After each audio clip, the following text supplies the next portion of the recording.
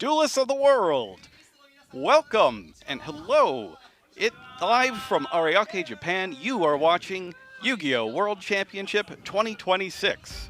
This is day 2 of the festivities as we seek to find out who the strongest duelists of the world are. And today we are going to be taking on the trading card game category. You saw the digital titles yesterday with both Master Duel, Rush Duel, and Speed Duel in Duel Links. And today we're taking to the tables to see the actual cards get played. And it's going to be an exciting weekend. I have no idea what's going to happen here this weekend, but I'm excited to share it all with you. I'm Jerome McHale, and joined with me today are 3 people who have competed in the World Championship in Japan previously. First off, let's start with Marcello. Please introduce yourself. Yeah, thank you so much, Jerome. I'm Marcello Barberi, the one intruder in this amazing all-American, cast. But yeah, I'm excited to be here. As you've mentioned, the World Championship is just special. It's the one event in the year where you get to compete against players from all over the world and really, the best of the best. So I think it's going to be an amazing event here in Tokyo. Okay. And Absolutely agreed. Next up, we have Isala. Hi, my name is Isala Watantrige. I'm glad to be back here at the World Championship as a caster this time. It's really exciting. I love seeing a new World Champion be crowned, and honestly, with this tournament, I have no expectations. I have no idea who will take the crown. It's anybody's game, really. And last up, we have Billy. Yep, last but not least, Billy Brake. I'm a 4-time YCS champion and excited to be here with some of the best casters, some of the best people that we could be bringing this awesome coverage for the World Championship. Like Asala said, it's wide open. A lot of times in the World Championship, we kind of have an idea of what's going to win or who might be the favorite, but we have 3 previous World Champions competing this year. The decks are all over the place, so I'm excited to see how it's going to play out this weekend. And one of them is, of course, last year's world champion, Julian, from when we held the event in Paris, France. He's back here with 29 new competitors, and they'll be taking on this format. Here in the Yu-Gi-Oh! World Championship, we're trying to find the best duelists in the world in each of these 4 categories. Yesterday, you saw most of the rounds for Yu-Gi-Oh! Master Duel, Duel Links Rush Duel, Duel Links Speed Duel. But today, we're going to take on the Yu-Gi-Oh! Trading card game, the physical TCG. And the tournament format is going to look something like this. In this day, we're going to have 7 qualifying rounds of Swiss. We're going to start with 30 duelists, and by the end of it, we're going to be down to only 8. So those are 29 fresh qualifiers and the previous world champion. After those Swiss rounds, we're going to play 1 quarterfinal match tonight to get from 8 down to 4. And then tomorrow morning, we're going to come back with our semifinalists, where we're going to find the final 2 duelists who will take each other on in the final to determine the best duelist in the world this year. The time limit for each of the qualifying rounds is 50 minutes. However, in the top 8, there is no time limit. We will keep playing until there is a winner. As for the decks being used, before the tournament began, each duelist had to submit a deck list which they registered for this World Championship and provide all the cards and pass through the necessary deck checks from our judges. Any card that has not been submitted on one of these deck lists cannot be used. So hope everybody got their preparation in before the tournament. No last minute surprises allowed. In between games of each match, you can change cards between your side deck and main deck and extra deck, but after each match is concluded, you must return your deck list to exactly as it's written on the deck list, so no pre-side decking. And finally, duelists are not allowed to swap cards between their main deck and the side deck before the first duel of a match. So even if you know what your opponent's playing, you must start the match with your submitted and written deck list. As for the regulations, the top 8 single elimination rounds do not have a time limit, but that does not mean that you have infinite time to play. The duelists are still expected to play at a proper and reasonable pace, and slow play penalties will still be enforced as needed, though they won't come with a time extension as there is no round timer.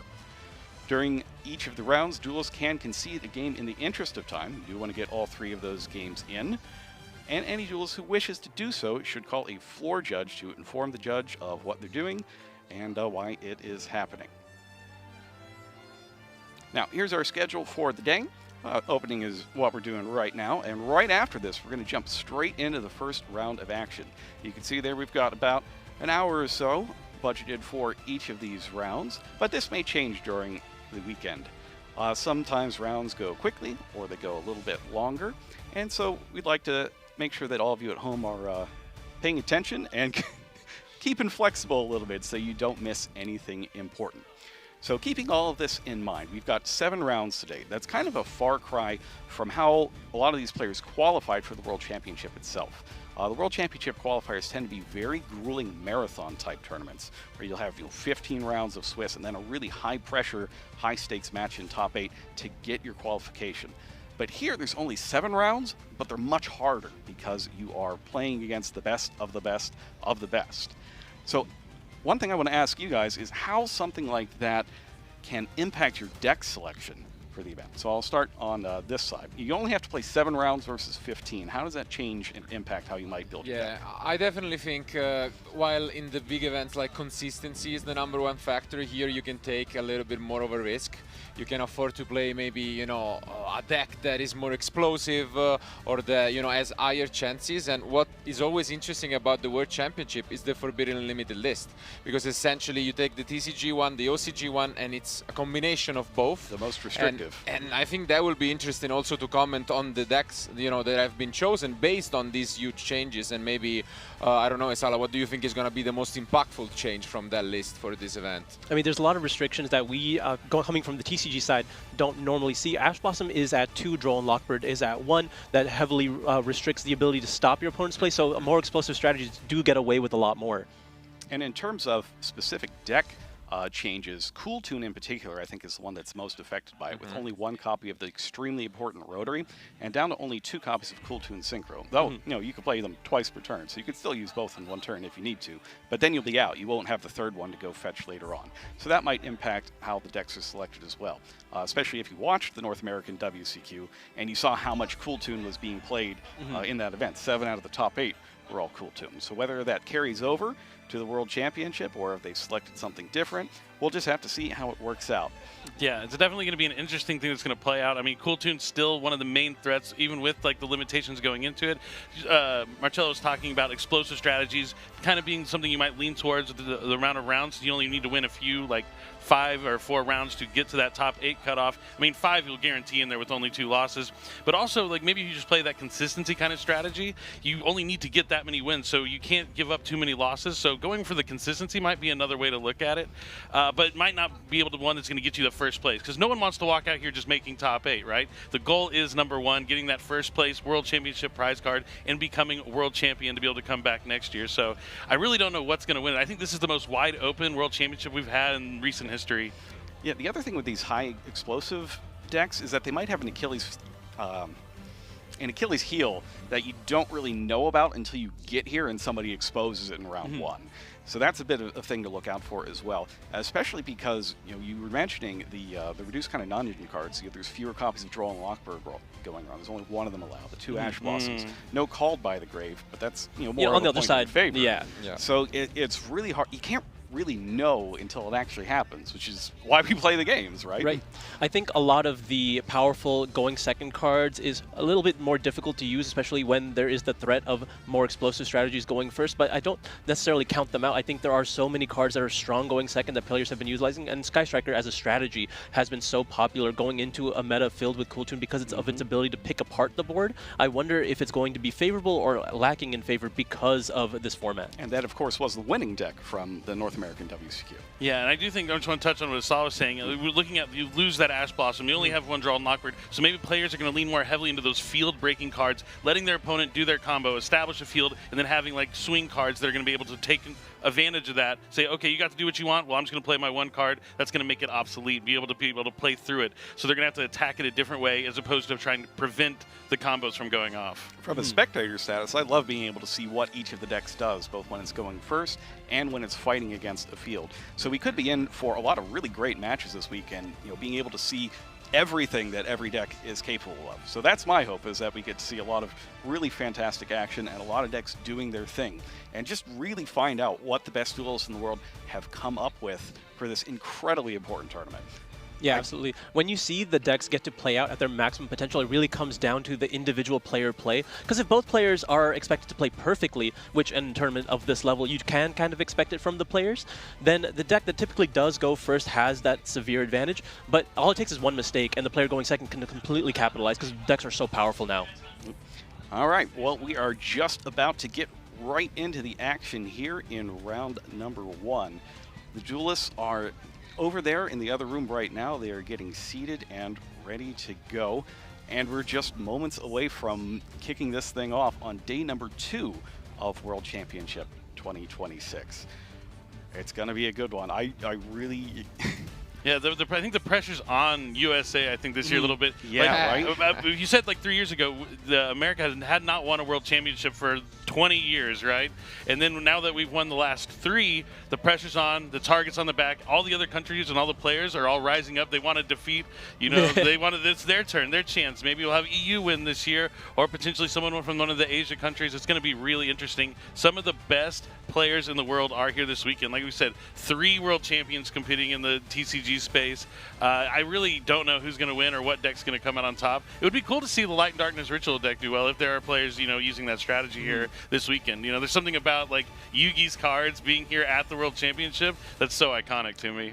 We have seen yesterday a change of, in that trend when it comes to the Master Duel category, because in the past years, it was either the European or American region winning them, but now it was a final between 2 OCG. But here it is round 1. We're going to see Yuki against Gabriel. It looks like Yuki will be going first here, starting off with an Upstart Goblin. All right, indicative that he might be playing a heavy spell strategy. Yeah. That's 1 in the grave already. Let's keep count. It's a nice looking Upstart Goblin, too. First card of the World Championship, Upstart Goblin. All right, so Gabriel's going to gain 9,000 life points. You can check the score up there at the top of the screen. And on the sides, we're going to give you some cards to look out for as well. And just keep a track of the player demeanor as well. That's an important part of the World Championship as well, is keeping your cool and not revealing your strategy or whether or not something was disadvantageous to you or advantageous. We're going to be activating a copy of Sky Striker Engage. That's gorgeous. Is that the new linkage? That's the new Engage. Well, what added was the new... it added the new linkage. Or new Widow Anchor, is it? Hard to tell. It's new art. I'm pretty sure it was linkage. I mean, yeah, it could be linkage. Yeah, usually you're going to get linkage because you can get Widow Anchor later on potentially, but we'll see where he's going from here with Sky Striker Ace Ray. You might not have seen that linkage before, but when Magnificent Monsters comes out next week, you can get it, and the Widow Anchor. Definitely, and Sky Striker Ace Zero will be up next. Yeah, Ray uses its effect on the field to tag out into the Sky Striker Ace Zero from the extra deck, meaning that we're likely not using linkage this turn. Usually you want to leave the 0 on the field. I imagine we're going to have it remain on the field now. We're going to grab another copy of Engage from the deck this time. All right, and we're at 2 spells right now, so the draw isn't live quite yet. We're going to be activating it immediately and chaining a Fallen in the Virtuous. Okay. That will be the 3rd spell at resolution here. He goes and destroys the Engage. So if you're watching at home, he destroyed his own Engage so that it would be in the graveyard first, because otherwise both spells would have remained on the field until the chain was finished. That's a beautiful deck. Yeah, every card is just absolutely shiny. Sky Striker enthusiast for sure.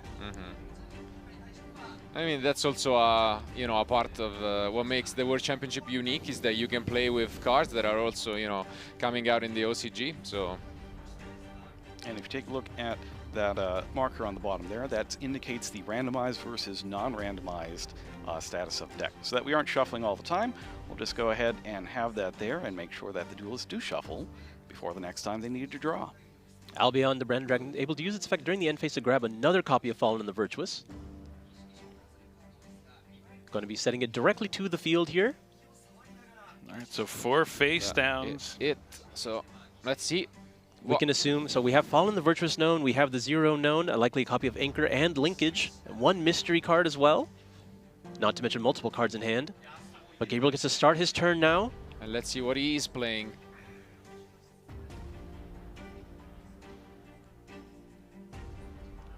Really considering the first card he gets to play this turn. Not easy playing into this field. It's unassuming. It doesn't seem like it's that much, but it is a lot of interruption. Yeah, the 0 can destroy a card. Ooh, starting with the Power Patron Terminus, I believe. A strong starter here. We'll see if there's a response. No response there. Gonna resolve.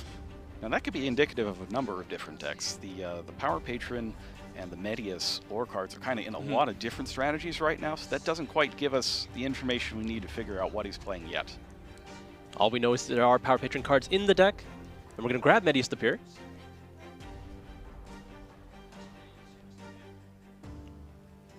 Sending one of the Power Patron Pendulums to the graveyard. Next up, let's see if he's going to decide to summon that Medius the Pure. Oh, no, on one. resolution, we've got the one Droll and Lockbird. Oh, That's no. devastating here for Gabriel. But a very strong start for Yuki. Wow. All right, so now Gabriel's not going to be able to add any more cards from deck to hand anymore. And you don't really want to pass on nothing, because Sky Striker is well known for being able to take out all your life points in an instant. That was like the general advancement of the strategy. In the beginning, when this deck was first released back in 2018 for us, it was very difficult to actually end the game quickly, but now it specializes in it.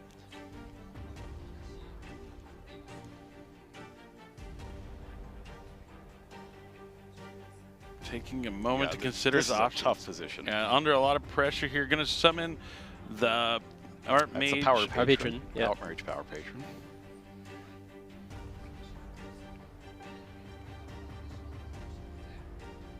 And it looks like that's going to be okay. Next up, he's going to activate Pendulum Treasure. It's going to let him place a scale from his deck.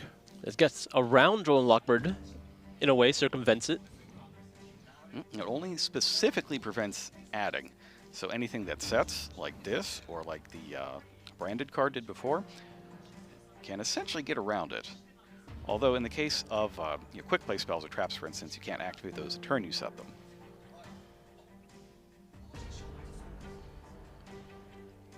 It's going to be very difficult to navigate, but Gabriel has not given up yet. So he's going to add one of the Power Patrons to the extra deck.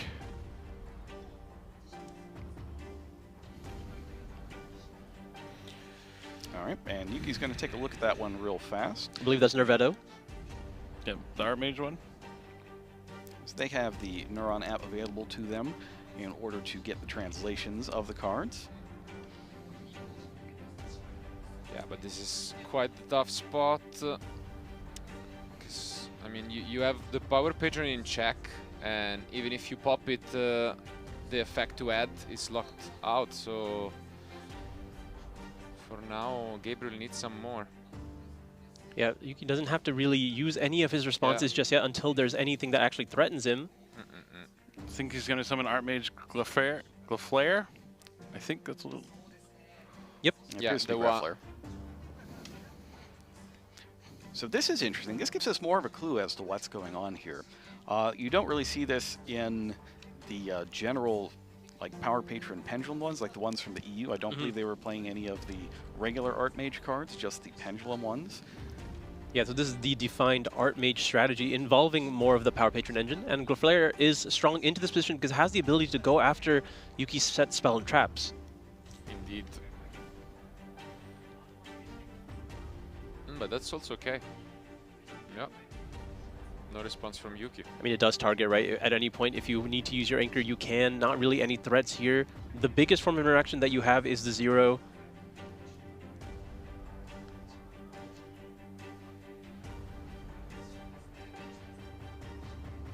Yuki's just patiently waiting. We're going to go ahead and activate another copy of Nervetto. Is that all 3 now shown? I believe so. One in the graveyard. Yeah.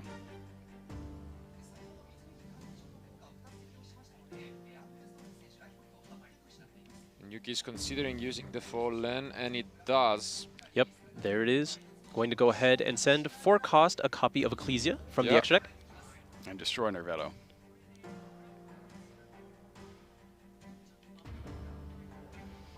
All right, so Nervetto has the extra deck face up. For the second time. And now Gabriel's thinking about it. Thinking through the rest of those back row cards. Yeah. This is also just round 1 of the World Championships, so a lot of nerves on the line right now, so players kind of playing extra carefully. It's something they're going to probably want to adjust throughout the day, and because time is definitely an issue that you have to be considerate of. All right, so he's going to use the destruction effect here. And it's not a quick effect because he doesn't have 3 different types on the field. And hits a Forbidden Crown. That was the mystery one. We had not known about that yet. Okay. So in terms of an information advantage, he's got that, but whether or not he can do anything about it is yet to be seen. Forbidden Crown resolves and chooses the Graflare, so now it is locked onto the field there. The 6 curses of Forbidden Crown. And yeah, now we're gonna use the Power Patron. I imagine you just use the Widow Anchor here. You can take it if you'd like. Yep, that is going to be Widow Anchor. Yeah, oh. As you can see, he's thinking about it. So Gabriel doesn't have a response to this, so Yuki still gets a chance to respond to his own Widow Anchor. Yeah, it looks like he is considering to actually take the monster. The last card should be linkage, right? You Yeah. mentioned. I think Should so. be linkage.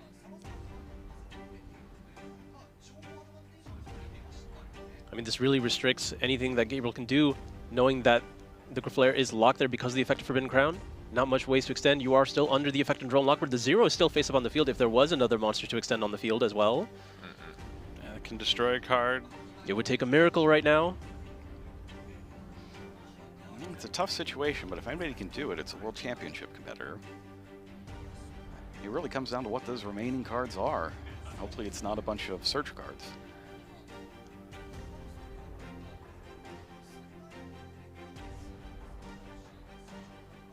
The pressure is on. Mustn't take too much time to consider here. It's kind of the make or break point of this duel, though. All right. Looks like he's revealing Archmage Find Mel. Since he controls and Archmage, Femel can come to the field. Does not have the 3 monster types still. But Yuki's going to go ahead and take a look at Finmel. And we recommend everybody do as well over here on the right side of our screen. For what it's worth, one of the advantages that Gabriel has here, it seems like Yuki is unfamiliar with his strategy with, you know, it might be down 1 game at the end of this, not necessarily that it's over yet, but for the following games he has that advantage where Yuki's not necessarily prepared to play against his strategy. Yeah. Gabriel definitely still has more plays to go. Archmage Non-Finito is always online, even though you won't be able to add with it. He has ways to keep getting monsters on the field, and he's already pushed through a significant amount of Yuki's cards here, so even though this has been an uphill battle, he's trying to find a way and navigate his way back into this game. Looks like he's considering using the Sky Striker 0 here, decides not to use it just yet.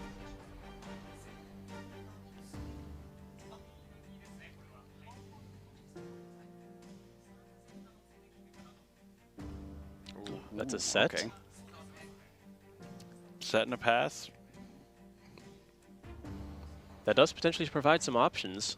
He'll get his Archmage Power Patron back. And I think that would give him the 3 monster types required. That would change his effects into quick effects. Well, we'll see if it gets that far within this end phase. Yuki still has the effect of 0 to use.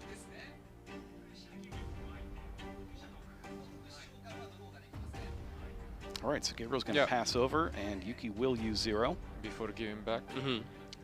Not turning them into quick effects yet. We're going to wait to resolve the Widow Anchor. Going to get a copy of Rose and Ray from the deck.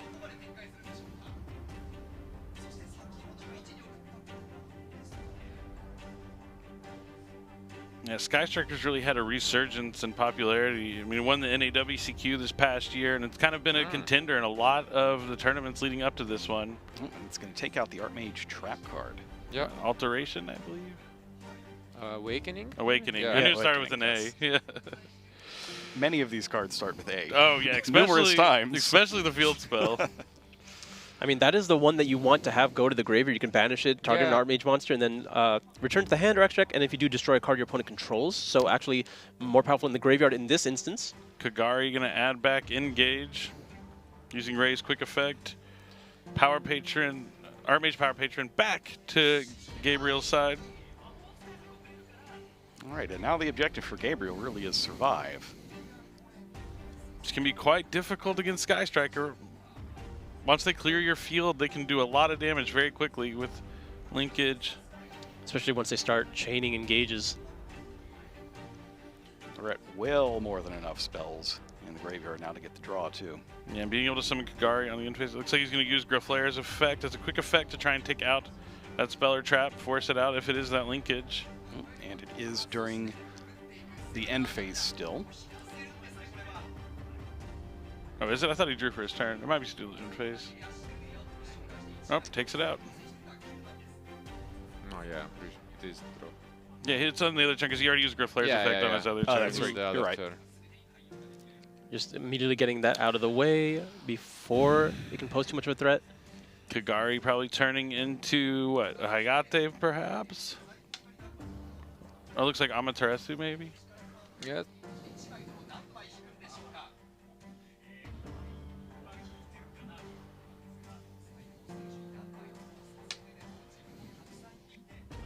Changing armor, changing modules.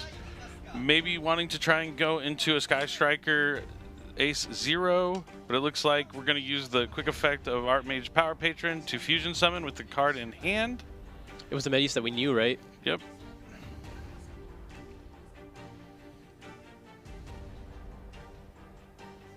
Now with Amatsu on the field, able to potentially counter a monster effect here. Yep. Summons Archmage Deactorus.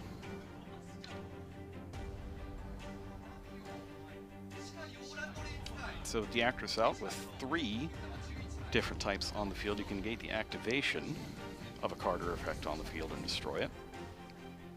And Deactorus also has the ability to leave behind a Medius if it's destroyed. So if nothing else, you could pile up a bunch of monsters to block attacks here, in addition to just kind of disrupting things a little bit.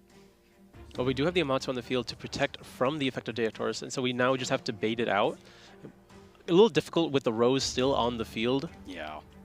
Blocking the main monster zone is important for the Striker strategy. You need to be able to have a clear main monster zone to activate a lot of the Striker spells. Not all of them, though. Yeah, he would need to link summon Sky Striker Ace 0, clear that up. Or just potentially use a Lemnis Gate. Lots of different ways.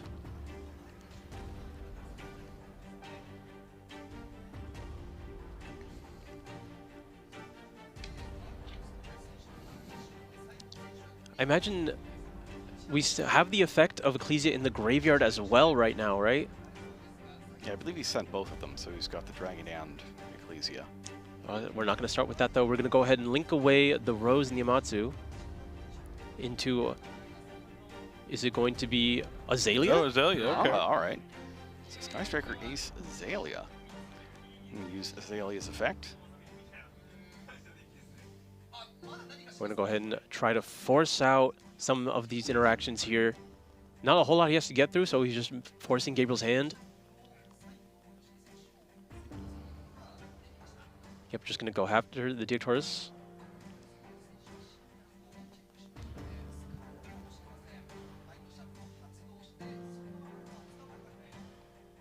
This is whether you use the Deactorus or the Fin Mill here.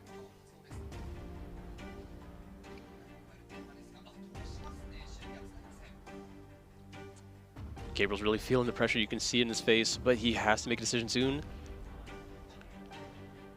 Yeah, I think round 1 of the World Championship is like the hardest one. 'Cause, Absolutely. like, Ever. the nerves really don't come like shake off until after that first round. That's at least been my experience in the past. At least getting one game in helps a lot. Yeah. And Gabriel's taking a look at that trap card in his graveyard.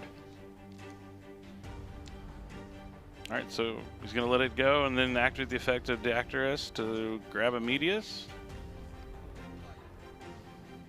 So skipping the effect of Deactorus here, I assume that means his plan is to fuse another one later.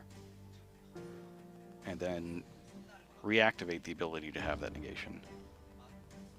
If we can get to it, yeah. We're just going to go ahead and use the effect of Medius now. That's going to attempt to summon a copy of Ginoldo, perhaps?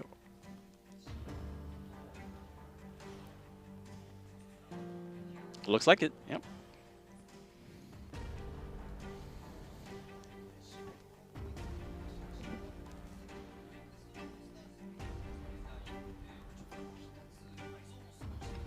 The wall, as you mentioned, has grown wider. Yeah, it really kind of snowballs across the field. But now the board is clear. We can activate a copy of Engage that we added earlier.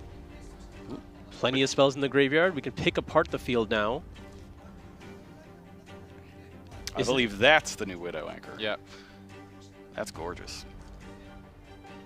Now we get to draw a card.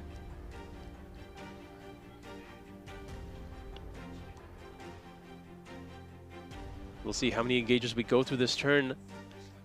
Still have access to a Kagari right now. Yep, we're going to be linking away the Azalea into what I can only assume is Kagari. Yep. Yeah, makes sense. Just get all the tools necessary. We're going to grab back that engage from the graveyard, just to activate it again immediately. There it is. Getting 2 more cards here.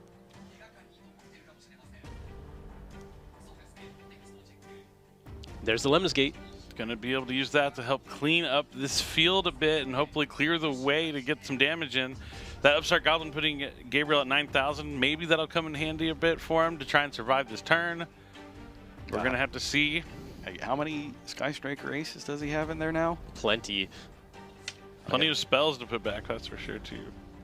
Enough to take out At least 3. I'd assume you have 9. Yeah. Yeah. There's 0 Amatsu and Kagari in there, as well as Azalea.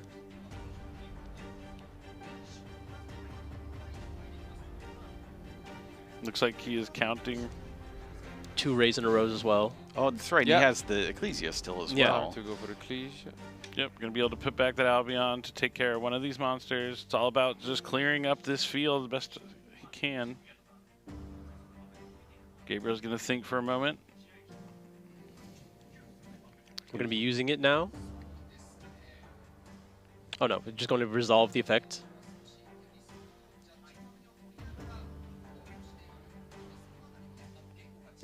All right, 1 piece down.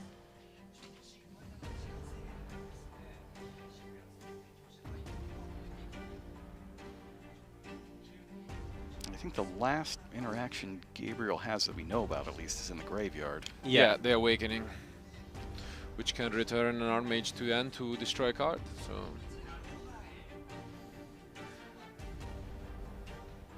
We're going to be activating the let's Lemnis Gate see. now.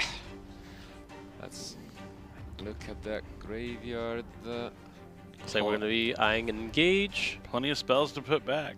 Yeah, So you need an equal number. It's gonna be 3. It seems like it. I'm going to put back, I imagine, the zeros and the Kagaris as well. A little messy. Okay, it's gonna be 6, I think. Yeah, 1, 2, Yeah. 3. Yep. 4, 5, 6. I mean, it's good enough. Yeah, that goes up for 2 cards, right? Yeah, and then we still have enough spells in graveyard at the end of the. All we need is 3. Yeah. This is going to be able to resolve now.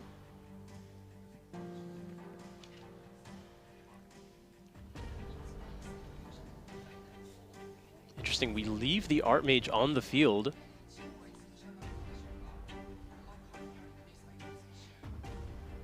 Well, it's always nice to have an attack position monster to get. Right, but was that the only monster that he could use the trap on? Because it has to return. Tsunato's, oh no, it's got to return. Yeah. So it's an interesting choice, but I imagine there's a plan here. I mean, he still has the anchor as well, so he can force it out right now.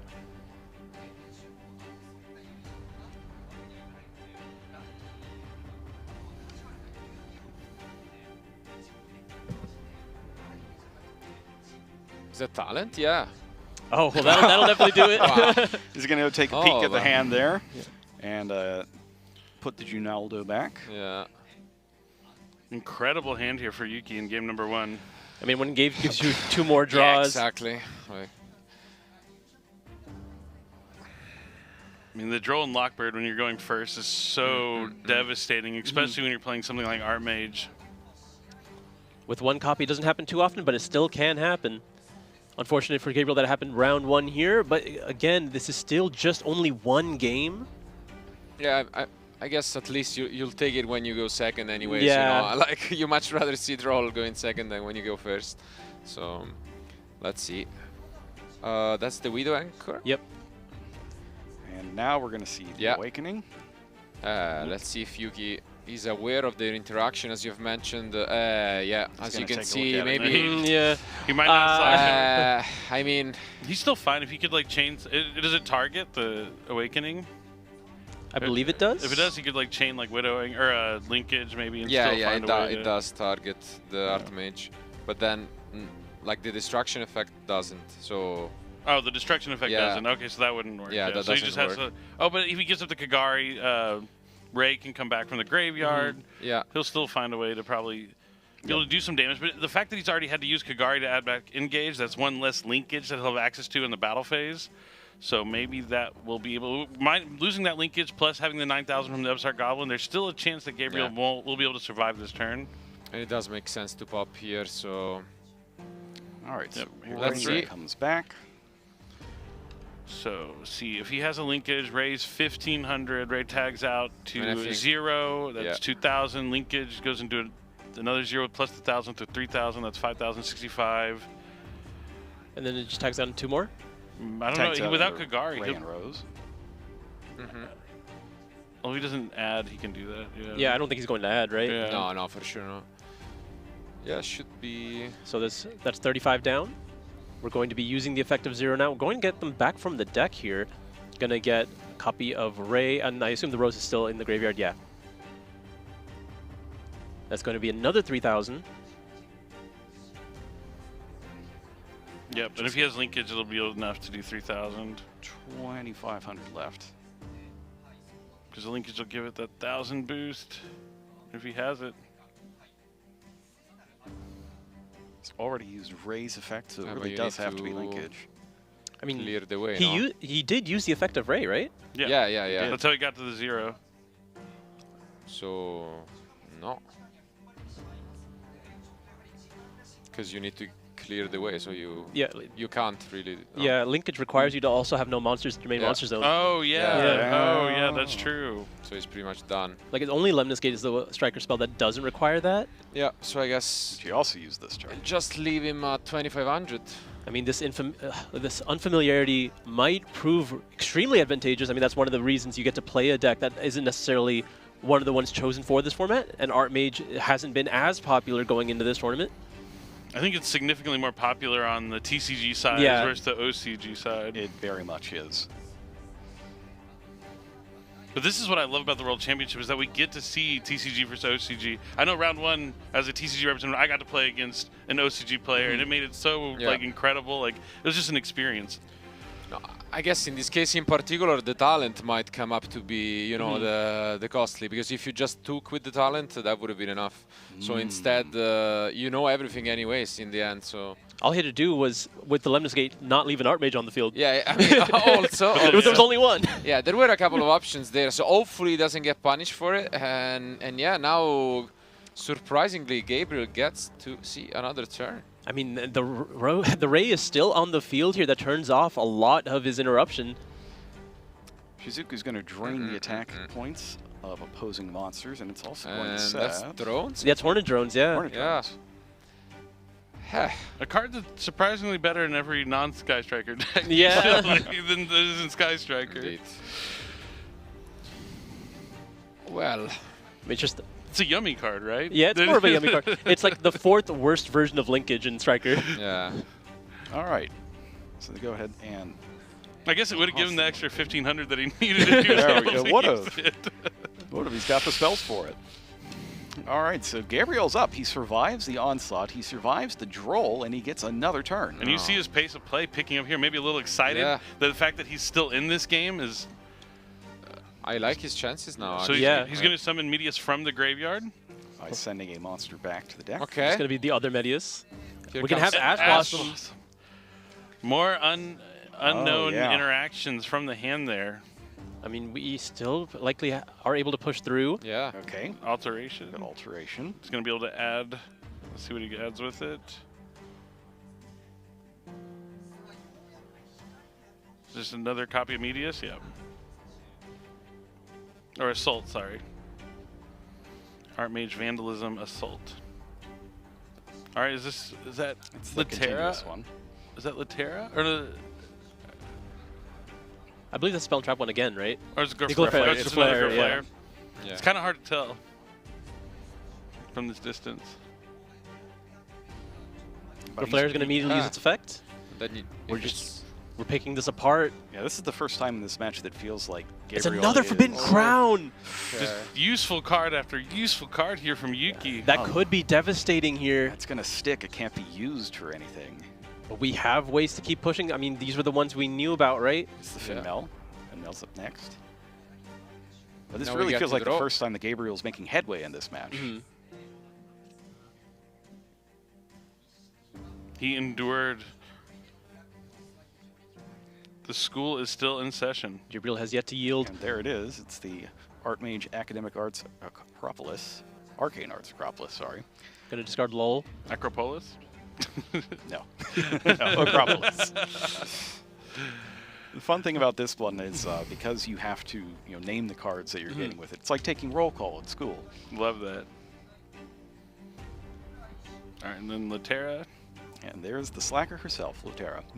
She should be in the library, but she's out there playing music. Special summons. All right, now the gang's all here. Yep, even the Artmage Power Patron. Going to be finally using our normal summon here on the Artmage Power Patron. Full board. We are not able to use the Flare for anything because of the effect of Forbidden Crown, but we have plenty of other monsters here.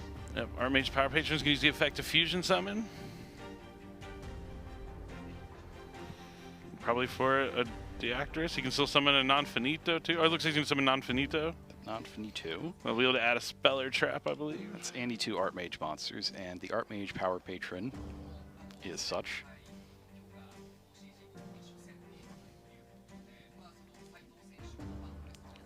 It's Non-Finito. Just going to grab a trap. Lets you set it directly from your deck. And that one, I believe, you can use while it's set. Yeah, as long as it's a normal spell. No, that trap specifically. Oh, which one did he get? The Recapture. Oh, recapture. Yeah, that's true. If you control an Artmage, you can activate the turn it was set. And it is a negate. That's helpful, especially if you're going first and you play the Non-Finito without actually committing anything to the field.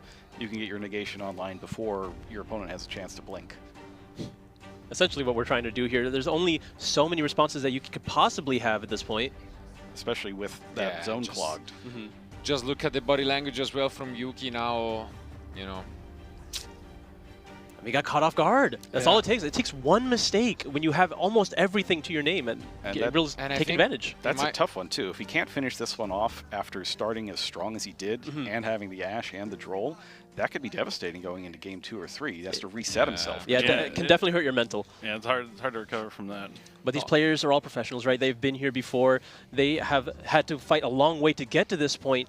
Not one game isn't going to end their career in any way. Yeah, no, absolutely. But I think now it starts to become a matter of are you conceding to save time? Because as a reminder for the Swiss rounds, these players will have 50 minutes, but then if time is called, it will be a double loss.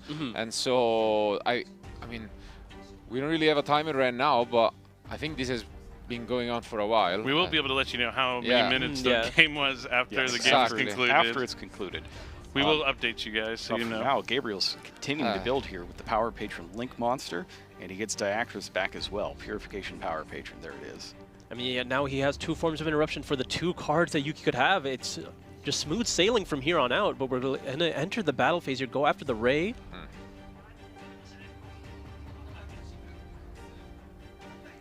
Yep, and he's checking to see if they use the, I believe, the halving effect of Finmel. They are doing some math for the Shizuku as well, no? Yes. So, yeah.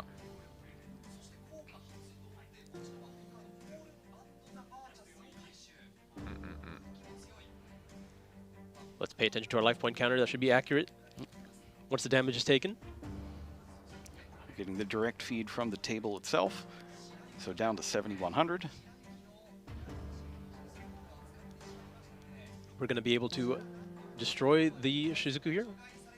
I mean, this will trigger the Ray in the graveyard now, which is the main threat, but I imagine we're going to immediately try to respond to that. Yep, we're going to go ahead and stop that before he can put another 0 on the field, and then start swinging.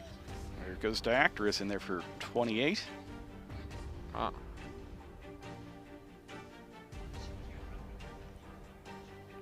Wouldn't it And for still be Gabriel, better you to got- attack the other way around? Because at least you force them to activate the ray and then you push more damage, no? Mm-hmm. So I was thinking the same thing when Yeah. he attacks, but I thought maybe he had like another ray in the graveyard potentially, but Oh, does it summon itself back? What? Oh, the effect of lull, or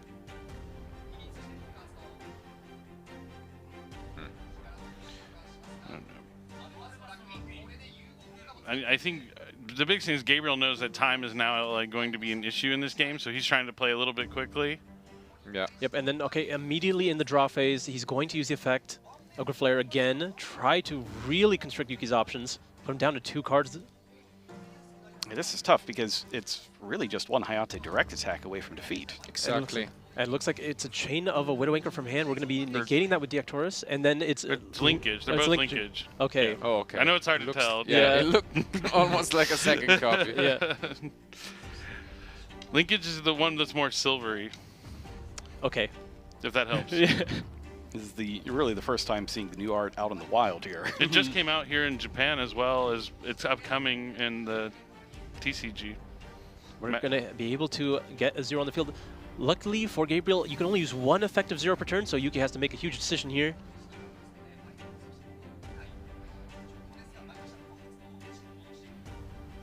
The downside of playing in under no strategies, your opponent's going to have to read the cards from time to time. I mean, if you have a strong strategy and your opponent is unaware of how to interact with it, you take that risk. Ooh, Predaplant Dragos Tapelia.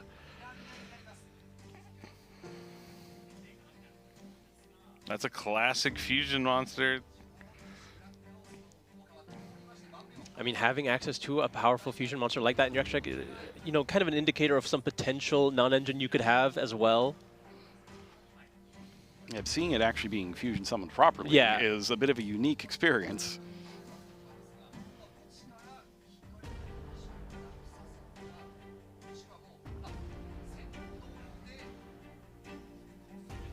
I mean, you mentioned this earlier when we were talking about the introduction here, going into this format, because of the lack of powerful non-engine that you could play as far as stopping your opponent, you get to see more of these games where players get to play out both their strategies to their full potential, try to break through the board, and we get to see both their strategies play out this much. I mean, it does take a long time to be able to finish a game when the player gets to go first and the player going second gets to crack back here, but it looks really strong for Gabriel right now. This is what we want to see. This is exactly what you want to see. Is both players being able to go full force against each other. And then there's that Hornet Drones that we knew about. That was the last card added off Shizuku in the previous turn. There it is, puts up a Sky Striker Nice. Ace. Does he have a Kagari still? The third Still one? has one Kagari. That gets negated by Dragos Tapelia. I mean, there's nothing left, right? Hayate, no? To just try He's the got a desperate move. Hayate, Yeah, like, But I mean, Hayate with Kagari being Yeah. spent, not the greatest. But he only has 1,500 left. Yeah. I mean, if Oh, it gets that's through, true. if it gets through, it gets through. yeah, but yeah. That would be devastating. And it does. No! And after all of that, Wow. a Hayate direct attack finishing off game 1. Wow. That's a tough one. That's a tough one. We were talking about the mental. Yeah. That's a tough loss. And that's tough. A great game, though.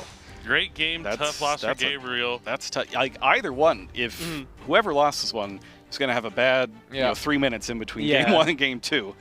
But the fact that it was really hanging in the balance right there just by a thread, I think both of them should have confidence that they can pull this out across the next game or 2 games. the one thing is, because Gabriel was able to play through that game and kind of get back his position, Yuki had time to learn what his cards did. Yes. And that could prove to be a detriment at this point in the game. But at this, we are going into this next game with Gabriel being able to start.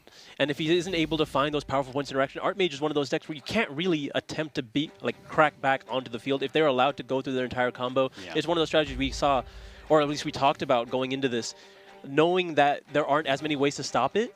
If it's able to resolve its full combo, it's just so hard to ever beat. Very, very difficult. But Striker, as a strategy, would probably be one of the best at cracking through any with field. the breakers, absolutely. And I mean, we have seen some of the options, but I mean, as you have mentioned, even back at the NAWCQ, you know, Ryan showed us what the deck can do, and definitely it has a lot of tools, and especially that draw. You know, we saw the impact of draw and lock bird, even though it's limited. If he gets it again, it could be a quick one for him. So even the reverse draw and lockbird, not so bad against Sky Striker. So maybe Gabriel will be the one that gets to open up with that draw and lockbird when he goes first here this time. But the biggest thing is these players are going to need to pick up the pace a bit. It's the first game of the tournament. They're both kind of like being very careful for those first couple of turns, but that's going to be the biggest thing working against them, I think, because neither of them want to go to time, because then it ends up being that double loss. And I'm pretty sure we are close to like 30 minutes at least for that game, you know. So I think we'll get an update definitely here soon. something you need to keep. It's a tough one for Yuki, especially the kind of the turning point there was the graveyard effect of the trap card. That he didn't quite understand how it worked and could have wrapped that game up a lot sooner if he had understood quite what he was facing against. So I don't think he's going to make that mistake again. Yeah, definitely. But it might also prompt him into being a little too careful in his plays, just in case there's another effect that he didn't quite get the first time. Yeah, but at least it was a huge sigh of relief, because he still won. Yeah, he still won the game. So if you lose that one, it's real bad. Yeah, absolutely. Getting down to that last card, the Hornet Drones, like maybe he just searched it because like what else? All the other Sky Striker spells are gone. It ended up just being the key card to make that Hayate. It was probably the only legal card to target, because everything else was in the graveyard, right? Gone. Yeah, absolutely phenomenal, and an epic way for like the game to end, like back and forth between both players, and that's what you love to see. It was really good on Gabriel, not going into the tank after getting hit by the droll and being able to grind through it and push to just so close to winning. He just needed to be able to put himself in a position to have another turn, right? And he identified that and then played to the best of his ability to get into that position. Unfortunate that he still lost out. He couldn't stop a Hayate attacking directly. One of Striker's many tools at being able to be really quick on it. Did he surrender? Oh, wow. And he goes into the next game. Was it really? And he surrendered. And then offers a concession. Fair enough. There might have been more time taken off than we realized, and Gabriel, knowing that it's better to have the tiebreakers from your opponent winning than both players taking a double loss, realizes he's not going to have enough time to win the next two games and surrenders the game. A very smart play here from Gabriel. This is a case of losing the battle to win the war. In the end, if he gets to 4 wins, only 4 wins, for example, needs to have those tiebreaker points to be one of the last 2 into the top 8. The fact that he concedes here rather than both players losing due to the timeout could be the deciding factor between whether or not he makes it in or not. Yeah, very honorable and smart at the same time.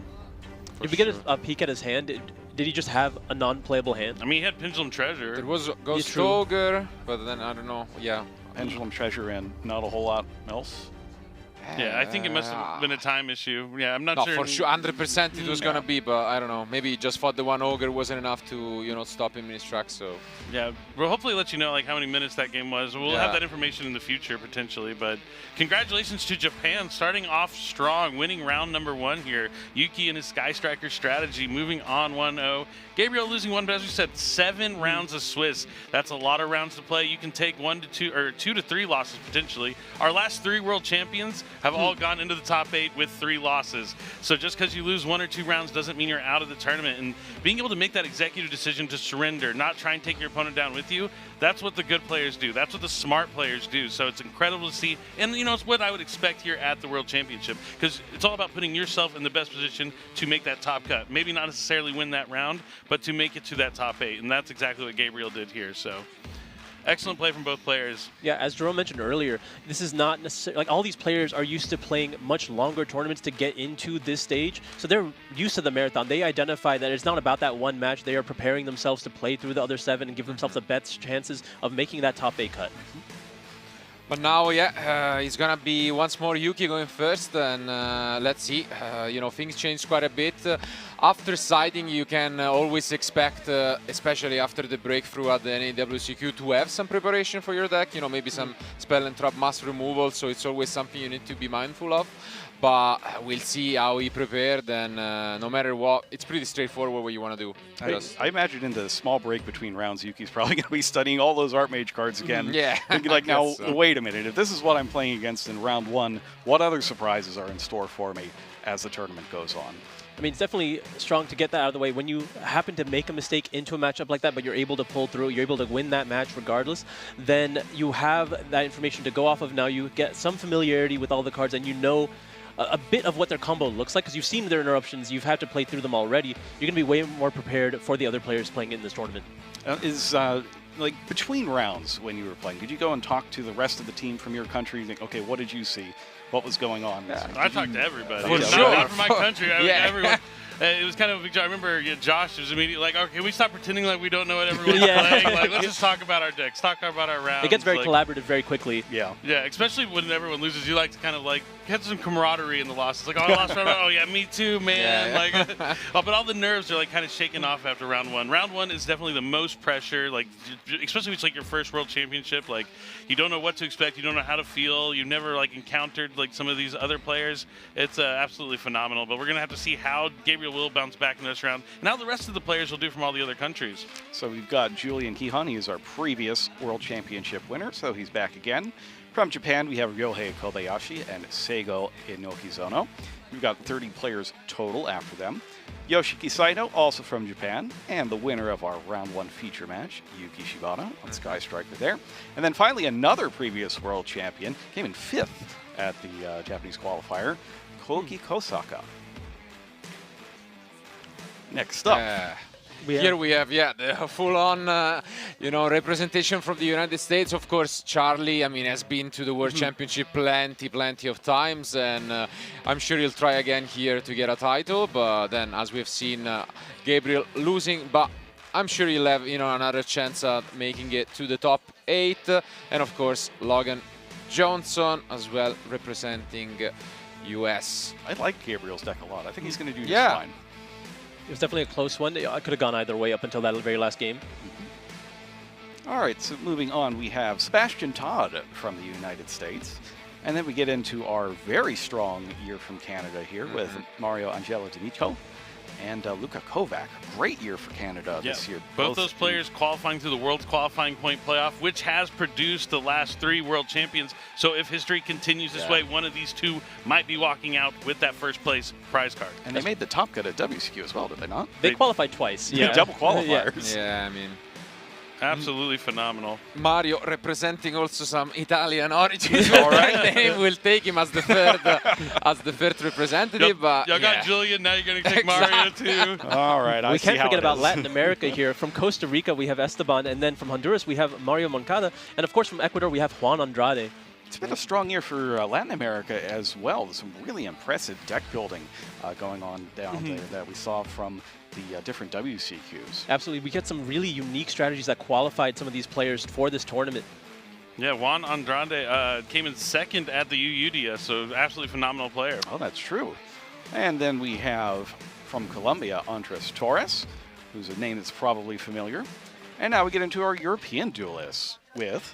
Yeah, we have Team Grafe on the one end, and then the one French representative with Florian Deron.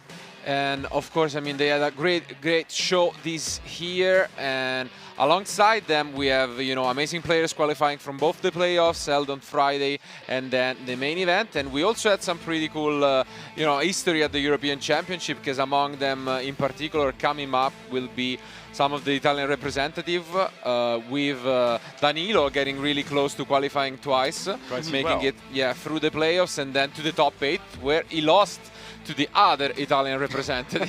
So so that was a pretty good highlight from the event, and I think they are in this slide. Yeah, as you can see, the 2 Italians, Francesco Simoncelli and Danilo Siracusa, which were joined, of course, by Germany's Paul Robert Goss. Now, Danilo was the Invoke player, is that correct? Yes. He's playing the Invoke deck as well. Yes, I mean, that was amazing to witness. We'll see whether, we'll have some Invoked this weekend. But yeah, that was amazing. And we got to see this match on stream. But next up, from the United Kingdom, it's Josh Kelly. And then also from Germany, we have Yannick Ackermann. The youngest player in the TCG side of the tournament. Is he really? 19 years old. 19 years old. Impressive. We've had some pretty young players before. I mean, Charlie, for instance, started in Dragon Duel World Championships, and he just keeps coming on back as he grows up. Yeah. I mean, Dragon Duel World Champion, but Yannick is actually a Dragon Duelist from 2020. Really? Yeah. So, wow. My bones ache with every word that you say. Exactly.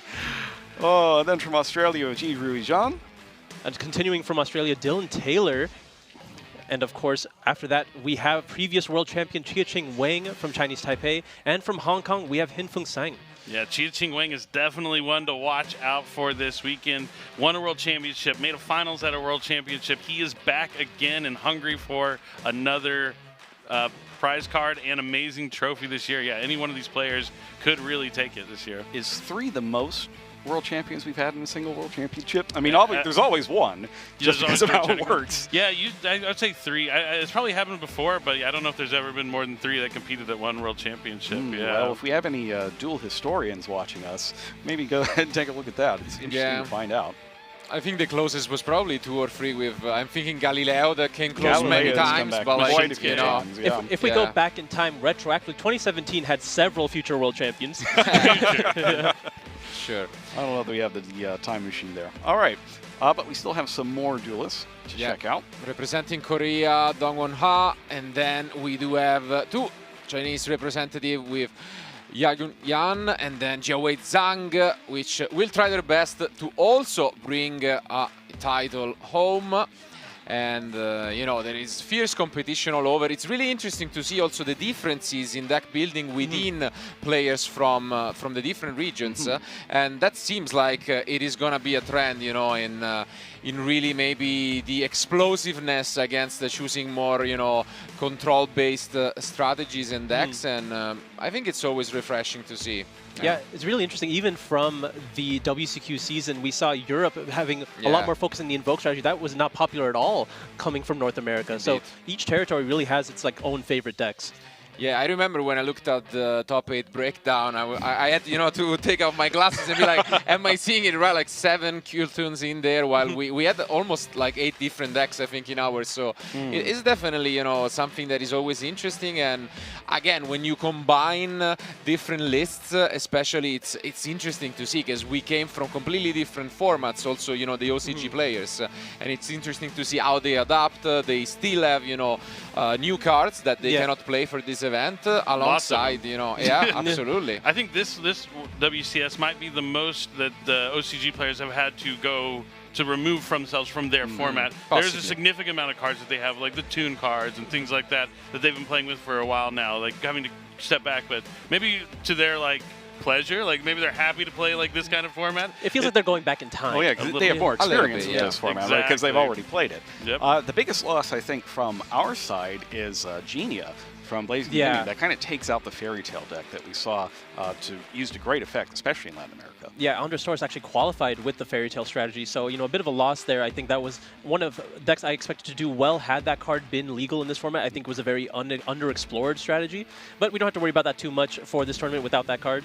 Yeah. Another missing one would be Mixosia the Confounder. That one's a huge one. The fusion monster, especially in something like Branded. Yes. So it might change whether or not you're going to play pure Branded versus one of the hybrid decks that were available. At least Super Polymerization is only at 2 copies here, so you see it's somewhat less, but having that utility tool as an option would have been really beneficial for that card. But I also think something that flew under the radar is the difference in the Fiendsmith package, because, you know, both Engraver and Tract are limited in the OCG, and so we'll see whether we'll see at all any, you know, Fiendsmith splash in the different decks. So I mean, it would have been really strong in any light and dark neutral strategy, or like even trying to mix into the Mitsurugis. We know that is a popular strategy. It would have been really useful to have access to a full Fiendsmith package just to get access to, I mean, Habakiri. All right, well, we're going to see how all of this turns out in the future. There's a lot of dueling action left, and it's coming up sooner than you think, so do not go away.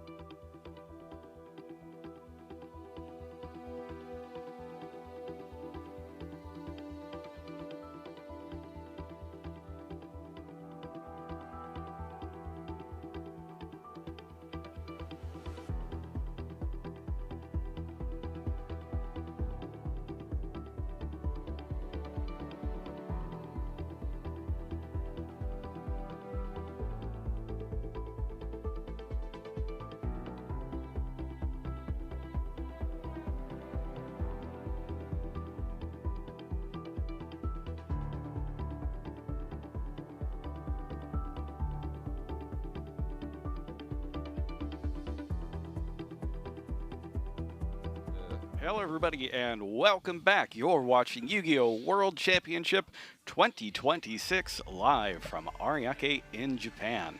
It's been a while since the World Championship came back to Japan, but it's great to see it back in the home of Yu-Gi-Oh! And we're all having a great time here. So, in addition to the World Championship itself, over at the Ariake Garden, there's a Casey pop-up store and all sorts of different collaboration events going on. There's a play space. You can see the art expansion shirts and that kind of products as well. Have you guys had a chance to see what's going on next door at all? Absolutely. I have actually, I didn't know this was a thing. When I was going around the mall just trying to get food and get snacks, I noticed that a lot of the stores had like these pop-up things where specific merchandise for the Yu-Gi-Oh! Collaboration, and they come with like certain, like almost scavenger hunt items. Like I got a bunch of, what's the word I'm looking for? Coasters. Yeah. Have you gotten any? Yeah. I mean, I've been both, shopping at the pop-up store for some also Japan-specific item, which is always cool. I'm a big, I'm a big fan of the fans. So that one was beautiful with the, Dark Magician and Dark Magician Girl artwork. A very popular item. Yeah, it's amazing, honestly. And then also having fun at the food court, where, as you've mentioned, we have some specific Yu-Gi-Oh! Food items. So like the Angry Burger, which was Angry Burger's a pretty blast good. to just come seen to life. And that was a lot of fun, and I still have to try more, so I want to try some more. Well, they're open till 11 tonight. I think we'll be there in time. Exactly. I've had a great time with it. I have spent way too much at the KC store, but all of those items will be coming back with me. You might see them in some of our future broadcasts as well. And I ate a lot of the collaboration food as well. My favorite one was the Blue Eyes Ultimate Dragon Katsu. Yeah. I had it yesterday for dinner as well. It was really good. Great. That's a good one. It's just a really fun, festive atmosphere around here in Ariake. There's banners everywhere as you go along, the boardwalks. You can see Yu-Gi-Oh! World Championship 2026 everywhere, with that gorgeous key artwork as well with Dark Magician and Dark Magician Girl. Extends even further into the city. Even the train has so much going on for the Yu-Gi-Oh! World Championship. Yeah, like you can see the protagonists as you go up the stairs to the stations. It's kind of a real takeover of the entire town. It's wonderful to see. Yeah, it's been really fun just walking around, being able to explore Japan and seeing Yu-Gi-Oh! Everywhere. It's been around for, what, the original manga was 30 years ago, now back in 1996. And the fact that it's grown into such a massive international phenomenon to the point where we're having world championships, more than 20 years later. We skipped a few years. It's been 20 world championships. It's just wonderful to see all of this and see all the duelists come here and just over the years look at all the hard work that they put into just being able to get here. And then once they have gotten here, the matches have been great. We saw a fantastic round one matchup between the Art Mage deck and Sky Striker, where really it could have gone either way at any moment. Well, I was about to say we didn't know who was going to win. I think at multiple points we expected someone to win, and it just we didn't know toward the end.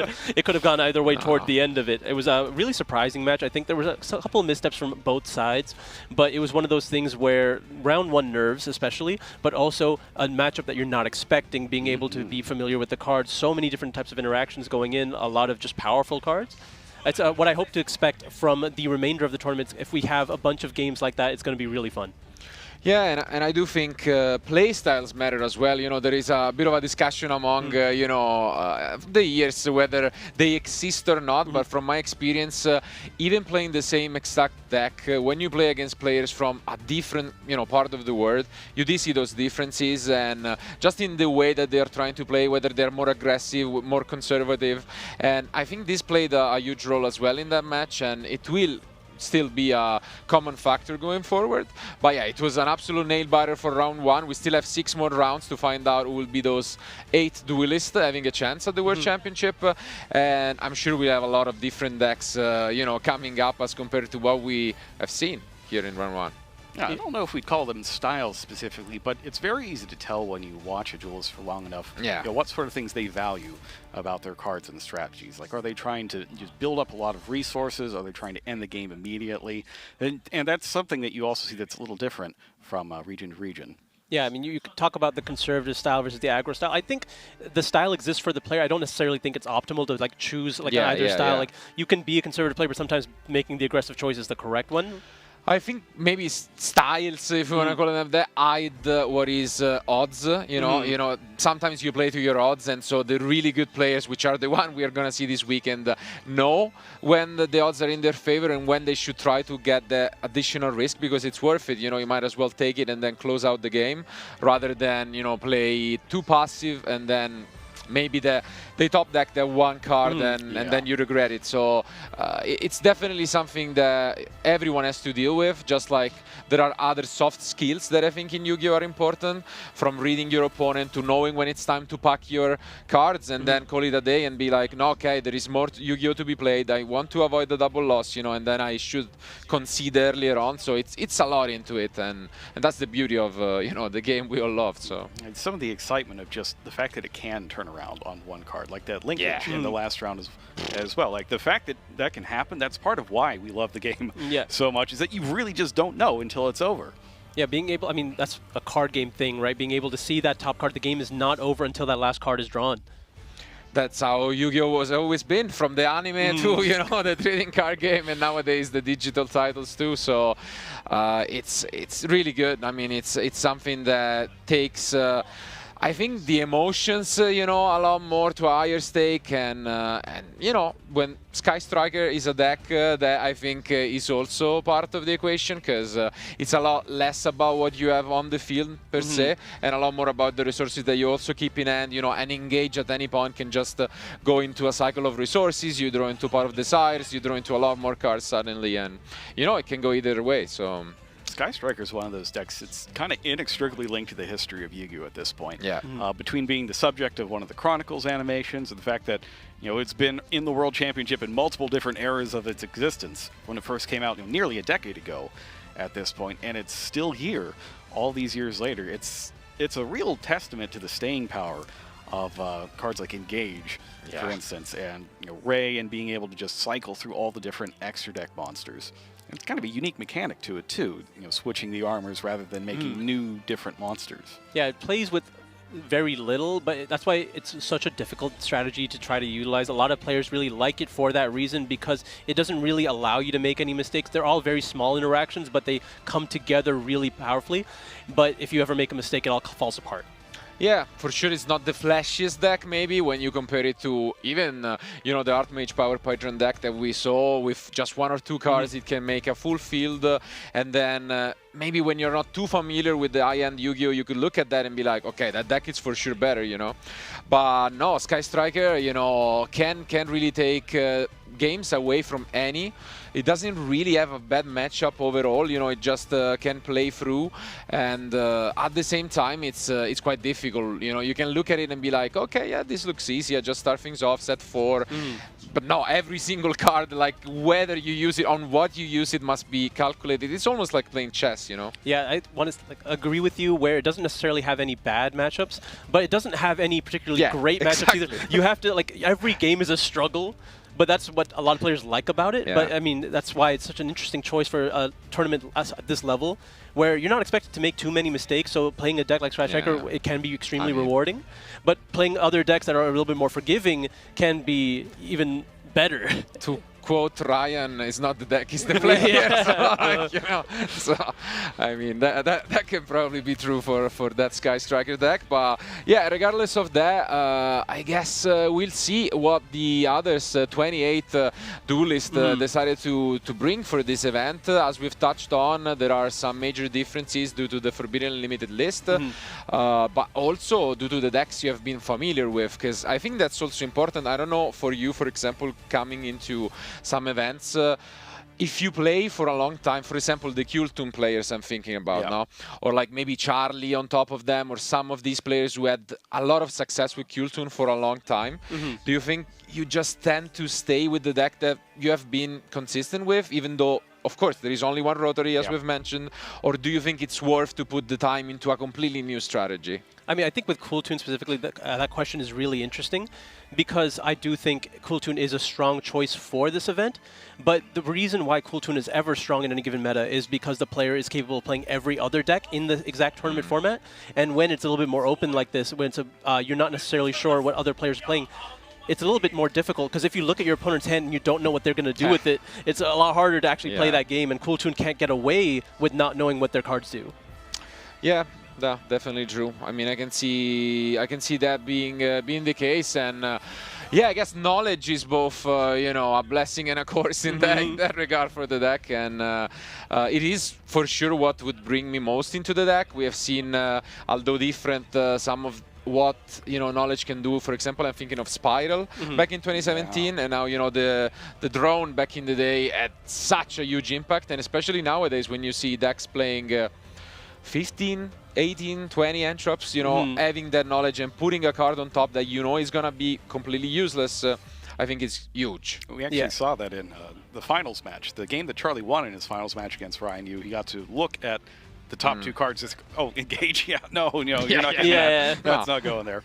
Of course, that's a much easier decision than if you go against Archmage, for instance, and you look at the top of the deck and you see, you know, Medius or Power Patron Terminus, or both, for instance. In that case, well, both of these are pretty strong. Which one do I leave them with? And that's where that knowledge really comes in handy. Yeah, it really like puts the player on the question, do you know what this card does in the context of the remainder of their hand? Do you know how to potentially stop every single play they have? Given if you can look at their hand, Archmage is not necessarily the most consistent strategy. It has a lot of pieces that you don't want to draw. You either draw the good side or the bad side. And if you look at a hand that has several playable cards, you need to actually see what they're going to do with all of them. But if they only have like 2 playable cards, it gets a lot easier. Speaking of the event per se, what do you think you would have brought if you were a player for this one? That's why this tournament is so difficult. There's all these. I think a lot of players have gone along the side of picking up a pile strategy because it's too hard to stop. And I think, given that's just like a me thing, I enjoy these pile strategies. I enjoy these mismatch of all really powerful engines because it's really hard to stop. You get to push so many ways through. It's very easy to play the game that way. There are so many powerful one-card starters that can do so much on their own, and that they're not mutually exclusive, right? You can do all of them at once. So it just makes it more and more. But, I mean, as the game's progressed, you don't need to do all that. Usually resolving one is enough, so it's kind of difficult to justify playing all those together. But if there's not really a good way to stop them, and there's not really a good way to stop your opponent doing their first turn thing, having more ways to push could be the answer. Yeah, I mean, I can see those combo decks being favored because another big topic for the event will be Mulcharmi Fubalos, you know. That is a big question mark because we have seen in the last few events the card dropping out in popularity, especially in the main deck. And of course you can take advantage of that knowledge and just play a heavy combo deck, knowing at least for one game you won't be facing the card. And we'll see whether that would be, you know, something that our duelist decided to go for. Speaking of piles, were you always a fan, since you said it's your style, of 40-ish kind of decks, or going all the way up to 60, you know? Okay, so I'm not necessarily in the 60 bracket, but I'm a light 50 can get there. 47, 48, somewhere in there. I'm not locked into 40, but I want to play all those engines together. So, but ideally, if a deck could be 40, I want it to be 40. But I'll do the math is fine if it's at 45, and you just have that many starters anyway. When I was thinking about it, I was thinking that one of the most impactful cards for this tournament is going to be the Fallen and the Virtuous. Yeah. So if I were making a decision on this, I'd be wanting to play a deck that can play the Fallen and the Virtuous, and also do something that feels radically unfair at the same time. So when I was thinking about it, I was thinking more like Danilo and coming up with Invoked, something where you can play F&V if you want to. You can have Oceanus in your extra monster zone, banishing all their stuff, which is really good against Cooltoon in particular. And you have Hyper Invoked Aeon, so you could just look through their extra deck and make their own strategy unplayable. So that's kind of where I was when I was thinking about it. Yeah, Invoked is extremely strong. It's able to like actually play its turn. I don't think there's many decks that can actually beat it. Aeon is ridiculously powerful, especially when you're resolving 2 of them. You're going to go ahead and hit 6 cards out of the extract. And as you mentioned, Fallen and the Virtuous is a card you want to take advantage of. Under Oceanus, you can't even activate it, right? Right. So it's one of those things that's super strong against like every deck in the format, but it's easier said than done to get that far. Absolutely. I mean, it would be a great side, though, because I'm thinking back at my World Championship back in 2017, and Invoked... Our. No, you're right. Our. But Invoked surprisingly made it all the way to the semi-final in that event. So, you know, after almost 10 years, 9 years later, it would be absolutely crazy to see it going back, and who knows? There were normal summoning and special summoning Alistair down. Yeah. All right. Well, it looks like our players for our second feature match are getting settled in over at the table. They're going to go ahead and get ready to start, and so are we as we head into round 2 of Yu-Gi-Oh! World Championship 2026. This time we've got Sebastian Todd of the United States versus the youngest duelist in the tournament, Yannick Ackermann of Germany. Sebastian gets to go first, and as we mentioned, sticking to what he knows, we're going to normal summon Cooltoon Q. Going to be met with Psyframe Gear Gamma. Wow, the limited Gamma. My favorite engine. Yeah, it's like you're thinking, but now that that card is at 1, you think back at it, like, why did we not play 3 every single time we could? Exactly, and it's incredibly powerful here. Both going to negate that and get it off the field, so it can't be used to tune. I mean, that is the single most powerful response you could have to a Cooltoon normal summon, getting it off the field while also negating its effect. Not many cards can do that. We were kept talking about the restricted number of these non-engine cards, but we're finding the best ones every game. But there is a Ghost Spell in Haunted Mansion. Doesn't solve the problem, but at least allows the Q to resolve. But Gamma is still going to linger in Yannick's hand, able to use in the remainder of the turn. But now you can navigate around it because you get to resolve that pivotal first interaction. Going to get Rotary directly to the field here. We're going to be able to block our chain links for the remainder of our effects here as well. We're going to be immediately synchroing with the Q and the Rotary. I imagine we're just going to make Q chain link 3 in this instance. Yep, there's Trackmaker hitting the board. Chain link 1 is the Trackmaker, chain link 2 is the Rotary, and chain link 3 will be Q. Q is going to be allowed to resolve. We're going to look at the top 2 cards of the Yannick's deck. We see Fualos as well as... I believe that's the Martyr of the Sacred Beast. That would make sense, and that's a huge reveal. We're going to go ahead and leave the Martyr on top while getting rid of the Fualos. That's an interesting choice. That means you're going to expect to play multiple times on your opponent's turn. Now, do not adjust your dial. This is not Genesis. This is really advanced here at the World Championship, and it appears that Yannick Ackermann has brought Sacred Beasts. Now, correct me if I'm wrong. That's Ghost Ogre in the hand? Ghost Ogre, yeah. We have Haman, and what is that? Oh, it's Raviel as well. So Raviel Haman, that's the Sacred Beast searching spell as well. One of the most ridiculous cards I've ever read, by the way. It's super good. Indeed. But that's a huge surprise, and now let's see if Sebastian prepared at all against this deck. This is what I'm talking about. When you look at a hand, you don't know what it's going to do. How do you navigate as a Cooltoon player? Are you prepared for this? Has Sebastian played Genesis? Does he know what all these cards do? Well, we're going to have to find out the preparation going into this tournament. I know that if I was preparing for this tournament, I would have overlooked the Sacred Beast matchup for sure. 100%. So would Sebastian be better than Mila? I guess we'll have to find out. And regardless, this shows the boldness of the youngest player in the event, as mentioned, 19-year-old Yannick, and brave enough to bring definitely an underdog strategy here. But now... He's got a Cooltoon Synchro to hand, as well as something that I could only see half of. I can imagine it's a Rico, but we're going to activate Duelist Genesis here. Now that a tuner is in the graveyard, we're going to be able to add a Synchro Spell. Synchro Overtake is going to the hand. Yeah, so we need to navigate through Gamma and Ogre for now in terms of interruptions. I mean, it's an incredibly powerful hand for Sebastian. Ideal to have into such powerful cards from Yannick. We're going to be synchroing with the Rico as well as the Trackmaker into Zaylan now. Yeah, it makes a lot of sense. Zaylan's ability to negate either of the chain links, either 1 or 2, makes it very impactful. As we see the Synchro Overtake hits the field. Going to be able to summon a tuner from the deck here that is listed on the Synchro monster here. Got a couple options. Didn't quite see what the Synchro is, but we'll find out based on what the tuner is. I imagine... Yep, there's going to be a Rico hitting the board. Yep. Rico's going to be able to add a monster from graveyard or deck. Going to be looking to the graveyard, I think. All copies are in the grave at this point, except for Mix. Tuner except level 3. Yeah, all the Cooltoons specifically go after the level that they are not.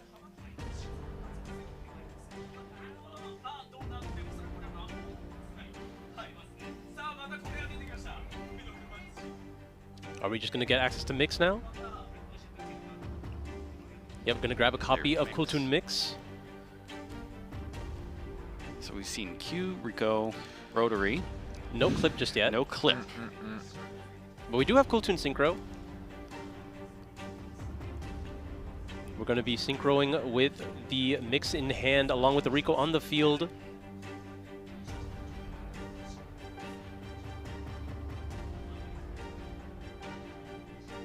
And that looks like our remix. Remix. Yeah, remix. Felt early to go into ours right now, but like... Yeah, that's 3 face downs, and I mean, Gamma is pretty good to keep for your own turn as well, but... I mean, Sebastian's not going to be too much more into it. He has a cool Toon Synchro set that we both know about. Yeah. Just giving the deck several cuts here. And turn is past Ionic. We'll see if he can get value from this Gamma. I mean, the Ogre as well can pose a threat. Honestly, more likely to pose a threat than the Gamma, because we will have to commit cards. But at the very least, you know that the Sacred Beast spell will resolve with the Gamma in hand. Exactly. Yes. That's the important. I mean, and that's what he's going to start with. Maybe. Maybe. But let's see. So Sacred Beast Will release. we see a Dominus Purge? No, okay.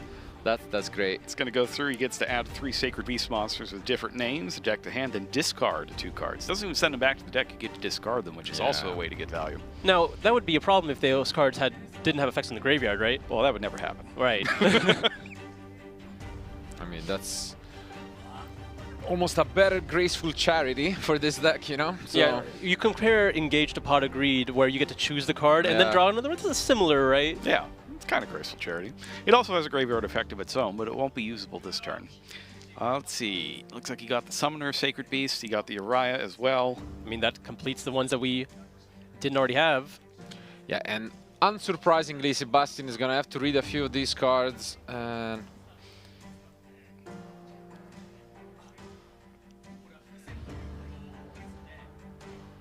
he's checking in the graveyard right now. It's going to get rid of the Ghost Ogre. Wow. Interesting. You Yeah. can discard anything. He gets rid of the Summoner as well. The Summoner also has a graveyard effect. You can banish it to special summon a Sacred Beast from your graveyard in defense position, other than a level 8, which is what it is. Which is very interesting that you discard the Ogre in this situation. yeah, indeed. We're going to go ahead and reveal the Uriah now. He may be thinking that the Ogre can't do anything due to Zalen. If you activate something in Chain Ogre, then Zalen goes right after it. Whether it's the right thought, we'll find out. Is that really more beneficial than any of the monsters immediately being able to be summoned? I mean, Yannick knows more about this deck than I do if he's choosing to play it at the World Championship, so I'm not going to question it. Well, he's going to go ahead and start with Uriah and use that effect to get a trap, one of the Sacred Beast trap cards, and discard it. Combine the Assault, which you can then banish from the graveyard to fusion summon a Phantom's fusion monster from hand or field. This is not the other one. It's not the one that you need the 3 copies of. So this is just a singleton that you play.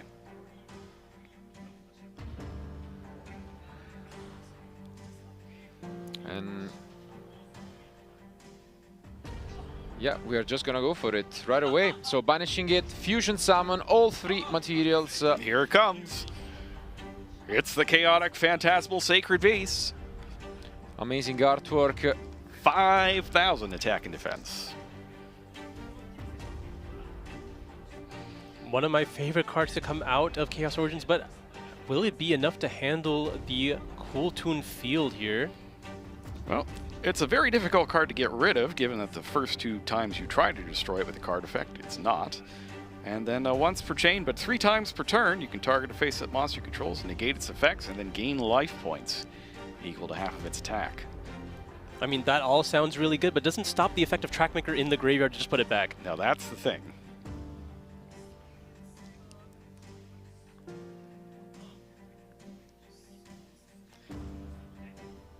Sebastian didn't necessarily put himself in the position to do that easily right now because he didn't get the remix off the field yet, but at least the Sacred Beasts can't go after the remix.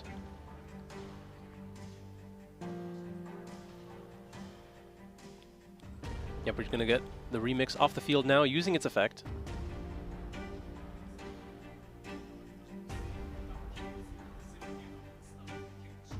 Now that I'm to resolve. Yeah, now that a monster is on the field, safe from the effect of Gamma, which again, you didn't want to discard the Gamma instead of the Ogre? Like, Yeah. He has a plan for this Gamma, I know it. He must be assuming that he's going to lose the Phantasmal Sacred Beast I and guess use so. the Gamma Yeah. then.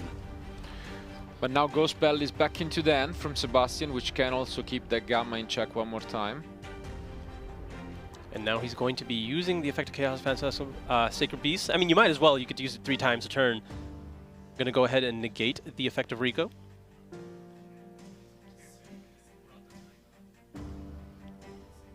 Once per chain, thrice per turn. Yeah. Sebastian, A phrase I don't think it appears on any other card. Very few, and they're all quite good. We're gonna Oh, opt he's to got use. infinite impermanence. I think Sebastian was looking to see if it needed, if the monster that's attempting to be negated has to remain on the field to be negated. Otherwise, you might have chained Cool Toon Synchro here. But seeing that it didn't have to, gonna opt to just use infinite impermanence now, which is honestly a fine choice. Like, there's not gonna be too many better cards to use infinite impermanence on.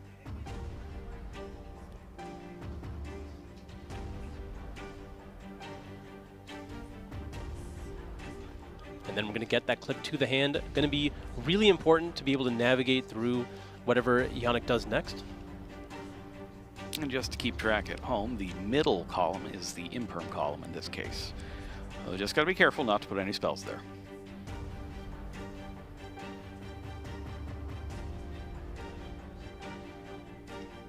Sebastian has full information on Yannick's hand at this point. Don't think there's any more spell and traps to be activated, this right? Like That sounds right. I think that's right. I'm trying to remember what was left on top of the deck with Q.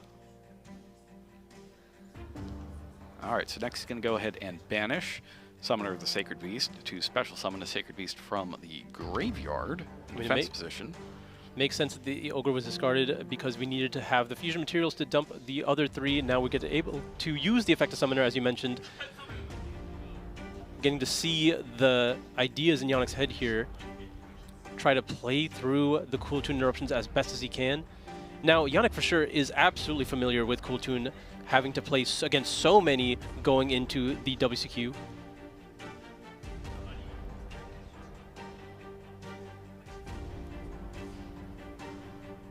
Is that going to resolve, or is it going to get hit by the bell?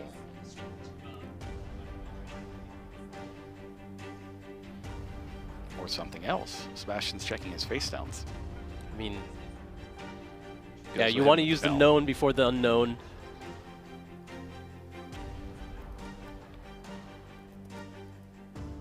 How many ways to extend does Yannick have at this point?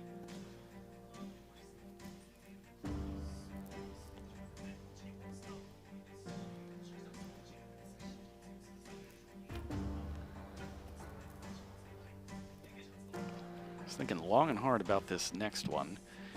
It is... I mean, the Martyr it's was a the tough last one. The Martyr was the card left in his hand, right?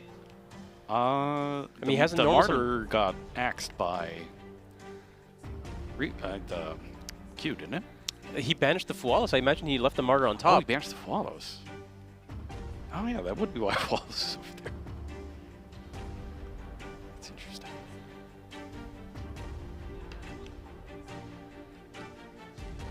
So if we can get the Martyr on the field, it would place a Sacred Beast field spell or continuous spell. I mean, unless I missed it and he put Martyr on the bottom of the deck, Yeah, he I really didn't- suspect that might have been what happened. he really didn't want to draw the Fualos. I mean, he does resolve several Synchro Summons potentially. I wouldn't want them to have the Martyr. Was that a pass here? Yeah, I think he passes and Cool Toon Synchro is activated. Yeah, we're going to go ahead and grab a Mix. And we're going to Synchro Summon with the Rico and the Mix here. The Mix is going to be able to go after the Chaotic. And now, still under the effect of Infinite Permanence, is not going to be able to protect itself. RS hits the field as well. All right, so that goes away. Now he doesn't have any monsters. Gamma is live, but I mean, RS threatens a lot of damage. Yeah, I'm not quite sure that one Gamma is going to get there, especially because Zaylan is still active.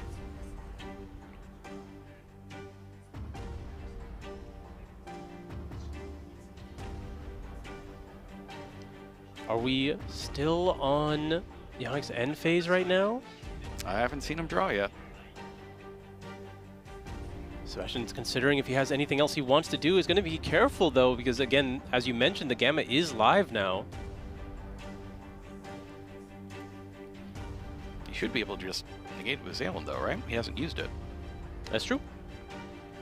But that might have been the opportunity that Yannick was waiting for. Now we're going to be able to activate the effect of Haman.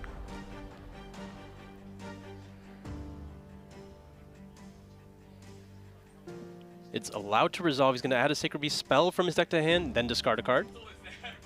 Each individual one lines up to a monster spell or trap, Haman being spell, Uriah with trap, and Raviel with monsters here. We're going to go ahead and grab the Sacred Beast spell. Now, will he remember the... Ooh, and the Gamma is gone. Yep, so I guess we're not in the end phase here. No, I think Cool. probably... Because Cool Toon Toon Synchro is in the main phase. Yeah. And make sure not the Impermanence Helm. Not the Impermanence. I guess we tried to enter end phase and then... And then he used it. Yeah. So now he still has access to the Zalen and the RS, as you mentioned. Yep, Thunderclap has been activated.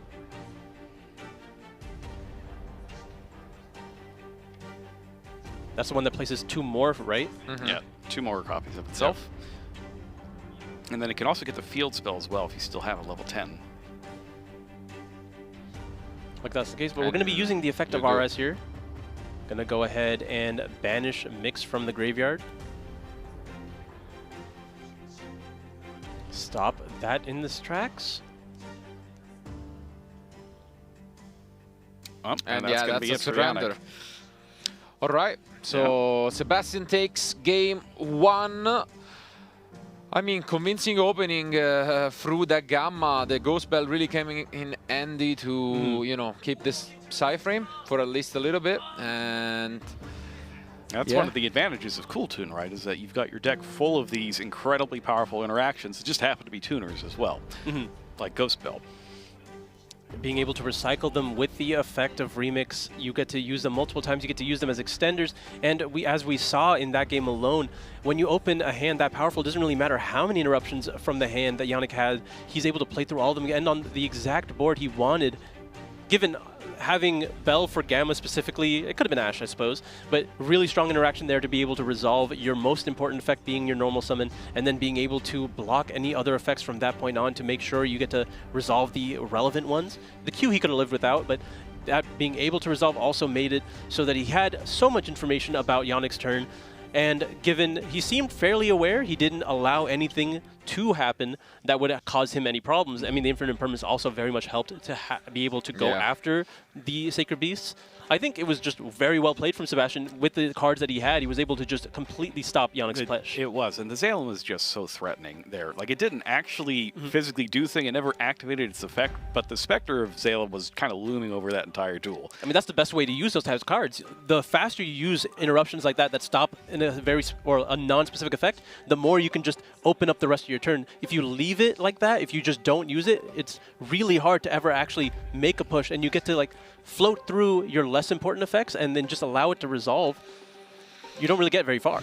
no, I mean, it's just a safety net. You keep everything in check, and yeah, in the end, he didn't ever need to use it, so good job on him. But now we'll get to see some Sacred Beast action going first, so we'll see whether Yannick can tie the score up, and also I think Sebastian is gonna have to think a little bit about what he wants to bring in his side deck. So Yeah, I don't think anybody was planning on side decking for Sacred Beasts in this one. yeah, indeed. I don't know, even in terms of the Mulcharmies that you could keep for this matchup, I don't know, what are we thinking? They're both good. Yeah, Like, I Yeah, mean, they're both good because you summon from your hand and deck quite yeah, a bit. I guess so. So maybe you just call it a day, and I mean, as we know, the Kultun deck already is maining a lot of interaction, so maybe you just keep adding some Mulcharmies to get into them, and regardless, I think you are very confident after seeing how game 1 went, thinking about a possible game 3, Yeah. Usually we know that the Kultun deck tries to bring either some counter traps or some more, going first options. And if that already worked, maybe it's gonna, work fine again in game 3. But for now, I'm really interested in seeing what's the plan for going first for Sacred Beast. Like, what's the ending field gonna look like? I mean, I had an idea of what it did in Genesis, but when you have access to Link monsters, it gets a little bit crazier, right? And we saw how powerful the Fusion monster is by itself. It's a really just big threat on its own, but it's not going to be nearly the only thing you do. There's so many bodies that you get from the Martyr alone. Martyr gets to summon 2 more copies from the deck. That's a lot of material. Usually not a problem, but now we can see how far he can go. And then speaking of cards that just like we have seen that keep in check, that's a deck that can summon Varudras very easily, you know, and then just keep it in there, you know, just a safety net against any sort of interactions. And that's scary. You can also put the trains in. Yeah, like you play Gustav Max, get a lot of damage and get another negation out that way. You can go Varudras in the other train if you wanted to. Yeah, so I think a very underexplored deck as in the advanced format. We don't necessarily know the potential of how far it can go, or if it's even worth going to its maximum potential, because sometimes you just want to do what is necessary to win, not necessarily the most of what you can do. But we're going to have to find out where players are ready to start game number 2 here. And you can see it right there. He's 1-0. So there is something to this. Is that Heat Wave? That is Heat Wave! Oh, wow. I would not have expected that. That's a tough one. So he's going to use Heat Wave, try to force Sebastian into basically doing nothing, and then just try to take him out in one go. I mean, I guess when you have a bunch of big monsters, attacking for game is the simplest solution. Wow. I mean, yeah, that could be a quick one, honestly. Yeah, that's it. That's a pass back. And now if we have the chance to just push, I mean, the fusion itself is 5,000, so, you know. Fusion's 5,000. Aren't most of the bodies 4,000? No, that's a pass back. Oh! He passed back. Wow, it must be a full brick. He didn't activate a second Heat Wave. It was just a pass. I'm pretty sure. Yeah, it was just a very quick back. Wow, and he's given away all the advantage he gets from getting to go first. That's so unfortunate.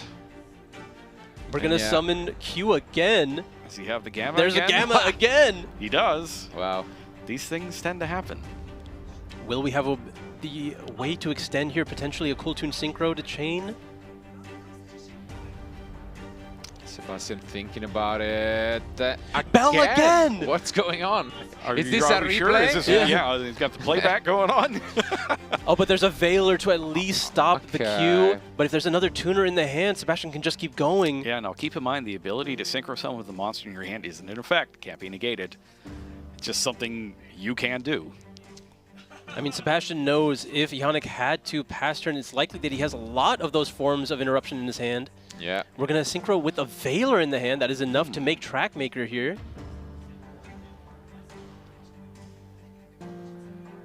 Yep, Chainlink 1, Trackmaker, Chainlink 2, Q, just to play around that Gamma. We're going to see a Droll off the top. Oh, Droll Bell. I think he's going to keep the Droll. Yeah. Droll's going onto the top of the deck there.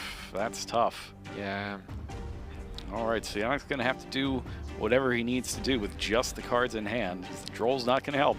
I mean, it wasn't the absolute worst case scenario. There was no rotary in this, so Yannick's hand is still a mystery to Sebastian. But I wonder if Sebastian's going to try to do his best to get to peek at it. I think he might just try to do the simplest way to get damage. Yeah. I think he could very easily end the game. Because there's a tuner in the graveyard, right? But you still have the Gamma. There's several tuners. We're going to be synchroing with the Trackmaker and a Rico in the hand. And I think in a That's way... sailing again. That's rough. So this one goes to the extra monster zone. Synchro overtake as well. Another strong hand, but there is that Ghost Spell. Okay, and at least now we do have the Gamma. Yeah, you don't want to use a Zalen here. Yeah. Especially as Gamma now also has the benefit of shuffling the deck, you know, just getting that roll away.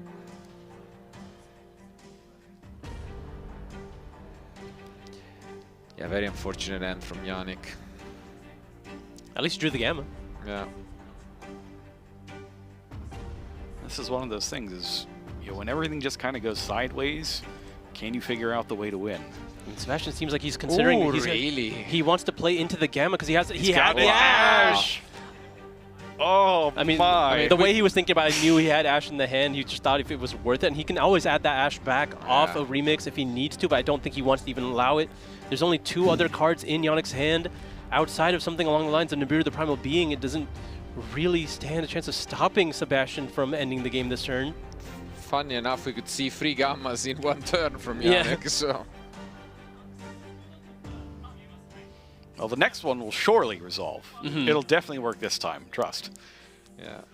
I mean, it does, like, as you mentioned, shuffles the deck, puts up 2 bodies, which does matter.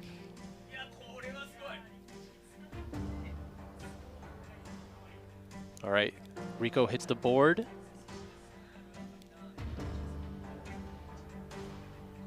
Imagine you're not activating it. Nope, going straight back back into the extra deck. That back-to-back? Yep. Back-to-back kind of sums up this duel. Yeah. The first turns of this duel. Cool Tune B2B hits the board now. Gets an attack here and attacks again. That's quite a lot of damage there. Simplifies the game really quickly. Doesn't end the game immediately, but Yeah, but Sebastian knows a lot of information about Yannick's hand. He couldn't play before, doesn't want to play too much into the Gamma. If he does try to play back-to-back, we'll give him more and more resources. Maybe potentially underestimating how much damage Yannick could do if he is allowed to play. It's a considerable amount, but but yeah, he already passed, so like chances are he cannot play anyway. So yeah, And that's just it. surrenders That's there. it. That's Wow. a tough one. A very quick and decisive win for Sebastian Todd on Cool Tune. Moving on 2-0 in this tournament. Only has to win a few more to get his spot into top 8. Yeah, better to take care of those now and just not have to worry for a few hours at the end of the day. Yannick started out pretty strong, though. You know, he did win 1-0, so there is something there, but we just didn't get to see it here in round number 2. Yeah, not quite. I mean, in game 1, at least he managed to fusion summon, but then that wasn't quite enough to, to close out the duel. And here, what can you say? I mean, it's unfortunate. Sometimes it happens, and I mean, at least in this whole match, he did lose the die roll at the start, so he's still on a 1-1. There is still a long way to go. He can totally make it to the top 8, and so you just must keep your nerves in check and hope for the best in the upcoming rounds. But I mean, Heatwave is scary. If I'm, a competitor looking at this and then I see the card, I mean, what can you even do about it? There are basically Delta is the only out, I guess. But yeah, it's almost worse. Like if the other players go back and watch this match, and they don't actually get to see what the deck did, they're still kind of wondering, so what happens to me if I let all of this go? Yeah. I mean, apparently, if you do nothing, you get heat waved. Yeah, so that also happens. I mean, that's a card, as you mentioned earlier, even if you know about it, what are you ever going to do about it? Given Delta is a card that you mentioned is in the strategy, so if you're playing Cool Tune, Delta is one of your few outs to heat wave, but for the most part, if you're going second against that strategy, you just have to hope for the best. I mean, that's just how it is, and we did see some Cool Tune action as mentioned. I mean, it was one of the most represented decks in the past tournament, so we'll see how many duelists decided to bring it out of the 30 competing. But we do have at least one guaranteed on a 2-0 score, and we have seen why. I mean, we know the deck is up there. You play a lot of interruptions. They are in general gonna be good against most decks, and so it's just maybe again not the flashiest of decks, but it works. It gets you there. It's consistent, even with the one rotary. Especially with the end that Sebastian threw in game 1, gotta be saying, but I mean, it gets you there, you take it. So regardless, we still have 5 more rounds to go to find out who will be those, top 8 duelists advancing and having a chance. So thank you guys for being with us, but don't go anywhere because we'll be back soon with round 3.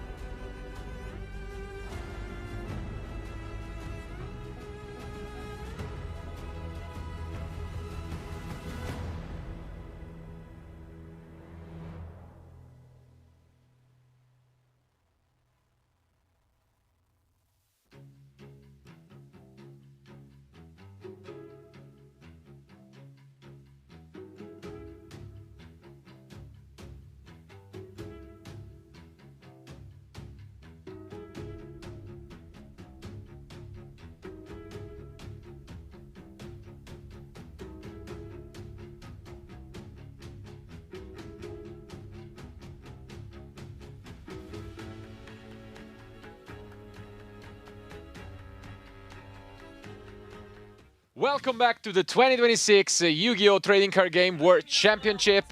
I am joined here by Billy and Esala live in Tokyo for what is round 3 of the tournament. We just witnessed some amazing matches, but we still have quite a few to go, as we will see 7 rounds of Swiss today, followed by the quarter-finals. And for this round, we have table 1. Yeah, awesome to see table 1 here in round number 3. It was a tough start for a lot of players in this tournament with a kind of unusually high amount of double losses in that first round, but it's really going to shake up how the tournament plays out throughout the day. With more players getting more losses means there's going to be more opportunities for players that took those early losses to climb their way back into this tournament and find a way to make it to that top 8. But we're starting with the people who didn't start with any losses. Those undefeated players. I'm excited to see who it's going to be. Obviously, it's going to be some classic matchups between NA versus EU, which we'll get into really shortly. But yeah, the tournament's been really interesting. I think Cool Tune is kind of doing its thing, kind of expected. It's consistently strong, plays well into things, but we're going to see how it's going to play out here in this round number 3. Yeah, as you mentioned, Cool Tune has done exceptionally well going into this. When we've been looking at the rounds, it's been one of the most consistent decks, one of the decks commanding the most of the undefeated positions so far. So in our conversation earlier, we talked about how difficult that deck might have been to play in such an open format, but still proving to be quite the strong choice. Yeah, I mean, consistency is paying out, and maybe also the fact that you can play your turns in just a few minutes as compared to other, combo-heavy decks that are taking so much time and then going into time, which is a big issue. We'll see whether that will be the case, because as Billy quickly hinted at, we're going to see Canada against Germany, and here they are. It's going to be Paul Robert against Mario. So yeah, both players starting off 2-0. If you watch the NAWCQ, Canada showed up in waves. Mario made it all the way here, but going to Ash Blossom this Fualos. Excellent start. I love the minigame. We're going to be normal summoning Rico now. Yep. Rico's going to be able to resolve. Almost certainly going to be adding a copy of Cool Tune Rotary if he doesn't already have it in his hand. Yeah, Cool Tune Rico, a strong start here. Now Mario already qualifying for the World Championship through the World Points Playoffs, all qualified again by making the top 4 of the WCQ. And he used Cool Tune in that tournament as well. Cool Tune all the way through here. Now, Paul, was he through Points Playoffs or was he through top 4? Yeah, it was playoffs, but I'm just looking at this facial expression right now, sorry, Sala, because I think in your mind, and as a reminder for the watchers, for this event, Call by the Grave is forbidden, and Ash Blossom is only, semi-limited to 2 copies. So when you see one of those, who else is supposed to resolve? You can see that he's a bit, unhappy with that. But I mean, now we're gonna take a look at his hand as well. He seems very dissatisfied with his position. We'll see what tools he has to potentially counter the Cool Tune strategy now that Rotary is resolving. Yep, going to synchro with the Rotary from the hand for Track Maker, so he gets the 3 of the effects here of Rotary and Track Maker. I mean, Mind Shuffle is never a good sight, but... the other 3 cards are pretty strong. It seems like Black Chaos, Ragged Rights, as well as Nadir Servant. Indeed. Yeah, really good end if he were to win the roll, but even going second, you can do quite a bit. I mean, it's 3 cards that demand an answer, so we'll see if Mario has the means to stop 3 cards instantly, or if he has to play through it a little bit. Each one of those cards gets a massive amount of advantage if they are able to resolve. Yep, the Rotary's going to add JJ Cool Tune. Now Track Maker's going to be able to add another Cool Tune card. Is it going to be like a Cool Tune Cube, perhaps? Or a Cool Tune Synchro. Yep, just grabbing the spell cards now while you can. Going to be activating another Duelist Genesis here. Cool Tune has been having some phenomenal hands on this feature match stage. Duelist Genesis can either add another copy of Cool Tune Synchro or that Synchro Overtake. Yep, Synchro Overtake, allow him to add or special summon a monster listed on a Synchro monster. Looks like it was RS revealed. Just going to special summon Mix. Oh, it must have been Remix. Yep, Mix is going to add probably Cool Tune Q. It's the one we haven't seen yet. There it is.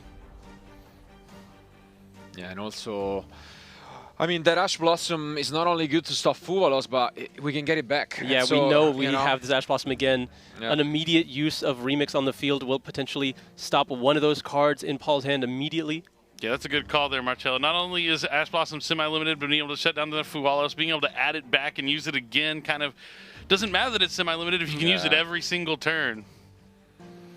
We're going to get access to Ghost Ogre as well. That cuts off the Mind Shuffle. Mario identifying what he needs to do in this matchup. I mean, that is the powerful ability of Cool Toon. When you know your opponent's hand, you get to pair for their exact hand. You get to pick apart every single tool that they have. Yeah, heads-up play here from Mario, knowing that you can use the Ghost Ogre from the field as well. Okay, at least, you know, he doesn't get a fully unplayable card on top, but, you know. It's just another copy of a card he has, which isn't great. Yeah. Oh, he's going to put the... He's going to leave him with the VLS? Interesting. Okay. Wow. I guess he doesn't want to have to use Ash on the Nadir Servant if he has to use an effect that allows him to potentially resolve 2 Nadir Servants, or not resolve, but use 2 Nadir Servants in the turn. Doesn't want that to be an issue. All right, so the remix is going to allow him to add back that Ash, summon a monster from the graveyard as well, and then Synchro afterwards. He has Cool Toon Synchro set. We can assume that he added that. So, yeah, leaving the Trackmaker on the field to be able to Synchro with on the following turn. Going to be able to use its effect in the graveyard as well for that. And, you know, just having to be able to play quickly with a deck is definitely advantageous from what we've seen so far. I mean, the early rounds of the World Championship, a lot of nerves on the line, so players will pick up the pace of play and speed as it progresses on throughout the day. Absolutely. The most consistent thing I've heard talking to all these players is how nervous they are. Yep, the beginning rounds of the World Championship is probably the most nervous you'll ever be, but leading off in Nadir Servant, he has the Ghost Spell on top. I mean, that makes sense why you wouldn't give him the second copy. You wanted to use that. That does negate the activation. Yep. Let's see if he decides to use this remix to grab the Ash Blossom, or if he's just going to hold it a little bit longer. It looks like he's considering his options. Yep, he's going to go ahead and use the remix. I mean, this checks every single card in his hand. Yep, this is absolutely phenomenal here from the Canadian. Potentially be a very quick game 1 here, but Paul has not given up yet. Yep, Ash Blossom goes in hand. Rico summons the field. He could Synchro summon here for Zaylin, or he can leave the Rico out to use the effect to grab something like Cool Toon Clip. We're just going to grab the Rotor from the graveyard. Yep. He can still use the Cool Toon Synchro to get the Clip and Synchro summon with the Rico and the Trackmaker if he wants into Zaylin, and have the follow-up with the Clip. Lots of options from this position. We're going to be activating that Ragged Records. Yep, it's probably going to be hit by this Ash Blossom and Joyous Spring, I'd imagine. Well, considering it not an automatic activation here, he knows the other 2 cards in Paul's hand is a copy of Black Chaos as well as the Blackluster Soldier. And then the Zaylin would check it completely because he could always just chain the Clip, chain Zaylin. Oh, there's an additional copy of Mind Shuffle as well. I guess he doesn't want it to be live on his turn. Yep, Ash Blossom for the Ragged Records of Rights. Makes a lot of sense. And yeah, now we know everything else. It's Mind Shuffle, Black Chaos, and the B. Yeah. Yep, discard the special summon. Just gets to put it back in the deck. Shuffle back. Black Chaos. Yeah, that is the issue with leaving that monster. You are able to actually summon Black Chaos, but without anything in the grave, with no ritual spell in the graveyard, Black Chaos can be affected by card effects.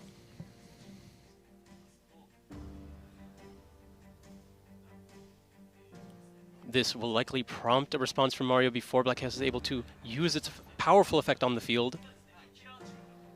Yeah, he doesn't have access to Cool Toon Mix to go with Clip, but plenty of different things he can use here. Yeah, I mean... Good. And we can just grab Mix right now, right? Well, you can probably grab Clip, I would guess. Or you could go Mix and then just use it to Synchro and then destroy. He could go for Loudness War, anything really. Or just RS. Yeah, no shortage of options here for Mario. That's the cool thing about Cool Toon. It's just so consistent, so strong, so toolboxy, so many different options, so many different ways to play. It is going to go for the Mix. Synchro with the Trackmaker to go into that Loudness War.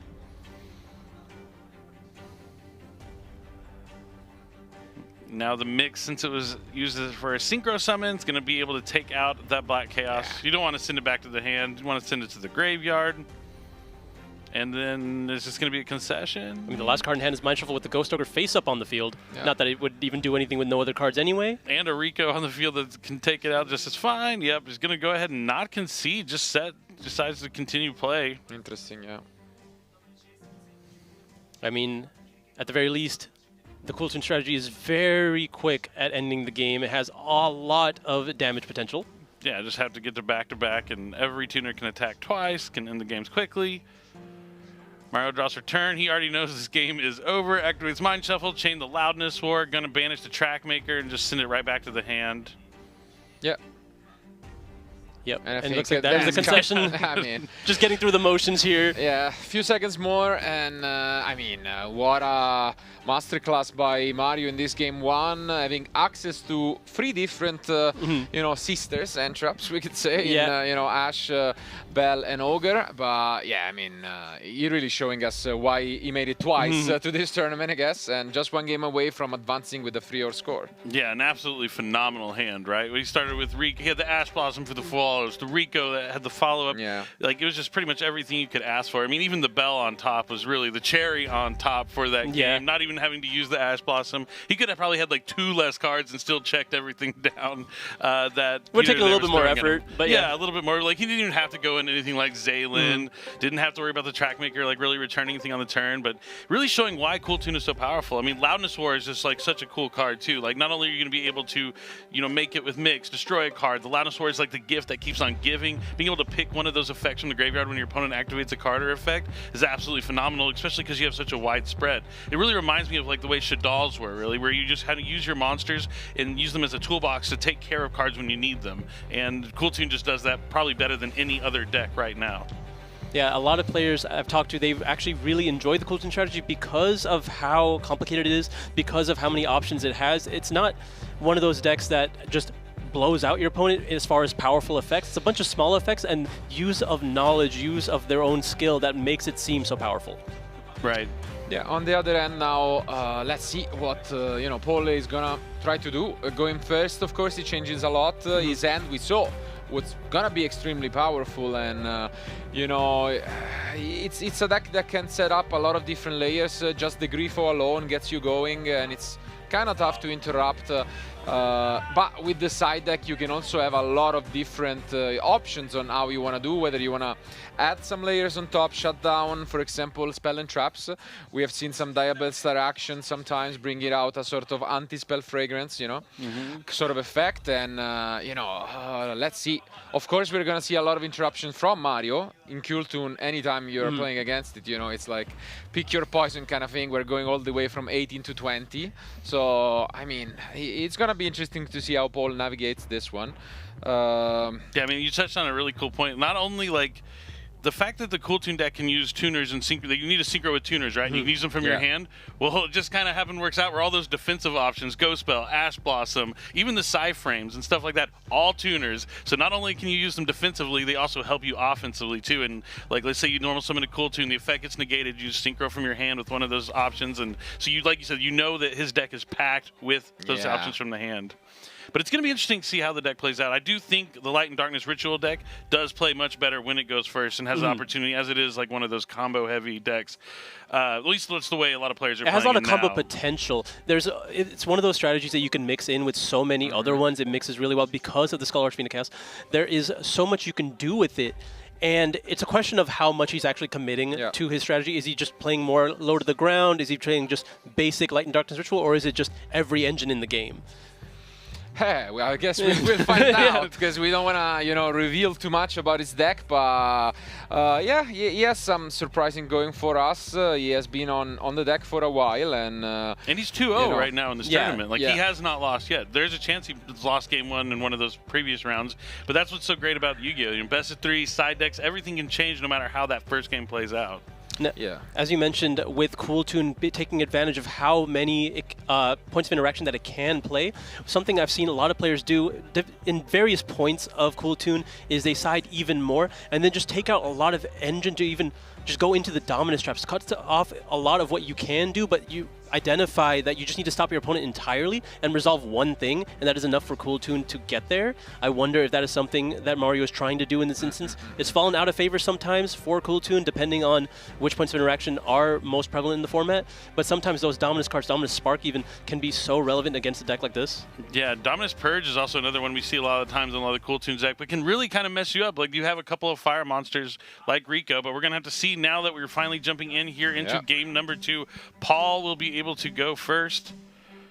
And Black Chaos. Black Chaos. It's a good way to start things off. All right, so he's going to get access to Mind Shuffle right away. Gets placed it on the field here. Now we'll be using the effect of Mind Shuffle, I'd assume, to be able to add and discard. Do we have Ghost Ogre? No. It looks like it's allowed to resolve.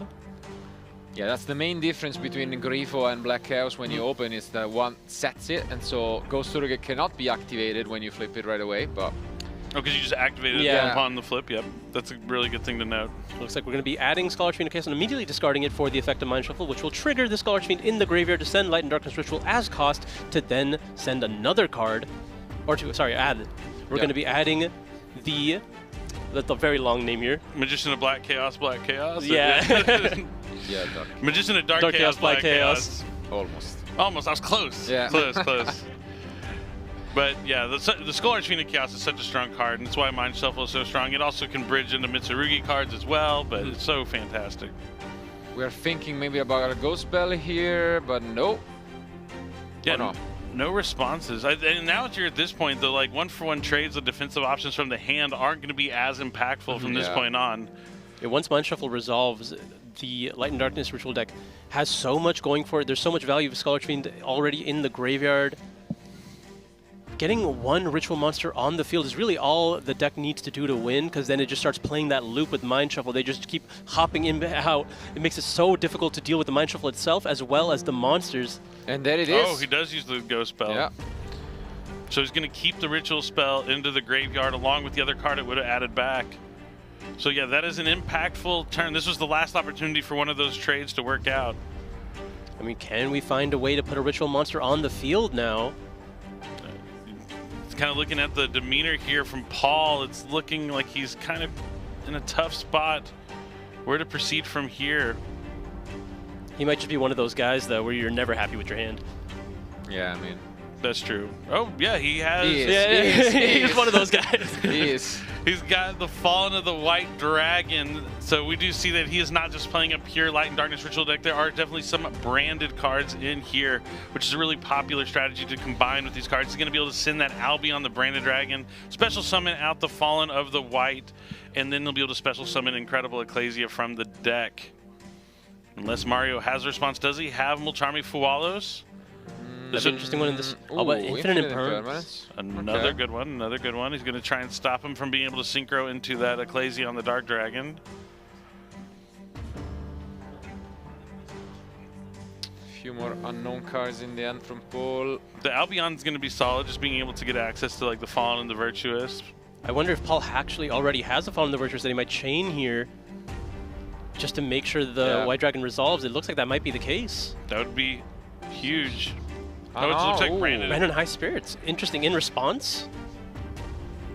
Interesting. Not exactly the card you're going to want right now. I think he does. But he'll be able to search just for like an Incredible Ecclesia potentially and special summon it onto the field. He's not going to want to... Yeah, he's sending Granganol, so it's going to be adding an Ecclesia. Well, I mean, yeah, he has to do it because it's a spellcaster, so it has to be Granganol. But I can't imagine you'd add another Fallen of White. I'm trying to figure out what is the reason to chain it to the Infinite Permanence right now. Why not? I guess. Yep, there's the Incredible Ecclesia. He'll be able to special summon it since he does have a Fallen of Albaz on the field.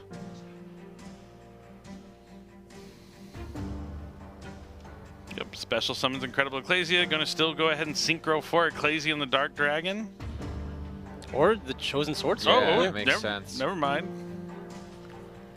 This is going to add a level 4, level 8 monster from the deck to hand. We'll see which one he chooses to grab. 3 Champions of Sword Soul. Really cool card. Featured in the Chronicles anime. Okay. All right, going to add the Dogmatica Ecclesia now. So already having access to Fallen the Virtuous with the Albion, but going to... I mean, sometimes you want to use it twice. He is playing, like, we did see Nadir Servant in the deck as well, so we know it is kind of heavier on the Dogmatica package, so he could potentially have some other Dogmatica cards outside of the Fallen of the Virtuous in the deck. And it looks like we're about to find out. Maybe he sided some in going first, potentially. Does he have any other cards that are not Fallen of the Virtuous? Yes. Oh, is that the Fleur-de-Lis, the Fleur-de-Lis. Thunderbolt? Yep. Absolutely. Awesome, love that one. So this also would lead me to believe he has another card. Because Dogmatica Fleur-de-Lis, the Thunderbolt, lets you grab a Dogmatica trap from your deck. Usually punishment, so we'll see whether that is the case. I think the most relevant part here is this is a level 8 spellcaster that can hit the field, that you like turning on Mind Shuffle to go ahead and start swapping. That's true. Very, very cool point. This is cool. I like seeing like the heavier Dogmatica package here. Like you mentioned, this is kind of the cool thing about the Light and Darkness Ritual deck. So many different strategies you combine with to utilize the cards. So yeah, it looks like he's going to special summon it, since there is a monster special summon from the extra deck with 2,500 more attack on the field.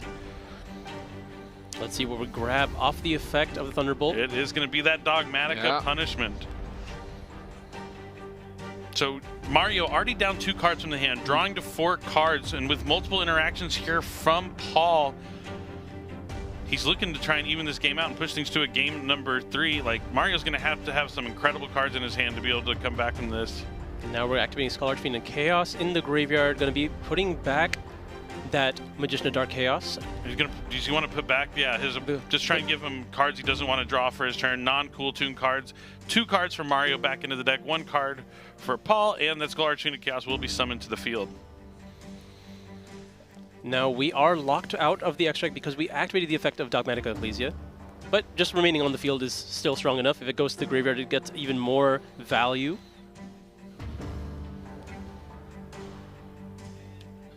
Paul really putting on a masterclass, showing what he can do despite getting stopped for the first couple of actions he had there.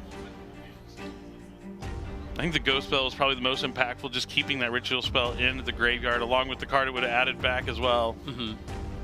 But did not cut off Paul's ability to start summoning them, because now on Mario's turn, he's going to be able to use the effect of Mind Shuffle again, discard a card, get one of those rituals to the hand, and then start swapping it out, as I mentioned earlier, as soon as Mario activates any effects. But doesn't have access to both. Ooh, this is a good one. Bestial Magnament is going to take out the Albion, the Branded Dragon, more than likely, cutting him off from the Fallen Virtuous, as well as being able to let him add Hydraulis Harmonia from the deck to the hand. I mean, Cool Tune has so many powerful effects from the hand that he can use. This is one of those that just gives you even more. Yeah, I don't know if there's going to be any like opportunity for him to trigger the Hydraulis Harmonia. I don't know any monster effects that Paul might be activating on Mario's turn, but we'll have to see. I'm sure it can come into play. But yeah, Bestial Magnum being played in like Cool Tune now is really interesting, but just being able to get that body on the field, being able to search out Hydraulis, just absolutely incredible. Looks like we set a card after the fact here, and now in the end phase, Incredible Ecclesia is going to be able to go back to the hand, and the deck will be shuffled because there's nothing else to grab after the Albion was banished. And Magnum will resolve now, grabbing that Harmonia, as you mentioned. I guess maybe jump the gun on that a little bit. There's usually not any other dragons played in the Cool Tune deck. I guess it could have been a Bestial Druid. So yeah, maybe. There could be other Bestials potentially, but unlikely.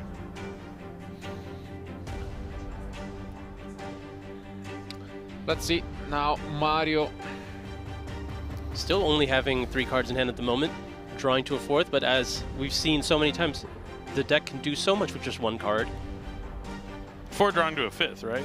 I think it's 3 drawing to a 4th. But the Magnet replaces itself, right? Yeah, he... was I missing a card? Yeah. You use Imperm, Ghost Spell, Magnumate, and then the Magnumate goes back, so he has 4, draws me 5. Also Impermanence, no? Oh, yeah. Oh, yeah, never mind, you're right, he's down 1 more.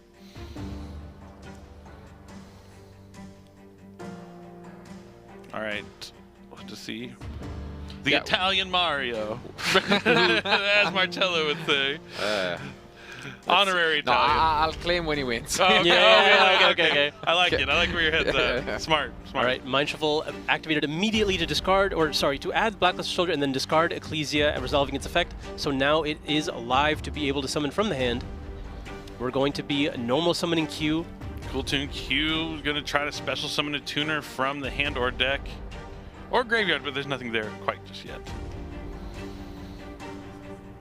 So he has that Blackluster Soldier in his hand, right? So he'll be able to summon that, but he knows if he summons that, tries to banish a card, that will turn on that Hydraulis Harmonia, which could be more detrimental than the card that the Blackluster Soldier would be taking care of. Yeah, Paul has to be careful now. is in a strong position, but doesn't want to let an opening commence from Mario.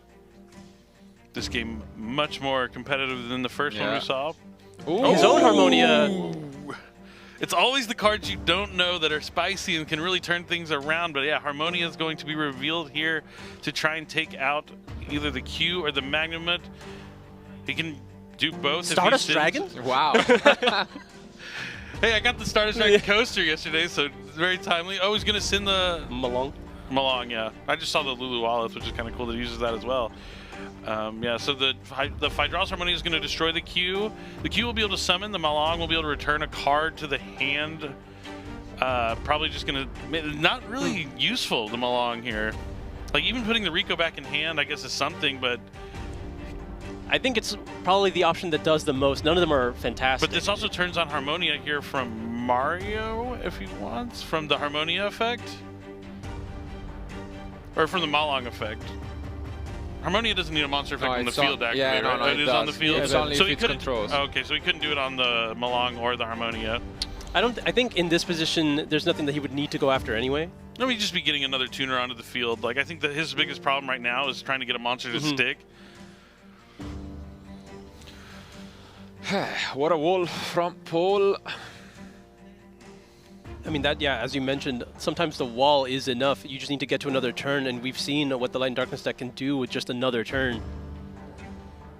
Yeah, we might be going to a game 3 here pretty quickly. I don't know about quickly, but I could definitely see... Quickly from now? Yeah. Maybe not quickly for the whole game, but from this point on, like, Mario's down to just using this rotary effect to try and get an extra normal summon, but... I guess asking for a translation, maybe? Yeah. Making sure to know what all variables are. I think the Lulu Wallet, if like a card leaves the extra deck, you can return a card or something. It's been a long time since I've read Lulu Wallet. We should pull it up. You can negate the effect. Negate the effect. Yeah. That's what. If a card leaves the extra deck. Yeah. Yep. And then just gives you a boost of 500 to every monster you control, which can be relevant. For sure. For sure. All right. So Rotary reveal Rico. He gets the normal summon a tuner if this resolves. The Lulu Wallet would allow him to summon the Harmonia from the hand, potentially. But.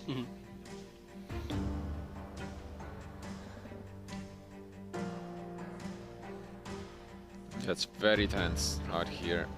You can tell that Paul knows he's in a really good spot, but he also knows that if he makes just a single mistake, this could be costly. Yeah, I think all the players also know, like, kind of what happened in round number 1 to so many players. So being able to go 3-0 is so significant right now with how the tournament has started for so many players. I mean, if you go 4-0, you're pretty much guaranteed. Yeah, I think so. Yeah. So they both know they're just 2 wins away from being able to punch their ticket potentially into the top 8. So everything on the line here.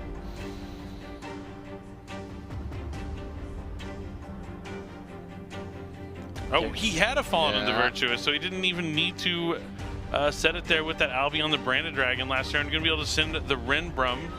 Just even more to try to stop. And there's a surrender from Mario. Yeah. So many resources from Paul. Makes a lot of sense. As you've mentioned, Billy doesn't want to waste time. There is no reason to risk a double loss after winning game 1, and he recognizes he's beaten. And well played by Paul. I mean, it's showing us why his deck, even through 2 interruptions from Mario, was able to set up a full field here. Yeah, definitely a great bounce back after losing that game 1 so decisively. But when you're going second against Cool Tune and they're getting to look at your hand, your Fualos got Ash Blossom. Like, you kind of know, like, there's nothing you can really do about that. And you just got to lock in and focus what you can do. And it wasn't like he went unopposed in this game either. The Ghost Spell on the adding back the 2 cards, the Imperm, not high impact defensive options, but at the moments he used them, they were key. That Brandon High Spirits was able to recover, made that Imperm pretty much useless. I wonder if there was any, like, thought from Mario to hold the Imperm, to let him go into the level 8 Synchro and use it on whatever Synchro he made, whether it was the Ecclesian, the Dark Dragon, or the Champion Sword Soul, the 3 Champion Sword Soul. Like, maybe if I'm Mario, that's what I'm thinking about here going into Game 3. Could I have Impermed at a different time, knowing that there's a chance he could get another monster onto the field, but... I mean, yeah, it's difficult to say. I think he really wanted to just stop him short if he didn't have any ways to extend. But we did see that he had the Magnamut as well, so it would have been potentially, maybe he was just really considering that he would have to use the Magnamut at any point in between, so he would not have to, he didn't want to have to use the Imperm any earlier in between if he didn't get to waste it there. Yeah, like, you want to make sure you get the Imperm out before the Magnamut touches down so you can use it, but that could be the thing. But yeah, I'm trying to think that's probably the only like decision that might have been able to change things that match potentially. But at the same time, like, he still had the Fall into the Virtuous, still had the Mind Shuffle. We didn't even see him summon like the Blacklisted Soldier from his hand to banish another card. There was so many more interruptions, more interactions that he would have had. It's just kind of one of those games where like you had some defensive options but just not enough to slow him down. Maybe if it was like an Ash Blossom on the Mind Shuffle to just stop that Skull Archfiend of Chaos from ever getting into the graveyard to begin with, instead of having the Ghost Bell, maybe things would have worked out differently. But now you got to lock in. Mario's going to be going first here in game number 3, and if it plays out anything like game number 1, It's good. Yeah, it's going to be good for him. For sure. On the other hand, from Paul, we'll see what he brings in for this matchup. Something that I just realized was, I don't know if it was the same for the NAWCQ, but the European Championship Pot of Slot was like a premium card after siding. We were seeing it every single game. Absolutely. And we haven't seen it yet this weekend, so we'll see whether maybe we'll get a chance to see the card, or I don't know if the popularity has dropped a little bit with these sort of anti-spell fragrance-like effects that can happen after siding. So yeah, I mean, Pharaonic Advent's always out there looming to be able to get you access to something like that. I don't know if any of the players are playing it this weekend, but yeah, I'm glad you brought up Pot of Sloth. I think that is a card. It was really popular at the NAWCQ, and especially a deck like the Light and Darkness Ritual, especially this like Dogmatica version, like with lots of cards. I think a lot of people might be looking at to include it because yeah, it fills up your field. And y'all were talking about like all the decks. They try and put up these walls, right? Like when I'm going first, I want to survive.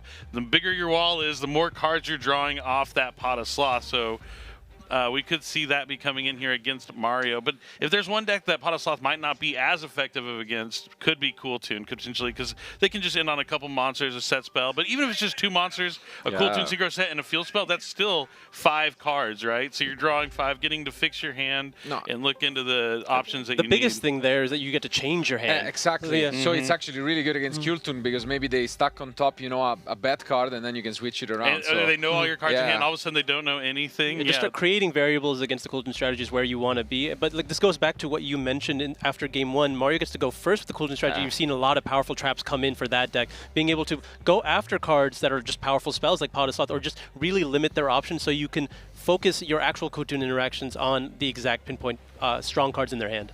Yeah. Do you think Mario might focus on making sure to establish like an RS or something, like to be able to negate one of those powerful go second spell cards that could be potentially going in? Because a lot of times we don't see RS coming on till like later on, right? So maybe like making sure you can establish that after like a remix, adding back something, and then immediately go into RS before they have that opportunity. And obviously if he has access to Rotary, he'll be able to see you have the spell, so I need to have the RS, or the Zaylin, the Shackled Dragon. But let's go and find out. We're in game number 3 now. Mario, big moment. Almost certainly Mario will be going first right now. No Fualos this time. Yeah. So at least so far. All right, Mario starting off with Cool Tune, Rico. Strong start still. Gonna add a Cool Tune that's not a level 3 from the deck to the hand. Looks like there's no response from Paul. That's surprising, yeah. Yet. I mean, after you add, could we draw? Do we have that one draw in Lockbird? Doesn't look like it. I mean, there could potentially be a Griffo after the effect of Rotary resolving. That could matter a lot as well. I'm trying to read the body language here of Paul. Kind of looking around, maybe looking for answers. Trying to play it cool. Who knows? This is a pivotal game. For one effect happening, both players seem so stressed in this position.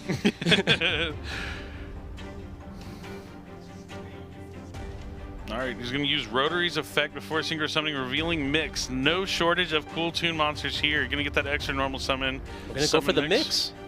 Wow. Is there a Harmonia? Anything here from Paul? Trying to take a look at the end, but unsure on what's going on. Yeah. It's a copy of Q. He's going to be looking to normal summon that with JJ Cool Tune at some point in this turn, I'd imagine. If he's next up, might synchro for Trackmaker with the Rotary and the Rico. Yeah, usually the Cool Tune strategy wants to resolve Rotary as soon as it can. So interesting that he opted to do the affected normal summon mix play into potentially more cards. But I mean, I don't know what would have happened in between this interaction, so I'm just trying to get the value out of the rotary while it's in the hand. Ooh, and it resolves. There is nothing, no interruptions from Paul. Yep, Fallen of the White Dragon, Incredible Ecclesia, Black Chaos, Foolish Burial, and Ragged Record of Rights. Another fantastic hand if he went first, but unfortunate going second for sure. I mean, it's still a lot of cards that demand answers, so not necessarily the easiest for Mario to stop all of those cards. Yeah. So now the question becomes, what has he brought in for going first? We know that, you know, there are some trap cards that usually Qtoon can put in going first, whether it's the Magnadium engine or playlist or, you know, anti-spell, whatever, Solemns, you know. It will be interesting to see what kind of combo Mario goes for here. Yep, adds the JJ Cool Tune and the Cool Tune Synchro. JJ Cool Tune's going to let him get another normal summon for a tuner. We know he has the Q in the hand. Yep, all following the script, as you mentioned. Will we see another Ghost Ogre hitting the field off the effective Q? Or are we going to opt for something else this time? Maybe get access to Ash Blossom because we don't have that one yet? That would make as far sense. as we know. Yeah, he could have it in hand. There it is. Mario's seeming very Italian right now. Indeed, indeed. Canada's been so strong this year. They really brought some of their best players, and they did phenomenal at the WCQ, and now they're out here trying to reclaim the World Championship title. It has been some time since any player from Canada has won. They would love to do it again. Pot of Prosperity. Oh, that's brutal. There's a good chance he's going to find something, especially after seeing the hand and being able to pick from your top 6 cards. The beauty of Cool Tune. I mean, Mario, specifically, not even just as a Canadian trying to represent his country, he has attempted to make it to the World Championship the last 3 WCQs in a row, getting so close, only 1 game off so many times, and now he is here, qualified twice, and could be very soon 3-0. And we're going for 6. Wow. Yeah. Okay. Won a YCS with Tempai Dragon as well. Yeah, he did. But you know, showing he doesn't just need to rely on like a go second strategy, being able to play one of the top decks and do so well at so many tournaments. Yeah, very flexible player, just does what he needs to do. Huge moment. Yes, what will we hit off this Prosperity? As you mentioned, he did opt to get rid of 6 cards, even though he was already playing, just trying to find the most powerful card he can. Let's see. Looking for trap cards. We are looking for trap cards. Ooh, I mean, playlist is okay. Playlist isn't bad. Cool Tune Synchro is not bad. Okay. Reframing's pretty nice. He might be able to find... He could have done that anyway, right? He could still access the reframing potentially. Oh man, there might be... Both these traps are cards he could have... I guess that's the difference though, right? Now that if you get it here, you don't have to do that line. I mean, even the Cool Tune Synchro seems kind of appealing. Like having 2 of those, not so bad. Yeah, at least here, you know, revealing critical reframing information, and yeah, makes sense to me, honestly. It's just a card that'll trade 1 for 1 with one of the cards he needs to take out. And it's perhaps the more expensive one of the 2 when you want to go for the line. So. All right, so he's gonna probably go into Remix right here, and then maybe Zaylin with the other 2. And let's see, big moment. That Perulia can stay there, I think. I mean, I guess he doesn't actually want the... Yeah, no, he's not going to summon from the hand on his turn, so yeah. Banishes the Blackluster Soldier. I mean, this is the tricky part, right? Putting the Blackluster Soldier in the Banish Zone is available for the Black Chaos now. I mean, sort of, yeah. I guess so, yeah, that's something. But even if it was like you were to draw, it's the same thing, right? Well, you could put it on the bottom outer. Like, yeah, I guess. Yeah, I wouldn't do that, though. I'm not trying to give him a fresh card I don't know. Perulia definitely one of the easier cards to play into. With such a powerful hand, having a dead card on the top is ideal for Mario. Oh, so he used JJ Cool Tune to tribute off the Ash Blossom to summon a Rico from the deck. Just loading up the field with possible interactions. You have the Trackmaker to go ahead and answer a card. You have Rico to go ahead and answer Mind Shuffle by destroying it if it's able to resolve its synchro effect. He has Reframing to be able to use as well. Ash Blossom in Graveyard for the remix. We know the end from Paul, and there are a lot of cards that he can use, so this for sure will be a tricky one. It's not like the game is completely over. All it takes is one mistake from Mario, and Paul could easily get in there. Immediately using the remix to add back the Ash to summon the Rico. Not going to synchro summon, so we can activate Rico's effect to probably add like Cool Tune Clip or Mix. I haven't seen a lot of Clip yet. I mean, there's usually one that they're trying to find a way to, but you can get to it eventually with Cool Tune Synchro if you need to. Right. But you just want to have the actual effects in the graveyard that you need, right? Yeah, and especially when there's one rotary, anytime you can add that back, it's pretty useful to do so. So we had Ecclesia, which is one way that we can start things off.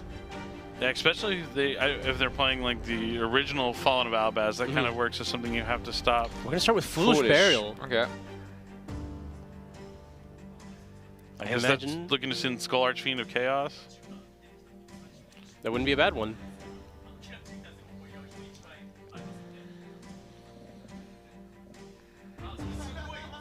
We're going to use the Ash Blossom immediately. Wow. Okay. Identifying that he could be sending that Skull Archfiend, putting the Light and Darkness Ritual in the graveyard could pose a problem. And you wouldn't want to Ash that because then you're just giving him a monster they can summon back from the graveyard. Next up is Ragged Record of Rights. Does he reframing this? Or does he just let it go? Looks like this one's going to resolve. Dangerous. I don't know how pleased Mario looks either, having resolved full combo with no interruptions. Yeah, still waiting. Maybe waiting to use Cool Tune Synchro to Rico to destroy Mind Shuffle when it ever comes down onto the field, potentially.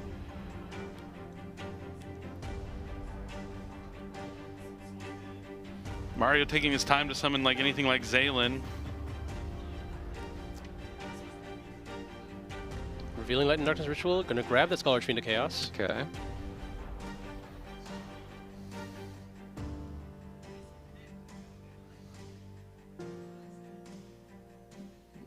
What is up next? How is he going to navigate through this tough field? He's going to... Ecclesia. Ecclesia and use its effect. He just had to normal summon it, right? Yeah. Well, his opponent controls more monsters. No, than no, you you do. can special. Oh, sorry. I was thinking Blazing Cartage is the one you can special summon to give Albaz, yeah.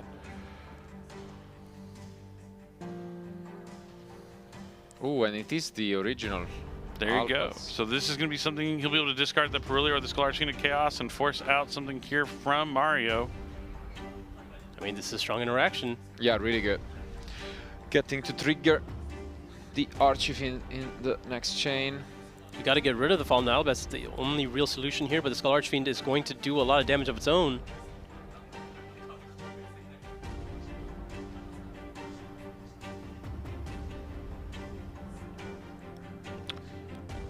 Ooh, okay. Going to be using the reframing. Yeah, No, doesn't destroy it. Yeah. Just negates the effect. Now the Skull Archfiend of Chaos is going to resolve anyway.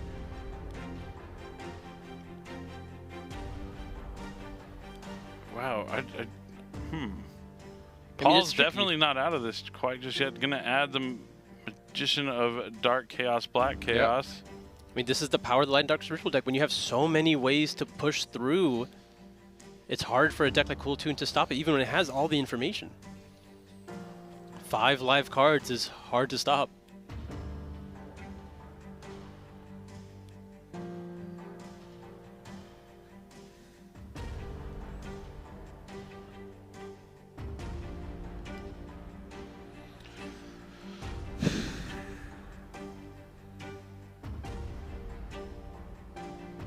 We'll see what Paul does next. Still has the Fallen of the White Dragon in hand as well. It looks like we might be activating the effect of Light and Darkness Ritual now. I have to think Mario's not too happy with the position he's in after being able to start uninterrupted. Yeah. Paul's really putting on the pressure. Okay, Ghost Bell is there. So we are still able to cut off the Light and Darkness Ritual for now. That was huge. Yeah, that was huge. Yeah. It's always the unknowns that get you. Is he going to try and put the Albaz back into the hand and make a Zaylin? What can Mario do? I mean, he's down to so few options now. Yeah, we know one Synchro is face down, and yeah, that's going to be the card. Cool Tune Synchro And is activated here. We at least know the other one is not Cool Tune Synchro. Yeah. Because it is semi-limited here at the World Championship. Yeah, there's the clip. And Rotary in hand. Rotary likely going to use its second effect here to go ahead and go after a card in the graveyard. Shuffle back that Skull Archfiend of Chaos. And also get a search here with Trackmaker. So Trackmaker will probably add something like Mix. He's going to take out the Skull Archfiend of Chaos. Yeah, makes a lot of sense.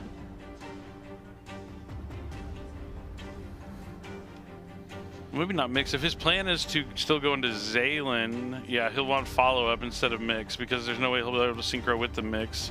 Because he'll just use the clip to synchro with Rico and Trackmaker into a Zaylin, or even like a back-to-back maybe. There's so many different options, but yeah, it looks like he's going for Zaylin. A clip, as you mentioned, activated. Gonna summon itself and then no, synchro. it is going to be back-to-back. Oh, because back-to-back can get you to Zaylin too, because if he uses a monster effect, he'll just be able to summon back a Trackmaker and then synchro for a Zaylin if he wants. Yeah, just trying to play the value game, out-engine your opponent. Trackmaker is going to be able to put back that Fallen of Albaz. Clip is going to hit a random card in the extract? Yep. Till the end of the turn.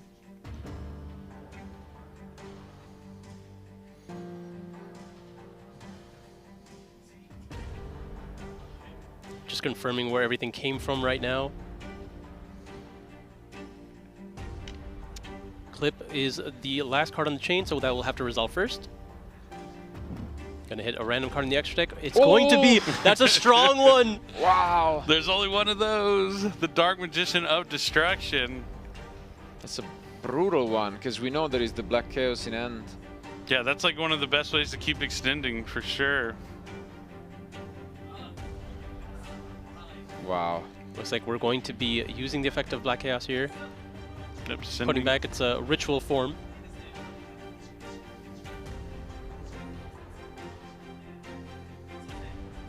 Black Chaos can take out some cards on the field. And is unaffected by everything because Light and Darkness Ritual is in the graveyard. Will Black Chaos save Paul Robert Goss here? Back-to-back looks like he's using the effect of back-to-back. Is the black? It's not an effect to summon itself, right? I believe it's not. Yeah, so he won't be able to trigger it until he decides to use the Black Chaos effect to destroy cards. But then he can immediately bring something back and synchro if he wants. Let me pull up Black Chaos.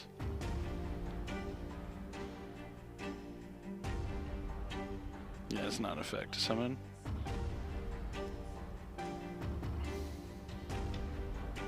A really difficult game for Mario to navigate, Yeah. but he's doing the best that he can so far. I mean, this game is a testament to both these players' skill.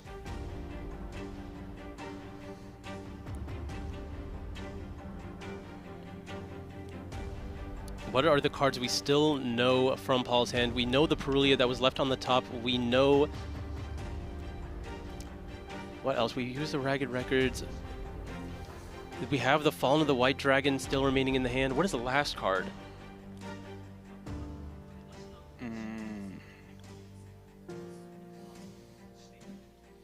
It looks like it's another... well, okay, so Perulia... Perulia White. All right, so he's going to take out the Mix in the yeah. back-to-back. Do you know Albats, maybe? Oh, did he the return it? Albaz that we Yeah. back? Okay, okay. Wow, this is huge. The Black Chaos being able to banish both those monsters. Mario's in bad shape. Gonna special summon the Fall of the White, sending the Dragon that Devours Dogma. Be able to use the effect there if he wants to special summon an Ecclesia from the deck or graveyard. He's gonna summon the Incredible Ecclesia from the graveyard. Wow, Mario in bad shape. Paul really bouncing back in this game. I just have to wonder if Mario found a way to get to like Zaylin a little bit earlier, if there would have been a way to just negate one extra card to like stop some of this from happening, but... I mean, he had to stop the Ragged Records, right? Cut off all access from the Skull Archfiend. That's really what it was. Yeah. If you were willing to stop the Foolish Burial, then Ragged Records is kind of the same thing. Yeah, maybe he just needed to go into Zaylin right away, because with no quick effects in hand, he wouldn't be able to hide it. Yeah. Goes back into the 3 Champions of Sword Soul again. Using its other effect now, when going second, is going to be able to destroy a card. Special summons the Blazing Cartesia since there is an Albaz now in the graveyard. Wow, absolutely incredible here. Incredible play from Paul Robert Goss from Germany. Really putting on a masterclass and showing why the EU players are so strong. Using the effect of Cartesia, Fusion Summoning Grand Guignol using its effect. Gonna send Scarlet Fiend into Chaos back into the graveyard. Phenomenal. Yeah, really well played. This is 8,000 damage. Oh, can Black Chaos attack the turn and use his effect? I'm assuming it can, yeah. Once return to your main phase, just banish 2 cards your opponent controls, yeah. I don't think there's a single bad line of text on that card. It's a great card, yeah. This is absolutely phenomenal. This is 8,000 damage on the field. Just moments away. Paul's full engine hand combating a very strong full Cool Tune combo. Yeah, luckily no duplicates, so at least having just different cards. Like, Is this gonna be it? oh, Fallen and Virtuous. All right, he might be Okay. able to survive here. Sending Albion, taking out the Scholarship into Chaos. It's all about surviving. Going to take 5,500 points of damage here. Sigh of relief, gets to leave another turn. I mean, we just know his 1 card in hand is Cool Tune Q, but is it enough? Well, he'll also be able to get another copy of the Fallen and the Virtuous. While Black Chaos is strong on your own turn, doesn't have any defensive options. The Granganol can summon Despy and Lulu Wallace, since we know he does play it as well, which is some form of interaction. Yeah, 2 forms of interaction here. You know the cards in hand are Albaz and Perulia, not going to pose any threat. Looks like we're activating the effect of Fallen Virtues right now. Going to go ahead and get rid of the JJ Cool Tune. Going to get another card off the effect of Albion here, likely just another copy. Yep, another Fallen the Virtuous, really limiting Mario's options right now. A Q and a Dream. All right, Mario grabbing his copy of the Fallen and the Virtuous thanks to Albion. In the end phase, Cartesia and Ecclesia go back to the hand. Is there still an Ecclesia in the graveyard for Fallen Virtuous to go ahead and summon something back? I don't think so. That's a draw. Mario able to start another turn after Paul picked apart his entire opening combo. We're going to normal summon Rico? And the back-to-back being banished is huge. That's a big way that Cool Tune's able to put out a lot of damage fast, and Mario will not have that option if he does find a way to play through everything. All right, so Rotary and Q going to reveal, so he can normal summon the Q again. He can summon back from the graveyard. He's going to summon back Trackmaker. Trackmaker's effective surge can trigger on special summon, but Paul is going to activate Granganol's effect since the card left the extra deck. Going to Despian Coritis. Oh, and that's it. Mario's going to scoop. He knows he has no way to finish him off. He's going to have to pass back. Paul Robergas has so much follow-up and well played there from Fantastic the player game from Germany. I mean, what a match. Really, really good comeback from Paul. Gotta give credits to Mario in the first place. I mean, he put up a masterclass, but in the end, it wasn't enough here in this game 3. Really well played nonetheless, showing us time and time again why he's one of the best tune player in the world. For sure, yeah. But yeah, you gotta look and wonder, like, maybe he just needed to find a way to get to Zaylin before he could activate the, he stopped the Foolish Burial, and then maybe making a Zaylin right after that to be able to stop that ragged record of rights. I mean, he still had Incredible Ecclesia, he still had Fallen of the White Dragon. He was like potentially not going to be able to stop the Fallen like easily. You don't have enough ways to stop a 5-card hand that can all have powerful effects. You can't stop all 5. Yeah, it was tough, but probably the best match we have seen so far, back and forth between both players. And I think we're going to have some more incredible matches coming up. I can't wait to see how it's all going to play out. Only 1 loss there for Mario, so Canada not out of it just yet, but Paul moving on undefeated, going to have a real good opportunity at making that top 8. And if he keeps playing like that, keep your head up, because a lot of times, you see all into your hand going second. Your opponent sees your cards, they know what you're drawing. You can just mentally lose there, but he knew he could find a way. Yeah. Utilizing that Black Chaos, like, it is really strong being able to discard and place that Mind Shuffle, but when you're going second, you can just summon on the field and banish 2 cards. Phenomenal. And yeah, I can't wait to see how it's all going to play out as the day continues. We'll be back very shortly with our next round of Swiss. You're not going to want to miss this amazing action here at the World Championship here 2026 in Japan. Stay tuned for more dueling action.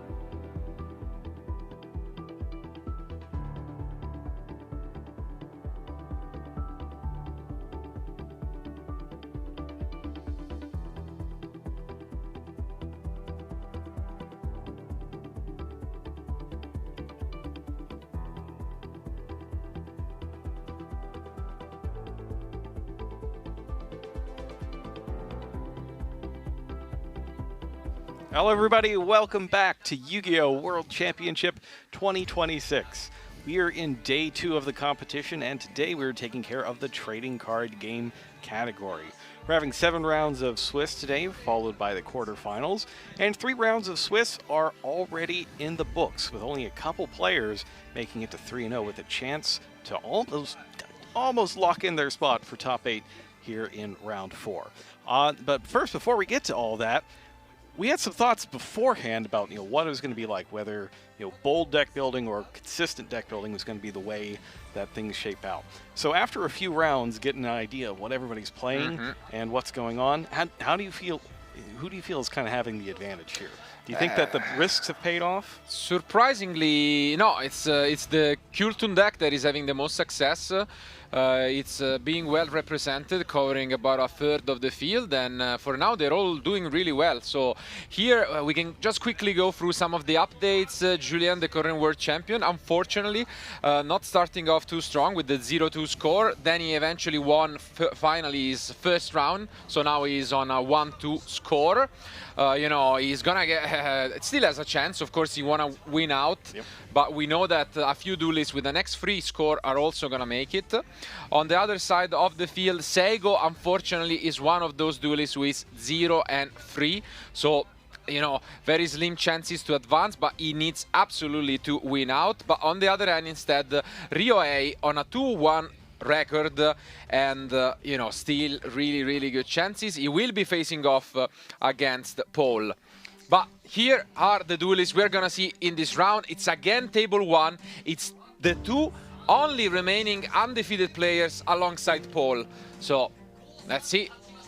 Yeah, the winner of this will be moving on 4-0 and basically putting themselves in the best position you possibly can to make the top 8. So this is a pivotal match, and it looks like Hin Feng Sang is going first. Start with Pot of Desires into a Visions. We're drawing cards for days. We're chaining the linkage to send the Visions. This appears to be Sky Striker, as we've seen before. Pot of Desires is one of those ones that kind of goes in and out of vogue in Sky Striker. But seeing more draw cards these days between that and Radiant Typhoon Visions with all the powerful quick play spells the deck has to offer. Yeah, the only thing you really have to worry about is banishing like all your copies of Ray or Rose, potentially making Sky Striker Ace 0 not as impactful, but the odds that are happening are unlikely. But now the linkage will be summoning the 0. The 0 is going to affect to add. But met by Mourner. Ghost Mourner and Moonlit Chill. So we see that Logan Johnson certainly packing a heavy interaction from the hand package, a little more so than we normally see for a lot of cool tunes. Hang on, he's chaining Fallen of the Virtuous here to destroy his own Sky Striker A0 and try to force that through. On the one hand, I think this also reveal a lot of information, because I can't think of any other deck that would run the card outside of Kultun, no? Oh yeah, for sure. And especially when they're both undefeated, chances are they kind of know what each other are already playing. But really showing off the power of the Fallen and the Virtuous. It's kind of the gift that keeps on giving. Not only is it a defensive option, it's something you can use to protect your own monsters from these targeting negation effects. Really showing how it's offensive and defensive at the same time. And that's what Logan's questioning the judge about right now, is whether or not destroying the 0 is going to stop Ghost Mourner and Moonlit Chill from negating it.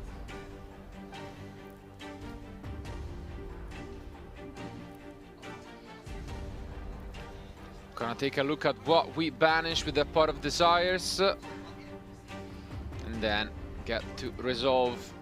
Yeah. This is going to be an amazing opener. Now getting the first copy of Engage, most likely. Yep, taking his time to decide.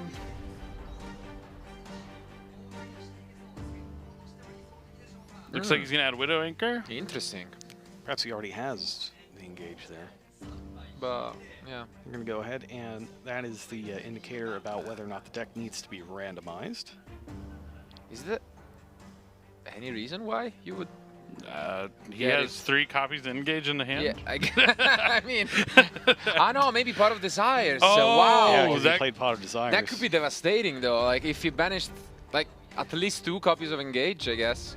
That could also be a very bad news. Hopefully not all 3, because that's That's disaster. Yeah. That's, you know, under 2%. Wow. Not good. I mean, we're talking about the downsides of possibly playing Pot of Desires, but looks like they're still waiting on a judge ruling here. Both these players are undefeated, looking to win that 4th round. There's 7 rounds of Swiss, so even if they win the first 4 and then lose the next 3, they will still have a decent chance at making the top 8. So this is the biggest round of the tournament for both of these players. I want to say it's almost guaranteed given the amount of also double losses that we've had in round 1. So it's really, really an important match, and you can see how much it matters to both.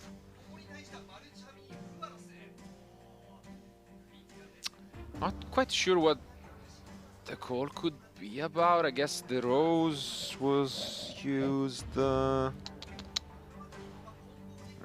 If we get word on what it'll be, we will relay that information to you.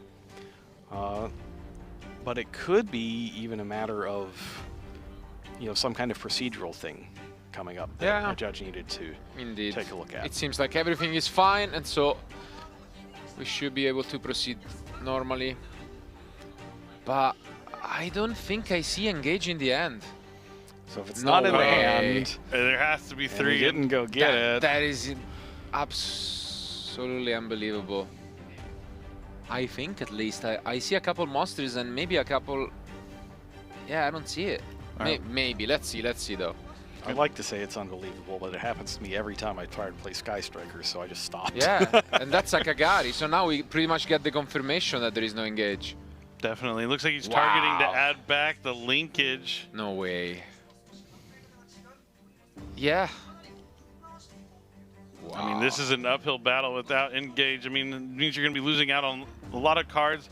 Who knows? Maybe the Shizuki's going to add engage to the effect since there isn't one in the graveyard. I mean, it's unlikely, but going to set a couple cards. Can imagine it's going to be the linkage, the Widow Anchor, and then he'll still be have access to get another copy of Fallen and the Virtuous thanks to the Albion, the branded dragon there in the graveyard.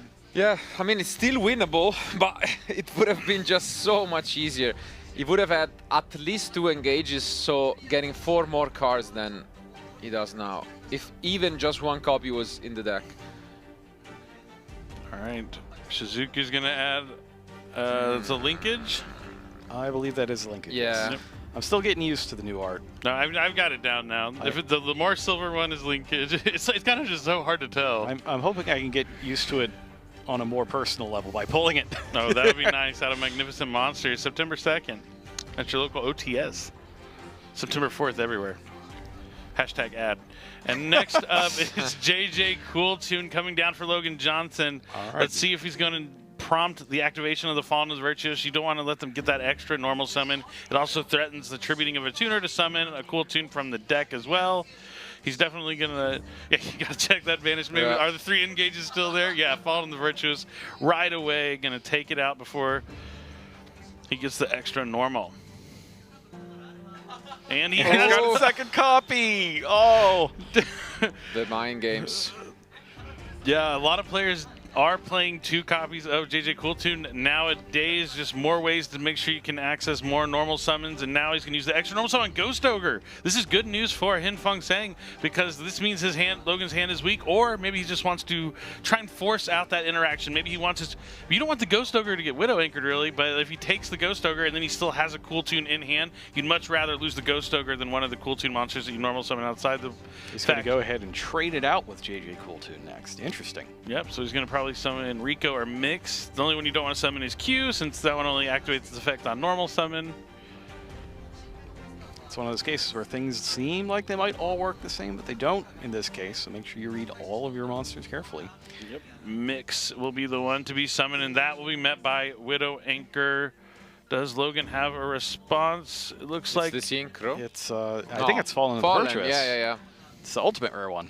Cooltune Synchro would have been even better, that's for sure. So Hin Feng used Fallen and the Virtuous to sneak something past the removal. Logan's going to try to do the same, but a second Widow Anchor is used. Yep. And it'll negate it, then it'll be destroyed, then it will Try to negate it again, but it's gone. And then it will still resolve negated because it was negated first before it left. It's end phase, I think. Logan didn't open any Cool Tune monsters, unfortunately for him. So now he will be going to the end phase using the Albion, the branded dragon. Yeah, this is the situation where you get a lot of the most interesting games, where everything's just kind of going wrong for both players. Yep. And they just got to scrap and claw out a win. That is definitely what this game is. Not pretty, but it is what makes the most out of these players, being able to do what they can with the bad hands. It's easy to play the good ones, but when you don't when you have things going wrong, that's where you can really find out if you are a true duelist. Interesting also that we chose not to use the Ash, but I guess, yeah, we can use just the 0 now. He's just feeling like getting really confident in his position. No need to here. He's going to, linkage for the 0, use the 0 effect. And the last card is Ghost Bell. Can he catch him on not having any Sky Striker monsters now? This could be huge. He does have a Rose in hand, it looks like.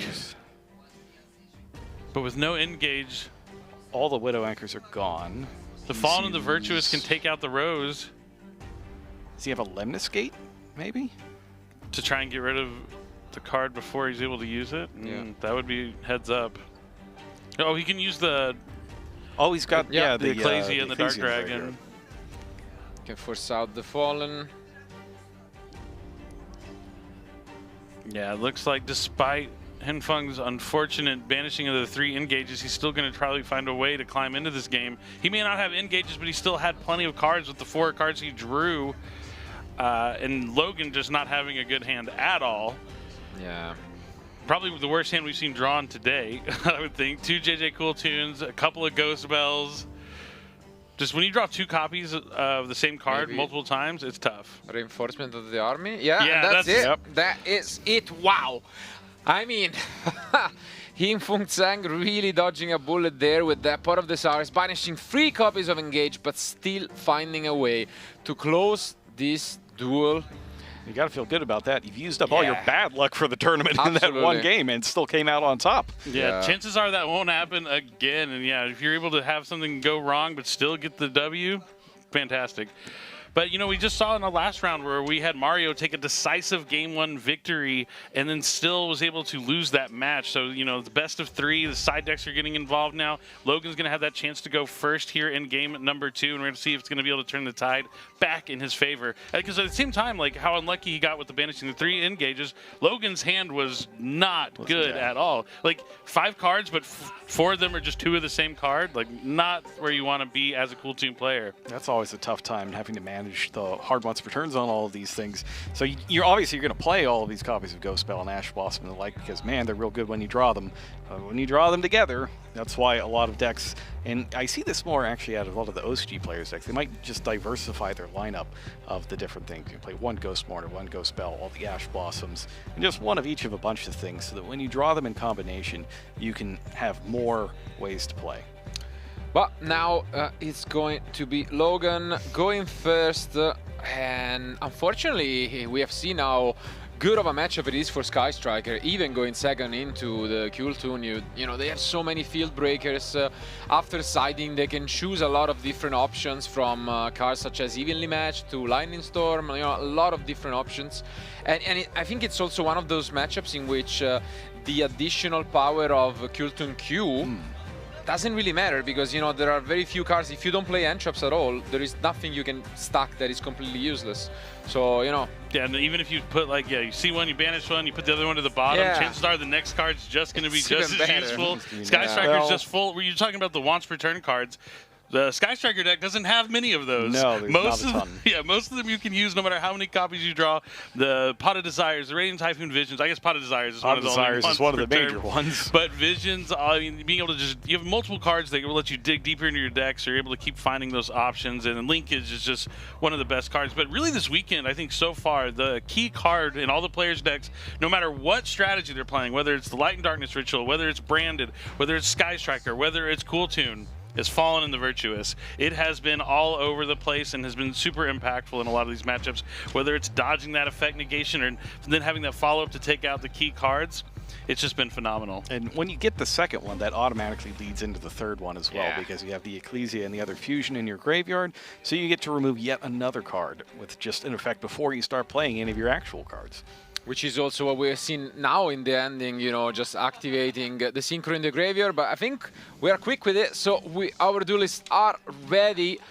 Let's see if Logan gets a more playable end. Oh, no, Oh, no way. no, not like No. this. Set 2 pass is Oh, wow. that's not where you want to be. Worse than the last hand. I bet he would want to trade this for his hand he had last time. At least he would have the JJ Cool Tune and a normal summon. Oh, Whoa. okay. Now, that is devastating. All right. That can cause some real problems if he doesn't have quick plays. He's going to chain Visions here to try and dig deeper. It's better than him chaining the Fallen and the Virtuous.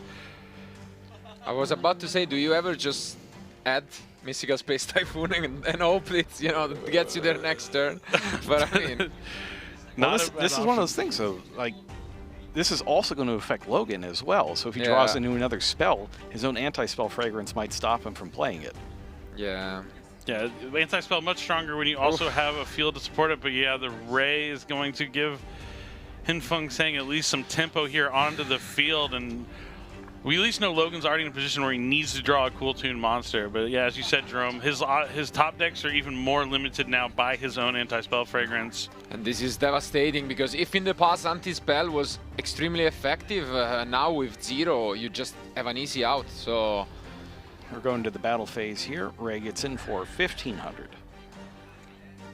then, Gonna let's see, I guess Tag out into the 0. Like, I would say so. You can push so much damage here. There's There it is, 0. yeah. I mean, yep.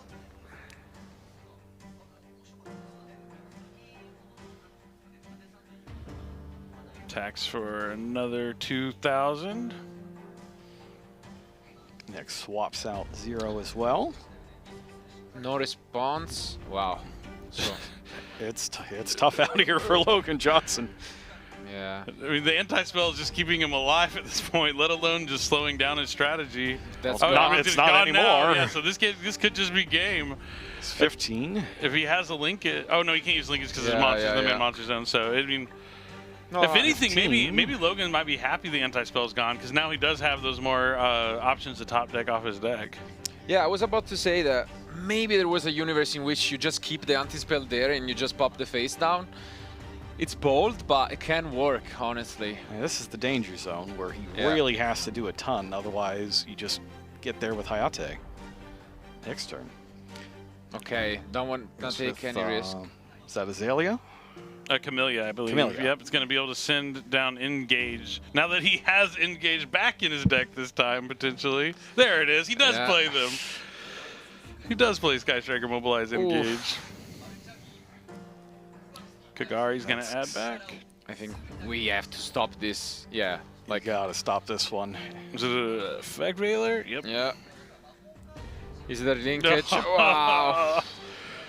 Brutal. This is not your game, Logan Johnson. Yeah. Well, it's a good thing it's happening while you're 3-0 and you really only need one more. True. Indeed. There are worse times for this to happen. But yeah, unfortunately. Okay. Looks like he's considering going into Hayate. No, the thing is, you can only summon 1/0, no?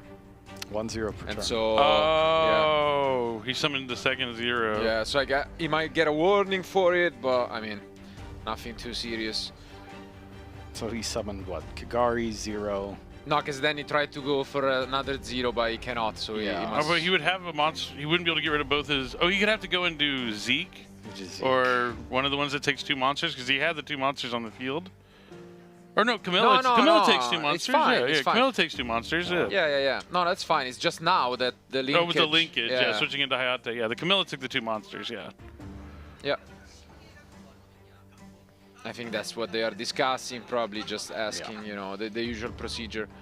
Yeah, of- just be a warning. So it's, yeah, you can't do that. Normally it's warning. Have you had a warning Yeah. for this thing before? And they go check it. And then it's usually just fine in the end. But yeah, regardless, Engage gets added to the end. Checking to see if he has 3 spell cards before he actually engaged. He does. Does he have Ash? Nothing. Wow. This might be the easiest game of the tournament for Hinfeng Sang. Draw and lock, but now a I bit get too draw late. awkward. It's way, way too late. And I mean, yeah, it does get the draw anyways. Yeah, both of them are part of the same thing, so he has to use draw afterwards. Yeah, I mean, you see draw and lock and anti-spell, and you're probably thinking, wow, this is a great hand, and then you don't draw any more playable cards. That feels devastating for Logan. Yeah, that's the issue. It's only 40% of a great hand. Yeah. And now they're going to go ahead and pause again. I think there is a bit of a issue with tossing the droll before engage finished resolving. Maybe, but yeah, I mean, Is it really that big of a deal? Like, I mean, it's the World Championship, Yeah, so that's true. you got to do it properly. I guess so.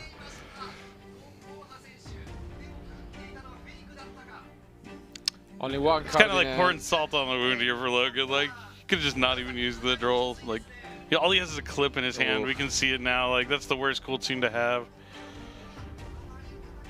Yeah, man, he had clip, Veiler, droll, anti-spell, and whatever that other face down is. Just brutal. Because even with the clip, you just need another monster to be able to synchro with, and your one other tuner is just Effect Veiler, which is, there is no level 3 cool tune synchro, so goes into Amatsu.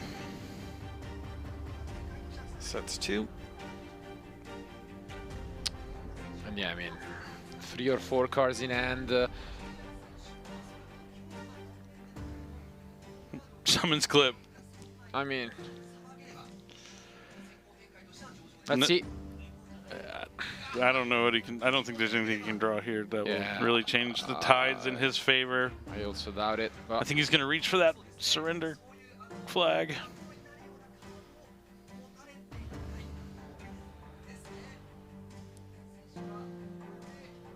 are we just gonna activate something right away? Feng Sang is thinking about it. Maybe just take out the cube before anything can happen, Yeah. before he can get to the main phase. And what is it? It's Rico. I can't. Yeah, I think it's Rico. All right.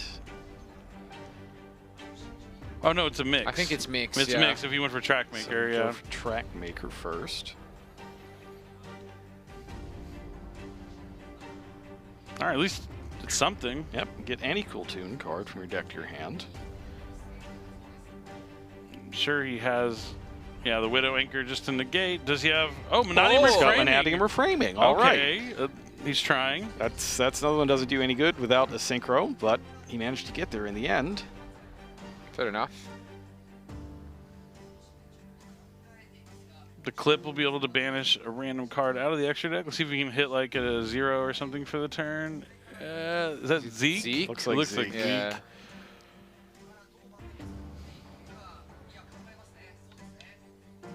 Got to start somewhere.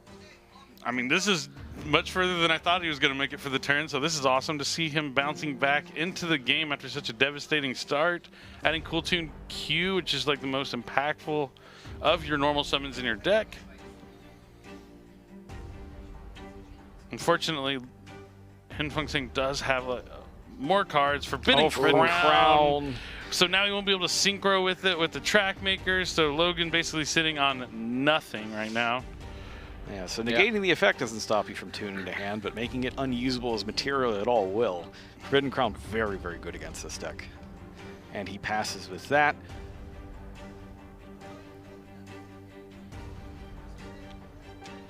And really just needs to sneak past for 1500 to finish it. Yeah, I mean, Alright, links away into Kagari. I think this is it. Yeah, Logan Yeah, has that's seen it. enough. Picks up his deck after 2 very unfortunate openings. It is Hinfeng Sang that is the first to advance with a 4-0 record. So chances are we will be seeing him again in the top 8. We are going to be playing the first round of the top 8 tonight. We have 7 rounds of Swiss, and then we are going to have the our first quarterfinals match. They're going to be taking place. We're going to have one feature match. All of them will be taking place, and then we'll have the semifinals tomorrow morning before we have our final epic match where we're going to crown the world champion for 2026 here in Japan. Yep, it's a tough one, but For the rest of the day, basically, Infeng is going to be jockeying for position, trying to get lock up that #1 seed, if at all possible, and get the best chance against somebody who was just able to sneak in with 3 losses. You know that is going to happen. Could be a little dangerous because, you know, the past 3 years, all the world champions snuck in at 4 and 3, so it could be punching his ticket, you know, to not make it. But that's all like superstition. All you can do is play tight, play strong, and clearly knows what he's doing with a strong deck. Was even able to win the game with that Pot of Desires, banishing through the 3 engages. But yeah, the cards just didn't fall the right way there for Logan in these 2 games. It was kind of tough. Yep. Well, there's even more action from round 4 coming up just momentarily, so make sure that you stay tuned because we're going to check out the feature match going on our other feature table momentarily. Yeah, I'm excited to see. I want to jump into that other feature match as soon as possible. Yeah, it would be really cool to see. I think I believe it's Julian Khan on the other feature. Yeah, I'm so pretty sure that's we'll what be able to get our first look at the current, or rather the reigning world champion, just as soon as they are ready for us. I'm interested to see what he's up to. So I've seen a little bit of the other match, and you know, we know he's playing a similar deck to Gabriel's that we saw earlier. Yeah, the Power Patron Art Mage strategy. And as Marcello said, starting off 0-2, but able to win the next round. Julian, I just talked about the world champions in the past 3 years. Last year, Julian did go in to that top 8 at 4-3. So as long as he can stay at 2 losses, since they're early losses, I don't think he wants to take on that 3rd one because then it gets really dicey with the tiebreakers because there will be multiple players with 3 losses. So it's win all the way out here for our previous world champion here for the rest of the day. And I gotta give credits to him, honestly. I think there are a lot of players throughout the game that maybe have won one event, but then maybe it disappeared a bit. He had a fantastic season, and let's see what it's looking like. He's getting hit by Illusion Gate as we speak. And he lost game 1 also, most importantly, to Dong Won Ha. You're talking about Julian this past year. Yeah, won 2. After winning the World Championship, he won 2 YCSs and got 2nd at another one. And I believe he also got 2nd at the French Nationals. So absolutely phenomenal year for Julian Kian. And now he's trying to survive and stay in this. And it looks like he did stop the Illusion Gate. Yeah, so it's indeed an Art Mage Power Patron deck, similar as Jerome was saying to the round 1. And so we've got Varudris there on the other side, blocking the Illusion Gate. And it's always good getting your opponent to pay half their life for no benefit. But whether that was the actual goal here, or if it's just a means to an end to get that Varudris negation out of the way so he can keep attacking with something else. Does he have the trap card in his graveyard? That might be what his opponent might be looking at. I can't really tell what's there on the screen, but I think it's Varudris. Yeah. Oh, it's just Varudris letting him know what. Basically, if a card says negate, destroy, it destroys. It is the final bringer of the end times. A very cool looking card. All right, Stalman's going to continue with Fallen of White, sending Albion to the graveyard there. Yeah, looks like on the other end we do have the Ritual of Light and Darkness branded deck. So and then there's a Sinker over there on Julian's side in the graveyard. All right, so Incredible Ecclesia is going to... Pretty sure it's the Junora in the graveyard. Yes.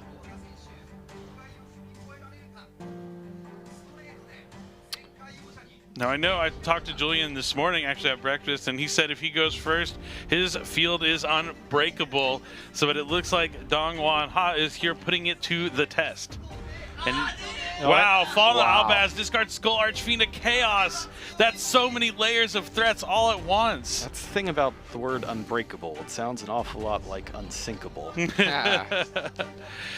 Let's see if he's going to fuse for something like the Dragon that Devours Dogma, being able to also send down the Light and Darkness Ritual.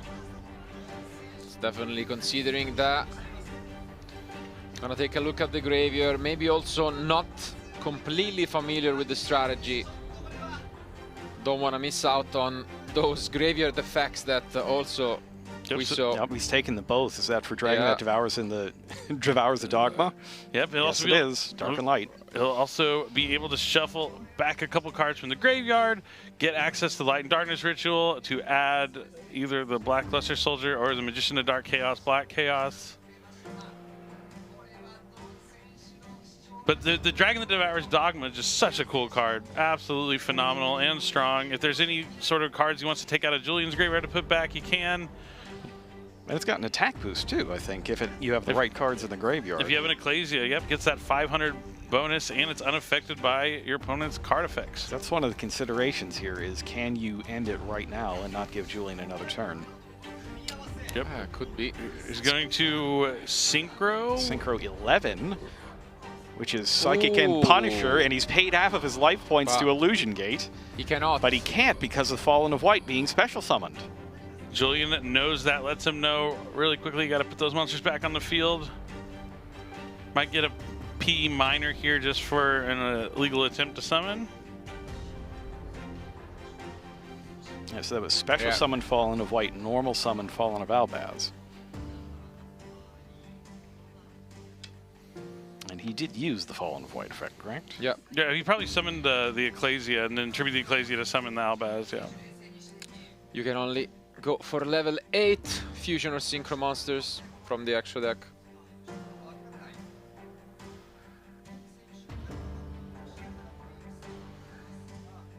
Well, again.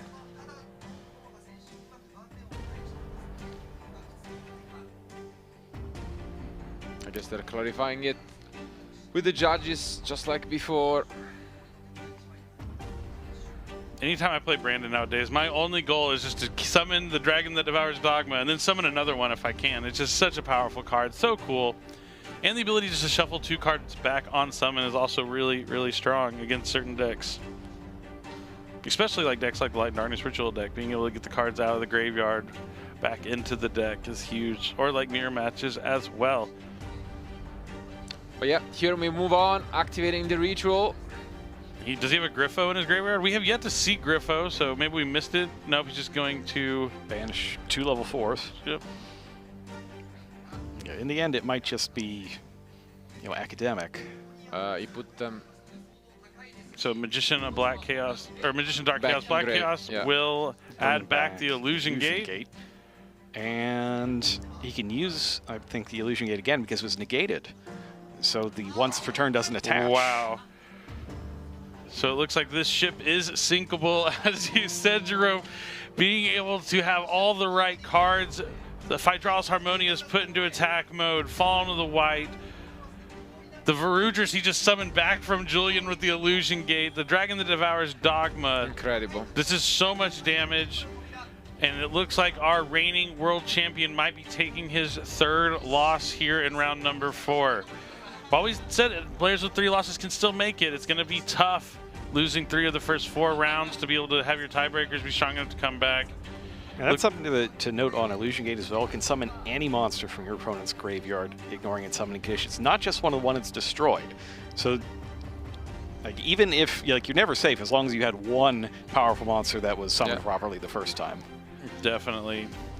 Looks like he's going to go ahead and summon the Skull Archfiend of Chaos, putting back a couple cards from his opponent's graveyard, 1 from his.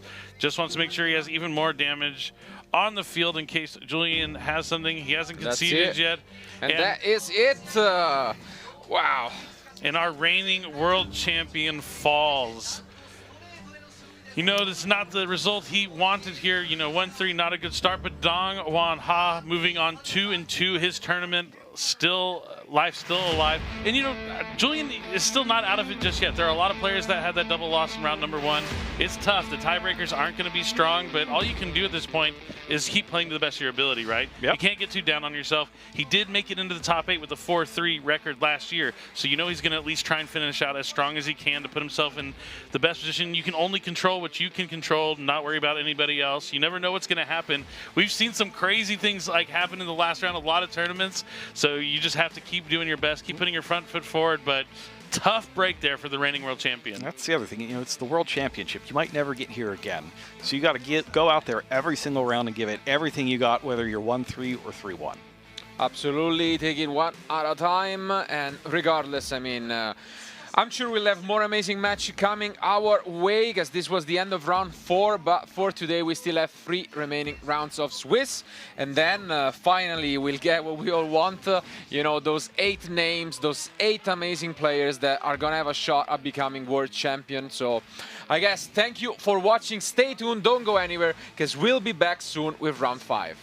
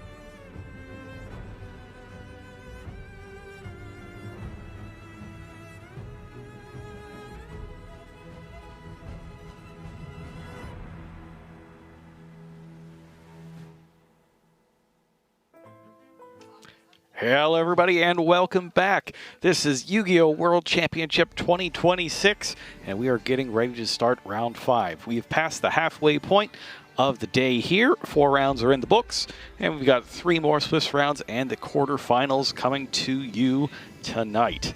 It's been an action-packed day so far. We've seen some crazy outplays, some real tenacious dueling through bad hands, and just some real mastery of some unusual strategies. I will say the Light and Darkness strategy has really shined, I think, in the feature matches we've had so far. It was able to power through so many of these other combos, given they're trying to be not necessarily low to the ground, but they're not so powerful that you can't possibly stop them, and the Light and Darkness deck can push through so much. So maybe that is the deck that's going to take it. Especially the variants with the branded cards, because you're able to push through so many things, and we've seen how powerful the Skull Archfiend of Chaos is, because it also gives you that additional effect if you can discard with the Fallen of Albaz. I mean, Fallen of Albaz, like the OG one, not just Fallen of White, even though that gives you access to it, being able to push through multiple monsters, go into the Dragon that Devours Dogma, just being that extra push outside of your main strategy has really been the difference maker, and I think a lot of these matchups. It's one of those things that we didn't really see at the NAWCQ, right? When you get to the top 8 there and it's 7 Cool Tune and 1 Sky Striker, the thing a lot of people were wondering was, what happened to the Light and Darkness Ritual deck? Wasn't it supposed to, be able to do well in situations like this? And it certainly can, and we're seeing it here this weekend. Yeah, I think maybe it's the popularity of the Mulcharmies. Those have kind of fallen out of favor, so more of the combo strategies have been able to shine a little bit. And the ability to go second with these cards obviously is where they shine the most, because you don't have those tools to really pick them apart. And I think maybe it's just a meta call in this situation.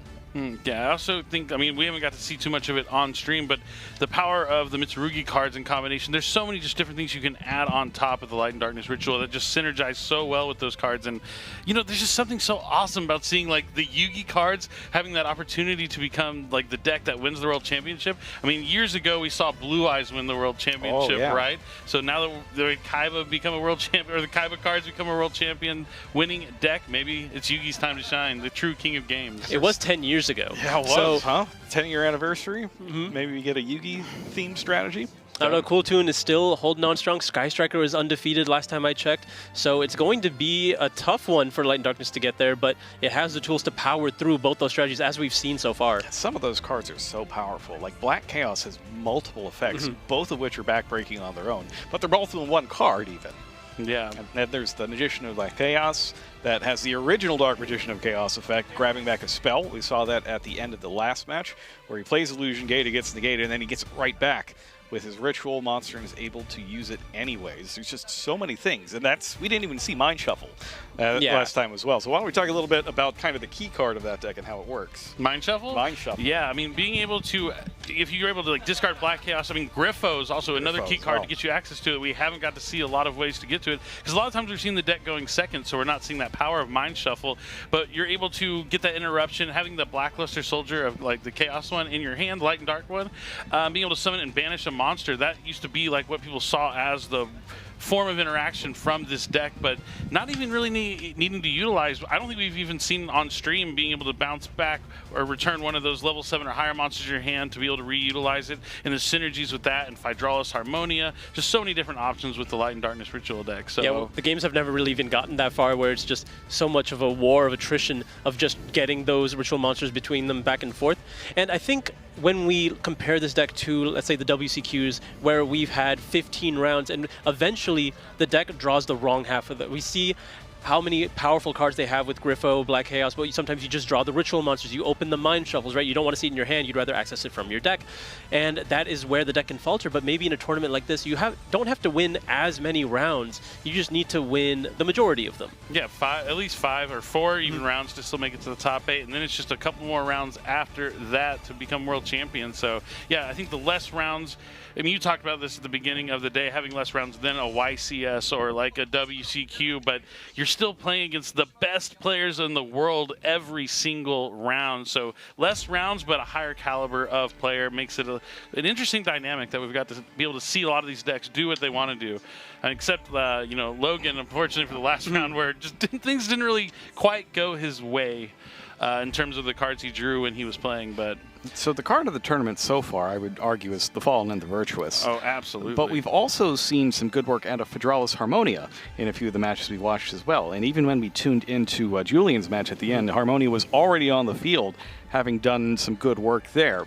Talk a little bit about Hydraulis Harmonia and what it can do in a format like this. Yeah, absolutely phenomenal card. I mean, being able to search it with Bestial Magnuma, you're seeing that card just included in decks that use it with no other dragons, like Cool Tune, for instance, because it's so impactful having that card. Getting a tuner on the field that's level 7, being able to use it in Cool Tune means it's a tuner you can synchro with for your synchro monsters. It's just been absolutely phenomenal because you're not only destroying the monster, not the monster that activates, non-targeting destruction, you're also getting that bonus effect from the synchros you're sending to the grave. You get tempo on the field, you get disruption. It just really does everything that you want. And in combination with the Fallen and the Virtuous, it's just been phenomenal all weekend. And there's not really a lot of sacrifice, right? No, not at all. I mean, the cost is having the multiple synchro monsters in your extra deck, but there's so many decks in the format that want to have synchros in their extra deck anyway, and that's part of the value of playing the branded engine, as you mentioned earlier. Now, notably not a fusion engine anymore, but more of a synchro-based engine, taking advantage of Fallen to the White Dragon. You have so many powerful synchro monsters in your extra deck, so it makes sense to just have the Hydraulis Harmonia in your deck anyway. And we saw Incredible Ecclesia doing a little bit of work as well. We saw the 3 Sword Souls, 3 Golden Sword Souls.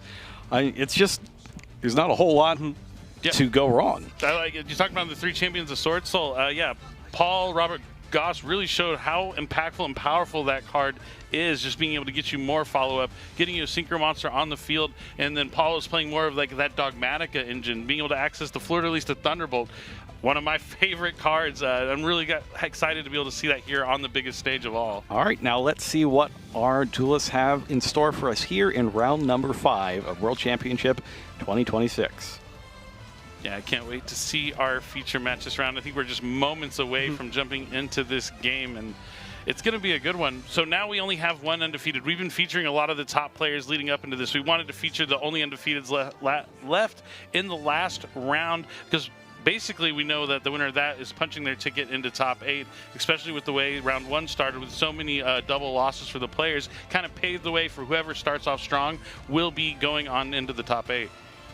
Yeah, absolutely. It makes a lot of sense that these players, they only have to win the first half of their rounds now when there's this many double losses. But there's still a chance for a lot of those players with 3 losses to make it this far. But now we're going to check out some players at 2 losses here. They really don't want to pick up that third. 5-2 is going to get it.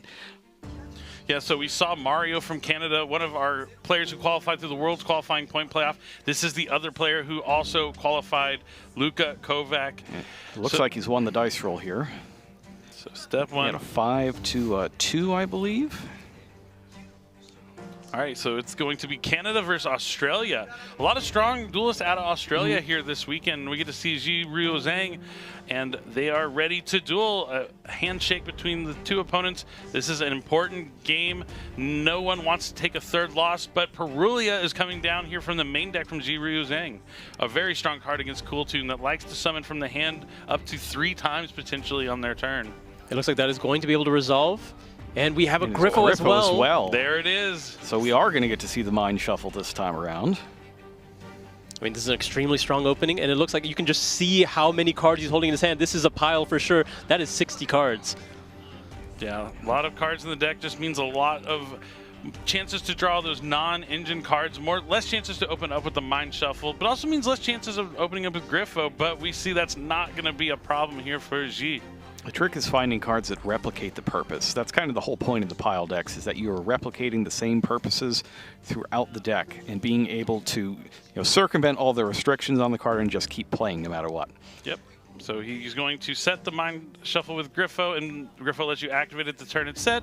Going to add that Skull Archfiend to Chaos, send it straight to the graveyard to send a ritual spell, and then be able to add a ritual monster that mentions the Light and Darkness ritual.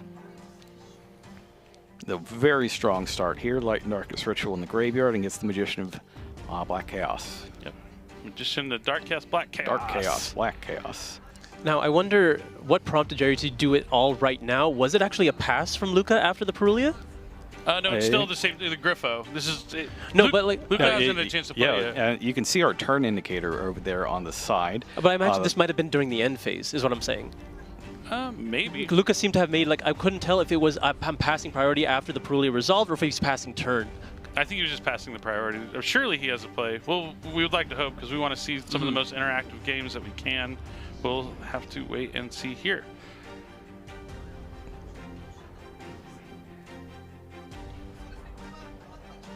All right. Yeah, and I think that sounds like a pass. Yeah, he was down. passing the turn. That's what I got from his body language there. Luca having that same luck as Logan, not opening too strong, or maybe just not wanting to play into the Perilia. I don't think it was worth committing to Yeah, it, is what he attempted. So if you're watching at home, you can see there's a bit of a turn indicator over there.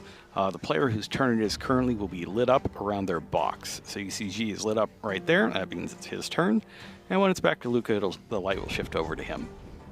All right, so he's going to use Ghost Spell as G tries to add back the Light and Darkness Ritual along with a card that mentions it from the graveyard. One of the stronger cards against Light and Darkness Ritual. Keeps it in the graveyard. Let's see if there's any response. Well, it's not going to be called by the grave. That can't be used in this particular tournament. Yeah, Ghost Spell's been in a lot of players' decks that we've seen so far because they were anticipating this. It's also a strong card against Cool Tune if you're able to stop something like Cool Tune Remix from summoning back and adding back from the graveyard. I mean, makes sense. Level 3 tuner monster that happens to function against all the best decks at the time. All right, so Jiri goes ahead and he's going to use the Mind Shuffle here. Time to find out what other strategies he is including with his Light and Darkness Ritual deck. I think I saw a Futsu, so we might have some Mitsurugi. I saw a very powerful one of in his hand. So we'll see how much he can bait out from Luca before having to use it. All right, going to go ahead and grab Black Chaos and sending a copy of the Magician of Dark Chaos, Black Chaos to the graveyard. And that's the ritual monster that you need.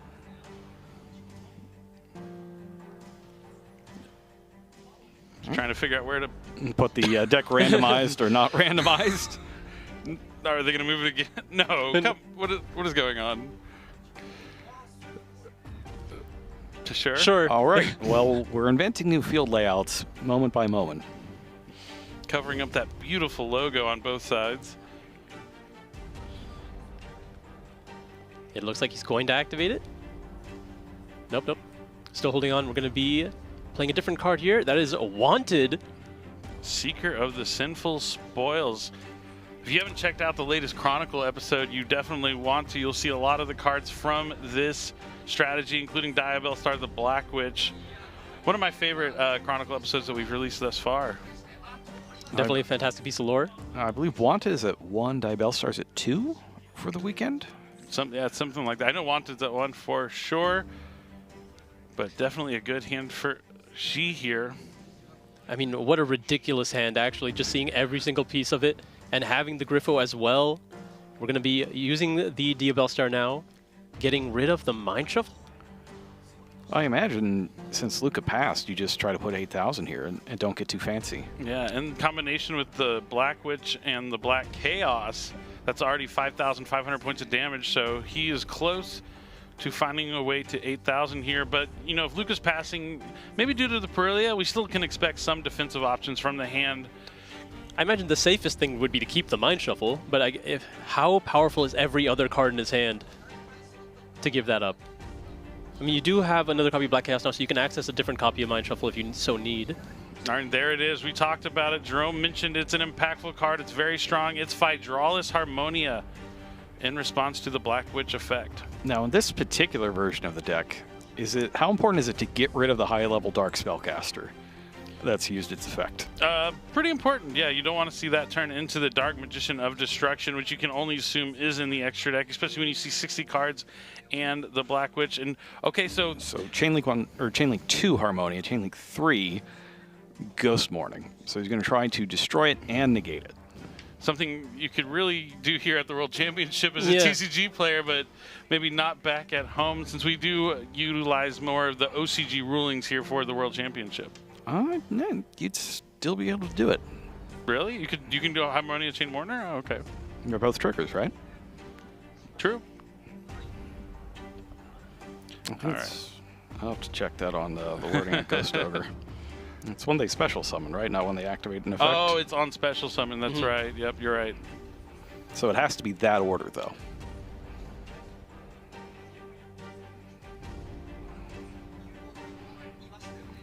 Now, deciding how he wants to continue. There's going to be Habakiri. That is a strong card. Is that the card that you were losing? That's a surrender button. That's, yeah, that's to be expected. Yeah, a quick game here for G. Just absolutely incredible. We talked about Light and Darkness Ritual dominating this tournament so far. It's between that and Cool Tune that have really been impressive.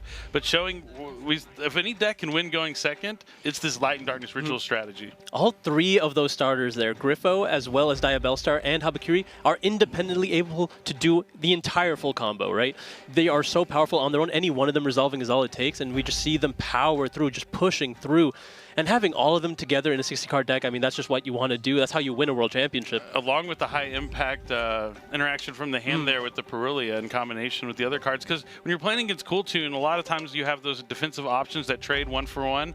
Don't work really well into Cool Tune. Like an infinite impermanence on a Cool Tune monster might slow them down, but being able to still synchro from the hand despite the effect being negated means that you're not always going to get that same kind of value out of those cards. But when it comes to the Mulcharmies, that can really help, especially Perulia against Cool Tune. Yeah, it's not even so much as what the Perulia does, it's what it stops your opponent from wanting to do. If they just don't have the will to give you all those cards because they know they can't do anything about it, and their best shot is to just hope you don't have anything else either. Yeah, that makes sense. I mean, Perulia is an interesting one against Cool Tune because you can get away with giving them 1 or 2 draws and doing the entirety of your combo. But against a strategy like that, 60 cards, you know they're playing. At this point, they definitely know what each other are playing. And you see all those engines, and we saw it in Mario's match alone. Even if you do your full play, it's not enough to stop an actual hand that can get crafted with that many cards. So you just have to pass sometimes. Yep. Yeah, and you know, maybe he might have not even had any starters to begin with. We will never know if it was the Perulia that slowed him down or if it was just not like the right cards in hand there to actually be useful there for Luca. That's kind of the good feeling, though. Like, if you don't actually have anything and your opponent just, like, follows Perulia and uses all this stuff, you're like, well, yeah, I wasn't going to do anything anyways. It was not that bad. It's like, it feels good in that sense, but it also feels terrible because you went first and had to do nothing. Yeah. Yeah, I mean, but when you get Mulcharmy, like, your mindset goes to, okay, well, my best option sometimes is leave them with less cards in hand, hope they don't have the starter cards, but plenty of starters there from G from Australia. It's cool to see the Australian players really showing up here, and it would be cool to see one of them make the top 8, if not multiple of them as well. Oceania is a region that doesn't have as many players as the other regions, but they always send really strong representatives of the World Championship. Yeah, shout out to Bowden Temnick. They have, what, 2, 3 players this year? They have 2. 2 players this year. That's about normal. Yeah, definitely going to be interesting to see if he can take this win. But as we were saying, there's going to be multiple players with 3 losses that can make it in. So even whoever loses this match will still have that opportunity to make top 8. But It's just very scary. There's going to be a scary path. Yeah, there's a lot of players that will have 3 losses that are going to be looking to try and still make top 8, and it's going to come down to those tiebreakers potentially. Yeah, you just want to win as many early as you can just to have those better tiebreakers, as you mentioned, going into the later part of the tournament. The winning early means that the players that you lose to later on will still have higher breakers because they also had more wins. Yep, and we see the players finished. That is that? Look how tall that deck is. That is a double tower. Sleeved. Yeah, that is a it's tower. beyond a deck. That's a tower. Double sleeved, very large. Just absolutely phenomenal. I'm a fan of 60-card decks. You know, they're very entertaining to play. I think when you have so much power in your strategy, it's so fun to get to do all of them. But you never really need to do all of them. Yeah, maybe. I kind of enjoy it. I mean, you just use so many more options, but yeah, it's a trade-off because the more engines you have, the less likely you are to draw those interactions when you do go second. But we've seen time and time again with the Light and Darkness Ritual, whatever variant you're playing, even if you don't have any defensive options, sometimes all that power is strong enough to push through any sort of disruption that the opponent can set up on turn 1. And the nature of 60-card decks have changed over the year. Back in the day, it used to just be grass decks. Yeah. Decks playing that grass looks greener because they're trying to throw half of those cards in the graveyard right away. But now you're going to play as many of them as possible. Or Curry Bandit. The first time I ever played 60 cards, it was all about the Curry Bandit, which is like grass way before grass. I mean, it's only 5 cards, but it was enough back then. I like Curry Bandit. Oh, it's a classic. Those are good times, playing Curry Bandit and the Fire and Ice hand, those sort of things. Love it. All right, looks like the players are side decked, and we are ready to jump into game 2. Luca will try again at going first. Doesn't look like G has any Mulcharmies here, so Luca will be able to play, and he's going to start with Synchro Overtake. I mean, strong one to start off the turn. One of the more powerful starters because it doesn't take away from any of your natural plays in the deck. Yep, and it can naturally play around like a Fualos because you can choose to add it to your hand. And he looks like he's going to reveal a Remix. So He'll be special summoning Cool Tune Mix from the deck here, I'd imagine. And there it is. Mix is going to be able to add any non-level 2 Cool Tune monster. Yep, from the deck or graveyard to the hand, and it's going to be Cool Tune Q. That's the one you're going to want to normal summon. All right, the Droll and Lockbird check here. Looks like he's all good to go.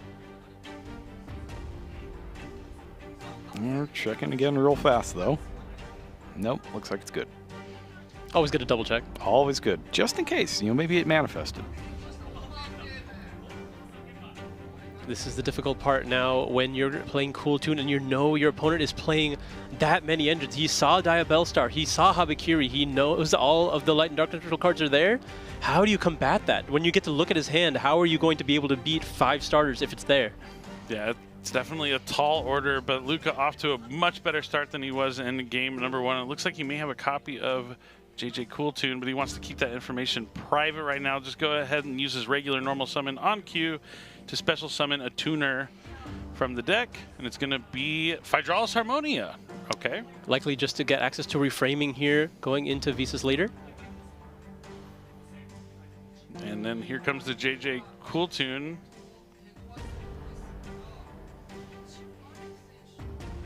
There it is, the jukebox. Going to be swapping out the queue right now. And all of this is resolving. We haven't seen anything from G's side. But that's what you'd expect from a 60-card strategy, right? You're trying to push through with Engine. Maybe you have Mulcharmies in there to try to stymie your opponent's play. But for the most part, you're trying to just play through what they're doing. All right, you looks like you called it there, Asala, summoning the Rotary from the deck, synchroing with the Harmonia for a level 8. It's going to be Visas Armitara? Armitara. And now we're all going to get to see.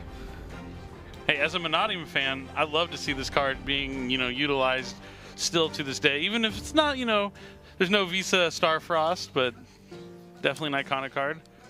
It's Baron with extra steps. Ooh! So we talked about having defensive options in the hand. We talked about being able to take a peek and look at your opponent's cards. But the card, good stuff. The card that counters the reveal is Pot of Sloth, being able to use that card to sculpt your hand on the following turn. And we also get to see the other strategy he is playing. You've seen it a lot in between rounds if you've been watching the Yummy Snatchy go around and grab the Yummy monsters. We have a Yummy Lollipo in the hand. That has to be devastating for Luca to see. You saw 3 powerful engines, now you see the 4th as well as a Pot of Sloth. And Magician Souls.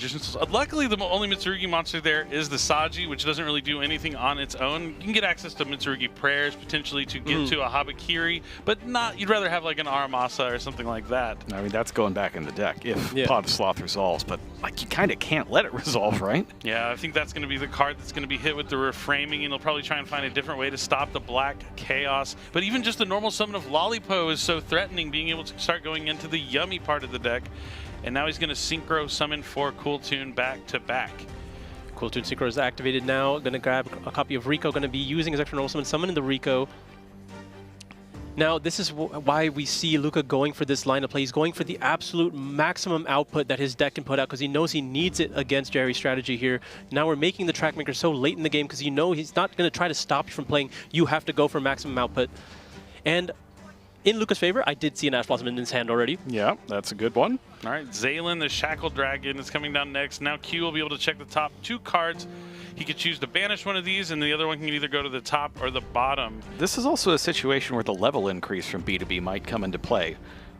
It's really strong against Yummy, extremely strong against Yummy. Okay, so he leaves the Futsu on top, knowing that he has the Saji, which will be able to add Mitsurugi Ritual to really start the Mitsurugi portion of this deck, potentially. Or even Prayers. Could be, yeah.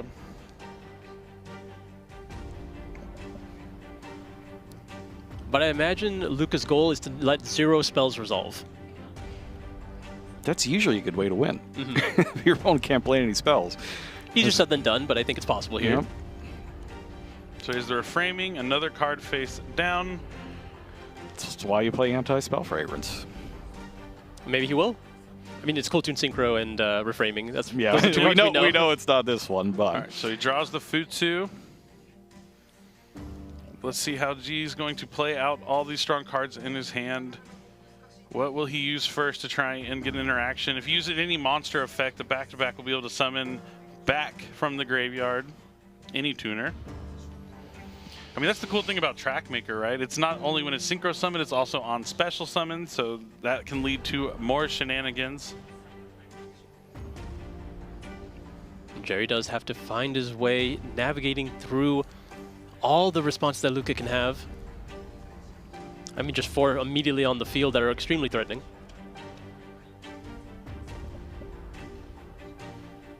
Will we start off with the Pot of Sloth? We will. It's going to fire that off immediately, and it gets hit by the Ash Blossom. Doesn't have to use reframing there. So that's good. Always want to use your most restrictive ones first.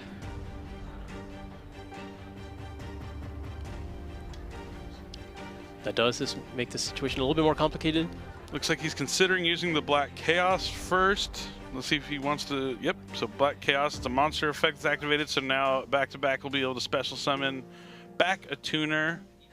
Will he use a Zalen as well? He will. Just limit access to the Mind Shuffle. Brings back. I think this makes a lot of sense here because of the Magician's Souls.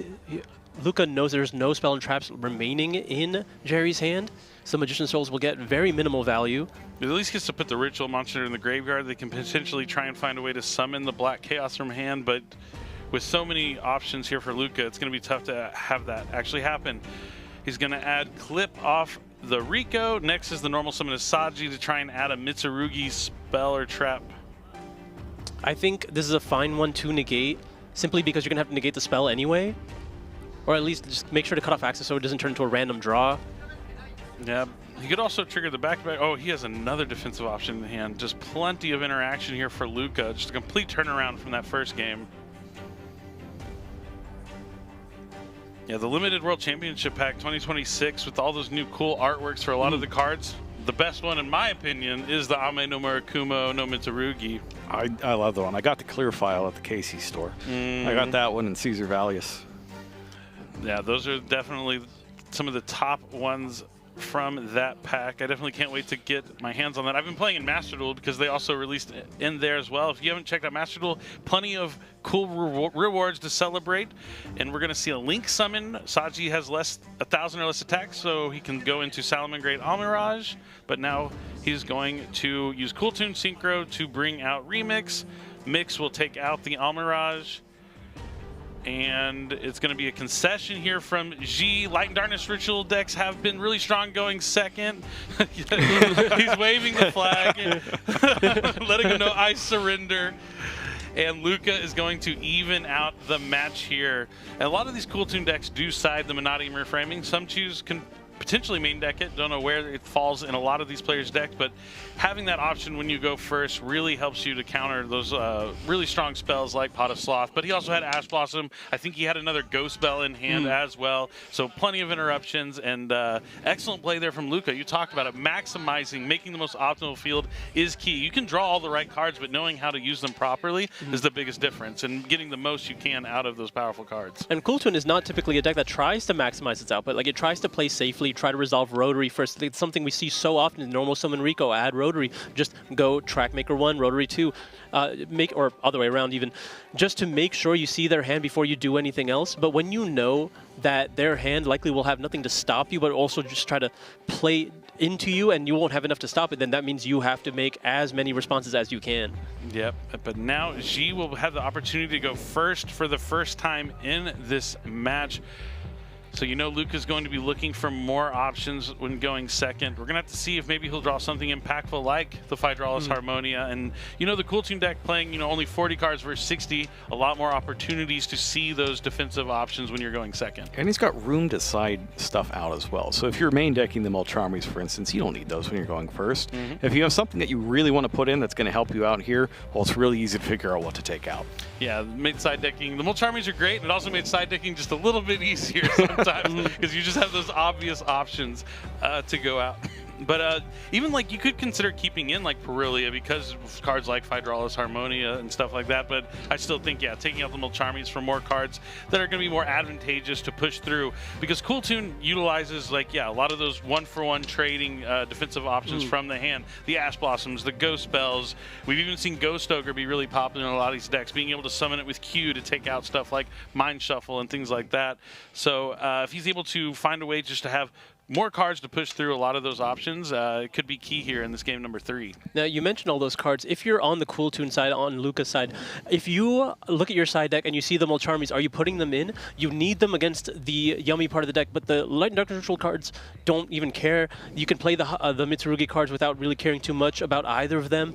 The thing is, they're playing all of them, so they're all good. How do you make the choice? Yeah, it's tough, especially when you're playing against decks like, yeah, a pile kind of deck with 60 cards, all gas, no breaks. It's hard to slow it down. And then they have, yeah, the Mitsurugi cards, I think, as you mentioned, really line up well into those Mulcharmies, not needing to summon from the extra deck as often as other decks might need to. That's like the make or break for some decks. Like, I can't summon from the extra deck without giving you cards.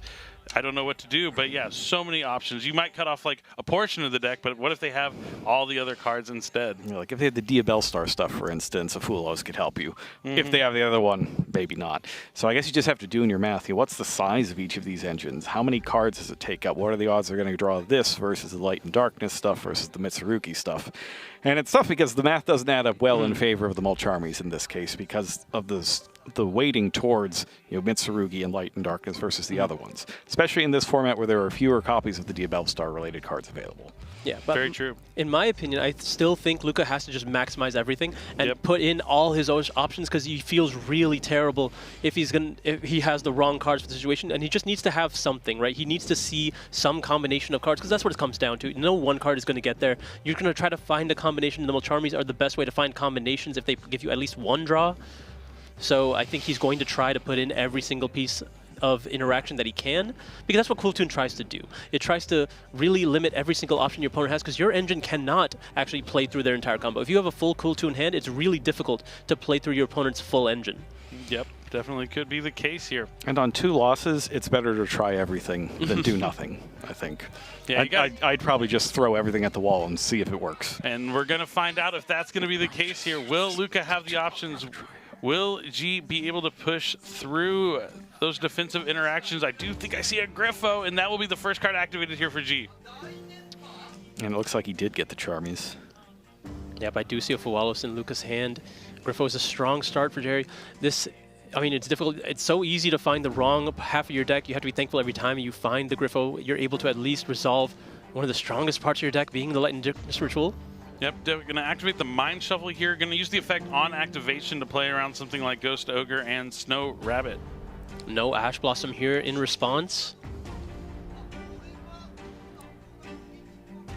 All right, so he's probably going to add that Skull Archfiend to Chaos and then send it to the graveyard for the Mind Shuffle resolution.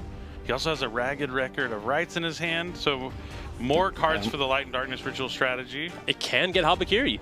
That too. Oh yeah, since he is playing so many different engines as well. That's where the redundancy can really come in, when it has multiple routes.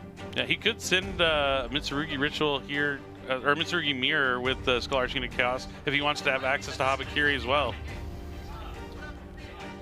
And it's going to be Light and Darkness Ritual. I think at this point, when you have the Ragged Records, you just want to limit what your opponent sees, so they use their interactions in a certain way. True, true. Adds the Magician of Dark Chaos, Black Chaos. Does a Droll and Lockbird check. Nothing here from Luca.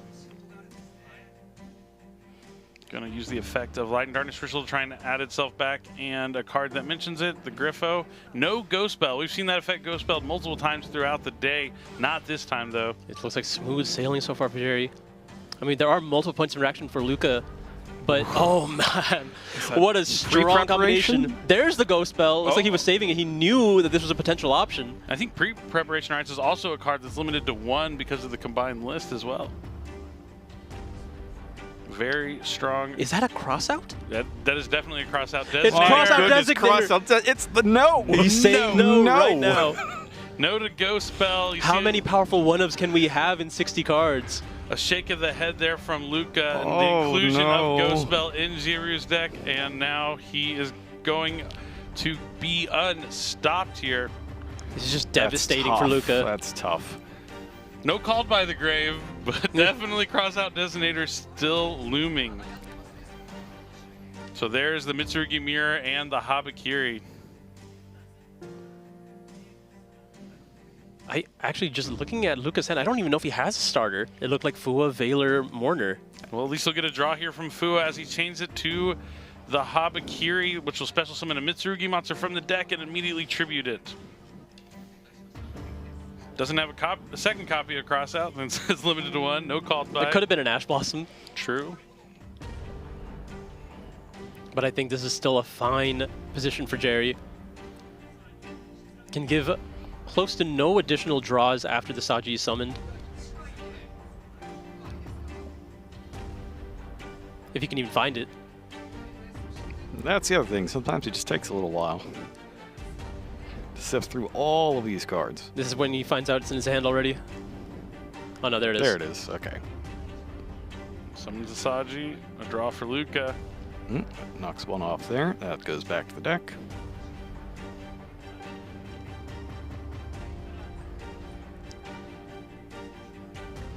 Mitsurugi Ritual is added to the hand off the effect of Saji. So many cards in the hand here for Jerry.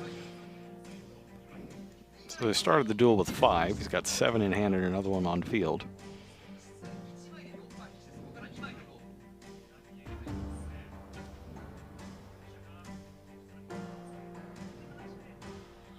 All right, next up, it looks like it's going to be the Mitsurugi Ritual to summon from hand, I'd imagine. Yeah, because we already have Mitsurugi Mirror in the hand, we can circumvent the Fuwalos really easily by just sending Murakumo for the effect of Ritual. I imagine that's what he's going to do. We were just talking about this in between the games, how the Mitsurugi cards can play around Fuwalos pretty well. And Habakiri takes the field. Going to probably send down a Kusanagi and an Aramasa. All right, we're opting to do that. Just getting maximum value as well. Yep, be able to add back that Mitsurugi Ritual from the graveyard and add a Mitsurugi monster from the deck to the hand. Unless Luca has something here. Nope.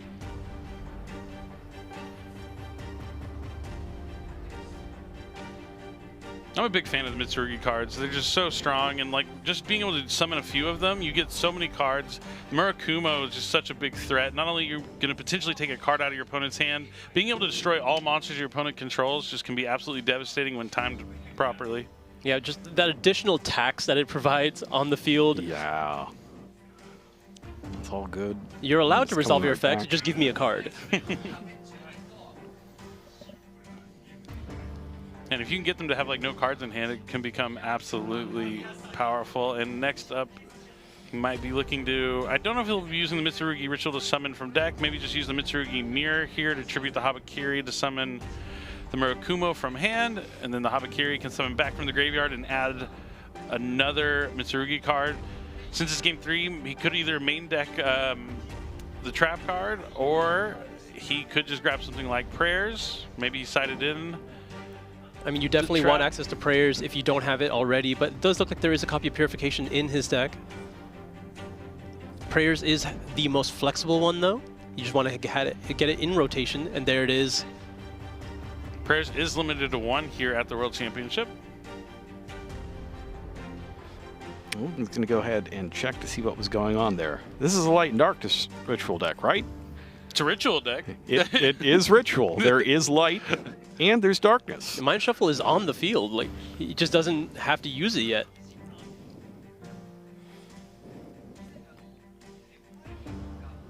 All right, where is he going to go next?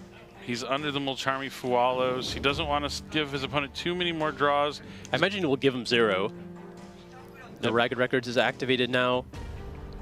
So he's going to reveal the Light and Darkness Ritual to add a Ritual monster. Or any card that mentions it. Yeah. Oh, it could be Black Chaos, I suppose. Yep. I don't know.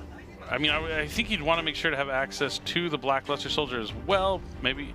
Or he can always just grab it with Mind Shuffle during his opponent's turn as well. Exactly. But especially if you can resolve Skull Archfiend again. That's usually the best way to get the additional ritual monster. So he's going to use the light. We're seeing the synergy of the Light and Darkness ritual to tribute the Habakiri to summon Magician of Dark Chaos, Black Chaos. He'll be able to add back a spell, summon back the Murakumo, add another Mitsurugi card from the deck to the hand, adds back the Ragged Record of Rights to be used next turn. And then just putting the mirror on top just to make sure all the other effects are safe from an Ash Blossom or a Ghost Spell of any kind. Given Ghost Spell's already used. He checks the Ragged Record of Rights first. Really, you can get Black Chaos? Yep, it's quite good. Just making sure it's not once per turn, I think, at this point.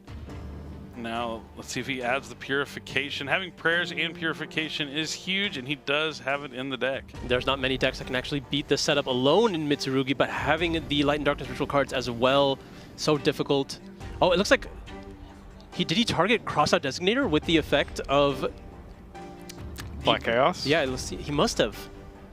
Yeah, I think all the rest of those came back on their own accord.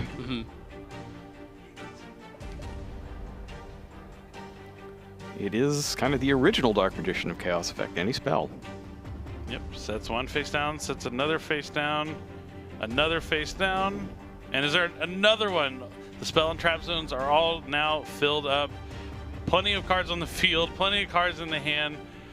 Luca's gonna hopefully find a way to push through this, but it's going to be quite difficult. Jerome, you mentioned how the Mulcharmy's not so great against the Mitsurugi part, and Jerry definitely knew that and found a way to navigate through this really well. But if you're Luca, what card was that going to be that does something against this? Droll and Lockbird. Another copy of Droll and Lockbird. Yeah, it's tough. We're going to fly back to California and get the second Droll. There you go. All right, and so now it looks like he's using that Mind Shuffle to add and then send the Ragged Record of Rights. Yep, he grabbed the Blackluster Soldier, Soldier of Light and Darkness. So now he has multiple forms of interaction, even more than before. He's going to use Rotary here, revealing Effect Veiler to summon a tuner from his hand. An extra summon. I wonder if he's going to summon either of those or maybe a mystery monster from his hand.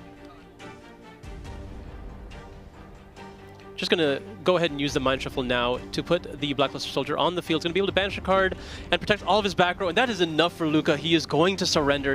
I mean, I don't know what 5 cards could really deal with this situation. There's not a ton. There's really not a ton. It's probably not going to be a bunch of one-for-one kind of things against a deck where the cards all multiply themselves significantly like this. But the crazy thing is we see how powerful that deck is. Yeah. He lost 2 times before this. So it's not impossible. It's a high variance deck. There's a lot of cards you don't want to draw, but if you draw the good half, the redundancy, the actual value cards, every single one of those cards just gives you multiple. As you mentioned, they all multiply. So if you see the good ones, it's just so hard to beat. Yep.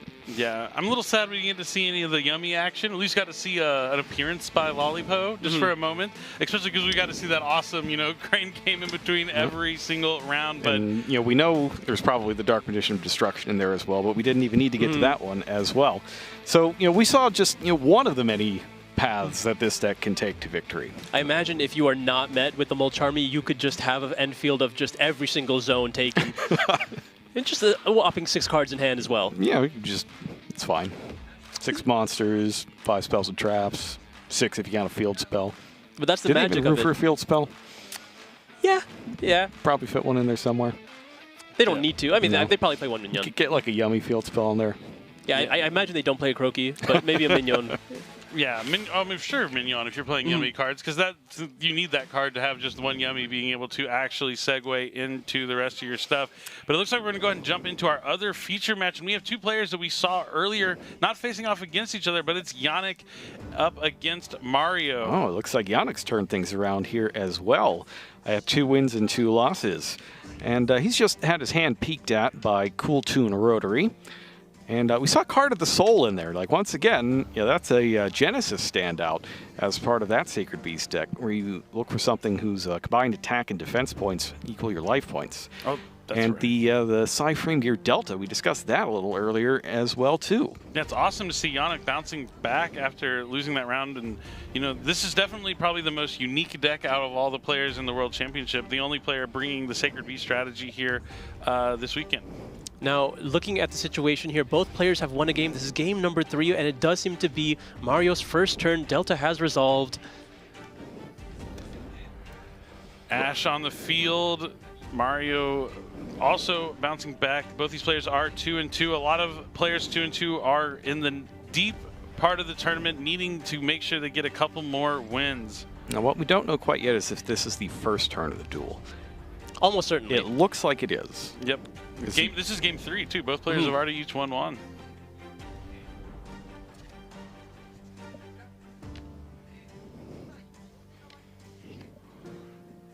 Mario going through his plays here, getting to resolve. Is that Crackle? Crackle going ahead and banishing Secure Gardener from the extra deck.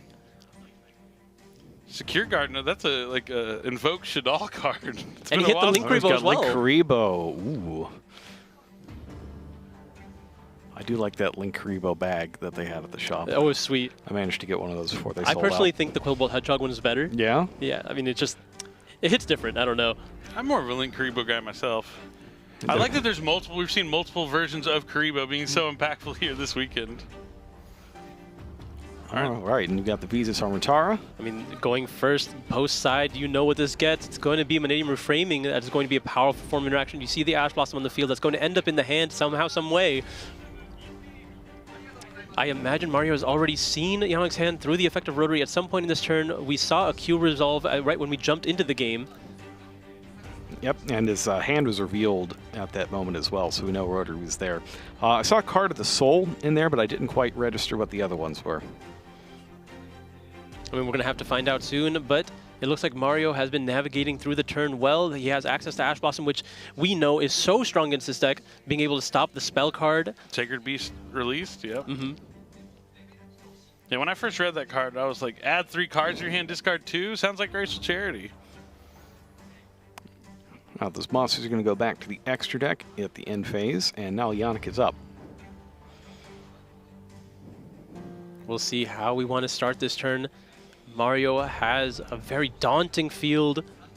The Vanadium Reframing set, almost certainly Cool Tune Synchro set. Now we're going to be using Remix to get that Ash Blossom back to the hand.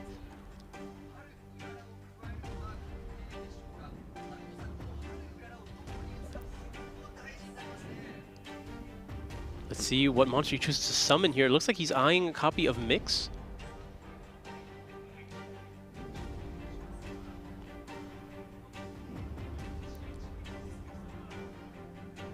All right, Ash Blossom to the hand. Does he special summon to the field? He's going to summon Mix, and he's going to immediately synchro summon into Cool Tune back-to-back. Opting not to get the effect of Mix on summon here, just getting back-to-back on the field, which, I mean, honestly, a lot more value.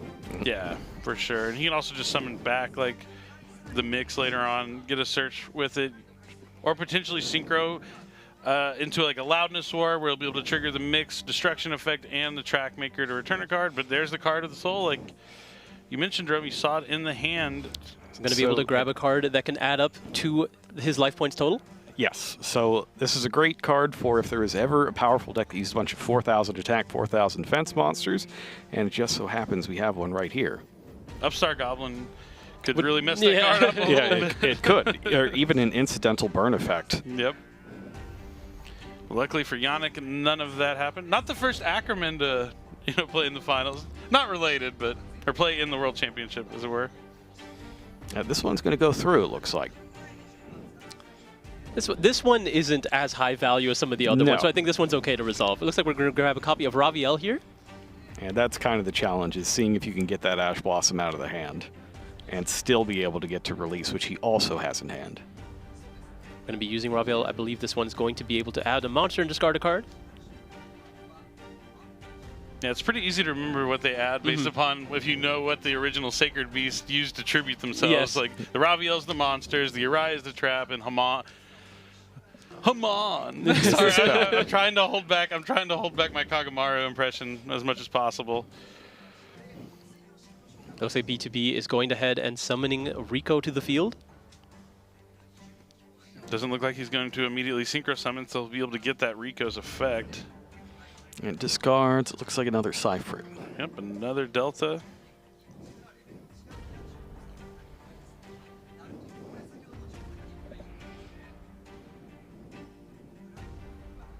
Gonna add back Cool Tune Clip. Yet another interaction available. We still haven't seen like a cool tune RS be summoned yet. That's not true. Or I haven't, at least. Oh, okay, that makes sense. Maybe it's someone on the round I was not on. All right, he's going to start with Martyr of the Sacred Beast. He's going to try and summon more copies of Martyr from the deck. So the first thing it's going to do is like to get the field spell. I wonder if this is something you allow to resolve. I imagine you wouldn't.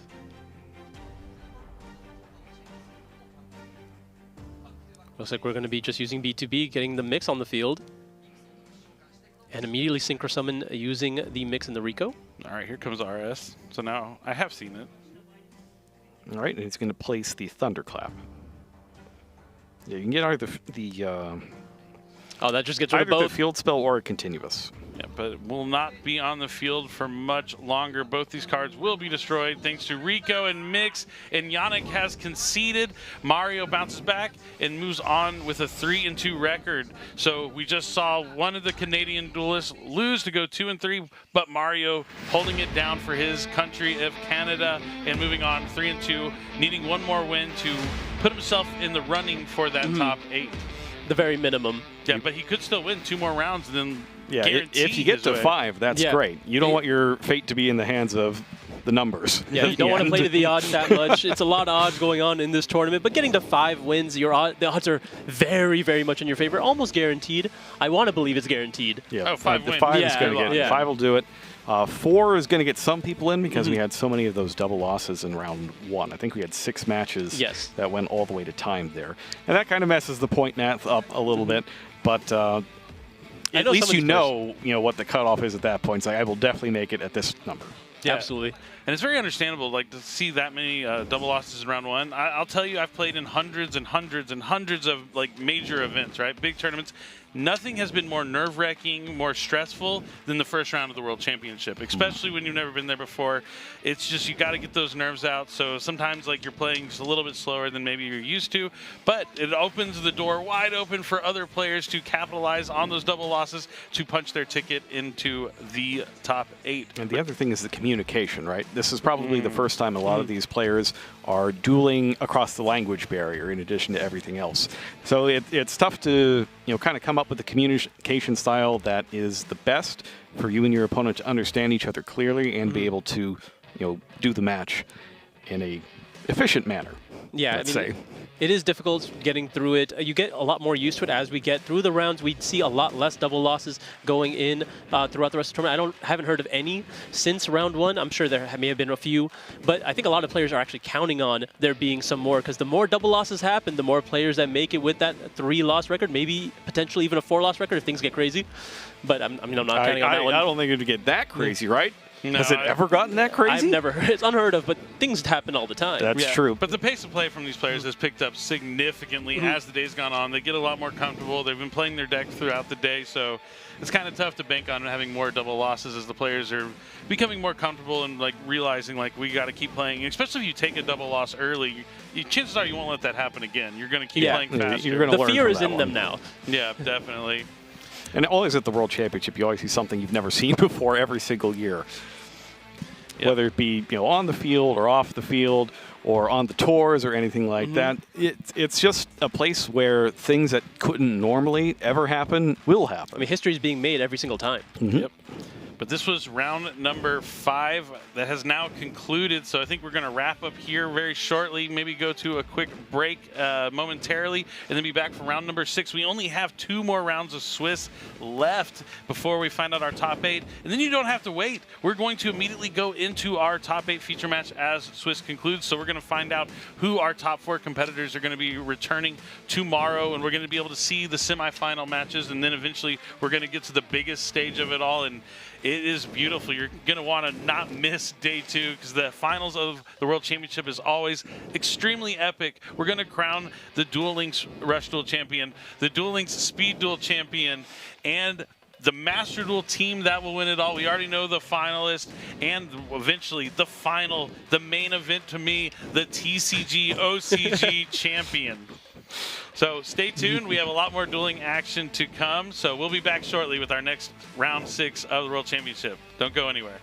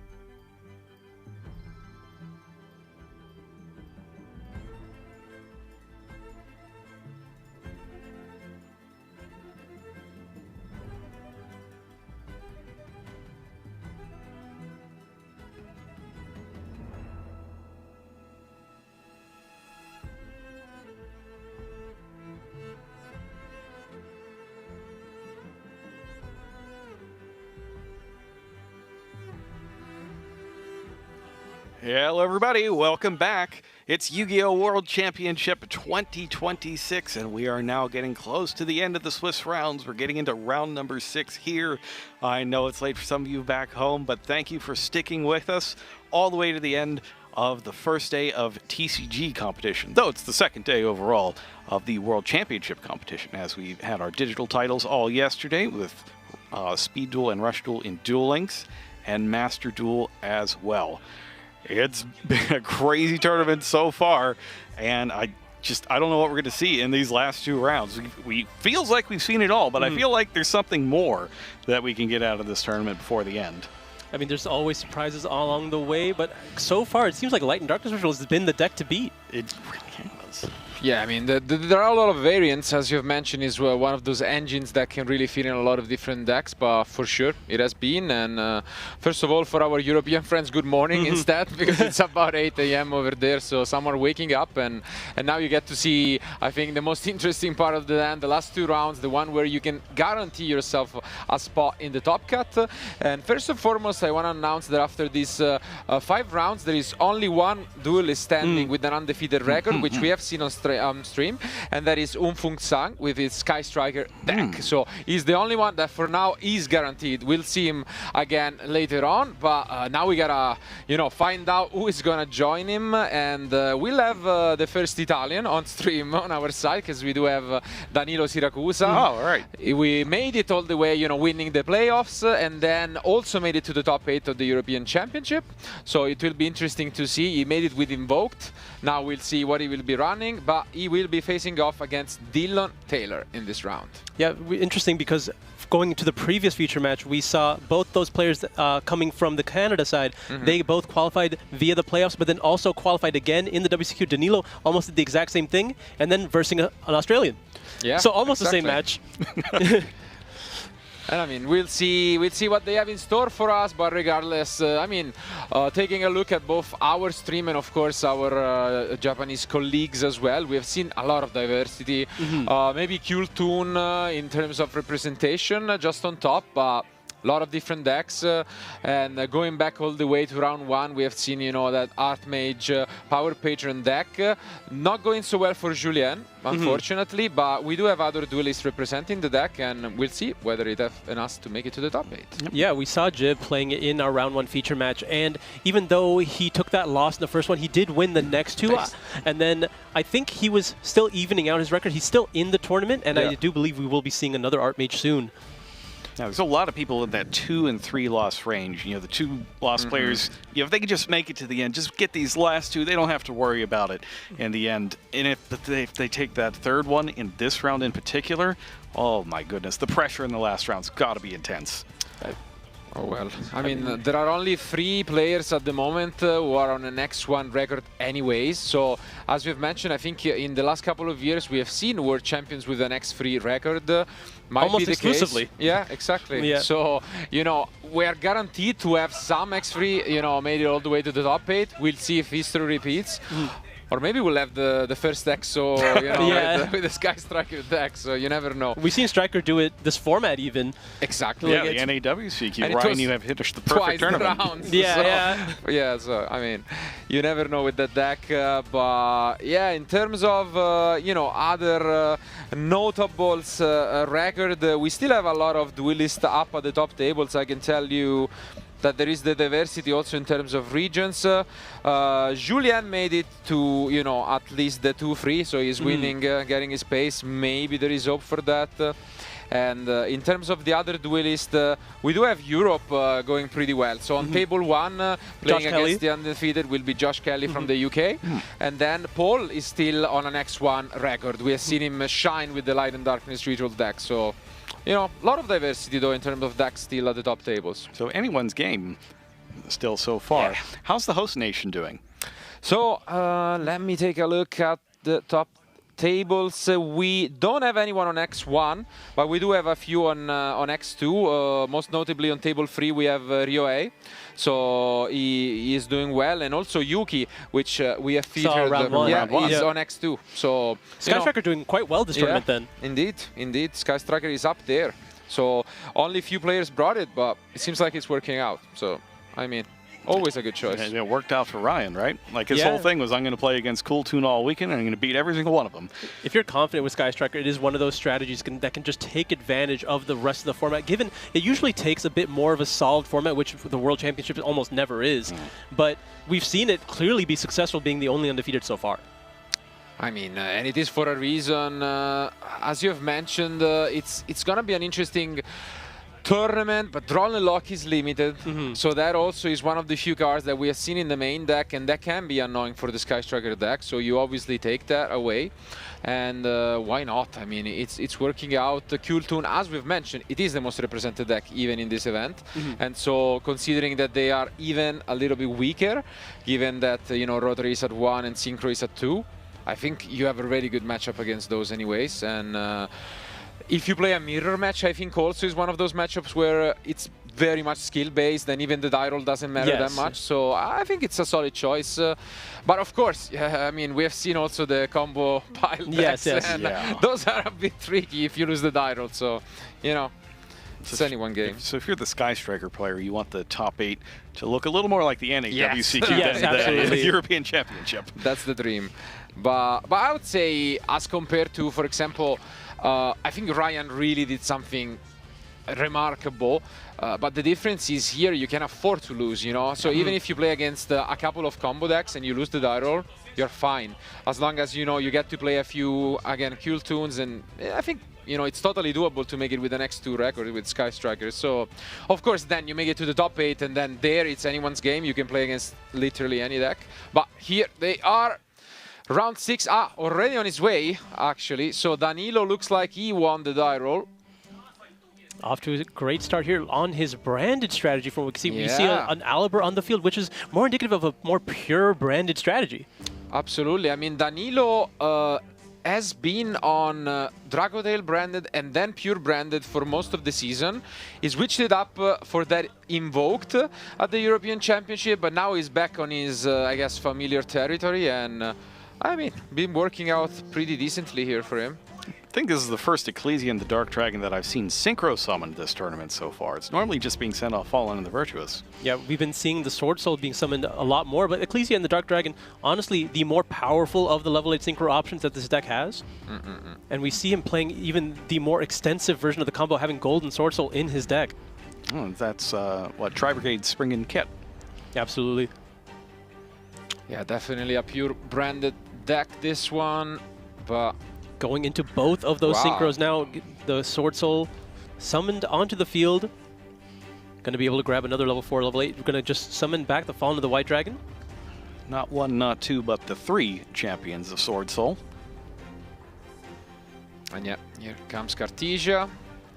Blazing Cartesia at a blazing pace from Danilo. Very comfortable with the strategy, just going through the motions. Yeah, he's definitely one of those, I would say, quick players, you know, usually pretty confident. Ooh, and we did see pretty good card in the end. Absolutely. This is going to be an interesting matchup, though. You can kind of peek into Dylan's hand. Yep. It's a matchup we've seen several times in this tournament. He's got the nice Mirror Jade, huh? Yeah. Yep. Oh, and there's this the is a great Servant. hand. That's real good. This is a great setup from Danilo. Amazing start, and I mean, we've talked about it at the start of the event. The World Championship is a 30 duelist tournament. Voices spread quickly, and at this point, I'm pretty sure they both know what they're playing against. Absolutely. So I would say after round 1, everyone knew. Yeah, pretty much. It gets the Dogmatica Ecclesia, special summons are out. Dogmatica Ecclesia is going to add... Well, that's got to be the Fallen and the Virtuous. Yes. Yeah, I mean, we did see Dogmatica Punishment before, but yeah, probably Danilo just on the Fallen. Gonna set a couple of cards and then move to end phase. And then a couple of effects here in the end phase. Yeah. As I usually call it main phase free for Branded, because Branded really has a lot of action in the end phase. Oh, we even see McCourier. McCourier. Okay. Yeah, that's not McCourier, so usual. Fleur de Lightning? No, that's Incredible Ecclesia. No, Incredible Ecclesia, okay. And there is Tri-Brigade, yeah. Branded Retribution from, I believe there must have been an Albion in the graveyard as well from previously in the turn. Yeah. I mean, this is... Ecclesia returns. Wow, Retribution. This is a great opener. Absolutely Probably, ideal. Yeah. yeah, as good as it gets for the pure branded deck. Dylan will need a lot of powerful cards to go into this, but I see one strong one already, a powerful spell card to start things off. That's going to be Pot of Sloth. Wow, in the main deck. Interesting. Oh, now let's go ahead and count those up. We got 1, 2, 3, 4, 5, 6, 7, 8. You're going to be able to craft the perfect 6-card hand here now that it's able to resolve. Branded not typically having too many ways to actually stop your opponent from activating and resolving effects, just mostly just points of interaction, just trying to remove cards. There is Retribution, which is able to negate a summon, but outside of that, it's all removal. Let's see.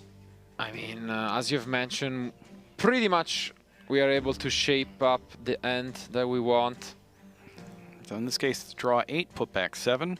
Yeah. Anything you drew that you really didn't want to draw, it's going straight back. It's one of the strengths of Pot of Sloth. I wonder if Dylan, within those 8 draws, I mean, total, what, 6 plus however many, will he have found that one card that he's opting to main deck that separates his list? If it did, it's going to be pretty significant. Yeah, I'm worried about Danilo if it did. And if it didn't, it would be quite unfortunate because you pretty much saw half of your deck now. So let's see what we do next. I think we did. Is that it? I think we did. It looks like we are entering battle phase. I think we are entering battle phase. Danilo can read it as a bluff just to force. Yeah, does he believe in the main deck? That's wild. And you can see Danilo shaking his head and being like, is that for real? I mean, these are the gambles that can make or break a world championship. But I mean, in the moment in which you saw Pot of Sloth in the main deck, kind of start thinking, right? If your main deck can just go second cards. You're like, either he didn't side out, and I don't think that's the case, or there is some going second action going. So, ooh, and I think it's there on top. Oh, it's definitely there. Oh wow,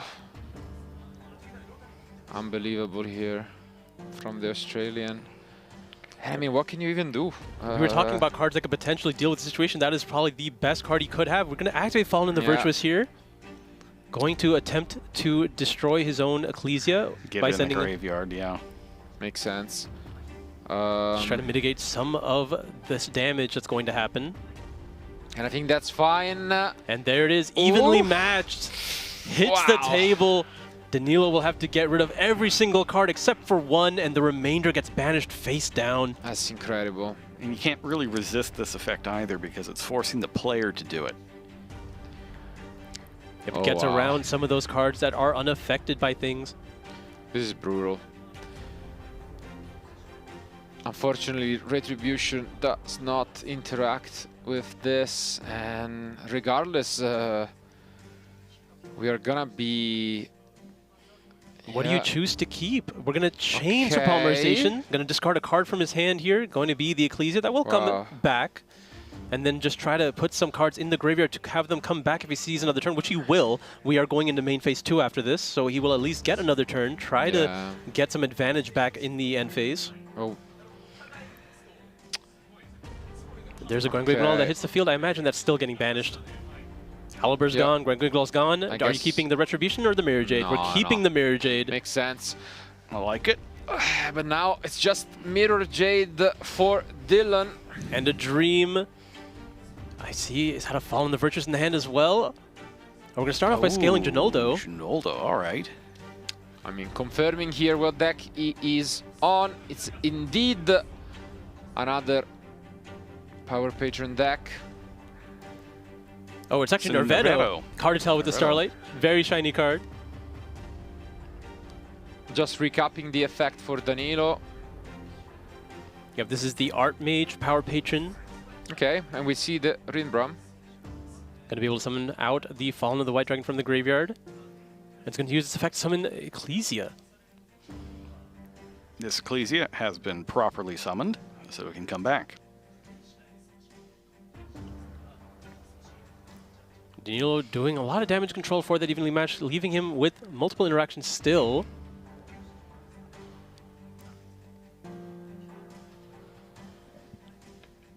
There's Etherealized Lull.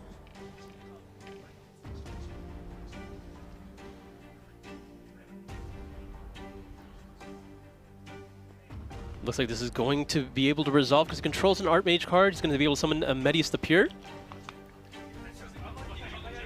There it is. Medius is now going to be able to activate its effect. Or, no. We're going to start off with Fallen the Virtuous.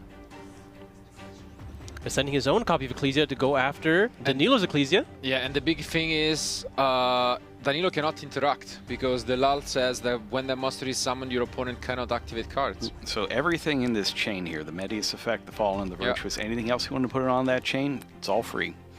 Yeah, that's great. Really, really strong here. I still have to deal with the Mirror Jade.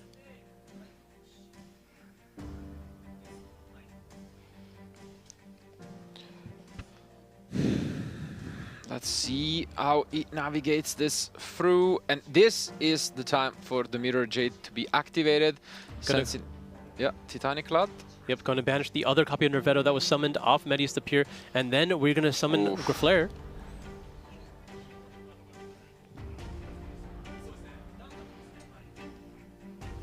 Yes, and he's pointing out, yeah, so this doesn't say Archmage, but this one counts as. Yep, each of the Power Patrons are always considered their appropriate name, whether it be Archmage, Dooms, or Elf Note.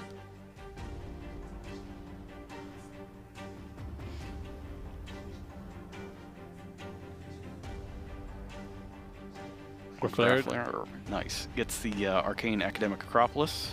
Yep, the field spell for the strategy. Seeing if there's anything that Danilo wants to do in between. Grand Guignol is going to summon Coridas.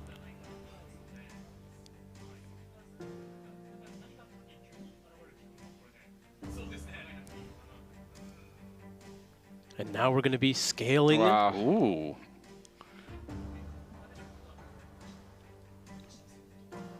All right. So Golem is scaled. And I can get a different pendulum. I don't even think it needs to be a different pendulum. It could be another Golem. Yeah, once it goes through the extra deck. Yes. Just going to go ahead and destroy itself. Just to make it so all the level 12s gain 5,000. Because I imagine he couldn't use the other effect.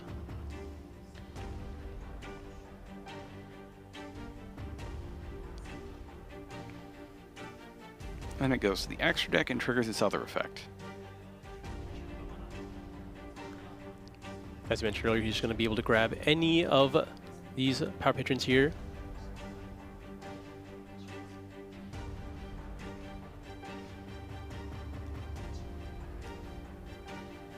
Dylan considering his options. I mean, most of his cards are face up on the field now, so he needs to try to navigate through Danilo in a way where he can't go for game, so he has to make a board that can allow him to survive the following turn. We're going to normal summon the Archmage Power Patron. Use its effective fuse.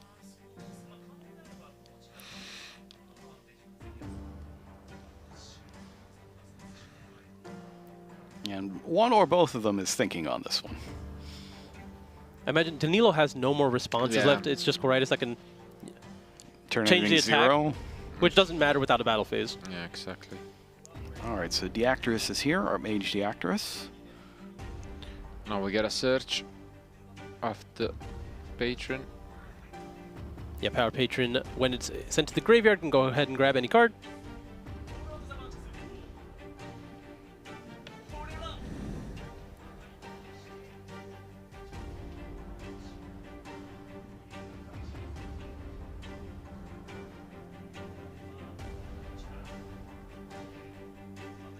Yeah, Power Patron grabs any Archmage spell or trap, so he grabbed the... Let me see quickly, which one did he grab there? Was it Assault? Or was it Alteration? Looks like Alteration.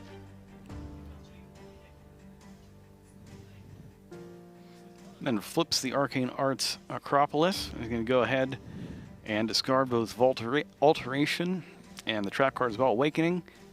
And take roll call to get the remaining members of the Archmage class.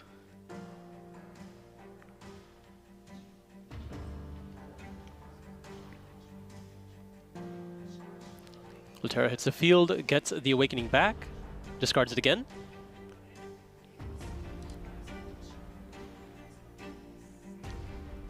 There's Finmel.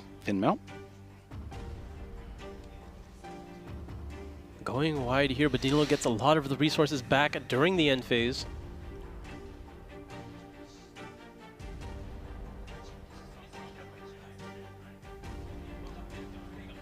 All right, so he does have to shuffle there because Finmel's going to give him another draw. Now we have access to the Awakening effect in the graveyard as well, allowing us to return a monster to end and then destroying a card. Yeah, but just bouncing his own Archmage card to go ahead and destroy a card on Danilo's side. The Deactorus is in the gate on the field. Has the floating effect as well. There are 3 different types on the board now, so all these effects are quick effects.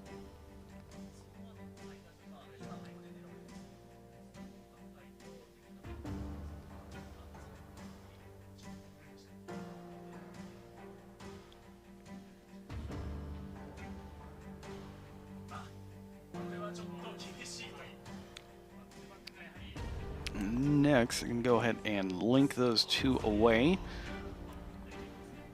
for SP Little Knight. Okay. Banishing the Titanic lot. All right, just Oh, and yeah, there was the Mercurial indeed. we knew about the Mercurier added off the Dogma that Devours.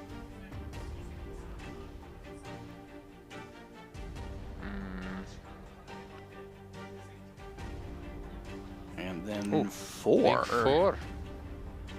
Interesting. 3 or 4. It's going to be 4 for Charmer Quartet in Bloom. Just going to go ahead and summon back the Archmage monsters here.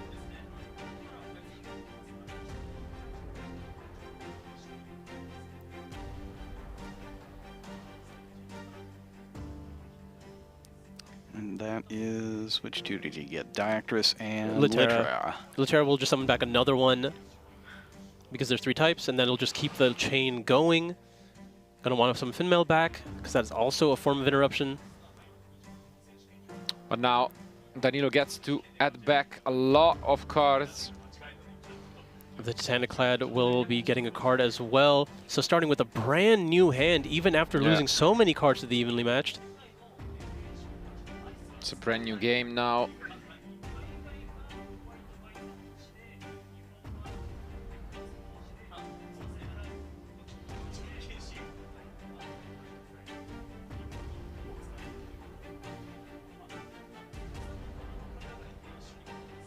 Important moment, definitely a grindy game, a lot of back and forth action, and it seems like Danilo will have a lot going on. So, and we see this a lot with a card like Evenly Matched. It just forces a much longer game, but usually the most powerful decks will have the ability to play around it. They will just manage their resources in a way when they know that they can't lose that turn to just have maximum output on the following turn, and Danilo did just that. Yeah, definitely not on purpose, because I don't think you expect it in game 1 necessarily, but yeah. Yeah, he just used his interruptions in a way that would give him the necessary resources on the following turn, because he didn't have to defend the entirety of that turn anymore. He didn't have to use his resources to survive. He needed to use his resources in a way that generated more value.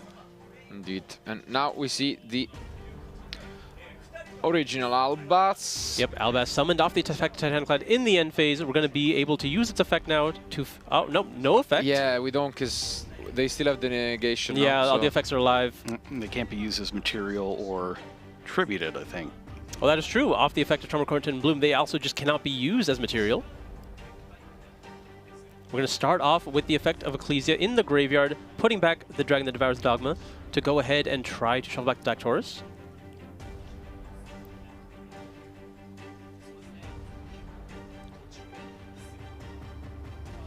I think Diactress needs to be something on the field.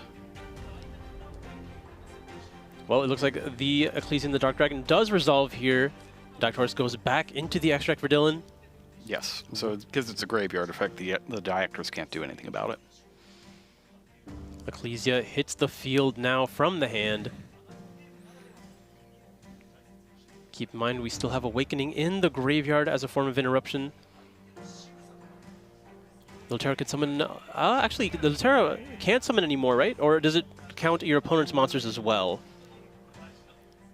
It is if you have 3 or more different monster types on the field.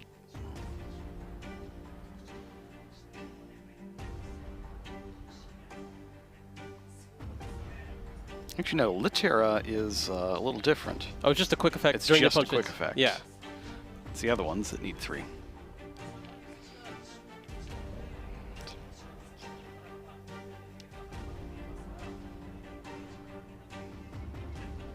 Quem summons send random opening to the grave via the effect of Albion.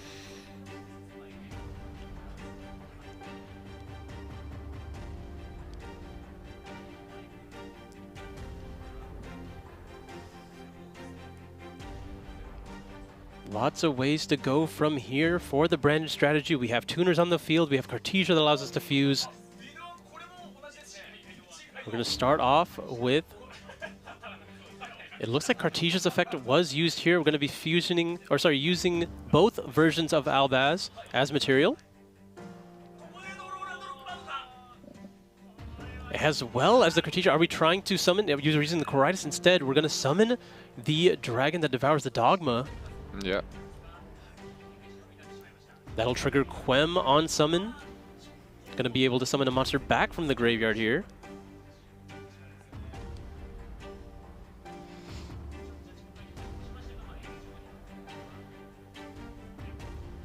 Neil playing a lot more carefully now, not zooming through his plays, has to be really thoughtful about the situation. The game is reaching its climax. You cannot allow a mistake at this point. And it looks like on the summon of Dragon that Devours the Dogma, Dylan is going to go ahead and use the trap in the graveyard. And then chain the Litera, so to get maximum value here. Yeah. And I think that would also clear the zones behind Charmer Quartet.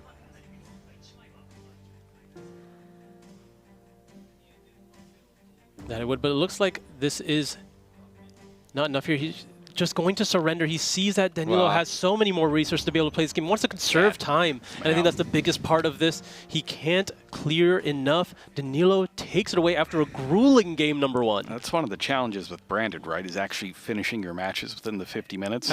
Because you take 3 main phases a turn, as you put it, you naturally do a lot more manipulation of the deck, and you have to make a lot more decisions on cards to add. Just because you have that many more opportunities to act. I wouldn't even blame Branded for that. I think that one is completely on the back of evenly matched, forcing the game to go longer, right? Because you know there's going to be a third turn. You know that you have to manage your resources in a way to try to prolong the game. I don't know if it would have been a simple solution to be able to end the game after evenly, but I also think it was one of those situations where if Danilo did manage his resources incorrectly, then Dylan could have walked away with it.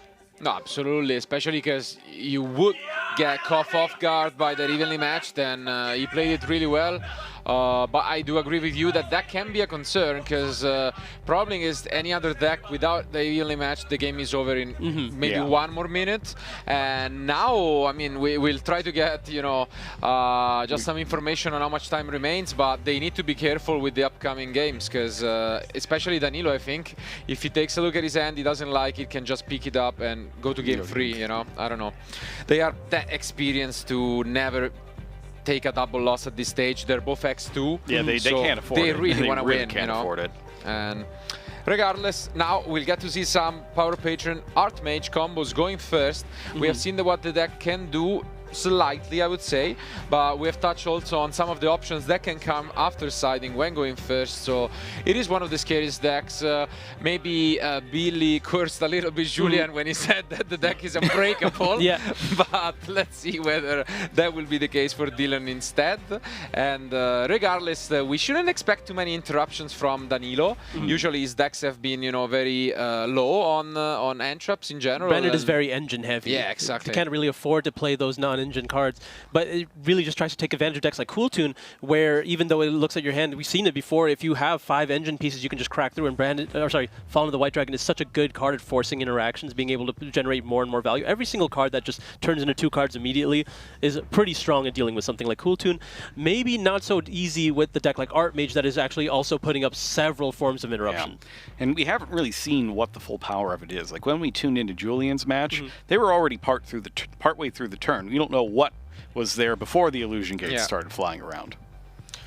But I mean, let's see whether that will be the case. In terms of what you do from Dylan's side, I guess you take out those part of loss and evenly match going first. Yeah. And again, I'm really curious to see what sort of combo he comes up with going first. Again, we have seen all the way from like anti-spell fragrance to different solemns. We haven't really seen solemns at all this weekend up until Not really. now. But in general, Solemn Accusation has been premium, especially against Branded, to shut down, you know, Fallen or other, you know, spells forever for the rest of the game. So we'll see whether that could be the case. Yeah. And we know that he's playing Charmer Quartet and Bloom, so that also opens up opportunities of sending something directly to the graveyard and then bringing it back. Spell Canceller, maybe. Who Spell knows? Canceller could be. You never know. Anything You with never Zena can know. do so much damage here, but we'll see. We're going to start off with the Perulia immediately for Danilo. That is going to be impactful against the Artmaze strategy. And then we're going to start off with Assault.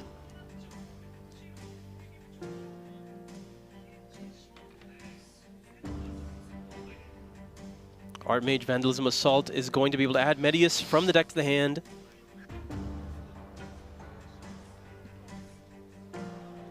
And now we have Theorized Past Lull activated as well, going to be able to summon the monster. And as we expected, game one took almost half of the match away, so there are about 24 minutes remaining. And as mentioned, this can be quite tricky. I think you take about 5 minutes if you're Danilo to decide whether it's worth playing this game at all. And yeah, let's see. It's a little more complicated, too. He's going to draw cards for each of the summons from the hand. So the calculus on that decision could be shifting from moment to moment. Indeed. I mean, we use the Theorized Past Lull to get around the Perulia here so far, giving 0 draws by special summoning the Medius from the deck instead. Danilo laughing it off and saying, yeah, sure, go ahead.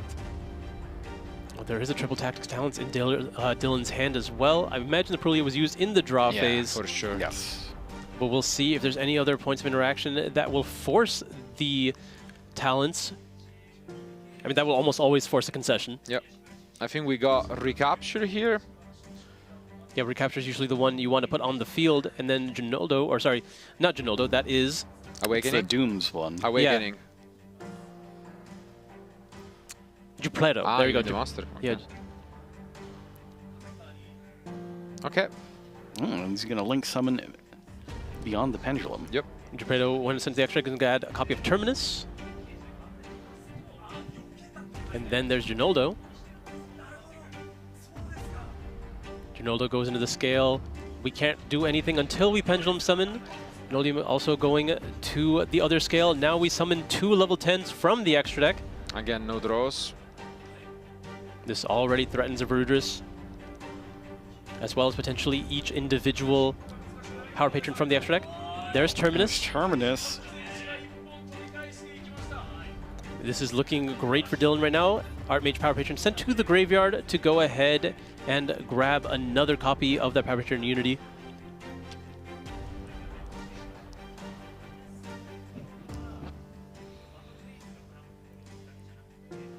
Now we are going to be using the effect in the scale to destroy itself and summon back a Power Patron from the graveyard, summoning back that Artmage Power Patron. And we get multiple triggers here.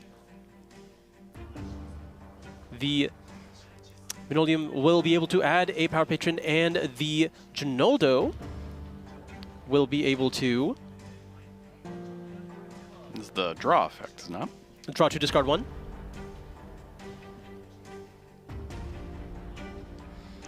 Looking great here for Dylan to There it is. even the score.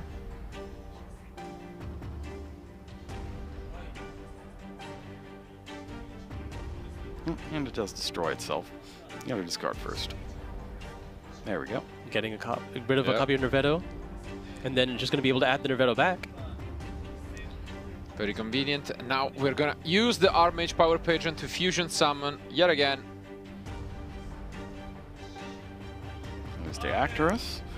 Just another interruption onto the field. Finally, we're going to be using 2 level 10s into Verudris. There it goes. I mean... That's pretty impressive. Yep. Now I think Danilo just asking, what do I know? And yeah. That's 3 different effects that negate cards. And Dylan as well as a lot of follow-up in the hand.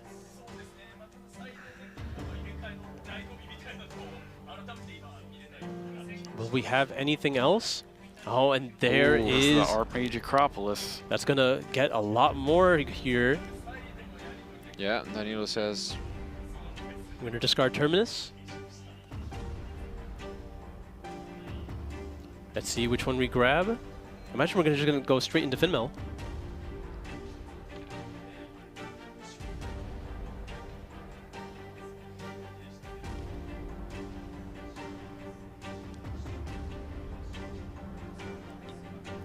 Yep, that is. That is Finmel. It goes to the hand first, though. Do you even? I don't know if you. Yeah. I mean, it is a strong interruption for one card. It's a solid trade. Yeah, one draw, I think he'll live, especially when he gets a draw as well. And it's a pretty strong one. Fair enough.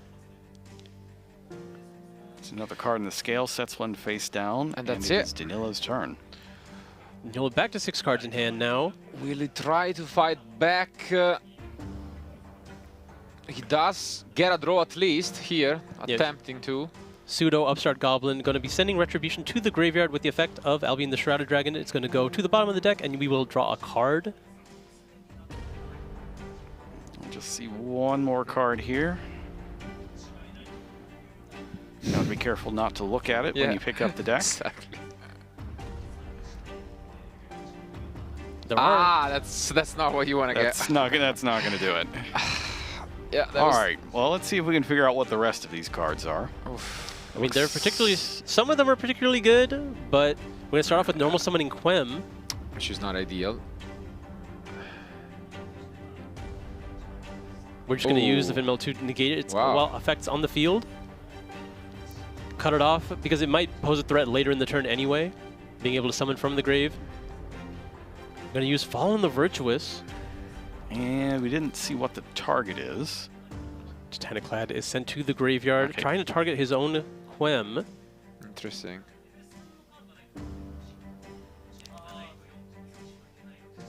Will that force one of the negates from Dylan?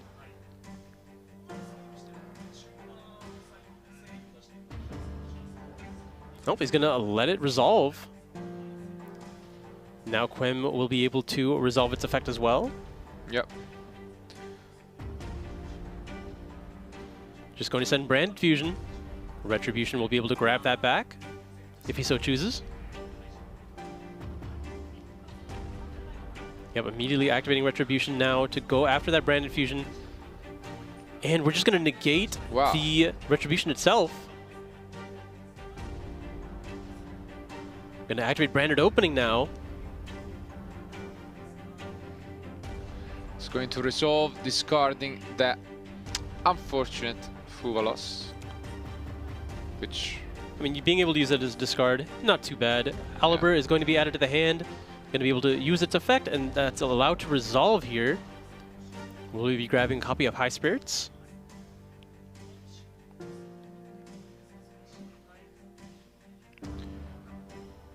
There it is, Brandon. Yeah, Brandon High Spirits is going to be able to go to Danilo's hand. He has another copy of Aliber, and he does play the Coritis. Wow.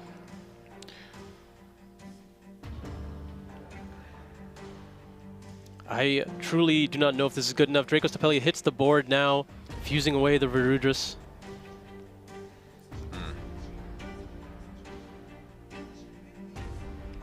I think Danilo should try to force game 3 as quickly as he can. There it is. The surrender has been declared. Yeah, I'm a little worried about their time situation here. So from what I know, we are about 15, 16 minutes remaining. So, which is all right, slightly less than ideal, I would say. Quick siding, you can do it. Yeah. But you're going to have to side quickly. Yeah, it is definitely enough to play an entire game. It is not enough when you're on Dylan's side trying to play an evenly matched strategy, right? Exactly. If you're trying to crack through and not trying to stop them from happening, I don't know if you can get away with it. I wonder if that'll impact the way he side decks, if he opts to leave that out and try to focus on different strategies. But I imagine if you built your deck that way, you don't have too many options to do that. I don't think you do. And also, like, Brander is a deck that you can't really stop. You know, it's not like back in the day where you could just save the Ash Blossom for Brand of Fusion. And I mean, nowadays we saw Well, it, those were the days, you know. weren't they? Yeah, indeed, indeed. So I don't know. I totally agree with you that time is gonna be a concern, but they're gonna try their best, and I'm sure Danilo also, as mentioned, he has been playing branded or branded variants for a long time, and has always been using some spice, I would say, in the side deck from event to event, changing the different targets that he's, you know, coming up with. So we could see some of that in this game as well when he gets to go first and replace obviously those Mulcharmies. So if that is the case, maybe he has, you know, a solution for what his opponent could have in the first place. So let's just see. And regardless, you know, we're gonna hope that one of them can make it to the top 8. So keep on advancing with the X2 score. It feels like the best way to win if you're Danilo here is to hope he puts in the evenly matched and just have something to stop it. Because if you stop it, then the entire strategy is not going to work. Well, something we've seen so often in a deck like Branded is they're citing some powerful monster to send on Guegwignol to summon back a Fallen the Virtuous, right? And that'll like, it doesn't matter if you evenly match, if you just keep that monster. If they can't play the game, then you're just going to win off that card alone. And then, as you mentioned, or as we've seen so many times with the Branded strategy, you get all your resources back during the end phase. So you will absolutely be able to end the game on the following turn. And I think that might be where Danilo will be trying to go with this game, but we'll, you know, time will tell. All right.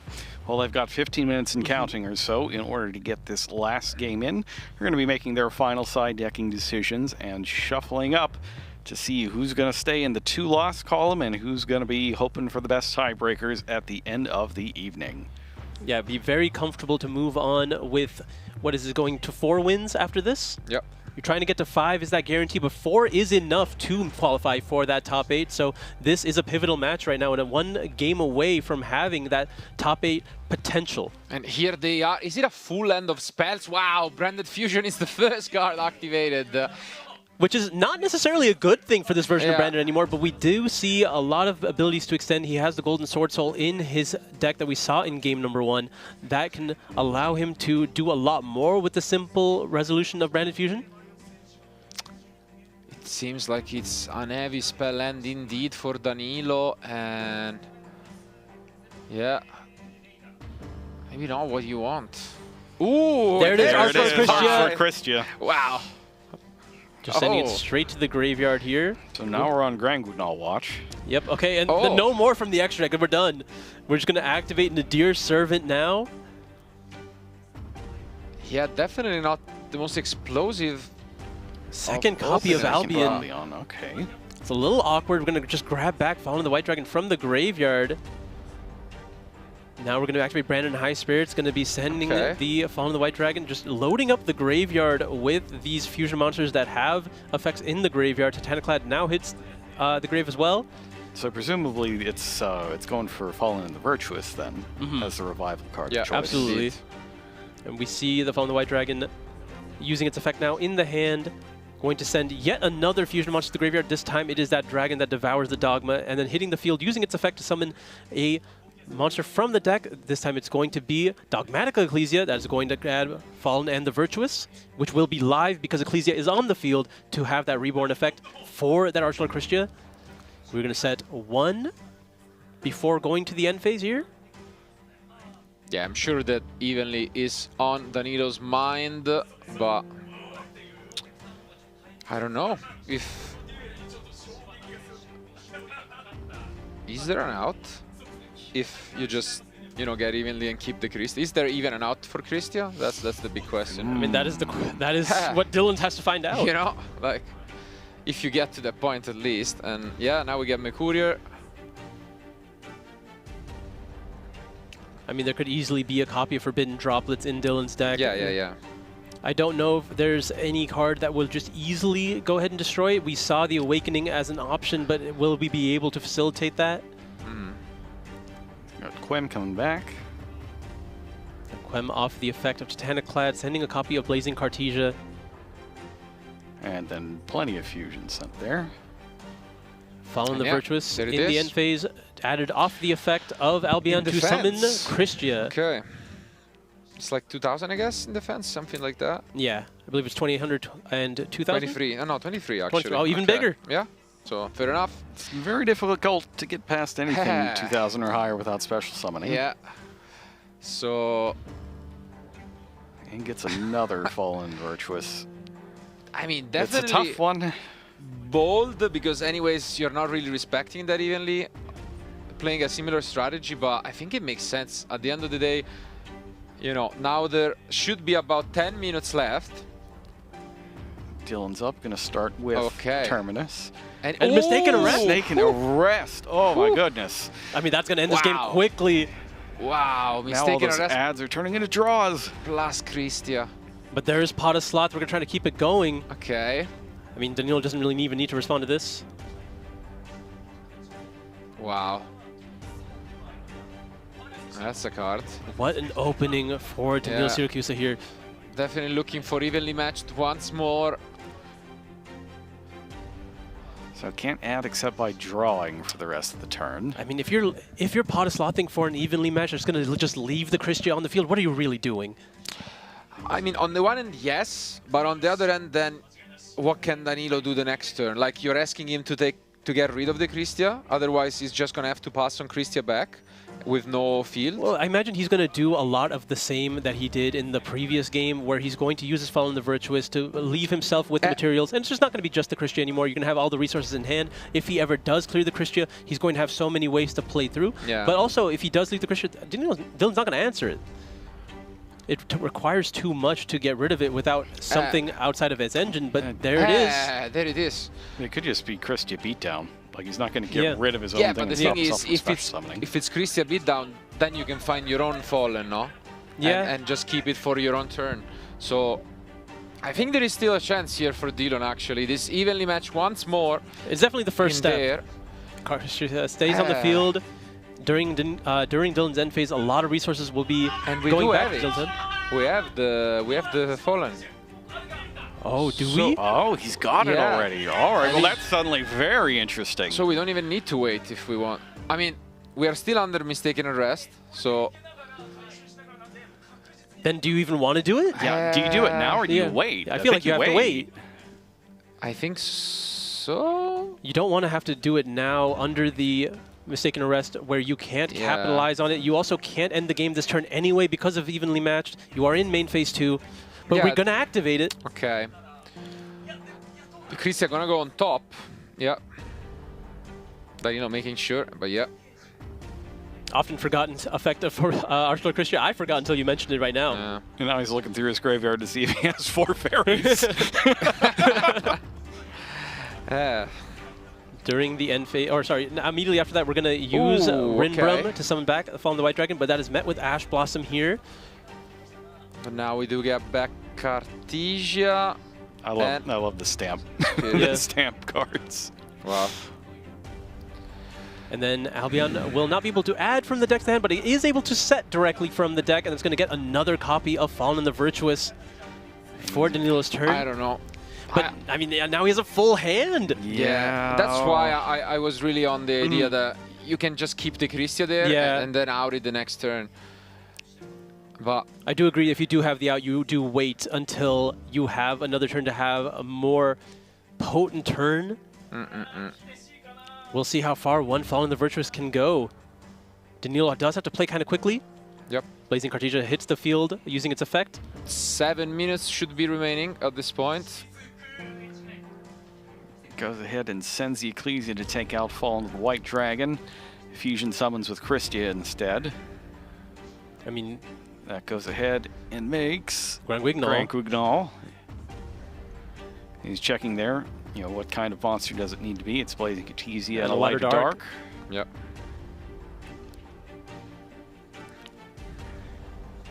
Checking what even he has left. I mean, now that the Christia is back in the graveyard, can always Fallen Virtuous it back. Grand Guignol's what, 2,500 right now? Probably enough time for one last rush. So we have double High Spirit, I guess. I mean, he has High Spirits and Mercurier. We knew he I think never got to use... double High Spirit and Recorder, maybe, yeah. Needs to be careful here. 5.5 minutes remain. We're just going to attack with the Grand Guignol. Grand Guignol. I suppose it's not too different than Archer Christian Pass. Wow. Yeah. About 5 minutes remaining. Cartesia goes back into the hand. Just going to go ahead and check the graveyard here. The Ecclesia and the Dark Dragon is going to be able to easily force something from Danilo before Dylan starts the remainder of his plays. Can he do it in 5 minutes? Another Fallen the Virtuous from the effect of the Dragon that Devours.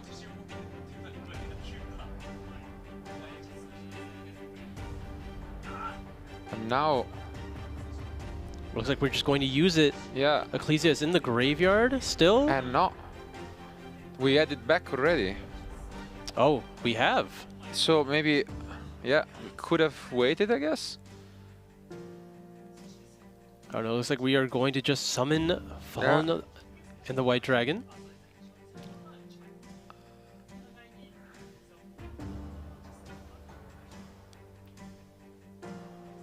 I imagine this is Dylan's turn now.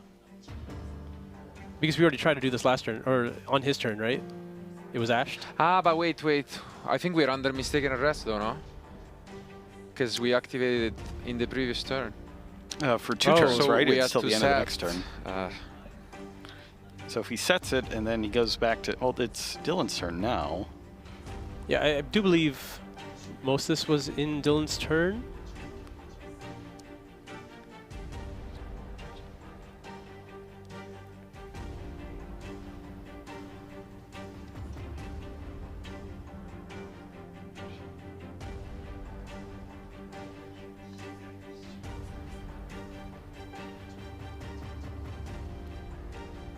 You get Fallen of the White Dragon. Fallen of the White Dragon. Just gets another Ecclesia. So 2 Fallen on the field, 1 Ecclesia. Now Dylan's going to start off by adding a card to the Pendulum Scale. It's a Vidolium. Using its effect to summon from hand, summoning Donaldo. And then gets into the extra deck, and it's going to activate there.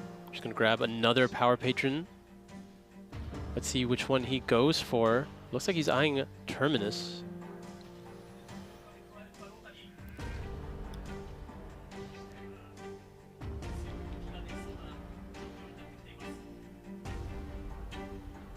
The players have to be really careful with the time right now. Yeah, this is a less close than one. 3 minutes remain. Yep, the Vinolium will add Terminus to the hand. Terminus is now activated. Oh no, he's going to surrender. Oh, it's a surrender from Dylan.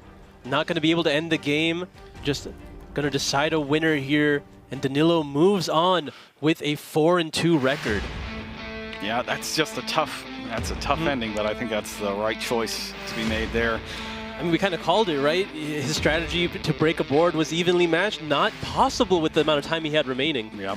You just need too many extra turns there, and the fact that he had to get rid of Archlord Christia on top of it and wasn't actually able to spend that first turn executing his strategy. He had to spend it continuing to dismantle his opponent's strategy instead. And then the mistaken rest on top of it made sure that not much else could happen. Danilo there. did not make it easy for him. He did what he could to like, limit his plays as much as he could. That's tough. Yeah, I mean, we've mentioned how he has been playing this deck for a while, and then going first, he tries to adjust it with this, you know, shutdown sort of strategies, and it just ended up working for him. Maybe, just maybe, you know, there was that situation with the Fallen and the Virtues that could have been held for a turn, and maybe that could have been different, but I also get the feeling of, okay, I'm gonna go evenly, then clear your last card, and, you know, sometimes it gets there, but regardless, congrats to both. They both still have a chance to make it to the top 8. But as a reminder, we only have the last round, the 7th, to find out who will be the top 8 duelist, having a chance of becoming world champion. So don't go anywhere, and we'll be back with the last round.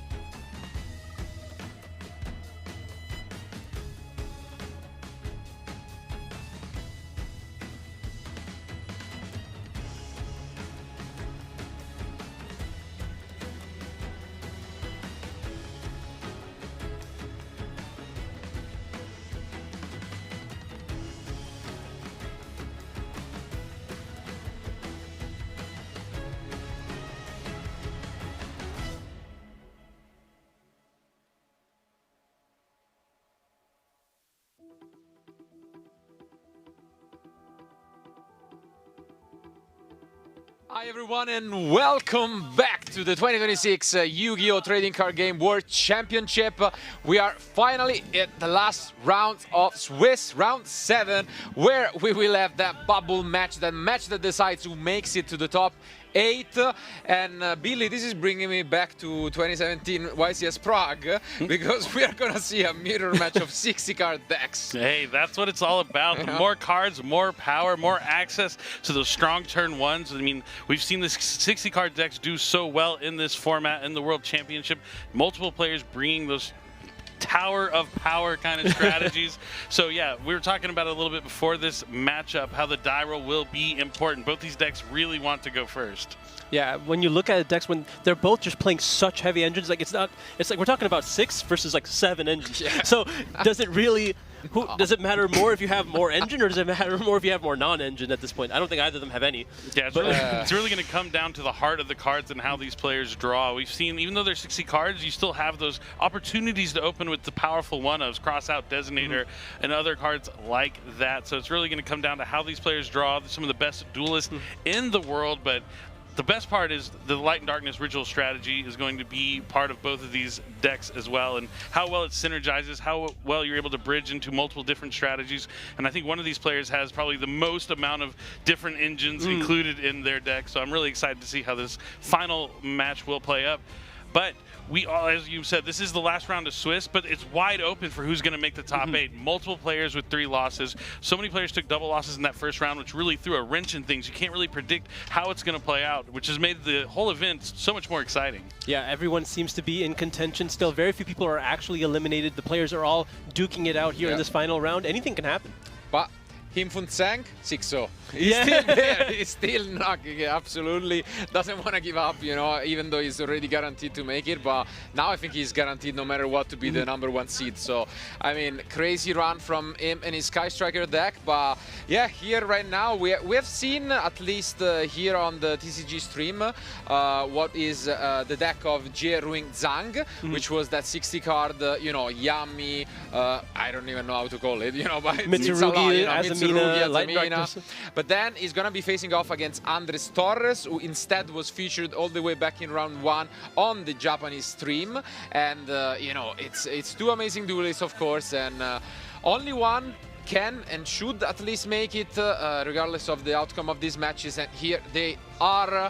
You know, it's gonna be a close one for sure. And here you can see the struggle in shuffling those 60 cards, you know. Yeah, double sleeve 60 cards. That's a lot to hold in your hand while you're shuffling. Both players playing with these amazing, strong decks. And Andres Torres, you know, a name a lot of players know. One of the strongest players to come out of LATAM ever, and now he has that opportunity to make it to the top 8. He qualified through the World's Qualifying Point Playoff. I think he was playing Fairy Tale, which is a deck that lost like some cards coming into this, so he had to adapt, change his strategy, find a new deck to use here this weekend, and it's almost brought him here to the top 8, but he has a strong opponent he's facing from Australia here in this final round of Swiss. However, there is still a Fairy Tale card in this deck, you know? Oh, of course, and it's one he's known to use. I knew when that card came off the written list, we might have to look. Andres Torres, known for using Fairy Tale Snow in the past with branded strategy, you know.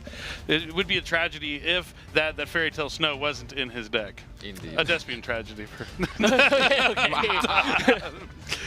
Neither here nor there. This is an exciting match between these 2 players, and I can't wait to see how it's going to play out. Yeah, I think it's, I mean, there's definitely going to be a lot of familiarity between both these players. I think there's not going to be no surprise when there's just engine into engine into engine. I wonder how the mirror match between Light and Darkness Ritual just into itself is so interesting, because they are so good at playing into each other, but the Mind Shuffle is going to be the critical card in that spot, because they're every single card needs to be targeted, but all the Light and Darkness effects do target, except for Black Chaos. But Mind Shuffle is how you get around it. How will we see that interact? It's going to be really interesting, but we might not even come up. We've seen all these powerful other engines. Can we even get that far? Yeah, I think the Mitsurugi cards especially, because they're all the cards that you would use to counter the other strategy, the Mitsurugi cards really hard to counter, because yeah, they can play around the Mulcharmies as we've seen in the previous games throughout this tournament. We're going to have to see if that's going to happen to be the case here in this final round of Swiss. Hard to believe that we're almost done, but let's go ahead and jump right into it. Our final round. We still have we're going to have our quarterfinal match coming up after this, but we need to find out who will be in that top 8. And I think it's Andres who is gonna start. Oh, well, that is bodes well for him. Oh, actually, looking at this, Ooh. Andres is at 3-3, while Jerry is Wow, 4-2. Yeah.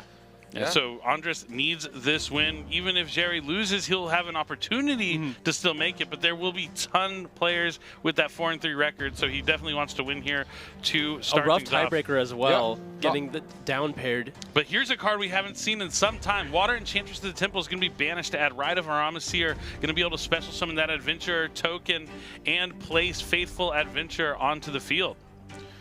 Yeah, this is one of those differences between their decks, and this engine still working out pretty well for Andres, you know, insulating him from some of the popular entrops. And here we see a very, very, very good card that is played by many of the Light and Darkness Ritual decks, which is the Fleeting Phantom Mask Master, and that just bridges everything so well.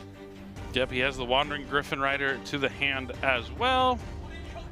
This card can get you access to the Water Enchantress, or as we saw here, the Skull Archfiend. Now going to be able to use the effect of Skull Archfiend to send the Mitsurugi Mirror and go ahead and add another ritual monster.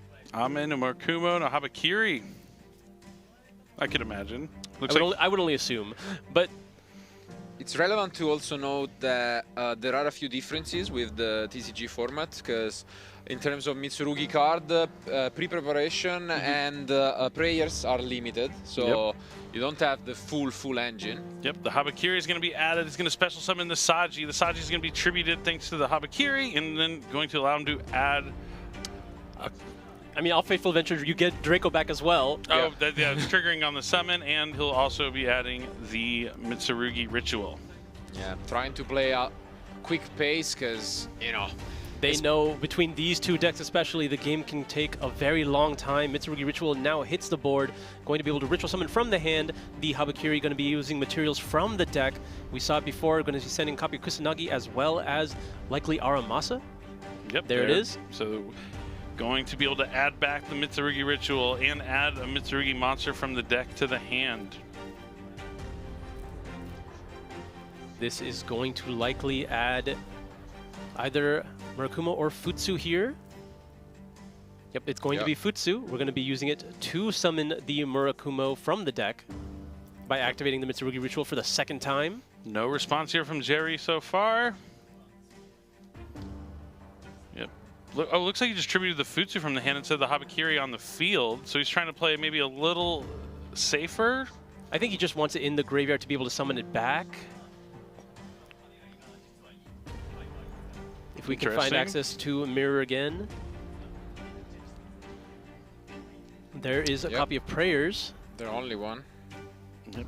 I like how he's using the copies. You see their commons because you can get them in the legendary modern decks. If you want to play Mitsurugi yourself, you can pretty much get a full Mitsurugi deck out of the legendary modern decks.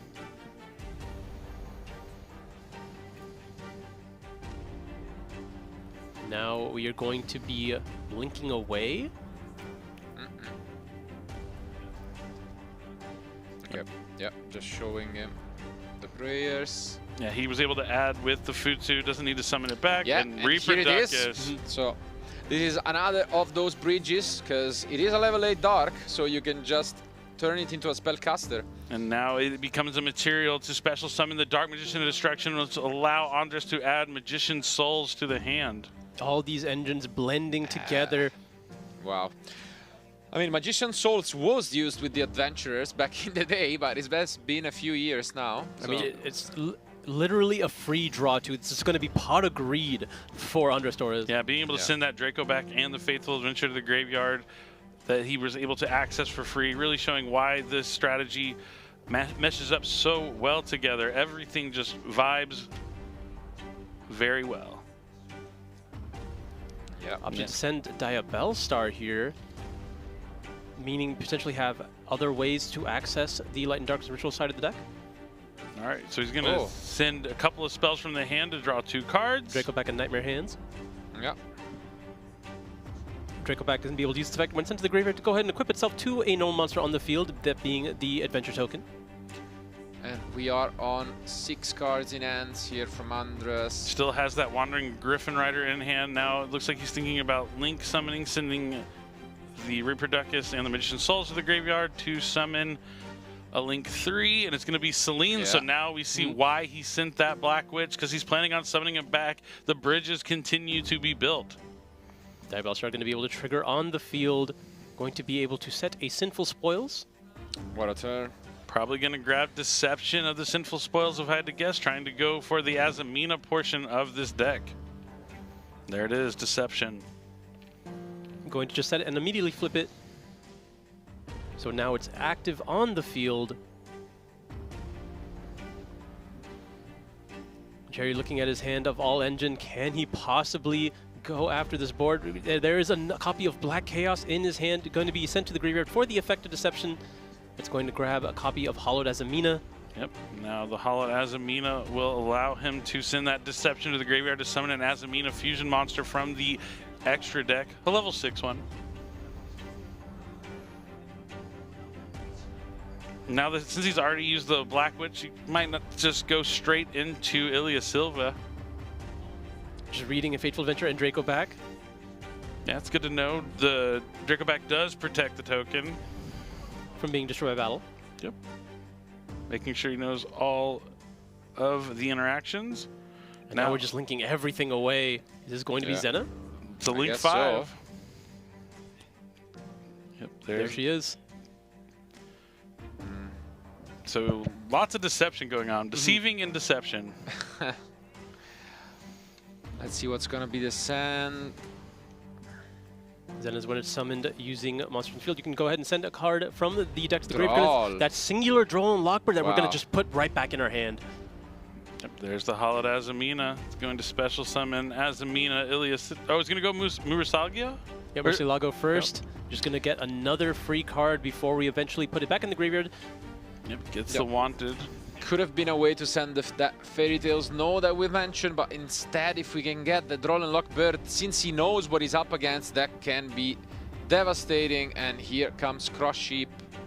Yeah, one of the most powerful cards against a strategy like yourself. Like, if you're playing a mirror match and you have Droll and Lockbird going second, it is impossible for Jerry to crack through. Indeed. Yep, so he's going to activate the Hollowed Azamina that he added back since he returned to the Azamina Fusion. Going to chain Wanted Seeker of the Sinful Spoils. Going to send that for the Hollowed Azamina, as well as resolving it to add a copy of Black Witch to the hand. Now summoning a fusion to the narrow Cross Sheep points to be able to trigger its effect, and go ahead and summon a monster back from the graveyard. Yeah, usually you get to see both effects of Cross Sheep in this deck with both the Retro monster, but in this case, yeah, just going for the revive, I guess. Yeah, we're not really prioritizing the Light and Darkness Ritual part of the strategy so far. Yeah. We did see Black Chaos, so we know that the option was there. Or Mitsurugi as well. That works too, you know. So, gonna get a draw. Yep, gonna put the Deception on the bottom so we can draw a card. Still a full hand for Andres here. We know he has prayers to get access to the Mitsurugi engine again. And there's Griffo finally going into the Light and Darkness part of the deck. Sets the Mind Shuffle, can immediately activate it since the effect of Griffo lets them do that. Yep, immediately using the effect. Going ahead and adding a copy of Magician of Dark Chaos, Black Chaos, and discarding Pot of Sloth in the main deck. Interesting. It's a very strong card. I can imagine why players decided to main deck cards like that here this weekend. Yeah, I guess in a deck like this, it does make sense going second. I mean, going first, you should win most games, and going second, you do have a lot of engine requirements in the deck, so it can fix the end and maybe get one of those few non-engine. Looks like he links someone into Protect Code Talker. Next up is Light and Darkness Ritual. It's going to summon that Magician of Dark Chaos, Black Chaos. He'll be able to add back a spell card from the graveyard to the hand. What is it going to be? Could just be that Pot of Sloth he puts back. Or just anything. Prayers also, no? Oh, Pot of Sloth. The Prayers hasn't been used. It's still in his hand. Now the Protect Code can go ahead and link away with the Magician here. Going to just go ahead and go to that Firewall. Yep. Protect Code will be able to summon itself back, and then now we have a co-linked Firewall that can add back that Droll and Lockbird. Yep. Andres knowing exactly his game plan, knowing how to play, playing at a fast pace. And there is the Droll and Lockbird back to the hand, as you mentioned, thanks to Firewall Dragon. Yeah, great play. Later on, we can go for the Abao and then pretty much reset the Firewall for next turn if we want. Or we can go into the Charmer in Quartet right now. So he has Droll and Lockbird, he has the Wandering Griffin Rider, he has Mitsurugi Prayers, he has Firewall Dragon, he has Azamina Ilya Silva. Such a strong start here for Andres Torres.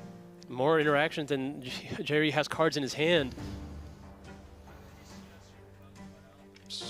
What's the verdict? Looks like he's thinking about the Yeah. Charmers and Quartet. Then, okay. Yep. This is going to be able to summon back 2 monsters from the grave.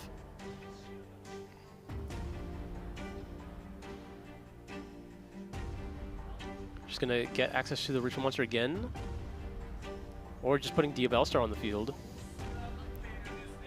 Oh, going to get Murakumo as well as Dia Bellstar. Dia Bellstar, really, I think that's Dia Bellstar, right? Yep. Okay. It kind of Yeah. floats. Yeah. Really, no, it floats a lot in this deck in your opponent's turn because the effect of Mind Shuffle as well. Oh yeah, if they don't even get rid of it, you can just put it back in your hand for follow-up. Such an amazing play here for Andres.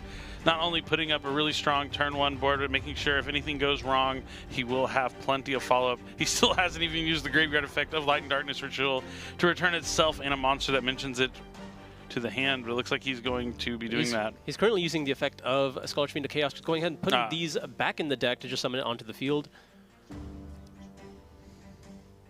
And no real need to do anything else. Like I said, you take up every single zone you can when playing this deck. Off a single Griffo even. But this time it started with the Rite of Eremacir. It all gets there eventually. I love that the adventure package is back in rotation. It's a really cool engine that kind of fell out of favor for a long time, but now it's found a home in one of these 60-card decks. Yeah, this is... Will Jerry even make an attempt here, or will he just concede and try to go to game number 2? I think beyond everything else in the hand, the draw on Lockbird you just can't beat.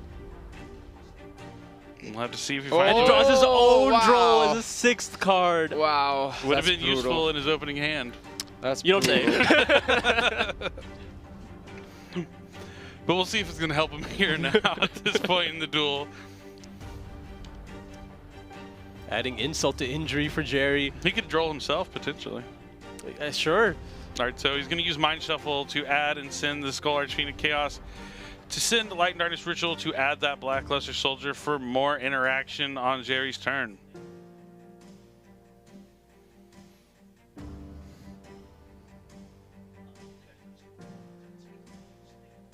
All right, if we've seen a deck win going second, it has been this Light and Darkness Ritual deck, but this is going to be tough.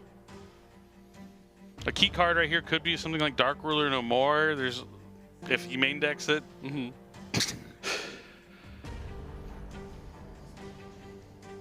He does have some powerful spell cards in his hand, but he's going to start with Black Chaos, trying to get access to Mind Shuffle.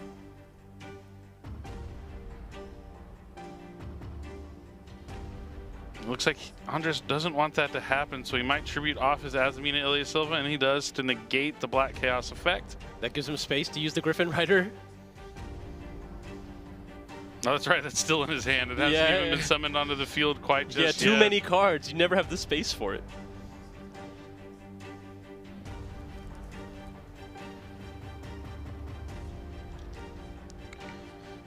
Trying to take a look at what Jerry has, but... I mean, this is absolutely such a difficult position to be in. I do not think he can break through, but maybe he knows better than I do. It looks like he's going to attempt to activate Ragged Records of Rights next. Let's see how Andre responds. He's going to use Ameno Murakumo's effect to force Jerry to discard, and there's a surrender. Not going to waste any more time. Yeah, it makes a lot of sense. He's playing a similar deck of his own, so he knows that he needs the time if he wants to come out on top. But Andres gets away with what has been, I guess, by far the most impressive opener of today. Yeah, definitely. I mean, I don't think I've seen anything quite like that. And you saw that he knew what he was doing, played as quickly as possible, and still had the optimal play. And like that's really a sign of an excellent duelist, because he knows where he's going, knows how to get there and maximize everything. Yeah, can you believe that you can actually do everything that he just did off one card? That's just one Griffo. Yeah. Or one Rite of Eremacir. Well, he needed what's the guy's name? Oh, it's such a long one. It's Yeah. night, Yes. the fleeting, That's the the one that illusion got monster. Yes, that's Yeah. the one that you send off Nightmare Hands. That's how you get that far. But that's the bridge that gets you every single part of the combo, and you get there through Griffo, especially. But Skull Archfiend of Chaos is kind of the name of the game. That is the card that enables everything in this deck. I mean, that's the best part about Yu-Gi-Oh! To me is like a card like that, the fleeting card, like cards that you'd like overlook, but then if you actually can focus and find something like that, can really like make your deck take it to the next level, of course. But now I think he's gonna look forward to return the favor to Andres. As mentioned, he is playing a similar deck, although quite different in his own, because he is on the Yummy package. So we'll see whether that will be the case. Maybe not as impressive of an opener, but still he can do a lot going first. So. Yeah. I mean, we talked about the die roll being really important in this matchup. A lot of really offensive options, not as many defensive options from both players. So Andres winning that die roll could put him in prime position. But Jerry, not down but not out. It's a best of 3. The side decks come into play and can play a huge part in this kind of matchup, especially going into game 2 or 3. Because even if he wins this game, goes to game 3, he'll definitely have more of those defensive interactions from the hand than he did in game number 1. Yeah, we'll see if there is a Mulcharmy from Andres here, but we did see, even from Jerry himself, that it doesn't really matter too much if you just see the right part of your engine. You could just play entirely off of the Mitsurugi part, depending on which Mulcharmy you're hit with. But I don't know if you can get away with that as much against a deck like Andres's, where if you only do the Mitsurugi side of things, can you handle every single engine that Andres has? Yeah, it's going to be a tough battle here for Jerry here in game number 2. Yeah, I mean, I'm a big skeptic about that, also because the Yummy part of the deck can be really good against other decks in the format, like, of course, the problem is when you're facing Mitsurugi, we know how good it is against Yummy. It can completely shut down that part of the deck, and then you're not against Kultun, where the interruption or putting monsters face down really has much of an impact. So yeah, the see. The Murakumo really cleans up against the Yummy cards, because no matter what they do, even if you have the Synchro tag out, they're all going to be sent to the graveyard at the end of that. So it's going to really come down to if he's able to navigate and stop the Mitsurugi part of Andres' deck, and then utilize his cards to be able to fight off the other engines for sure. But he's definitely going to have the eye on stopping the Mitsurugi portion. Indeed. Or maybe we just throw the one draw and lock. The one draw. He was close. He almost had it. Exactly. He did, yeah. And we saw him have the one cross-out designator, Call by the Grave forbidden here at the World Championship, but that one cross-out could really put in a lot of work, and Jerry's already done it once. Jerry does have 4 wins, so even if he loses this match, he will still have an opportunity to make it, but Andres defeating him might bolster his tiebreakers to put him over him to make the top 8. And there's so many duelists that are going to finish with that 4-3 record. You really want to solidify that 5th win. I think a lot of players are actually counting on Andres to beat Jerry here, because that would potentially take 2 people out of the tournament. They're both out at X3. If their tiebreakers are higher, they can, push. A lot of people are looking at this match for very different reasons. Yeah, it all comes down to, this last round to find out who's going to be in the top 8. And the best part is we aren't going to be done after the 7th round of Swiss. We're going to play the top 8 here today. And then we're going to have the semifinal back in the morning before we move over to the big site for the final of all of our tournaments, the Duel Links finals, the Master Duel finals, the Duel Links Rush Duel and Speed Duel, and then of course the TCG OCG finals, where we will cap off the World Championship 2026 here in Japan. It's just been an incredible, I think I've commentated many World Championships, but this has been the most wide open, I think, of any of them so far. But here we are. Step number 1, do we have any of these starters? We're going to start off with Wanted. That's good enough. Yep. All right, no Ash Blossom, no interactions from the hand here from Andres, no Perulia yet. Yeah. Let's see if there is a draw in Lockbird. Andres not touching his cards. It doesn't look like he's going to have any responses so far. Oh, then he picks his hand up, but I mean, nothing. He can't use it, I guess, if it was in the draw phase anyways. So. Oh, if it was draw phase, yeah, you're right, which of course it would be. And let's see. Okay, yeah. For now, no response. So far, so good. And you mentioned now that the strategy has access to its side deck. You can have even more powerful cards coming out of the side deck. Ways to really lock down the first game. We've seen cards like Anti-Spell Fragrance before. There are ways to even search Anti-Spell Fragrance in a deck like this. We'll see if that comes up. All right, Deception going to be activated. Now he's going to be trying to probably find the Azamina portion of the deck, maybe get out Azamina Elias Silva before he tries to do anything else. Does he have a Griffo or a way to get the Skull Archfiend Chaos to continue his plays? And looks like the Murasagio will be coming out first. Yep. No, we went first for Dark Magician of Destruction. Oh, it's Dark Magician Destruction. Okay. Yeah. It's purple and dark. Hard to see. Yeah. No, we just flipped the Deception, but we haven't used it yet, so we just went for that first. And yeah, spell card has now been activated, so you can turn the Bible Star into Dark Magician of Destruction. Go ahead and add that Magician's Souls, which in Jerry's version of the deck will immediately turn on the Yummy side of things.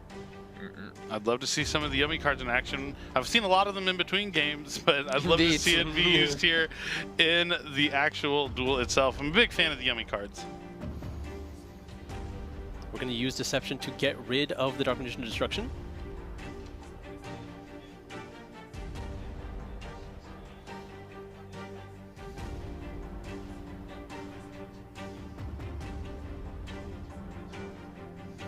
Looking for that one copy of the Hollowed Azamina. 60 cards, kind of hard to find. Still hasn't found it just yet.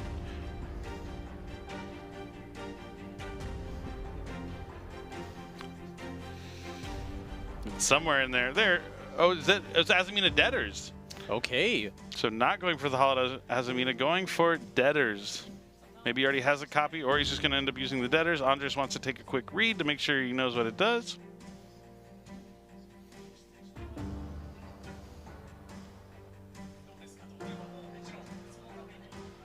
Yeah, I think this is one of the other differences in their decks. All right, and there goes Debtors, going to be able to send the Deception and still access the Azamina Fusion. There is the Ilya Silva. Going straight into Ilya Silva here. We did already use Wanted, so this makes sense. Now, how will we continue? We're going to normal summon Cupsy. Cupsy Yummy. Let's go. We're going to get to see some Yummy cards in action finally here in the final round of Swiss. Going to add Yummy Surprise with the Cupsy Yummy. The one-off, as a reminder, because it is limited. One. Yeah, it's limited here. So, opening it in 60, pretty good. I mean, he was going to get to it anyway. Yeah, of course. Let's see if he decides to summon Yummy Snatchy.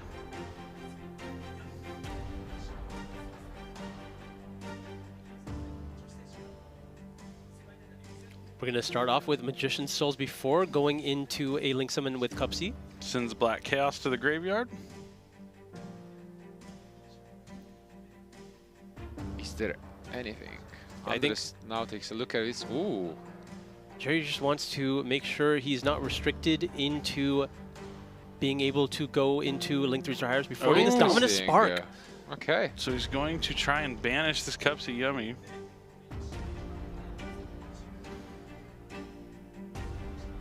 Yeah, that must have been an inclusion from the side.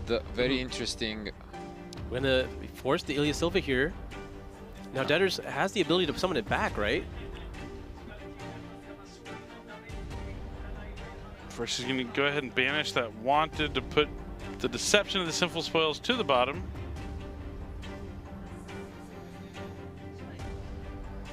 And draw a fresh card. Let's see what we get here. Oh, is that another Deception? I believe so. That's what it looked like. Not ideal.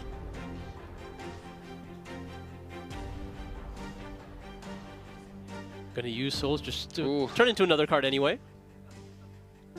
Yep. Big draw.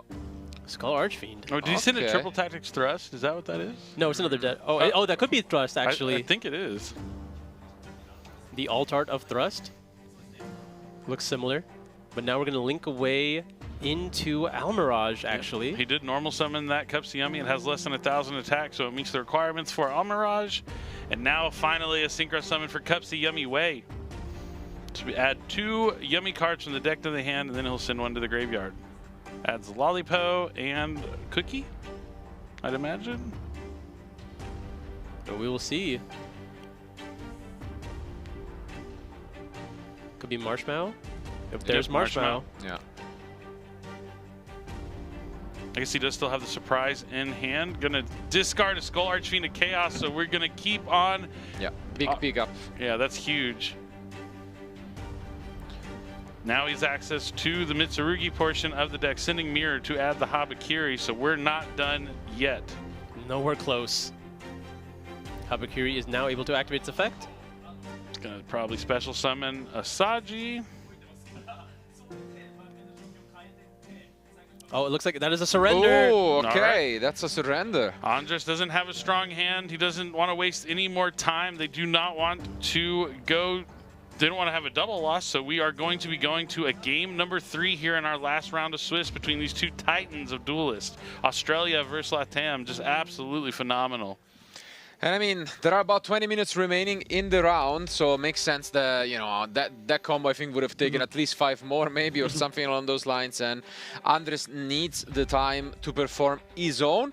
So, I mean, it was interesting. Definitely a strange start to this game too, but he found the way to just combo through. And I mean, it's just what we expected from these two piles, I guess. Yeah, going first is so strong, but you know, now that they are able to dive into the side decks, even though Jerry lost that game number 1 going second, things might play out a little differently here in game number 3. I mean, he was really just 1 card off from being able to slow Andres down. Yeah. That Droll and Lockbird being the 6th card. If he's able to open with it now, things could really be different. If he's able to open up with a Griffo, find a way to mind shuffle, he could have more interactions. Things could really play out differently here in game number 3 than we saw in game number 1. I think it'll really come down to, I mean, luck is a factor, but I think it's going to be how much of the Mitsurugi cards Andres starts with, because if there is a Fuwalos from Jerry, that is going to be extremely strong outside of the Mitsurugi engine, because it's hard to get enough points of interaction without having that engine online specifically. You can do the Light and Darkness ritual stuff, but it's not it's not really that many points of interaction. It's good at keeping you alive, but it's not nearly enough.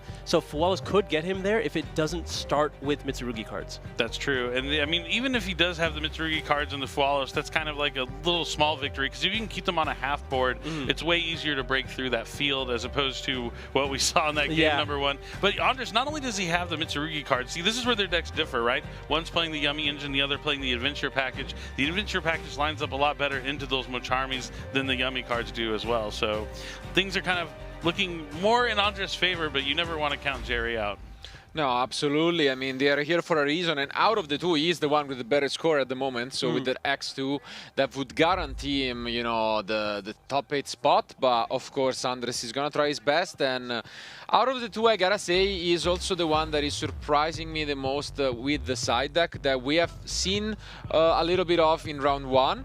And for a deck like this, usually you expect the side decks to look extremely focused on going second.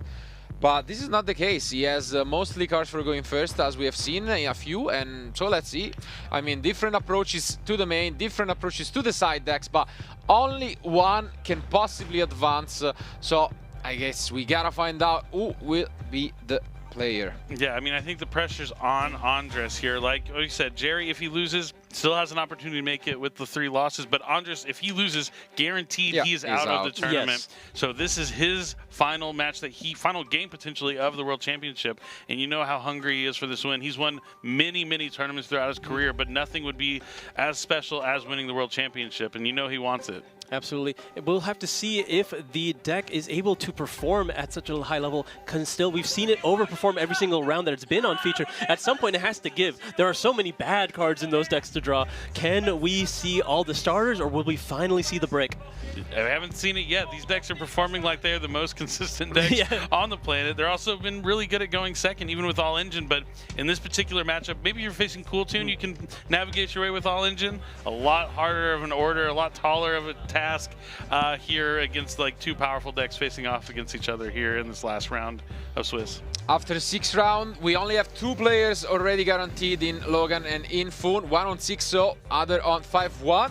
So now we gotta find out the remaining 6, and this will be the first match that might give us one of those 6 remaining duelists. But as Billy already touched on, no matter what happens here, don't go anywhere afterwards, because we will be showing you the quarterfinal, because tomorrow morning we'll have the semifinals, and so today we'll find out not only who are the top 8 duelists, but the top 4 duelists advancing to tomorrow. So it's gonna be a lot of exciting Yu-Gi-Oh! Been a great day, so no matter what, you can also go back and watch some of the actions, both from, you know, our side on the TCG stream and on the Japanese stream on what we had. But yeah, I'm excited for this one. There should be about 17 minutes remaining when we start the duel. Should be enough, hopefully. Yeah, but, you know, theoretically, it's up there. Yeah. I mean, yeah, a double loss here would really throw a wrench in everything. Yeah. I mean, Yeah. I know the other competitors are probably cheering for these players that Yeah, have a double yeah, loss, yeah, to have that yeah. opportunity to make it. But we are finally here, game number 3 of our last round of Swiss. Let's see what Andres has to start things off. Oh no, it's Mitsurugi cards. Mitsurugi Ritual. Is there Interesting any one. response? Going to be able to summon Futsu from the hand. Nothing here from Jerry just yet, Yeah. but the Futsu, not the strongest start here from Andres, but enough to get some Mitsurugi cards online. Gonna be able to send the Saji and, oh, maybe he's thinking about Kusanagi and Aramasa instead.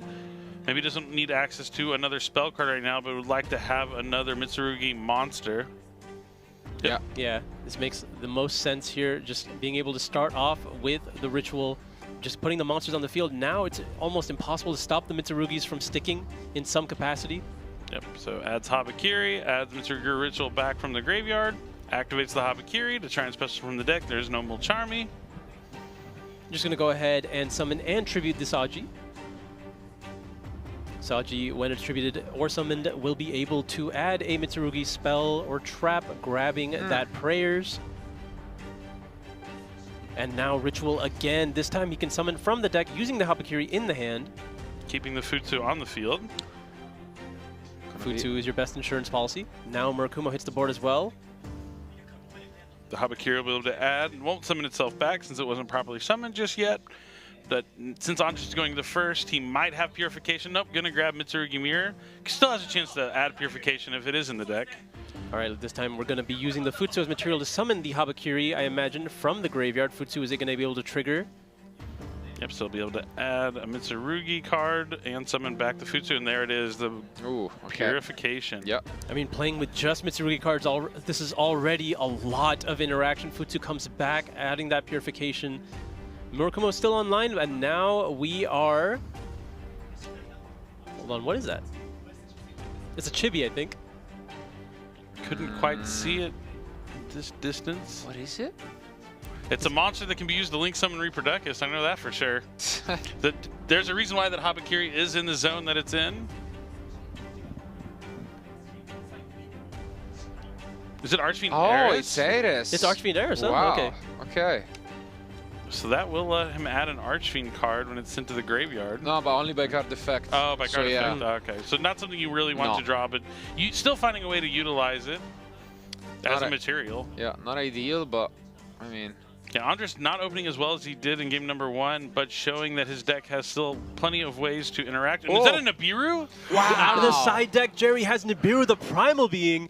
Wow, the Murakumo hasn't been used its effect yet, so it will be able to use the effect to force a discard and come back and add another Mitsurugi. But well, he does not want to use the discard effect because then he could discard the Nibiru and he gets no token. That's true. That's true. So yeah, no point in using that. But the big thing is the Reproductus isn't going to be able to turn that Habakiri into a spellcaster, so he's trying to cut off the access to the Dark Magician of Destruction.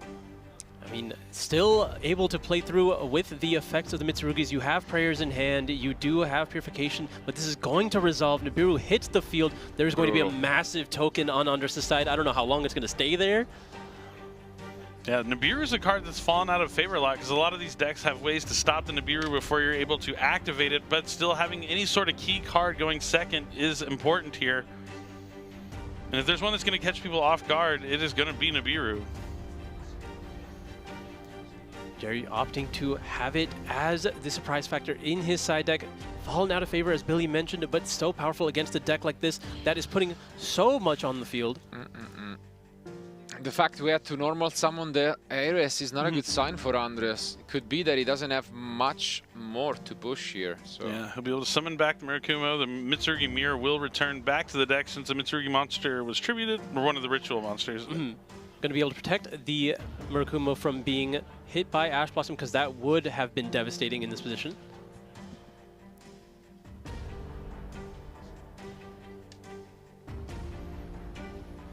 Did not use its effect to destroy. My question is, do we have a target?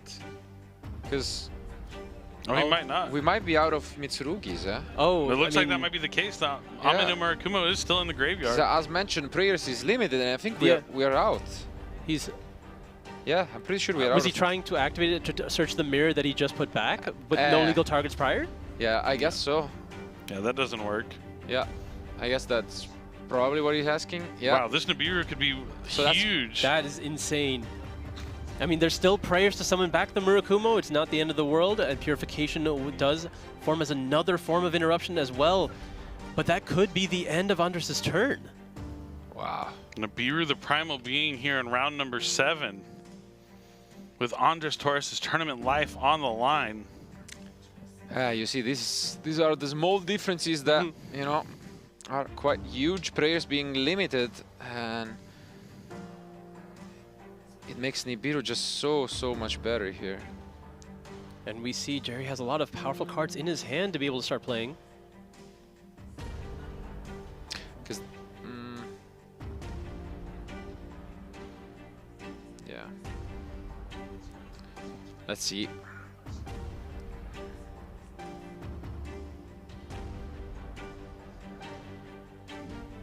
Andres taking a lot of time now. They don't have a whole lot of time to play with. Yeah, his play has slowed down. I think, he's in bad shape. He's giving the deck. And then we're activating the prayers? Just going to go ahead and summon back now? I guess so. All right, activates prayers. Does he have a reptile tribute? Nope, just going to use one of the effects just to special summon back. Yep, pay 800, special summon back the Futsu here. He does have the purification, so he does need a Mitsurugi ritual on the field to be able to use that. Wow. I don't know. Nibiru, the primal being, really wasn't on my bingo card to see this weekend, but here it is, making a huge impact. Thinking about setting the third. Probably not. It was just... So only Mitsurugi cards here from Andres. We're not seeing any of the other engines. The Nibiru cutting off the Reproductus from going into Dark Mission Destruction, which could have got him so many more cards. And I see a really strong spell card in Jerry's hand. Absolutely. Now he will try his best to play as fast as possible to guarantee to get out of the double loss option, and yeah, the Pot of Sloth. Oh wow, I see so many cards in Jerry's hand that are good. Yep. He's gonna start with Pot of Sloth, so we can draw 1, 2, 3, 4 cards and then put back 3. Would you negate it? I don't think you can afford to. I think you have to. All right, we'll see. Futsu is going to be tributed for the effect of Purification. Sloth is negated. Futsu is going to be able to summon himself back because now Mirror is in the deck. Indeed. Lifesaver. And there are about 10 minutes remaining in the round right here. I mean, a double loss still means Andres is eliminated and just puts Jerry in like a little tougher shape to try and make the top 8. Now, as we've figured out from the previous turn, none of the other Mitsurugis will be able to activate their effects except for Murakumo to destroy. But no searches remaining for the Mitsurugi cards. But Futsu will be able to put up several bodies onto the field if Jerry just keeps summoning.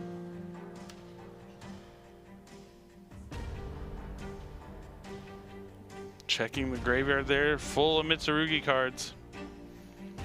Nibiru, the primal being, making a huge impact here in game number 3. Is that a thrust? Now we can activate thrust because the monster effect has been activated.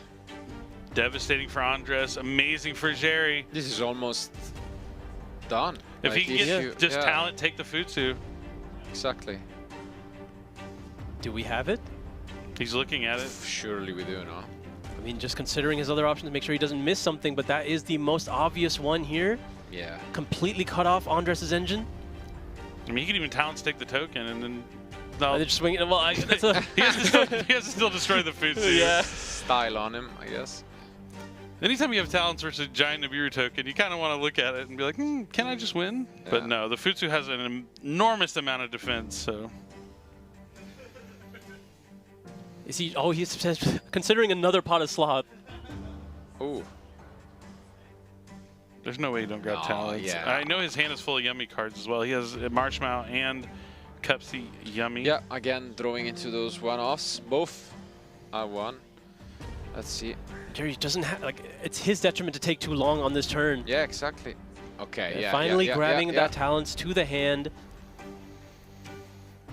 Yeah, surely he must realize at this point that there is not that much time. He's going to go talents. I can assume that he's going to take.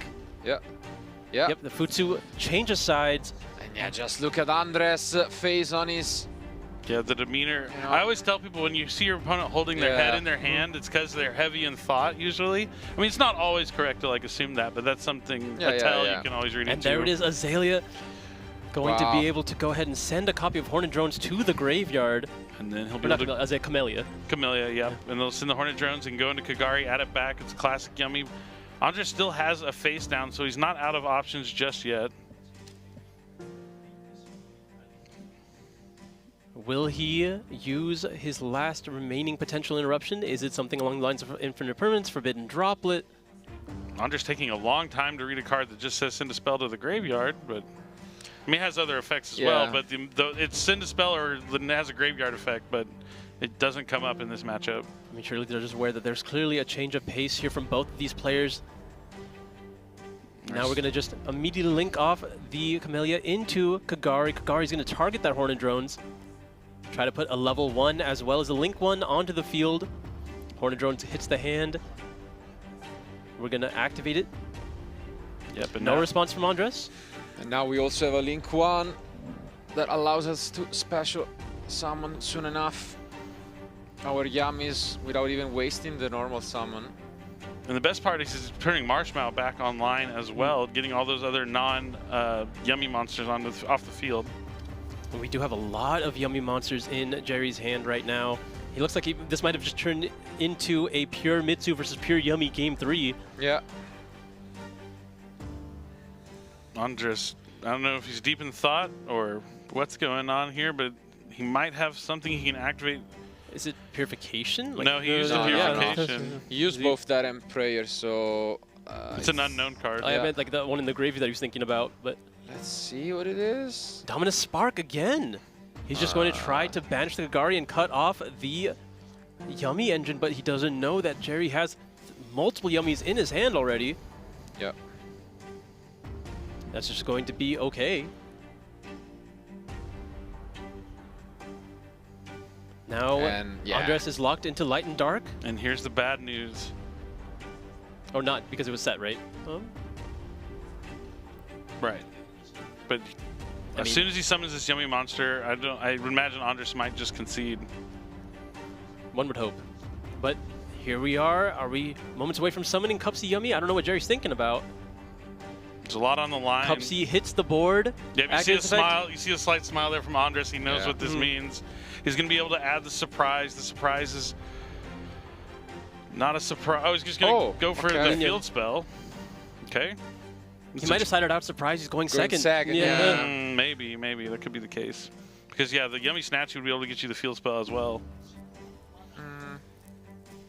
Now we're synchroing with the Snatchy and the Hornet Drones token. Yep, gonna summon Cupsy Yummy Way to add 2 Yummy cards and discard a card from the hand. Ooh, see a Sphere Mode in there. And now you know what we're discarding from our hand? I'm pretty sure there was a pretty good target in his hand to discard. Does he have the Skull Archfiend of Chaos? Does he really? I'm almost certain he does. Skull Archfiend of Chaos hits the graveyard. Yep, and that's enough. It. Jerry moves on with a 5-2 record representing Australia going into top 8. And Andres, after a strong, dominating game number 1, we told you the side decks will come into play throughout the match, and the big key card of this matchup was Nibiru, the Primal Being, which would only be really good if Andres had a weak hand. But when you're going second, you just have to throw it all in there. It doesn't matter what it is. If it can work going second, you need to have that opportunity. Hope that your opponent doesn't draw the cards they need. Have a key timing for that Nibiru, the Primal Being. Running out of the Mitsurugi cards, we're seeing that the combined list, you're limited on how many cards you can play for the Mitsurugi strategy, really punishing Andres there. He wasn't able to summon back that Murakumo after it got attributed from the Nibiru, and just absolutely excellent play there from Jerry. And now he is guaranteed to move on to top 8, while Andres' tournament will end here in the finals. Losing on the bubble, tough luck. Absolute nail-biter of a game. Fantastic match to watch overall. And we just got to see the power of both of those strategies. And in the end, we did see just almost an individual match of strategies from so far early in the history of Yu-Gi-Oh! Here we got to see Yumi versus Mitsurugi, but eventually the Skull Archfiend of Chaos took it home. Yep, it was the last card to seal the deal, but this is just our final round of Swiss. We're not done for the day just yet. We're going to be back with our top 8, and we're going to have our first quarterfinal feature match. So don't go anywhere. You're not going to want to miss it. To the conclusion of Swiss is now over. We're going to find out who our top 8 is very shortly, so stay tuned.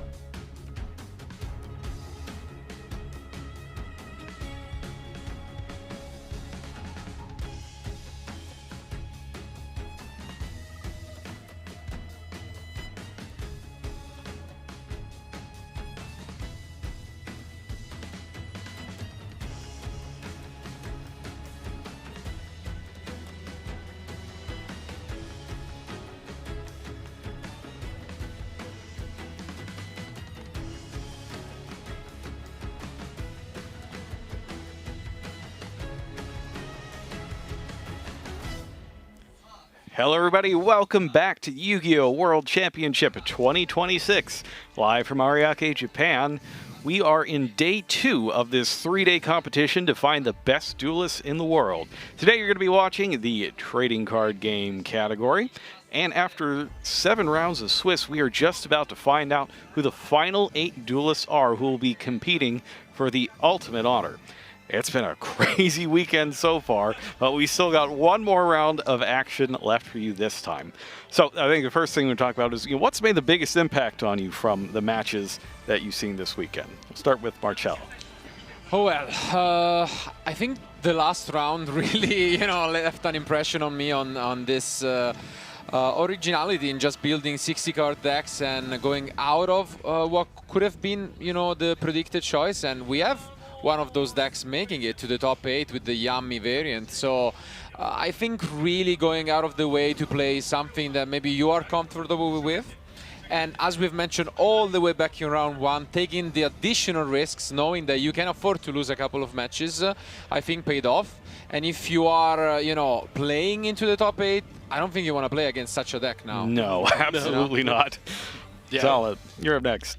I mean, that's basically the same, like, knowing that you can play against a deck like that that has such potential when it sees all of its, or sees a piece that gets you to every single engine, or you could just play the one engine, right? Sometimes playing Mitsurugi is enough, sometimes playing Yummy is enough.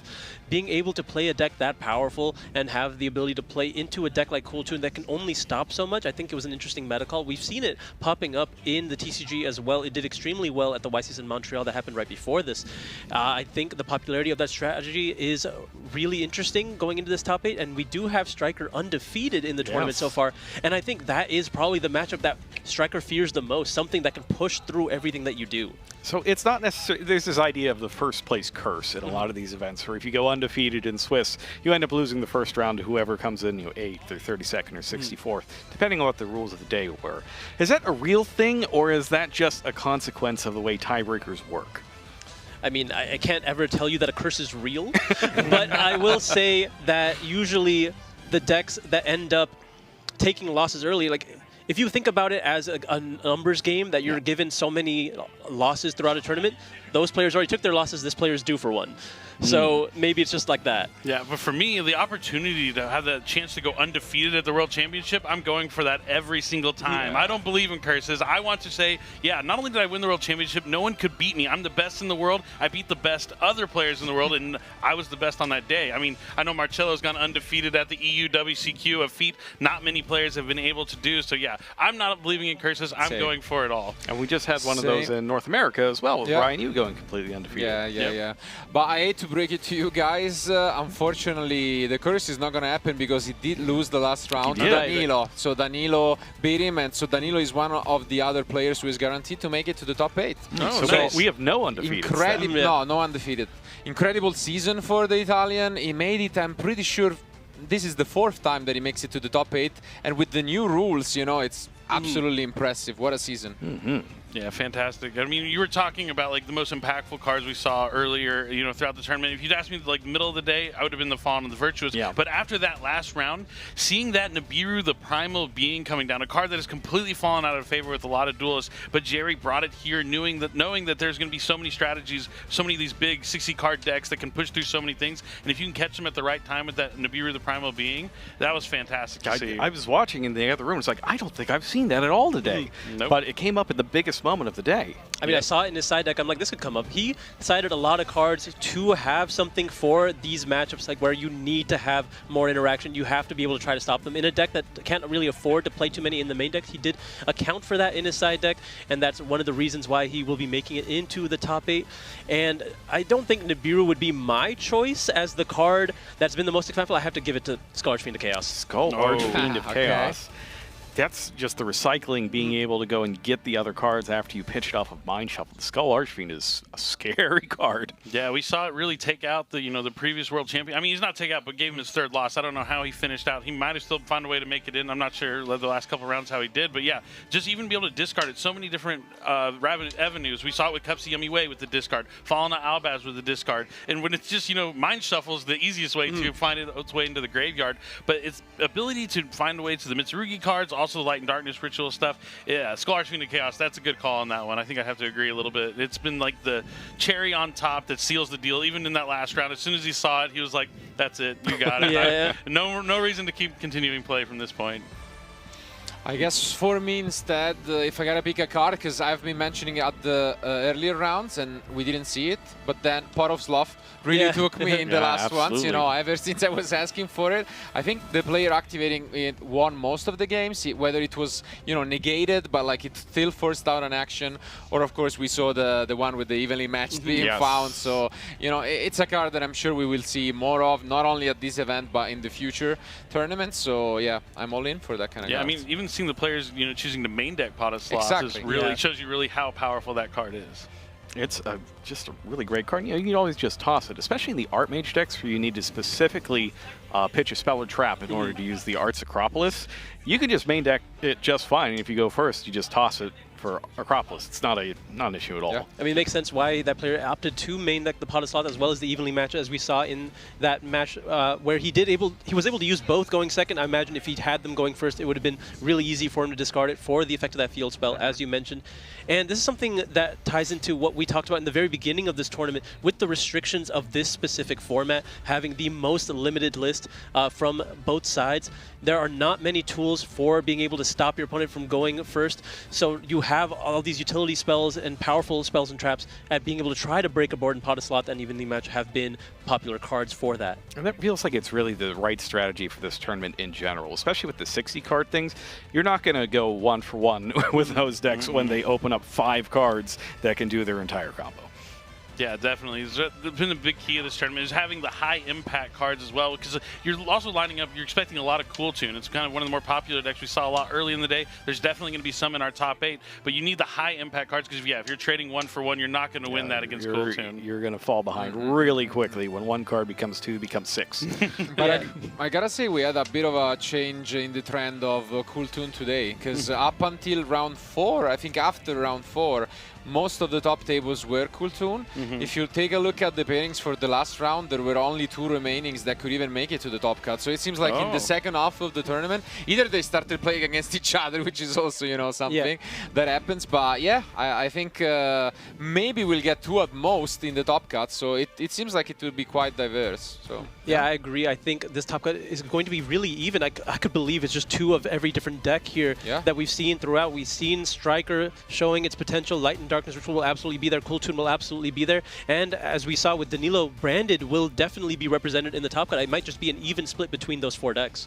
Yeah, Fallen of the White Dragon has been a phenomenal card, even just in the pure branded deck, but along with, you know, the Light and Darkness Ritual decks as well, just being able to be that extra push, extra ways to get 2 cards. And then, Fallen of Albaz, the dragon that devours Dogma, is just phenomenal at breaking the field, like being able to fuse with the Light or Dark plus an effect monster. You get to take out 2 monsters, you get to access the discard for the Skull Archfiend of Chaos. Really, just all these strategies have been operating at like maximum efficiency. I can't say like this was the right deck for the tournament to pick, like, because pretty much everything has been performing well, just depending on like how the deck is constructed, what those tech choices were. The big key, I think, for a lot of these players has been the side deck, because game number 1 will kind of be dice rolly, but how the players constructed their side deck to run into all these different decks you might face has really been key, I think, for many of the players that are going to be in the top 8. Yeah, there's been a lot of good deck building and good technical play this weekend, which you can know, only expect imagine. that, right? It's the From World the top Championship. players. The absolute cream of the crop here in this tournament. And if we're talking about decks and how they've been performing, I think the one deck that has underperformed so far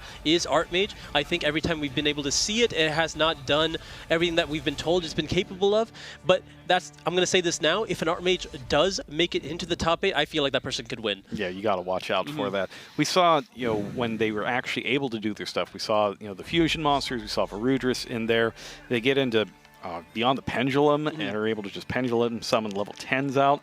There's a lot of potential in there, but you got to draw the right part of your cards. Yeah, but speaking of, I've just got sent the official top 8, so at least in terms of the decks, I can reveal a little bit about it. In the end, it was 2 players with an X3 record making it. So only two. I also thought it was going to be more by the looks of it, but in the end, not quite. And also, surprisingly, or rather the home country advantage. They're both Japanese, so you know that's gonna be really good for them. I mean, that's what we got the last few years, absolutely. right? Absolutely. So you know, but when it comes to decks, actually it ended up being a bit close to what we expected. But Kultun made it with the third deck, you know, coming in with the 8th place. So we do have 3 Kultuns in the deck. Then it's gonna be 2 Sky Strikers that unfortunately are gonna play a mirror match. No! So that's gonna be one to look out for. And then the remaining decks are actually gonna be 3 different ones, which is gonna be the branded deck of Danilo that we have seen.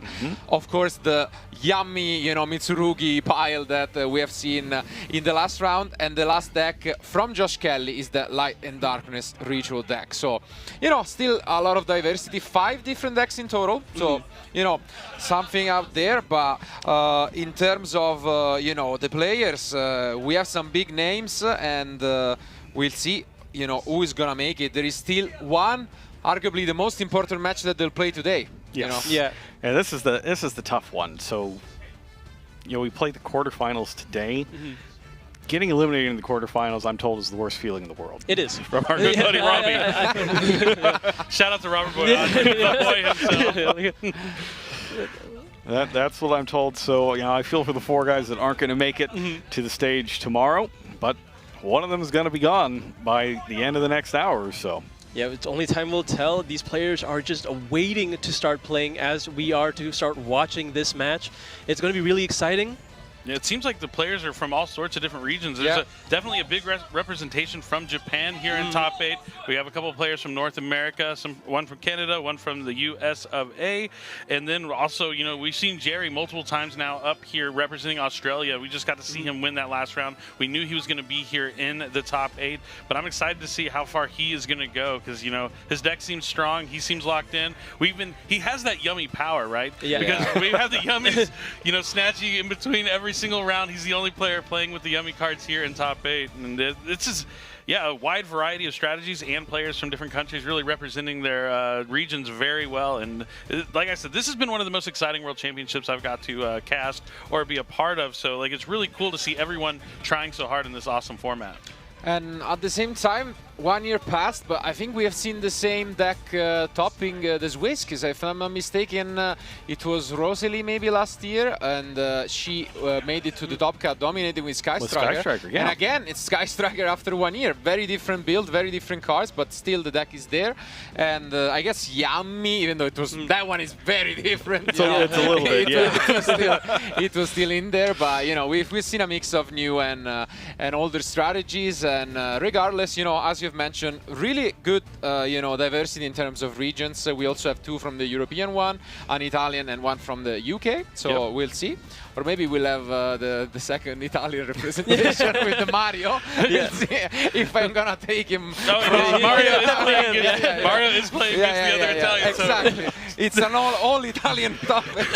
Marcello, so you've got one in top 4 already. Is what you're saying. Exactly. He loves adopting. Yeah. Marcello tried to adopt Julian last year. Now he's looking for Mario. But I don't blame you. Mario's an excellent duelist, so it's awesome to see him here in top 8. Yeah, I mean, and it's gonna be a great story because both of them pretty much had a similar journey at their own, you know, championships. Because as we have mentioned, Mario qualifying twice, Danilo 1 match short because he qualified through the playoffs and then lost out in top 8. So, you know, very similar journey.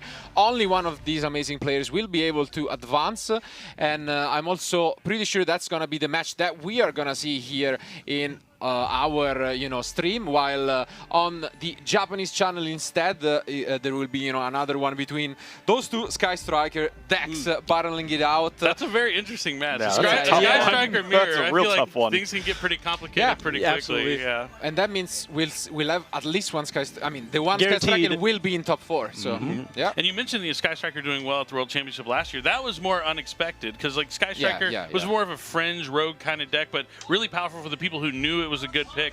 And then this year it was kind of like a lot of players were ready. They came with Sky Striker. We kind of expected to see it in top 8, but yeah, guaranteed to have a Sky Striker in top 4. It'd be cool to see that deck walk away with the win at the World Championship. Last year Zero had just come out, right? So Zero was legal? I believe so. Yes. It was in the last set beforehand. So maybe there not a lot of familiarity. That was definitely a factor. I think at the time, Striker's power level was significantly lower relative to the meta that it was in. If you knew how to play against the strategy, it was a lot easier to beat. Right now, it's just well positioned into everything else that's going going on. Yeah, it was more of a go second deck, kind of like that, but then got lined up in top 4 against Lunalight, which those two decks don't really work. Lunalight is pretty good against Sky Striker. Not a lot you can do to slow down that deck, but no Lunalights here at the World Championship this year, so it could be Sky Striker's year to walk away with it all, or maybe Branded. I think the difference is, as you mentioned, Striker Branded. Fallen the Virtuous is the card that made Striker as good as it is right now, along with some pairing with other powerful quick play spells like Radiant Typhoon Visions. Like there's so much more that it has going for it now than it ever did before. Pot of Sloth, as we've seen time and time again throughout this tournament, there are a lot more powerful spells, and every time there's a powerful spell, Sky Striker just bumps up a little bit. That's So right. A little bit more, a little bit more. Yeah. It was always nice, not having to play something like Pot of Desires, being able to use Visions to cycle through and get more spells into the graveyard. I think that's really kind of the thing that put it over the top. Yes. Yeah. So we also do have a Cool Tune mirror match also happening at table 4, it looks like. So we know that 2 of the decks in top 4 will be Sky Striker and Cool Tune, probably the top 2 decks that were getting picked before the weekend. So that's something interesting to kind of look at. That's kind of neat, though. Whoever wins each of those, they get to call themselves the master of that particular strategy for the next year, right? Like ultimate bragging rights, even if you don't go all the way. Yeah. And speaking of, I mean, I've said it at the beginning of the day, I'm the one intruder in this amazing American team. That was me last year. I was the only American. So I'm the only one who didn't go to Worlds. True. I would like to bring you guys in what is more of a European tradition. Okay. Please. Usually we do it at the beginning of the day, but now we can do it since we do have 5 different decks. So can each of us maybe pick what do we think is going to win the World Championship in terms of decks? So Billy. I'll go with a player. I'll be you go with the player. specific. Okay. The deck I'm picking is Cool Tune, and the player I'm thinking is going to walk away with it all is the Canadian. I think Canada's coming back on top. Mario D'Amico is going to walk away with it all here. That's going to be my pick and call. Okay. All right. In that case, I will take Danilo and his Branded. Both Italians are taken. I don't know what to tell you. Not on purpose. We're not trying to deny you the Italian team, but I just think Danilo's played so well in all of the matches that we've seen with him, and his deck is just so incredibly strong. I don't see anybody being able to stop him. Okay, fair enough. I will pick, if those two are taken, I'm going to go ahead and pick Jerry, mainly because I've had the opportunity to talk to him several times throughout the event. He used his comfort pick for this event. He was super nervous going into the first round of the tournament, and now he's made it all the way in the top 8. All right. I mean, you leave me with, It's not exactly any bad we leave it with some good options. With a lot of really good Would you like a players. striker? I was thinking about it. I'm really in between a striker or Josh. I also want to give credit to Josh Kelly. He has been grinding a lot of tournaments this year. Like I saw him in Italy. I was doing some Italian Opens, and he was coming to every single one of them. So I really want to pick striker, but I think I'm gonna give it to Josh and then just go for the UK win. Yeah, to make you feel better about your decision, his deck isn't Light and Darkness Ritual, it's branded Light and Darkness Ritual. All right. So his deck is a lot stronger than you think. Nice. Yeah, and we get to see the top 8 bracket here. You can see all the matchups right here. That's our Sky Striker mirror match up there at the top. Sam between Yuki Shibata. And then next up, we've got Danilo versus Mario. We've heard quite a lot about that. That's going to be our match. I'm very excited to see how that one turns out. Find out if my pick is out immediately or if I'm still good for another round. I think matchup-wise, you're kind of favored there. Branded and Cool Tune. That's kind of a tough matchup for Cool Tune for sure. I mean, that was the reason. There. That was the reason why Branded was so popular before the release of Light and Darkness Ritual. That is the deck that kind of took Branded out of the format, but Branded was very favorable into the Cool Tune matchup just because of how good Fallen of the White Dragon is. Yeah, and in the remaining side of the bracket, I just realized that, funny enough, we all picked a match that is going to happen. So, you all picked different matches. Exactly. So it is going to happen. But yeah, we had the Josh, of course, against Jerry, and then the final one would be Ryohei against Logan. But here we are. Let's do it. Who is the real Italian? Let's find out. Top 8 of the WCS. Let's go, Canada. Mario's going to start things off. Normal summon Cool Tune mix. Not the best start for Cool Tune, but it is a start, which is all you really need. As long as it goes through, Mix will be able to add a non-level 2 Cool Tune from the deck to the hand. For what it's worth, Mario knows when playing against the branded strategy, there's not a lot of interactions that there's going to happen on his turn. It's going to be mainly trying to play through the field, which works in his favor if he has to start with Mix. All right, but he has the JJ Cool Tune. It might have been the bait to begin with. He wants to be able to continue his summoning. He's going to summon that Cool Tune Q. Going to special summon from the deck here. Unless Danilo has a response. Gave it a check. I mean, you've mentioned this several times. Danilo looks pretty upset with his hand. Gonna summon Ash Blossom. Gonna be looking to add that back with Cool Tune Remix on Danielo's turn. JJ Cool Tune's going to swap out that Ash Blossom for probably Cool Tune Rico here. It's the only one he hasn't used the effect yet. And while we have a brief pause here, just want to remind everybody that the rules have changed here in top 8. There is no longer a time limit, so this match will be seen to its conclusion one way or the other, although players are still expected to play at a reasonable pace. Now indeed they are. We all get to see the hand. Guiding Quim, Blazing Cartasia, Brandon and High Spirits, Nadir Servant, and is that Fallen of Albaz? I think it's just Fallen of Albaz. All right, not a horrible hand, but definitely one that's manageable here from Mario potentially, but he's going to want to make sure he takes a moment to understand all the options. The Brandon High Spirits threatens Fallen of the White Dragon in addition, but having the original Albaz in hand means he won't be able to summon it off the Incredible Ecclesia he'd summon with the Fallen of the White Dragon. I mean, Mario just has to pick it apart. Hopefully the top card of the deck is not going to be one that he can't deal with. So he adds Cool Tune Synchro. That's Branded Fusion and Aluber. But with so many normal summons in Danielo's hand, he's going to leave the Aluber on top, banish the Branded Fusion. Aluber being able to have the Fallen of the Virtuous could be something key here, but having the Guiding Quim already in hand, that's a tough one because he's going to want to normal summon that as well. But having multiple normal summons, but yeah, that expression there from Danielo is not great. That's the tough thing about playing against Cool Tune. If you don't have the best hand, they will know. Yep. And they will take advantage of it. And they'll make sure you're not going to draw a card you want either. So yeah, we're going to see Remix be summoned, and now probably a Zaylin, the Shackled Dragon. This is the bread and butter. These two Synchro monsters are often on the infield for Cool Tune. 2 cards face down. And this is going to be Mario's gambit here on the first turn of this top 8 match. Ash Blossom in the grave for Remix to grab back. Really easy to target down all of Danielo's major plays here. Danilo seems very dissatisfied with the situation. There's also a final randomization going on with the judge at the table there. That's why he took the deck off screen. And it looks like turn will be passed to Danilo here, drawing Aluber for turn. Aluber, Quem, Blazing Cartesia, Brandon High Spirits, Nadir Servant, and Fallen of Albaz in the hand, immediately using the effect of Remix. Yep, he wants to get that Ash Blossom to try and stop the Brandon High Spirits potentially. The Brandon High Spirits being able to discard the Fallen of Albaz will turn on the Blazing Cartesia where he can special summon it from the hand potentially. Absolutely, you want to be able to cut that off, also cut off access to Fallen of the White Dragon, and then just have something to deal with the Nadir Servant, which you very easily do. All right, so he's going to add back the Ash Blossom, summon the Rico, probably not going to Synchro summon. He does have the Cool Tune Synchro set, and yeah, the Rico will add back the Rotary from the graveyard. So now the combination of Zaylin and Cool Tune Synchro, since Danielo's going to want to hold that Brandon High Spirits because being able to chain, so you activate a card, then you'll be able to chain another card to the Cool Tune Synchro, so the Zaylin won't be able to negate that very first card that was activated. The difference is now Zaylin will be able to interact with the High Spirits. Is that what you want? No, you have to hold. Yeah. I mean, that would be the case there if you want to interact with the High Spirits. But it just depends what he's trying to get him to negate. Like the Aluber getting access to Fallen the Virtuous might be something he's looking for potentially. But we are going to just start off with normal summon Fallen of Albaz. That's going to demand an answer immediately. Yep, discards the Aluber. Doesn't need another normal summon in the hand. So and as you mentioned earlier, that does turn on the Blazing Cartesia. Yep. And he's going to Ghost Ogre the Albaz. He doesn't even have to use the Zaylin. That's huge. It's always the unknown that's going to get you. That's devastating for Danielo. That's tough. That's real tough. Because now all he has is the Blazing Cartesia. But if he can get the Cartesia on the field, he can activate the Brandon and the High Spirits. If he goes for the Cool Tune Synchro, he can chain the Brandon and High Spirits from his hand.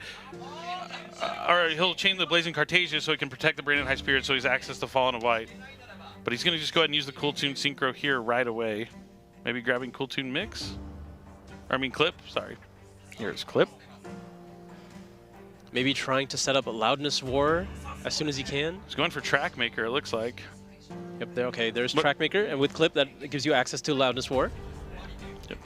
Rotary. Oh, he might be trying to take out the Fallen of the Albaz out of the graveyard. Yep, identifying that option. Yep. Albaz is going back to the deck. He knows he doesn't want to get him any quick effects so he can hide from the Zaylin. I just assume the other card he has set something he can chain. Well, the clip he could chain to turn on the Zaylin as well. The only 2 cards playable in Danilo's hand right now are the Branded High Spirits and the Nadir Servant, both easily answered. Yeah, Mario's looking in prime position to win this first game here.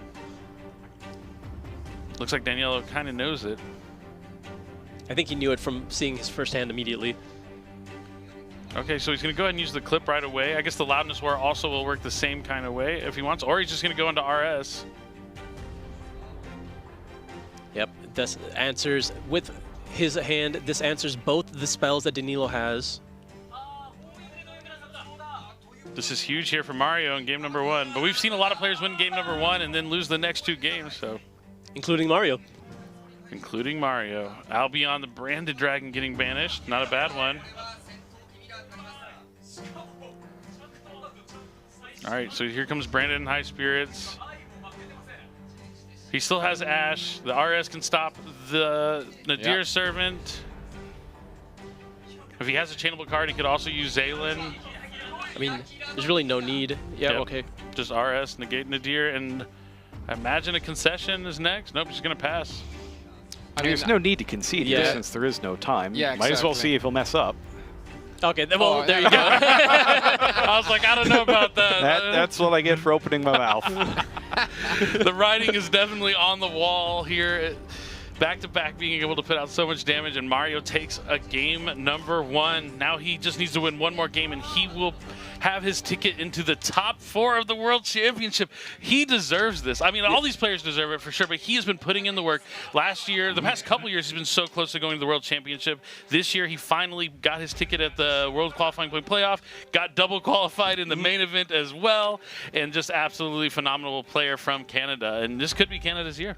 I mean, this is something we see throughout the times. Every single tournament, it comes down to the players that play the most, they succeed. We see it in Mario, we see it in Danilo. Yeah. Like, we see it in Josh Kelly as well in top 8. The players that have constantly kept playing throughout the season, they get rewarded here. And now we're at this stage where one of these players will move on into the top 4 of the World Championship. Yeah, they're putting in a lot of work, and they actually have similar backgrounds, I want to say, because they both got close this year and the previous one, you know, getting, I don't know, second places, top 4s, but that really huge win they're missing, and what a better way than to win the World Championship, you know. Real. So, doesn't get much better than that, but now it's Danilo's time to shine. We have seen what his side deck holds, because the Archilor Christia was really a powerful card that you allowed him to take one of the previous rounds, and let's see, Mario for sure knows about it, and so can prepare also for, you know, some outs. It's definitely something you expect when facing the brand strategy, especially the pure branded strategy. It's something to make up for the lack of power that the deck has. But we look at a deck like Cooltoon, one of the reasons why it's so powerful and so consistently doing well at any tournament is the fact that it just plays so much non-engine. It is trying to limit your opponent's plays as much as it can, which is consistently good against everything. If you can you know, allow that in your strategy, and Cooltoon is catered to it. So it's going to have those tools to potentially cut off a Fall on the White Dragon early, and that could end Danilo's turn. Indeed, indeed, it could be, but on the other hand, I mean, Danilo has built his deck really in a consistent way, so especially when he gets to go first, he rarely bricks. I don't want to jinx it. But, Yeah. Too late, you can't take it back, it's too late. But I mean, let's see. But anyways, in terms of power level, for sure, we are not talking about you know, some of the decks that we have seen in action. So you're gonna have to rely on maybe a recursion, as we have seen, you know, when he got hit by the devastating evenly matched, he still was keeping a lot of resources for next turn, and that can work out pretty well against Cooltoon. So I mean, yeah, Brandon has the best end phase in the game, right? yeah, I know. You get so many cards. You not only get to establish a field with like multiple interactions, just the follow-up, and it's so hard to push through and find a way to have game through their field. So then you try and set up, but the Brandon deck just keeps on going, keeps on pushing, and it's the setup deck. And if he still draws that hand that he drew in game number 1, he doesn't want to draw that bad, but it would still find a way to make it work potentially. That's the other thing is, you know, his body language was pretty rough looking in that first game, and you can't let this one loss beat you twice. Right. Yeah. So you got to get into your side deck, get your plan in gear and be very confident that your choices are going to make you win in this next game. Yeah, I can definitely count on Danilo. We've seen how consistent he is. He has faith in his strategy. He chose to play Invoked for the EUWCQ, and it did so well twice. No one even tried to do that in NA, and really just popularized the deck on his own. Totally, totally. I mean, it was on his back, but as mentioned, his pet deck has been branded for the rest of the season, so it's not a surprise that he decided to bring it here and that he made it once more to the top 8. So even though he had a rough start to the day, he kept his composure, and I'm sure he will do the same now after losing round 1. He needs to do, you know, come back. It's not going to be easy because he's facing off one of the best, if not one of the most informed players in the world. But, you know, it's going to be a great one, and this is all what it is about. So can we get to see a game 3, or is Danilo gonna just crumble and lose 2-0 here? So let's see. I hope not. I'm always a big fan of going to game 3. Yeah, I like me too. Especially when the side decks come into play. Really, anything can happen. But yeah, playing against Cool Tune, the interactions from the hand, you know they're going to be there. You know he's going to have something to try and slow you down. You're going to need multiple pushes. You're going to need access to Fall on the White Dragon, and we're going to have to see if he's going to have that, you know, online. I can't have my pick going out 0-2. I need him to get this one, at least this one. Exactly. No, I honestly, both these players are someone that I would have picked myself. Yeah. I think either of them have the potential to win the entire tournament. So it really could be anyone's game. It just kind of comes down to what these players draw, because I don't count on either of these players to make a mistake. Yeah, I don't think so either. And we're going to find out what Danilo is going to do with his advantage going first right now. Yep, they both have the same record in Swiss. And now, there we go. Fall on the White Dragon. An amazing start here for Danilo. Tension is palpable. Let's see. Already considering what to send. We're just going to be the Albion that we typically do see. Now activating its effect on the field to go ahead and summon a monster from the deck. And that's going to be met with Mulcharmy Fualos. That's big. That's big. Tough. He's going to get a draw. He's going to stop him potentially from summoning a Synchro monster. That's huge. Going second and seeing that Mulcharmy in your hand has to feel good as Mario, especially when you're playing a deck like Cool Tune, when a lot of your interactions aren't as impactful and like to trade 1-for-1, but Mulcharmy Fualos definitely incredible here. Now, the branded strategy is still very strong at giving very few draws to a Fualos. I mean, you've seen it play with just Nadir Servant, so sometimes you don't access the extra deck at all. We'll see how much he wants to commit. We're going to give him one more draw, Synchro into most likely the Ecclesia and the Dark Dragon. Now it is now a +1 off of the effect of Mulcharmy Fualos. I don't imagine we're going to do much more. Oh, no, we're going to keep going. No, we're just going to banish it to summon an Ecclesia from the graveyard, probably. I would have to assume. But you could just summon, I mean, Guiding Quim is usually where you want to go with it. It depends on what other options he has in his hand. A lot of these other monsters that you can get off the Ecclesia, you can get through the other monsters in your extra deck as well when you have access to them via spell cards. Looks like we're going to get Ecclesia onto the field, which still gives you access to Fall on the White Dragon on the following turn, which does pretty much the same thing. Or Fall on Albaz as a disruption during Mario's turn, potentially. Right. Albion the Shrouded Dragon is going to be activated next, sending down a copy of Branded High Spirit, so we'll be able to add that back during the end phase, and it'll go to the bottom and allow Danilo to draw a fresh card. And the Ecclesia and the Dark Dragon will be coming back to the field as well. So he can still find ways to get to the Guiding Quim, the Fallen Albaz, plenty of interactions, but he did have to give, you know, Mario 2 cards. And if there's a deck you don't want to have more cards, it's Cool Tune. Between the incredible consistency of the deck and how many powerful other tuners that it plays, you know, the Ash Blossoms, the Ghost Spells, the Ghost Ogres, you just can't give them that much. I mean, the one thing going against it in this tournament compared to how it's been is its consistency, because it did lose some key pieces. Only in the consistency factor, we lost a Cool Tune Synchro, we lost some copies of Rotary, but if you are able to still find any one of those starters, then it doesn't really matter. Does he have other cards he can set? Oh, I do see some defensive options, so that's good. He's some great ones. Yep, sets 1, sets 2, sets 3. Not a bad hand into that Fualos. Now the branded end phase begins. Looks like there's not going to be an Ash Blossom here. Danilo likely going to be setting a copy of Retribution, if I had to guess, or another copy of Fallen the Virtuous. I did see one already. He only has the one fusion in the graveyard, so I don't know if it will be Retribution. But it could be. Okay, we're going to grab Branded Opening to the hand. It looks like we will likely be activating that in the end phase. To add? Really? Okay. Is he just going to add a card for next turn, I would guess? Going to discard an Incredible Ecclesia that'll be able to go back to the hand during the end phase as well? Well, I mean, he might be doing this after Fualos resolves. That's for the whole turn, isn't it? I think it's through the till the end or phase. till the end phase?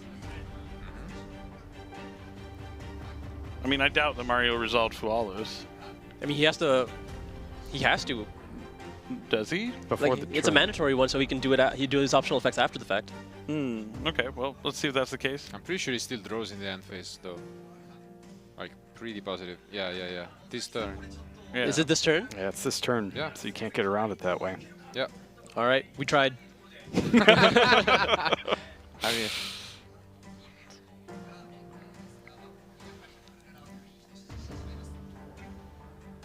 yeah, which is And they're explaining the sequence of events surprising, here. Yeah.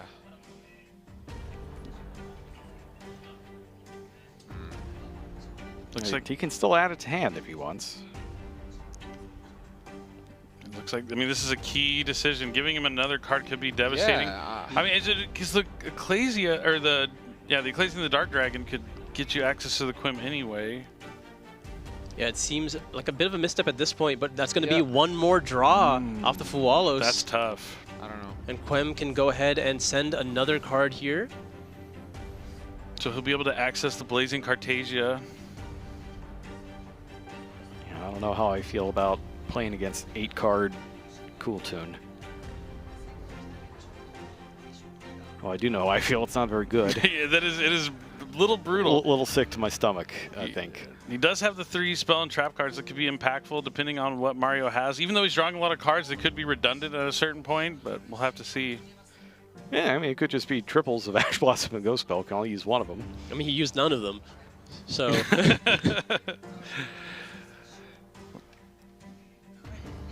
that is the scariest part with the deck like Cool Tune. If you see no other interactions other than the Fualos, then likely the hand is all just playable.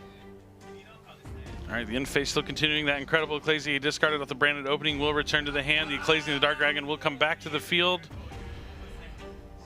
And now it is back to Mario with a full hand.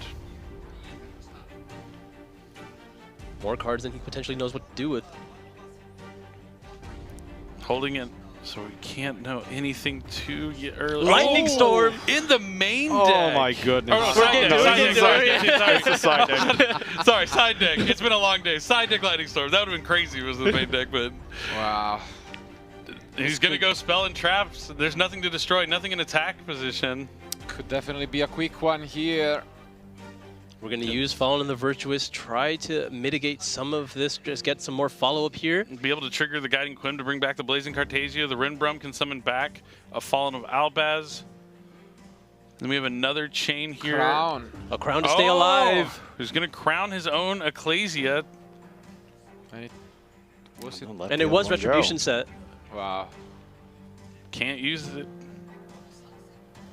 That's tough. Well, he would be able to use it now that the Rinbrum was in there, but... Now the Guiding Quim, since a card left the extra deck, can special summon back the Blazing Cartagia. So we just got to keep in mind that all of those effects are on there right now. Yeah, he still has plenty of interaction. I mean, the only one you can't use is the Ecclesia, The incredible one. the Incredible one. Not yes. the one on the Dark Dragon. Yes, yes. There's 3 different Ecclesias on the field right now. I just want you to know that. We're messing with- Sorry, no, Cartagia. yeah. Cartasia's a little different. Similar. They're all kind of the same, girl. We are still violating the principles of causality here. Illusion Gate. Gate. What a combo. Just I mean, it's a classic. It's Regeki Feather Duster. it is when you draw so many cards. Some things never change. You know, with Monster Reborn, I guess. All the classics happening here in game 2 of the top 8. Mario D'Amico unstoppable. But it looks like we're going to chain the Ecclesia to the Dark Dragon. But yeah, the Illusion Gate being able to stop the Blazing Cartagia is huge. And Hydraulis Harmonia on top. This is just phenomenal. I mean, we talked about how scary it is to give Cool Tune a lot of cards. And Well, we're here you seeing- go. This is why. Technically speaking, we still haven't seen a starter. True. There is a chance for that. Yes. Yeah, sure. I was going to put the Wind Pegasus Agnes in the graveyard for some more protection later on, because that crown on the Ecclesia is going to pretty much ensure that Daniela will survive this turn. Now Cartesia has to resolve. Just going to put the Granganol in the graveyard to potentially summon something from the extra deck later on. And Granganol also explodes. All right, Ecclesia. Go do it. Get there. I guess he could just summon back the Granganol, just so like, or no, he can't summon the Granganol because it's just sent there. What does he summon? I mean, does it matter? A tuner? So he could synchro with it potentially?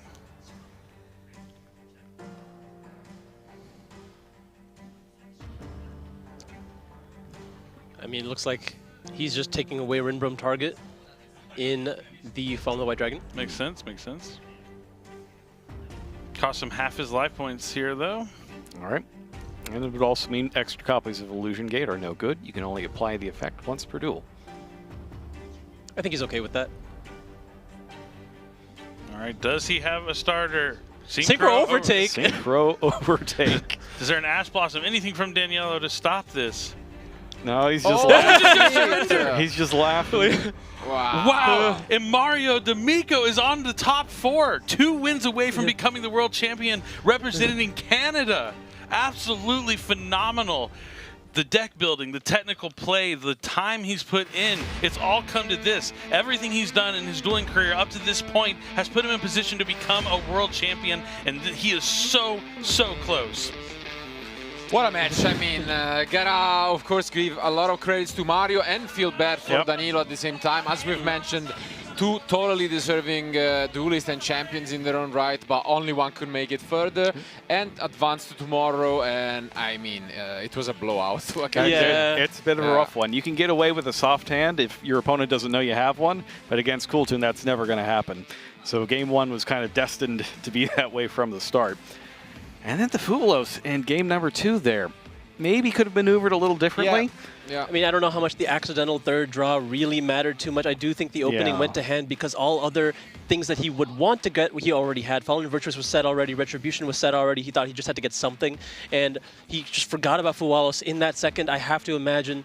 But if you look at that hand, he had so much. Like, he didn't even start playing yet until the Synchro Overtake, and he definitely had ways to continue playing without it. I imagine the third card wasn't the make or break on that situation. Possibly not. What if it was the Lightning Storm? Yeah, The Lightning Storm was the key card in that situation, because if he doesn't have the Lightning Storm, he's able to send the Rinbrom. It turns on the Retribution to stop something from Special Summon. He has the Crown that he can probably stop something else, but yeah, we'll never know if it was the Lightning Storm, the Illusion Gate, or maybe something that was useless. Maybe it was the Phydralis. Could have been anyone. I definitely want to talk to Mario and find out what it was that he drew, but... Kind of the fun thing about that, though, is, you know, I mentioned it before, Regeki and Harpy's Feather Duster. Yu-Gi-Oh's been around forever now, and we're still seeing some of the same kind of play patterns that we did back in 2002, and they're still working to this day. So it is kind of neat to see that the more the game changes, the more it stays the same.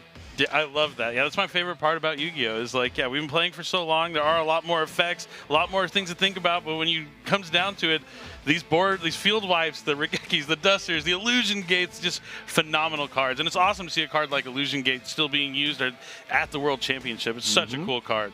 Yeah, and I mean, credit to Mario. I don't know what his side deck looked like at the NAWCQ, but maybe he learned from, you know, Ryan taking it all the way and then put those Lightning Storm in, maybe for Sky Striker, but in this case, you know, they work just as fine. And I mean, he's built a deck, he's doing it, and he's in top 4. Yeah, but big shout outs to Danielo. You know, the only pure branded player here in top 8. Brought a really strong deck.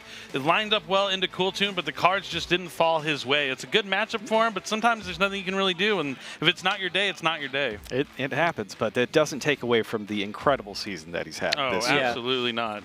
Yeah, it's phenomenal. And, you know, qualifying with Invoked is like something that's really cool in itself, because, like, a lot of people think, oh, I can only play the deck that everyone says is the best deck. But when you can find something special, find the deck that you know well that makes you comfortable, that's what can be key. But Mario will be moving on. But it looks like we're not done with our quarterfinal action. We're going to jump into the other feature match that looks like it's in game number 2. This is going to be our Table 1 feature match against Hin Feng Sang and Yuki Shibata in the Sky Striker mirror match. So buckle up, we might be here for a while. So we saw Yuki back in round number 1, and now he's all the way here.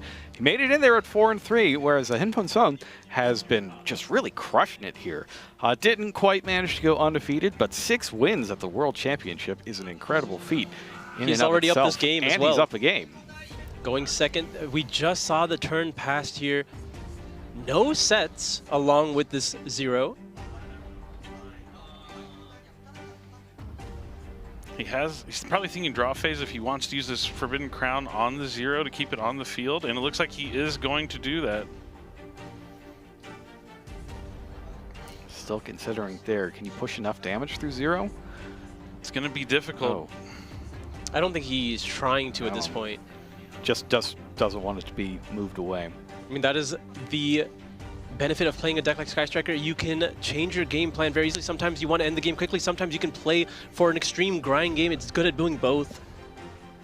Yeah, only 4 cards in hand too. Not a great start here. Pot of Desires. Hin Feng Sang is going to be looking for more cards to add to the hand, banishing 10 off the top.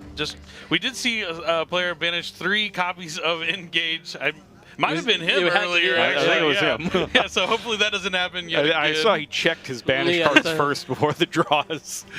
Just to make sure. Oh. That's huge in this matchup. No Engage. Maybe he has some in the deck, but won't be able to use them. Normal summon Rose. Not really what you want to see.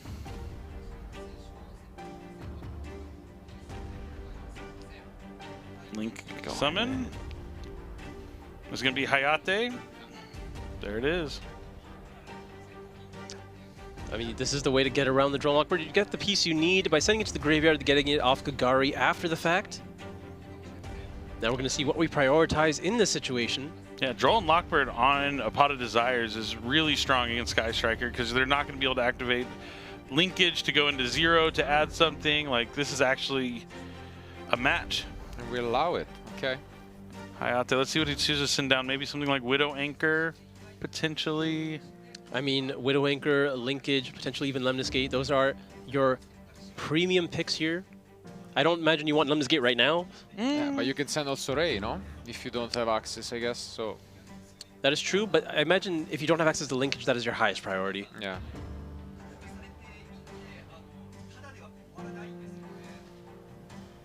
This is a huge match. Yep.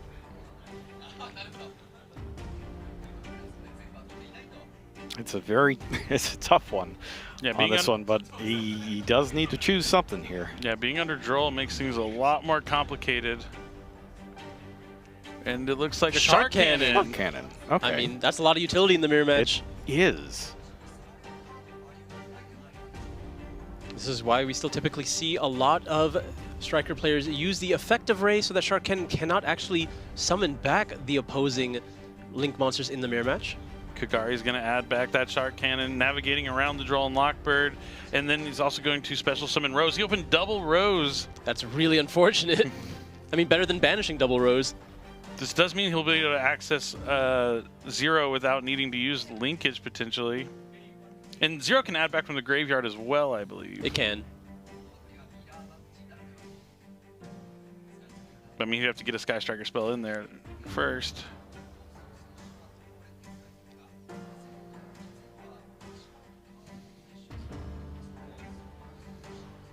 Looks like we're going to go into Camellia this time. Yep, Camellia will be able to send another spell to the graveyard. Oh, this is how he's going to get the spell to be able to add back with 0, potentially, if he has linkage already. And, oh, just sends a Ray. Sends Ray. Okay. It's fair enough. And now, what will we go into with this?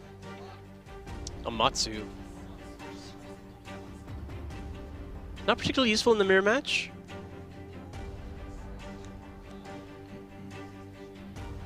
But better than nothing.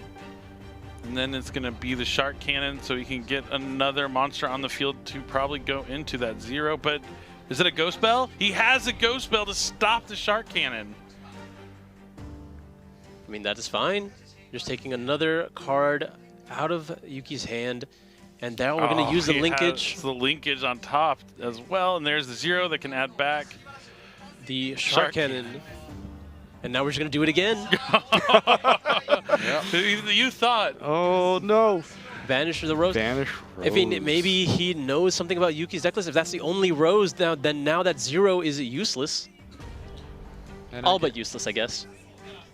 Yep.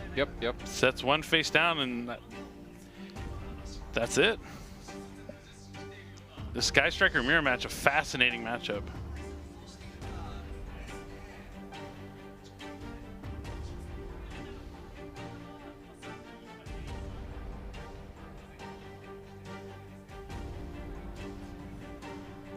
Judges giving the deck one final shuffle here. And it looks like we might be passing turn. Yuki is able to try again. Oh, now. I like that. Yes. That was nice. That's a I need something. Yeah. That's the heart of the card draw right there. I love to see it. But did it work? Oh, it has to. That was clean. Yeah. But also, I'm more of a rub the card on the table kind of guy.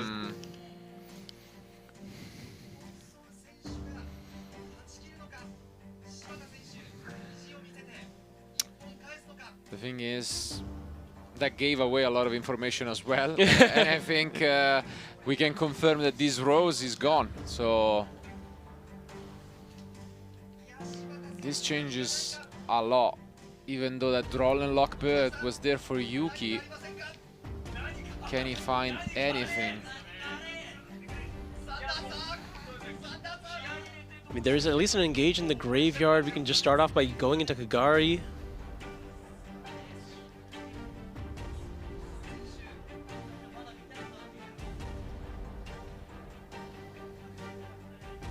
Okay. Yep. Oh no. You're just gonna go to battle and trade? Oh, we're just trading, and now the Rays are going to activate. The These Rays that return engage. to the field. Ray and Rose, because his opponent's monster left the extra monster zone. He's gonna get both.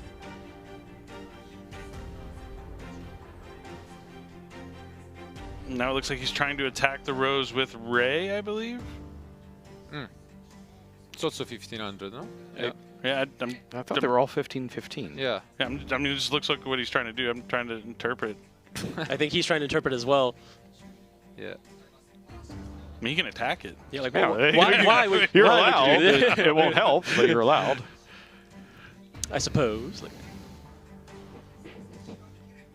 I mean, this isn't an Xyz monster here. You can't make Zeus. only 3 cards in Yuki's hand? Yeah. I mean, only a couple in Thing as well. Using the effect of Ray, potentially.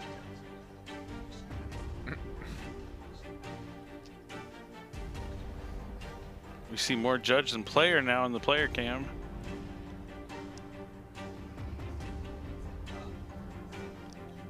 Really trying to comprehend what this Ray is doing right now. And he's checking the text of his own Rose as well. Did Rose use its effect to negate Ray? I don't think it works now, because your Yeah. turn, your Yeah. turn player. So that cannot happen. Mm-hmm. Maybe that's what they're talking Yeah, about. I have to assume that's the only interaction I could think of that's going on right now. Or maybe it was like, yeah, damage step, and he's trying to negate it, and then he wanted to chain the Ray or something? I don't know. No, probably it's because Rose gets to negate after his Yeah. up monster effect. But when he's resolving but- Rose, there's nothing yeah. on the field yet. It has to be chain linked too, so that doesn't work. So that Ray is good, but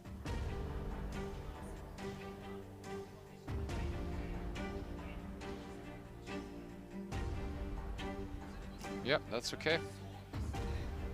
It looks like we are activating the effect of Ray.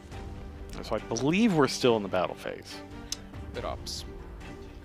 Time will tell. We will Yeah. find out, depending on whether or not this next monster attacks.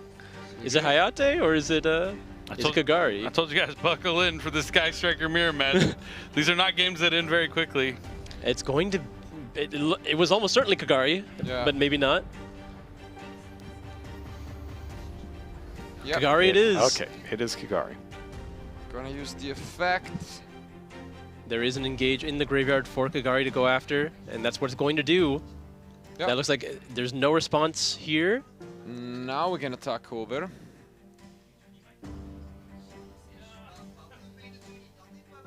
Ah, Oh, no, we're just- wow, it was main phase 2, so we didn't activate the effect of Ray. He just used it as link material, I guess. Yeah, not opting to want to clear either of these monsters. I think it's doing Infamous Yeah. a favor at that point. I agree. Yeah, might as well shut down the last face down card. Yeah, we can assume it's like Linkage or Widow Ink or something like that. The only difference is potentially getting value out of Hayate. I don't even think there's 3 spells in the graveyard at the moment. It looks to be just reinforcements in the army.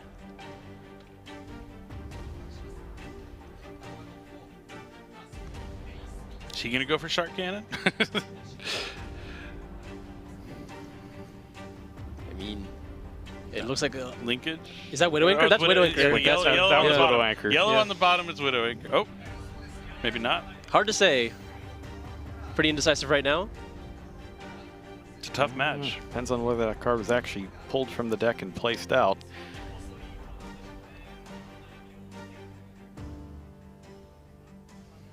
Yes. Okay. Okay. It Committing is to Widow it. Anchor.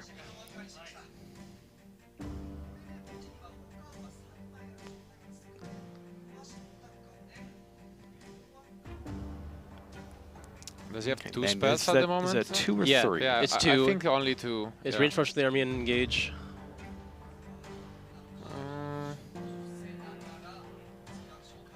Uh, Maybe we're going into Shizuku now? Yep. Shizuku hits the field, usually an indicator of nearing the end of the turn.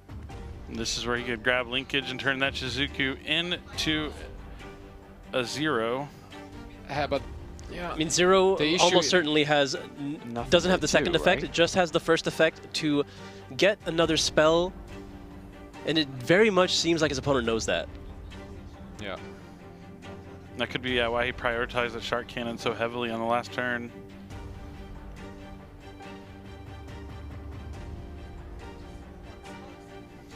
Now, we missed game 1. It might be that he found out there. Yeah, True. very likely. All right, we're going to be using Lemnis Gate in the end phase here, That's huge. Plenty of material. and we already know that Ray was used. How many does he have? Does he have 9, maybe? Oh, well, we need an equal number. He Yeah. went through plenty of links in the previous turn. I don't think he does, but Well, it's 3 per card, right? Yeah, you need to do an equal Yeah. number of aces and spells, right? Yeah. Okay. So to get to 3, you'd need 10, so 5 and 5. Okay.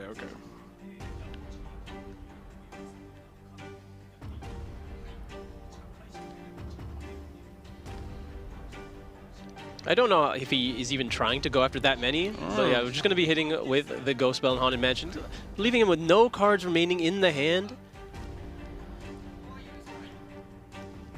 wow. And What do you think the odds he has Harpy's Feather Duster inside deck? A non-zero chance. A non-zero chance, yeah. yeah, we gotta check for our own second copy of Rose, because that's also another reason not to attack over. Very true. Want to just cut off the effect of Zero. Given, if he summons Zero here, he wouldn't be able to use its effect anyway, because he did use the effect to summon this turn. So we're just going to go into Kagari, get it back. The Lemons Gate? Oh no, he's using the effect of Lemnis Gate as well, because the Link monster was summoned to immediately perform a Link summon. Oh, okay, cool. That's something I haven't seen come up very too much in the Sky Striker. Yeah, we're Most just of going to them be able to graveyard. clear the Rose off the field here, and Kagari will be using its effect targeting, I can only assume, the linkage, and now Zeke hits the board. Zeke will now still use the effect to try to get rid of the Shizuku, all doing this before the end phase, so Shizuku can't activate, and because Ray was already used, this is going to clear his zone. Wow. Yeah, very, very well played by Infum Sang. Gonna take a minute to read a Zeke. You're checking a translation, goes into his extra deck. It's always nice when you're playing a mirror match with different cards. You can just read your own. You don't need to bother with any apps or anything like that. It's just right here. Just confirming when the Shizuku would come back to the field. Oh, but it comes back in the main Monster monster zone. zone. During- Oh, Yeah, because it says the next end phase, no? Mhm. So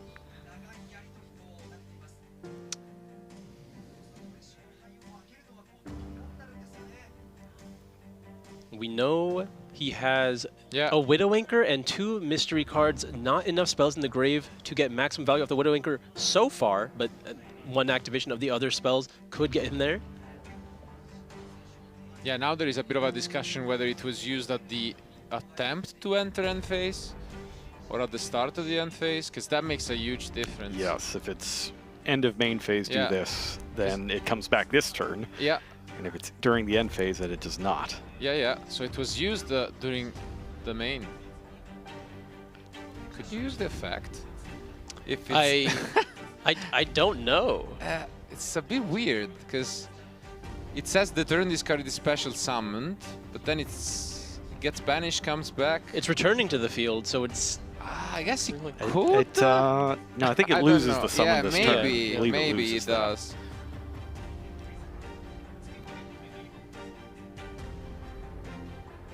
now the Widow Anchor is off.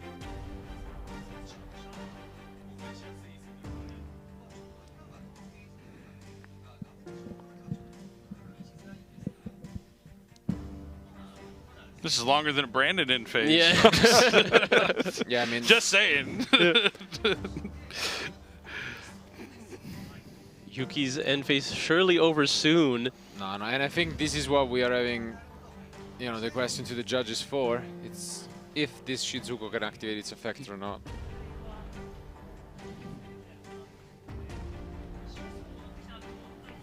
And it takes a little bit longer as well, since you need multiple languages here. True. Funneled through a judge who speaks English. Yeah, 3 different language barriers going on all at the same time. I would imagine Hin probably speaks English as well. That might take one out.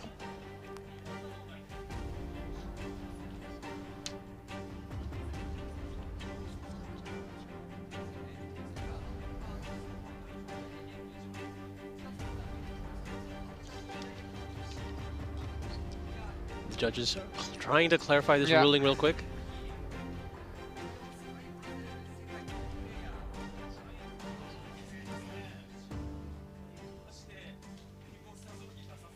Not trying to make any errors here at such a late stage at the World Championship.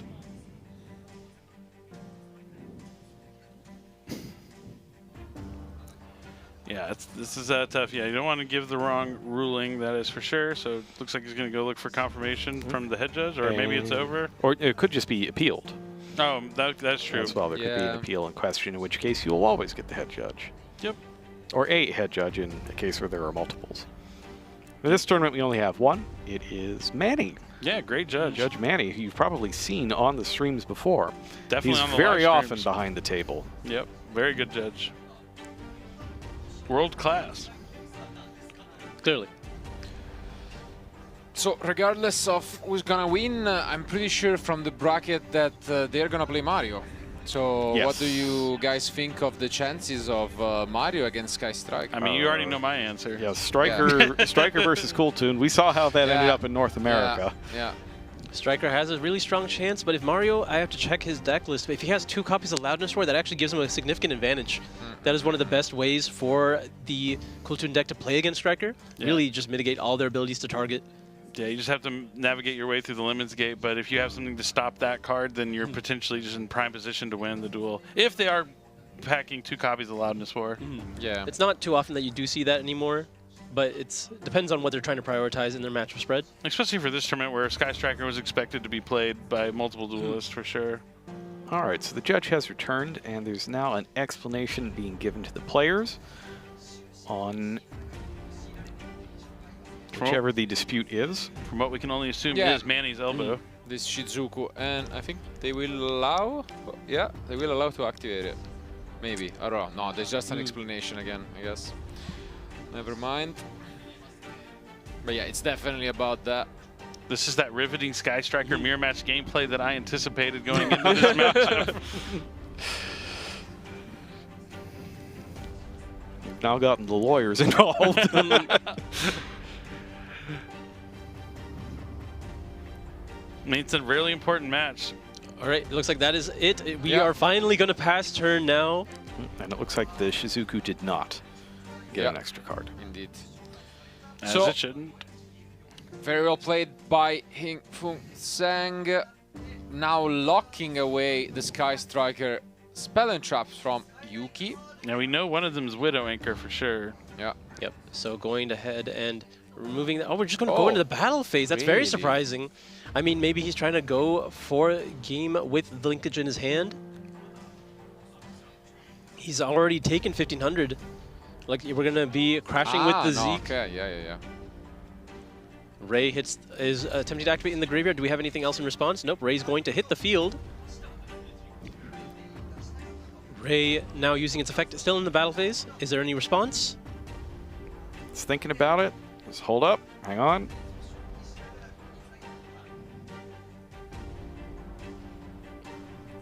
Good thing Call by the Grave is forbidden.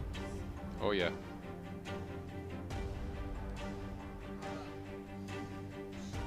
Oh! He doesn't use the effect. He doesn't use it. Oh, and Solemn Accusation is going to stop the evenly matched. Wow. Okay, things just got exciting. It just took a minute to get there. Now that changes things. 2 trap cards going at it against each other in the Sky Striker mirror match. Phenomenal. Yeah, no. Now he's still in the end of the battle phase here. He might have another. No, there's no way. There's no way. I think what happened was at the end of the battle phase, he used Ray and then chained evenly. Almost certainly. That's something we have seen Striker do several times. And now we're going to be resolving it, summoning 0. Wow, that's Solemn Accusation. That's smart. I haven't actually seen that. Yeah. But to force out the Solemn Accusation, which you clearly want to use against a Sky Striker spell, is still a small win there for Hing-Fung Sang. And then, I mean, it was really only... Was it only 1500? Yeah. Yeah, only 15. Okay, yeah, so it's just you can't activate it second. Got it. And then he's going to take out the Widow Anchor with the 0 effect. Not the one he wanted to hit. Unless there were 2. No cards in Yuki's hand? Yep, none. He has the Ray in grave.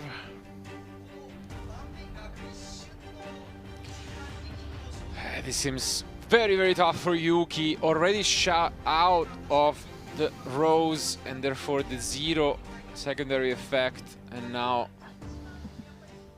I mean, at this point, we're just going to try and play for the long game here. Just really try to restrict Yuki's plays. I imagine we are going to leave the Shizuku there and then try to take it with a Widow Anchor, or at least remove it in such a way that Yuki will not be able to play without finding another Ray.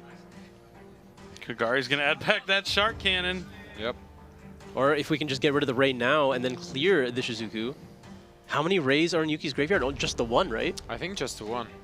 All right, I do see a copy of Fallen the Virtuous in Hing-Fung's hand. Or at least I thought I did. Yeah, I also saw it.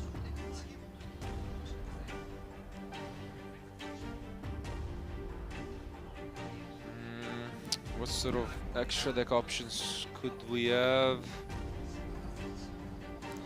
It looks almost like he's playing to set the rest of his hand. I can't imagine that's what he's doing. It's got, there's no way, right? Okay. I think we are just...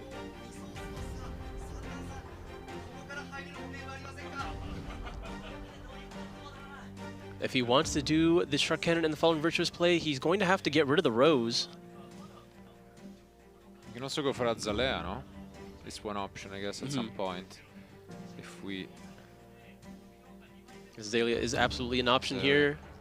Like, the only thing is we need, without the Kagari, I don't know if we have access to a second light or dark, actually. Maybe if we haven't used the... Did he put back the Amatsu? Amatsu, well, no, yeah. But like, I don't think the Lemon Escape resolved, right? So it didn't. No, we're just going to use Fallen Virtuous on his own Rose. Wow. Just going to send a copy of Albion the Brand Dragon. Interesting. We're just going to really try to grind this game out. He needs to clear the way so he can Shark Cannon, I guess. Yep, and now we're just going to go ahead and get Shizuku does online. He have something?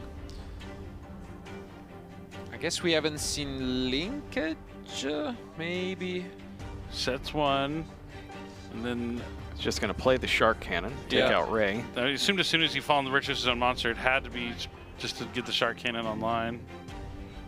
Yeah, who's trying to find a way to get value out of the Fallen Virtuous while still getting rid of the Rose. I don't think he had Link monsters available, so in the end phase, we're going to just grab Lemnis Gate. Might just be using it now. Go ahead and clear the Shizuku. Does he have enough to clear both? I mean, Probably, right? Does Lemnis Gate not just put them back in the hand? Why would he clear both? I guess. Why not? Okay. I mean, you'd only do it if you would needed to shuffle more stuff into your it's a deck. resource game, yeah.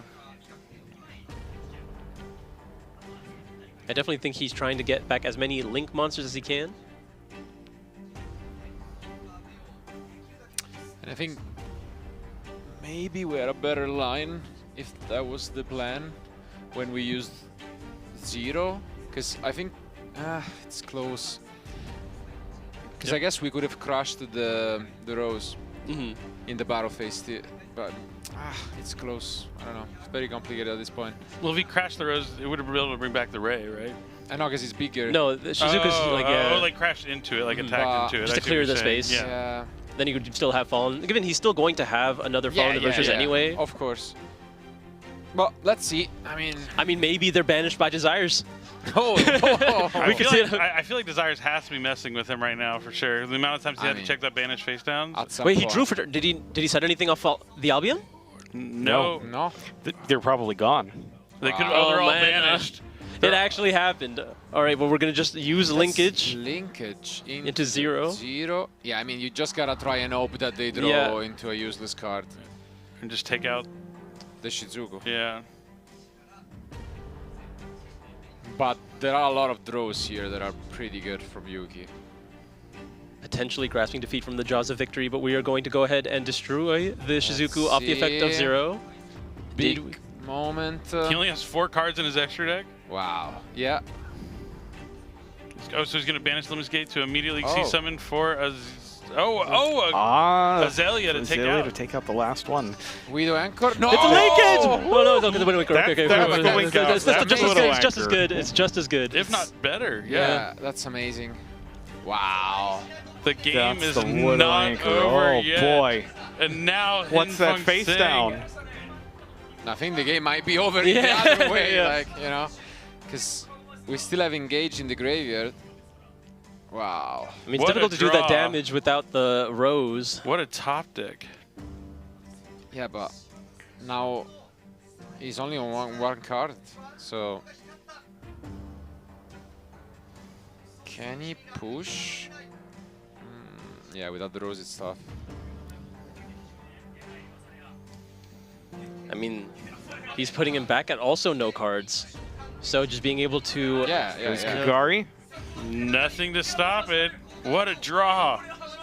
Yeah. That's back the engage. Yuki has so many more resources right now. So in the graveyard, we have Widow Anchor as well as Reinforced the Army. Is there a third spell? The other Anchor, right? So this is going to resolve and draw a card. Yeah. It's going to get linkage. Oh, maybe not.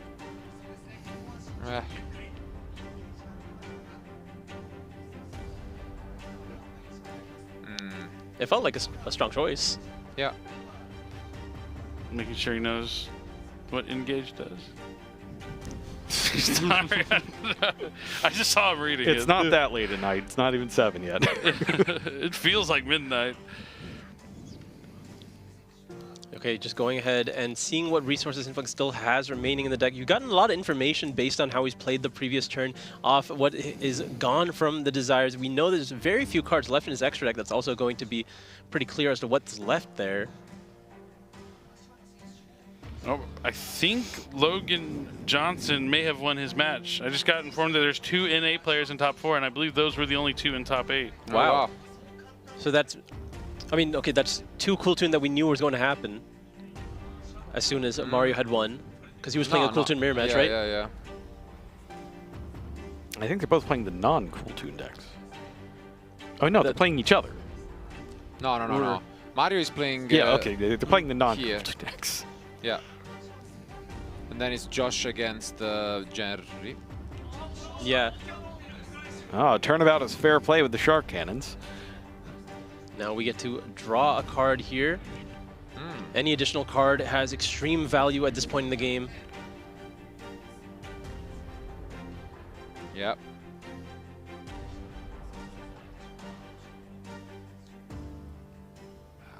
I just feel like we've been through everything from Infung. Yeah. I mean, that Widow Anchor, like, We've experienced the entire range of emotions in this one duel. Yeah. But at the same time, I don't know. I'm not too convinced about the last line because surely the Widow Anchor is one of the best ones, but there are a lot of good draws. Like any Sky Striker is good, like pretty much. Yeah, you're right. Like I feel like that was like the prime one. yeah, sure. Ta- Especially with the taking your Rose, opponent's the monster away to do it always feels the best. Yeah. I mean, he is so depleted in his extra deck that it's tough. At the very minimum, he should have still had a Fallen Virtuous, but Yeah. regardless. Which would have been Yeah. Really good. Yeah. It's just, it can't be, there just probably isn't one in this deck, there's no way. Yeah, he didn't have to use it to begin with. But now, continuing from here, Kagari added back the engage, used the engage, got Shark Cannon. We have drawn the card now. Huh. Are we just going into battle phase and attacking, or are we using this set card that's been here for a turn now? That's interesting.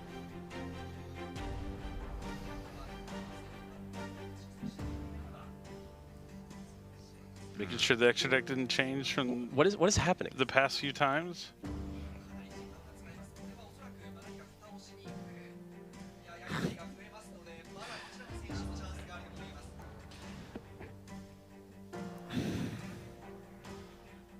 I mean, it kind of just looks like he's overthinking it a little bit. Yeah, he's feeling the pressure. Don't check in the extra deck again. When you get this far into your head, you're more prone to make a mistake. So I feel like Yuki might want to trust his gut a little bit more here. Did he even attack yet? You didn't. Okay. No Is he going to way. forget to? No. No. No, okay. Way. Oh wow. Wow. Did Sure. he really not attack? Oh no, I think he took the I damage. think he Okay, did, yeah. Okay, maybe it was vocal then. All right, play back to Hinfeng Sang. Is it his turn to top deck? So little resources in the extra deck. The Pot of Desire seems to be really working against him in all these games. Check in the graveyards. I guess you want to Lemnis Gate here, try to reload some of this. I mean, that's what it would take. Checking, making sure. What does he have available? So many things depleted, so many cards used, so many resources gone. And it's just a pass, maybe? No. Does he have a play in his hand to begin with? Yeah, I'm not sure about that. It's still his turn. That might. Is it bad? No. No, I don't know what that's they're not a talking go about. gesture. They're just kind of Talking. gesticulating as they talk. Oh, okay, battle phase battle again. phase. Well, that's a card that could get him back into this game. Now, did that get accusationed? Yeah, but he only paid for 15. Only paid Yeah. 15. Okay. Yeah. We did see this in his hand in the previous turn. He did have both copies when the first one got accusationed. Wow. Wow. Wow. So he keeps one card face down. Interesting. Can we continue from here? Do we have... Is the card that we drew a copy of Ray? I mean, does he have a Sky Striker in his extra deck? I don't even think so. Yeah, I don't think so. I think he has mostly Just like, Fallen Virtuous targets? Yeah. Shark Shark Cannon. Yeah.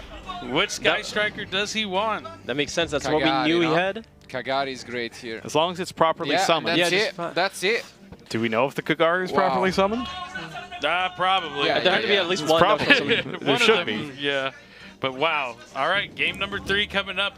Oof. If that one wasn't as exciting enough, we're going to have a third and final game to find out which one of these Sky Striker duels will be moving on to top 4. I mean, it's a crazy match for sure, but I'm actually on the edge of my seat. I look at myself and I have to move back Yeah. a little bit. It's like, oh my god. yeah. I'm on the back of my seat. I was kind of like chill a little bit, but no, it was really That's exciting. because you don't have to play the Sky Striker mirror match. You're It's a lot right. easier from back my, here. My brain would be fried in the Sky Striker mirror. It is absolutely really hard. It's a resource game. I'm thinking about siding out Pot of Desires if I'm the other player because like it seems to be really backfiring him on him more than it's helping him out. Well, it's just every It hurts if you don't look. every time we're watching. yeah, That's bad caused luck. problems. I wouldn't be shocked. It was just amazing every other round. Yeah, for sure. sure. It's definitely like a solid card. A spell that says draw 2 in this strategy in particular is always going to be strong. You just have to be Cup of aware Ace. of what you lost. Cup of Ace? That doesn't always say draw 2. Yeah, it says draw 2 for somebody. Just might not be you. But yeah, it was still a really phenomenal game. I mean, like, yeah, the evenly matched with the Solemn Accusation, like 2 spell decks using trap cards to fight each other, absolutely phenomenal. But yeah, both players playing really well, the best that they could probably play. And then, yeah, the top deck of the Widow Anchor, back and forth. So we can only hope that Game 3 will be just as riveting. And just another thing for, when you watch these matches, these are just a sample of all of the games that are going on in any given tournament. Just because we saw him banish all those cards that he needed with Pot of Desires twice, doesn't mean that it's a bad thing to play Pot of Desires. Oh, no. Like, it's an incredibly powerful card. There's that card a has lot won of great many reasons to play. tournaments. It's won a ton of tournaments. Yeah, but here in the Sky Striker mirror match, when it's like a resource game where if you lose more resources than your opponent and it could backfire on you, I do think there's like a consideration to maybe potentially side it out because it is the Sky Striker mirror match. No, I agree with that. I mean, I think it's absolutely necessary against other matchups, but in this one, there is a world in which you can take it out. He probably won't. Don't get me wrong. Probably not, but... Ride or die, Pot of Desires. And I mean, Yeah, I'm a Pot of Desires guy. I like Pot of Desires. I think it messes with me more often than most people because I draw the other 2 all the time, but that doesn't happen either. I keep playing it anyway. That is the worst feeling. So even if you draw 1 Pot of Desires, it feels kind of rough, but when you need to get spells in the graveyard, having like more cards than your opponent, it's still definitely useful, but yeah, I have no idea who's going to win this game. I don't think going first or second really matters in this matchup. No matter what, Striker will win, yeah. Striker. Ray will win. Yeah.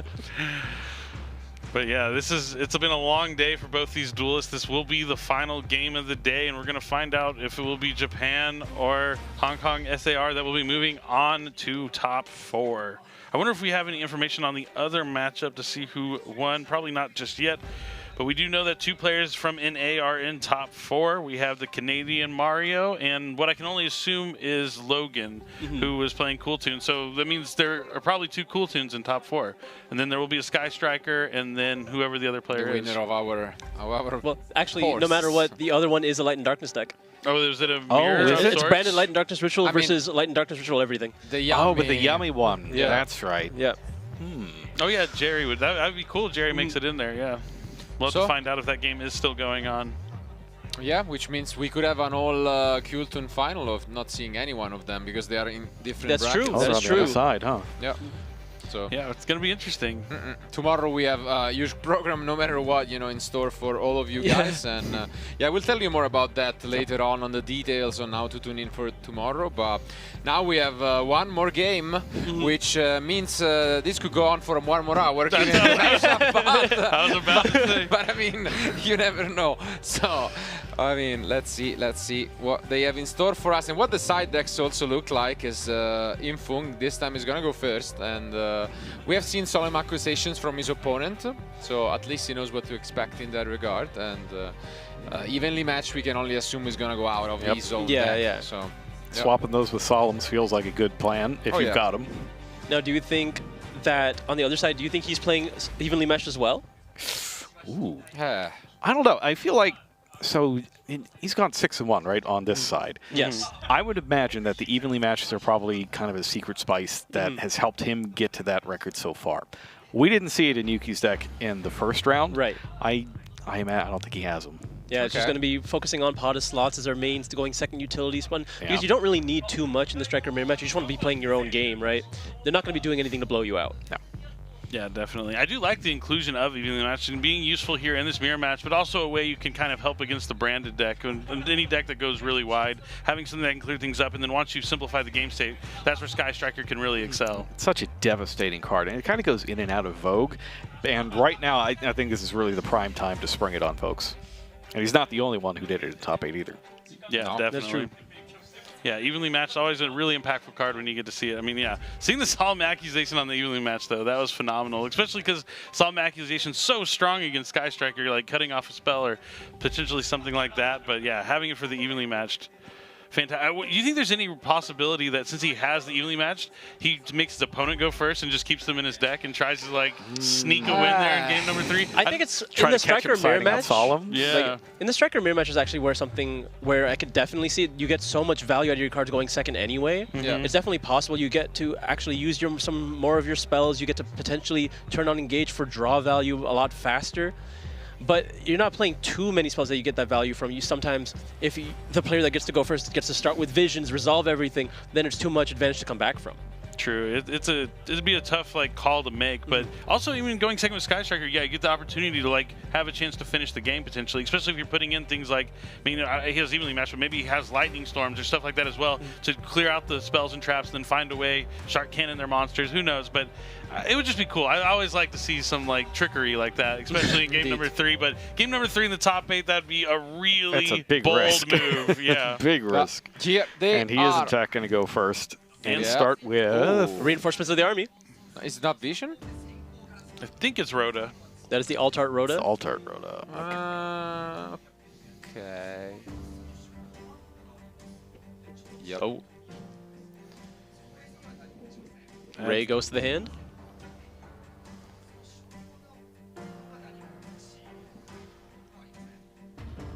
No Is there a draw draw? upper? Nothing. Oh, and there goes. The Oh, one more time. Okay. You can't put it down. Pot of Desires, I can't quit you. No matter how many times you burn me. Let's see. Let's see. Can't get worse than 3 engage. So He's already had all of the worst things that can happen to him with Yeah. Pot of Desires happen in this event. what should be? surely He's out of he bad just things. checks. He's out of just Sure. these low percentage blowouts. For sure, this time he takes full account of what's in there. Surely not double rose. Oh! Ash, oh, Okay. Oh, that- No, I that- think I called it. I saw There's multiple double Wind rows? Wakers. Yeah, There's there's Windbreakers both are in there. I think I called it. There's 2 rows? I'm telling you, as someone who's just sided out card troopers because I drew them at the wrong time. I hope I'm wrong. I really hope I'm wrong. You can't. Sometimes you just have to make the call. If a card's not working for you, you just have to move. But yeah, Ray into 0. Okay, now he's checking after summoning the 0? Okay. The first one is a Well, rose. yep. And I'm pretty sure the 4th one could be another one, huh? Well, let's take a look. Do we see a rose going through? Oh, I didn't see one halfway through. He at least has an engage. Oh my, please no. We're gonna activate it. There's only 2 spells in the graveyard at the moment. I mean, he won without engage. I'm sure he can. There is no rose. Oh There's my. Are you sure? I'm pretty sure. Like I'm pretty positive. Adds linkage off the engage. Wow. I mean, we're gonna use it.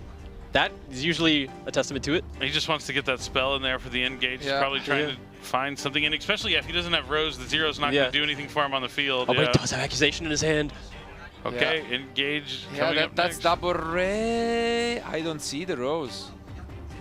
So there was one more way Pot of Desires could have burned him. Yeah, I mean, that is the one that we see the most often. That is the most Yeah. devastating. Now you can't use your 0. I'm so sorry I called it. Wow. But he's still going to be able to get more cards here. Got the 2 draws off the... Or no, he got Ash on the Desires, so now he's going to get the extra draw from the engage. Yeah. I think you're pretty... Strangely enough, you can be happy about that Ash, because now without the rose, your win condition is hoping that they didn't draw that well, and then you can stop their one play and then win the next turn. Like, you can't grind here. You need to just go for game as quick as possible. I mean, you did open some accusation in Yeah. your striker mirror match. That could definitely pull you all the way there. Yuki did manage to win without his rose. Yeah. So it's definitely possible. Just have to play a much slower Let's game see. here. Yeah, it's there. We have, that is, I believe, the last copy of Widow Anchor set. And have to, Set 4. All right. Not a bad start. And Passes then to we're going to Yuki. go Shizuku's Really effect in sure. the end phase. this is we just have- going to get a copy of Lemnis Gate for later.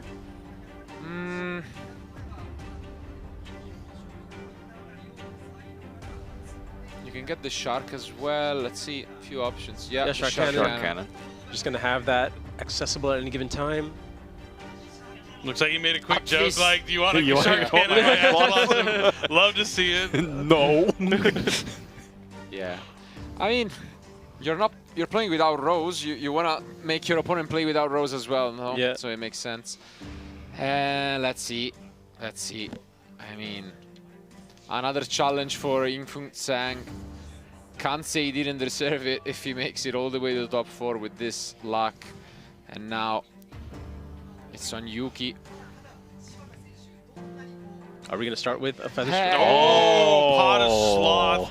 Does he have something to stop it? He's going to have the accusation. There's just no way. You think so? I don't. Draw 5? I don't think it matters. You gotta that put most of them back. Okay. Yeah, no. Yeah. Hits him with the accusation. I think you just... I wonder if he has multiple copies, because I'd rather just save that for engage. Yeah. That's the tough thing, is if you let it resolve, they will have engage. Yeah, or multiple even. Well, I mean, if you're accusationing it, that's fine. True. Like, either engage or linkage is what I wanted to use this card on, but this is fine. Ah, okay, we used, the full on. Fair enough. Do we... Only 2?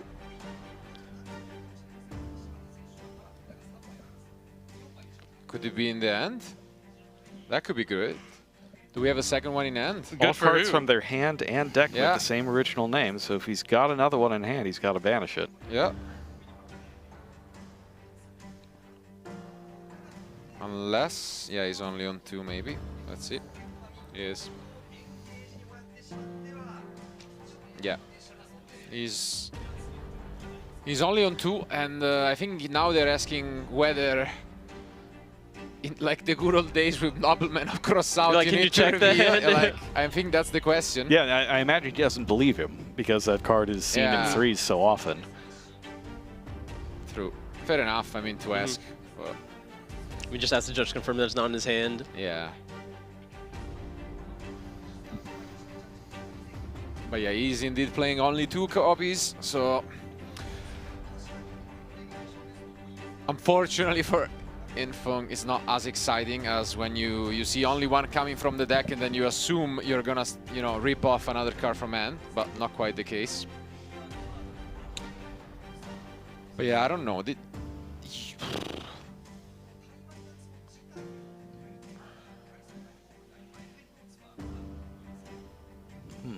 It's gonna be a tricky spot here. So, we want to save it for the engage, obviously, but is... So how many cards does he have left here after this? 4? Or 5? Is 4 card in now. that completely unknown hand going to be better or worse than whatever he gets after digging through it and sculpting the hand? No, I think I do see the point of negating it. Just because there are many other cards, like it could be evenly Lightning Storm, Feather yeah, Dust. exactly. It's an odds game. You know. Are the odds of the hand he drew from the start being better than the one he gets after he digs another 5 cards Because and gets rid of the worst ones? So I think I understand what he's doing here. no, absolutely, I agree. And yep. I'm just never trying to let Pot of Sloth resolve. It's just too much. big question. Have we entered Battle Phase? No. I think There's no way. I think he's playing it, Jerome. No. Is he? No? Does he have it? No. It says a bluff. I mean, might as well try. Yeah. So- I mean, you saw your opponent, you might as well put the fear in him. It's just, Wow. is it set to pass? But that's such great news from Infeng. Yep, stopping that Sloth was the key here. If he can get another accusation. So we search Shark Cannon, not gonna help much here, but even pushing damage is weird without the rose, that's the thing. Yeah, it's difficult. Yeah. But if you just amass resources, you could just play that game. Maybe, yes. So, yeah, it's gonna be a draw for... Ooh, and I think It's an Ash Blossom? it's an Ash, I think so, yeah. Already So has a that's good. bell too. Like, yeah, this game is looking Yeah. really good for Infeng Tsang. You just play the control game now. No, please just go for game. I don't think he can. He cannot. I don't think he can. I don't Yeah. think so Yeah. either, Not but happening.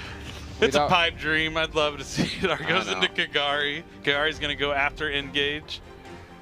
Unless Yuki tries to stop your Forbidden Crown. Crown. Extra solid against Sky Striker, keeping it there in the main monster zone. But Soul Soul Judgment! Judgment! Okay, now we understand why he was so quick with the accusation. Is He that had to follow- accusation? Oh! Accusation! We're solemn. The solemn. Wow. I mean, does he have another one? The trap No? card's coming into play here in the Sky Striker mirror match. Clearly, Accusation is such a powerful card in this mirror match to have it in your deck going second. Yeah. I mean, If you shut off a key card, you can just win on the spot. So it totally makes sense to me. So he still pays half for it. It's going to put him down to 2,500, and we'll find out how much Yuki paid. yeah, 15, I guess. Yeah, I would assume 15. Yeah. Wow. Solemn, solemn, solemn. No, I paid. No, no So the way. that can't possibly be 3,000. true. There is no way. Okay, yeah. Okay. The Kagari is crowned in that extra monster zone. Yeah. So that's stuck right there. It's going to stop the development of Hin's field. I But mean, Yuki still, we know he doesn't have anything going for him, and Hin Yeah. Feng Sang has the answer to something like Engage already in hand. He still has more cards to activate. It's the best. no. There's no way he Why? just believes in this so much. Look, it can't get any worse. But why? I mean, at this we point- keep saying this, but and he drew the third, I'm pretty sure. I'm pretty sure he drew the I third. told you, sometimes you have to No, make the executive decision to side out cards that are just not working But for you. this one I don't understand. Like, your opponent clearly bricked. You have Ash and Bell. Why I think risk you it? just pass. Yeah, I actually don't Like, understand this just one either, especially giving- with the Kagari crowned there. You aren't really progressing Like- much more this turn. Yeah. Like, you're winning. Like, the only way you don't is if... Yeah, it's He the third. did draw the desires. I imagine he was just trying to get 2 more back row cards, Yeah, and he did. But you don't need them. Like, you It's really weird. don't. Ash and Bell do not actually do anything about a Ray. That's what he's probably thinking about. Ray does beat all those cards. I mean, there's just Pot of Desires for days in the graveyard. You can look and see what else is in there, but Wow. Oh, wow. He's got to be able to take out those life points, though, before he runs out of cards. Now deck out is a potential loss condition. Yeah. just Ooh, losing yeah. every resource in your deck, potentially. Falling Fall on the Virtuous. Ah. Not so good. I mean, there is a Ray in the grave. If Kagari goes, Ray will come back. I guess we have Is it talent. Is it Shark maybe? Cannon, maybe? Trust, No? trust, Okay. talent. I mean, that'd be fine. It It is is talent. talent. We're going to draw 2. It's going to be met with Ash Blossom. One That was last expensive. card. That was expensive. One last card. What is it?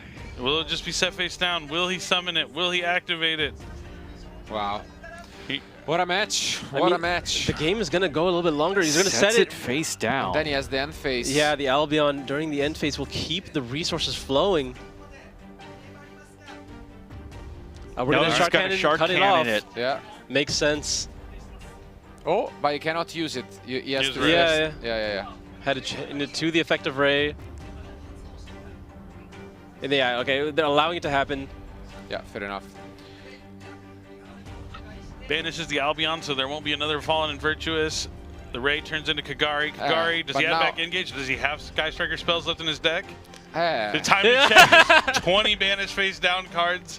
We know the Widow Anchors are in there. The Roses are in there. Yeah.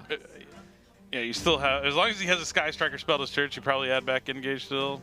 And yeah, Yeah, now counting they're your checking. Checks. Like 7 cards, 8 cards. So maybe. they say there's never any time you don't want to draw Ah. with engage. However, Oh, Okay, here we that's go. fair, there that's we fair. go. There's Lotus Gate. This is going to seal the deal. He's going to replenish some resources. He's going to return that Speller Trap back to Yuki's hand. But what if it's something he inactivated? What if he thought about this? I don't know what it could be, but Get Shark Cannon, pick up Ray.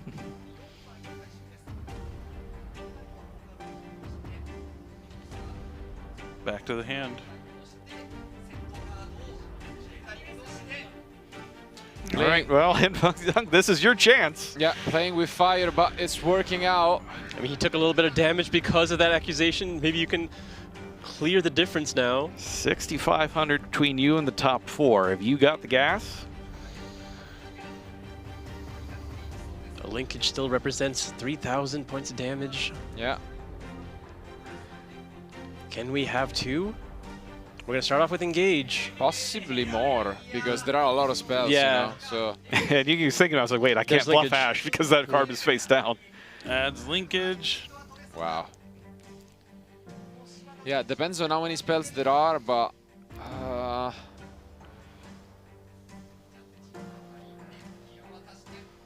I mean, Close to 10? Kagari, linkage into Kagari. Is that enough? He's going to The take two the draw linkages? here. If it's... Yeah, 2 linkages for sure. Does he have the both attributes? Yeah, like Kagari, Yeah, zero gets there. yeah, for This sure. should be it. This should be it. If he has dub, yeah, it should be... Running some numbers, making some calculations. Doesn't want to misstep this close to making it to top 4. A mistake here would be disastrous with those few cards left in the deck. There's not that many variables left.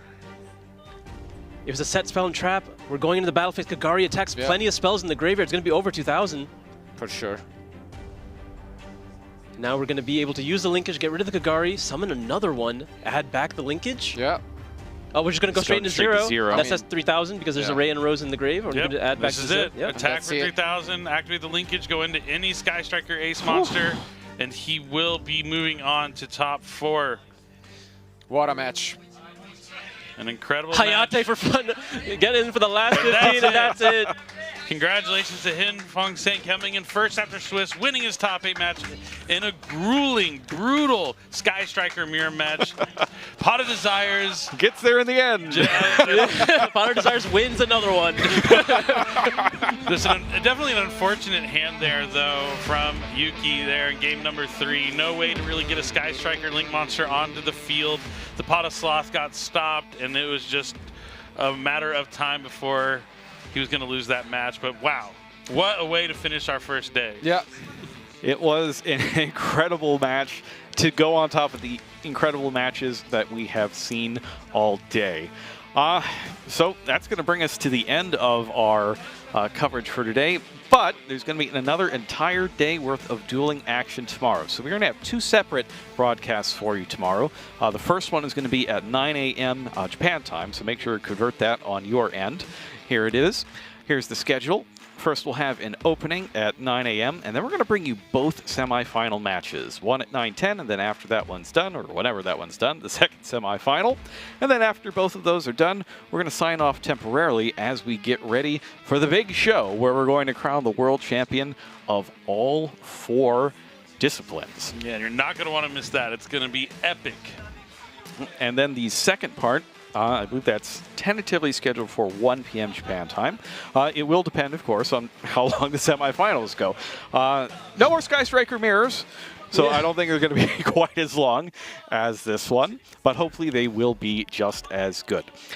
So I'm Jerome McHale. I had a great time today, and let's just get a quick closing thought from each of you, Marcello. Yeah, thank you a lot for being with us. It was an amazing day. I've seen a lot of amazing players coming our way, but then tomorrow we'll have the 2 remaining matches to crown and then see who is going to advance to the finals. Can't wait for it. If you missed any of the action, go back and watch some of the matches that we have had today, because really they were amazing ones. Absolutely. There was a lot of upsets. There was a lot of exciting matches, a lot of really powerful strategies here coming through. But it seems like what we expected to be doing well is still doing well. So time will tell who our champion will be. And Billy. Yeah, absolutely phenomenal day. We know we at least have 2 players from NA that are going to be competing tomorrow, but it's not going to be an easy task for either of them.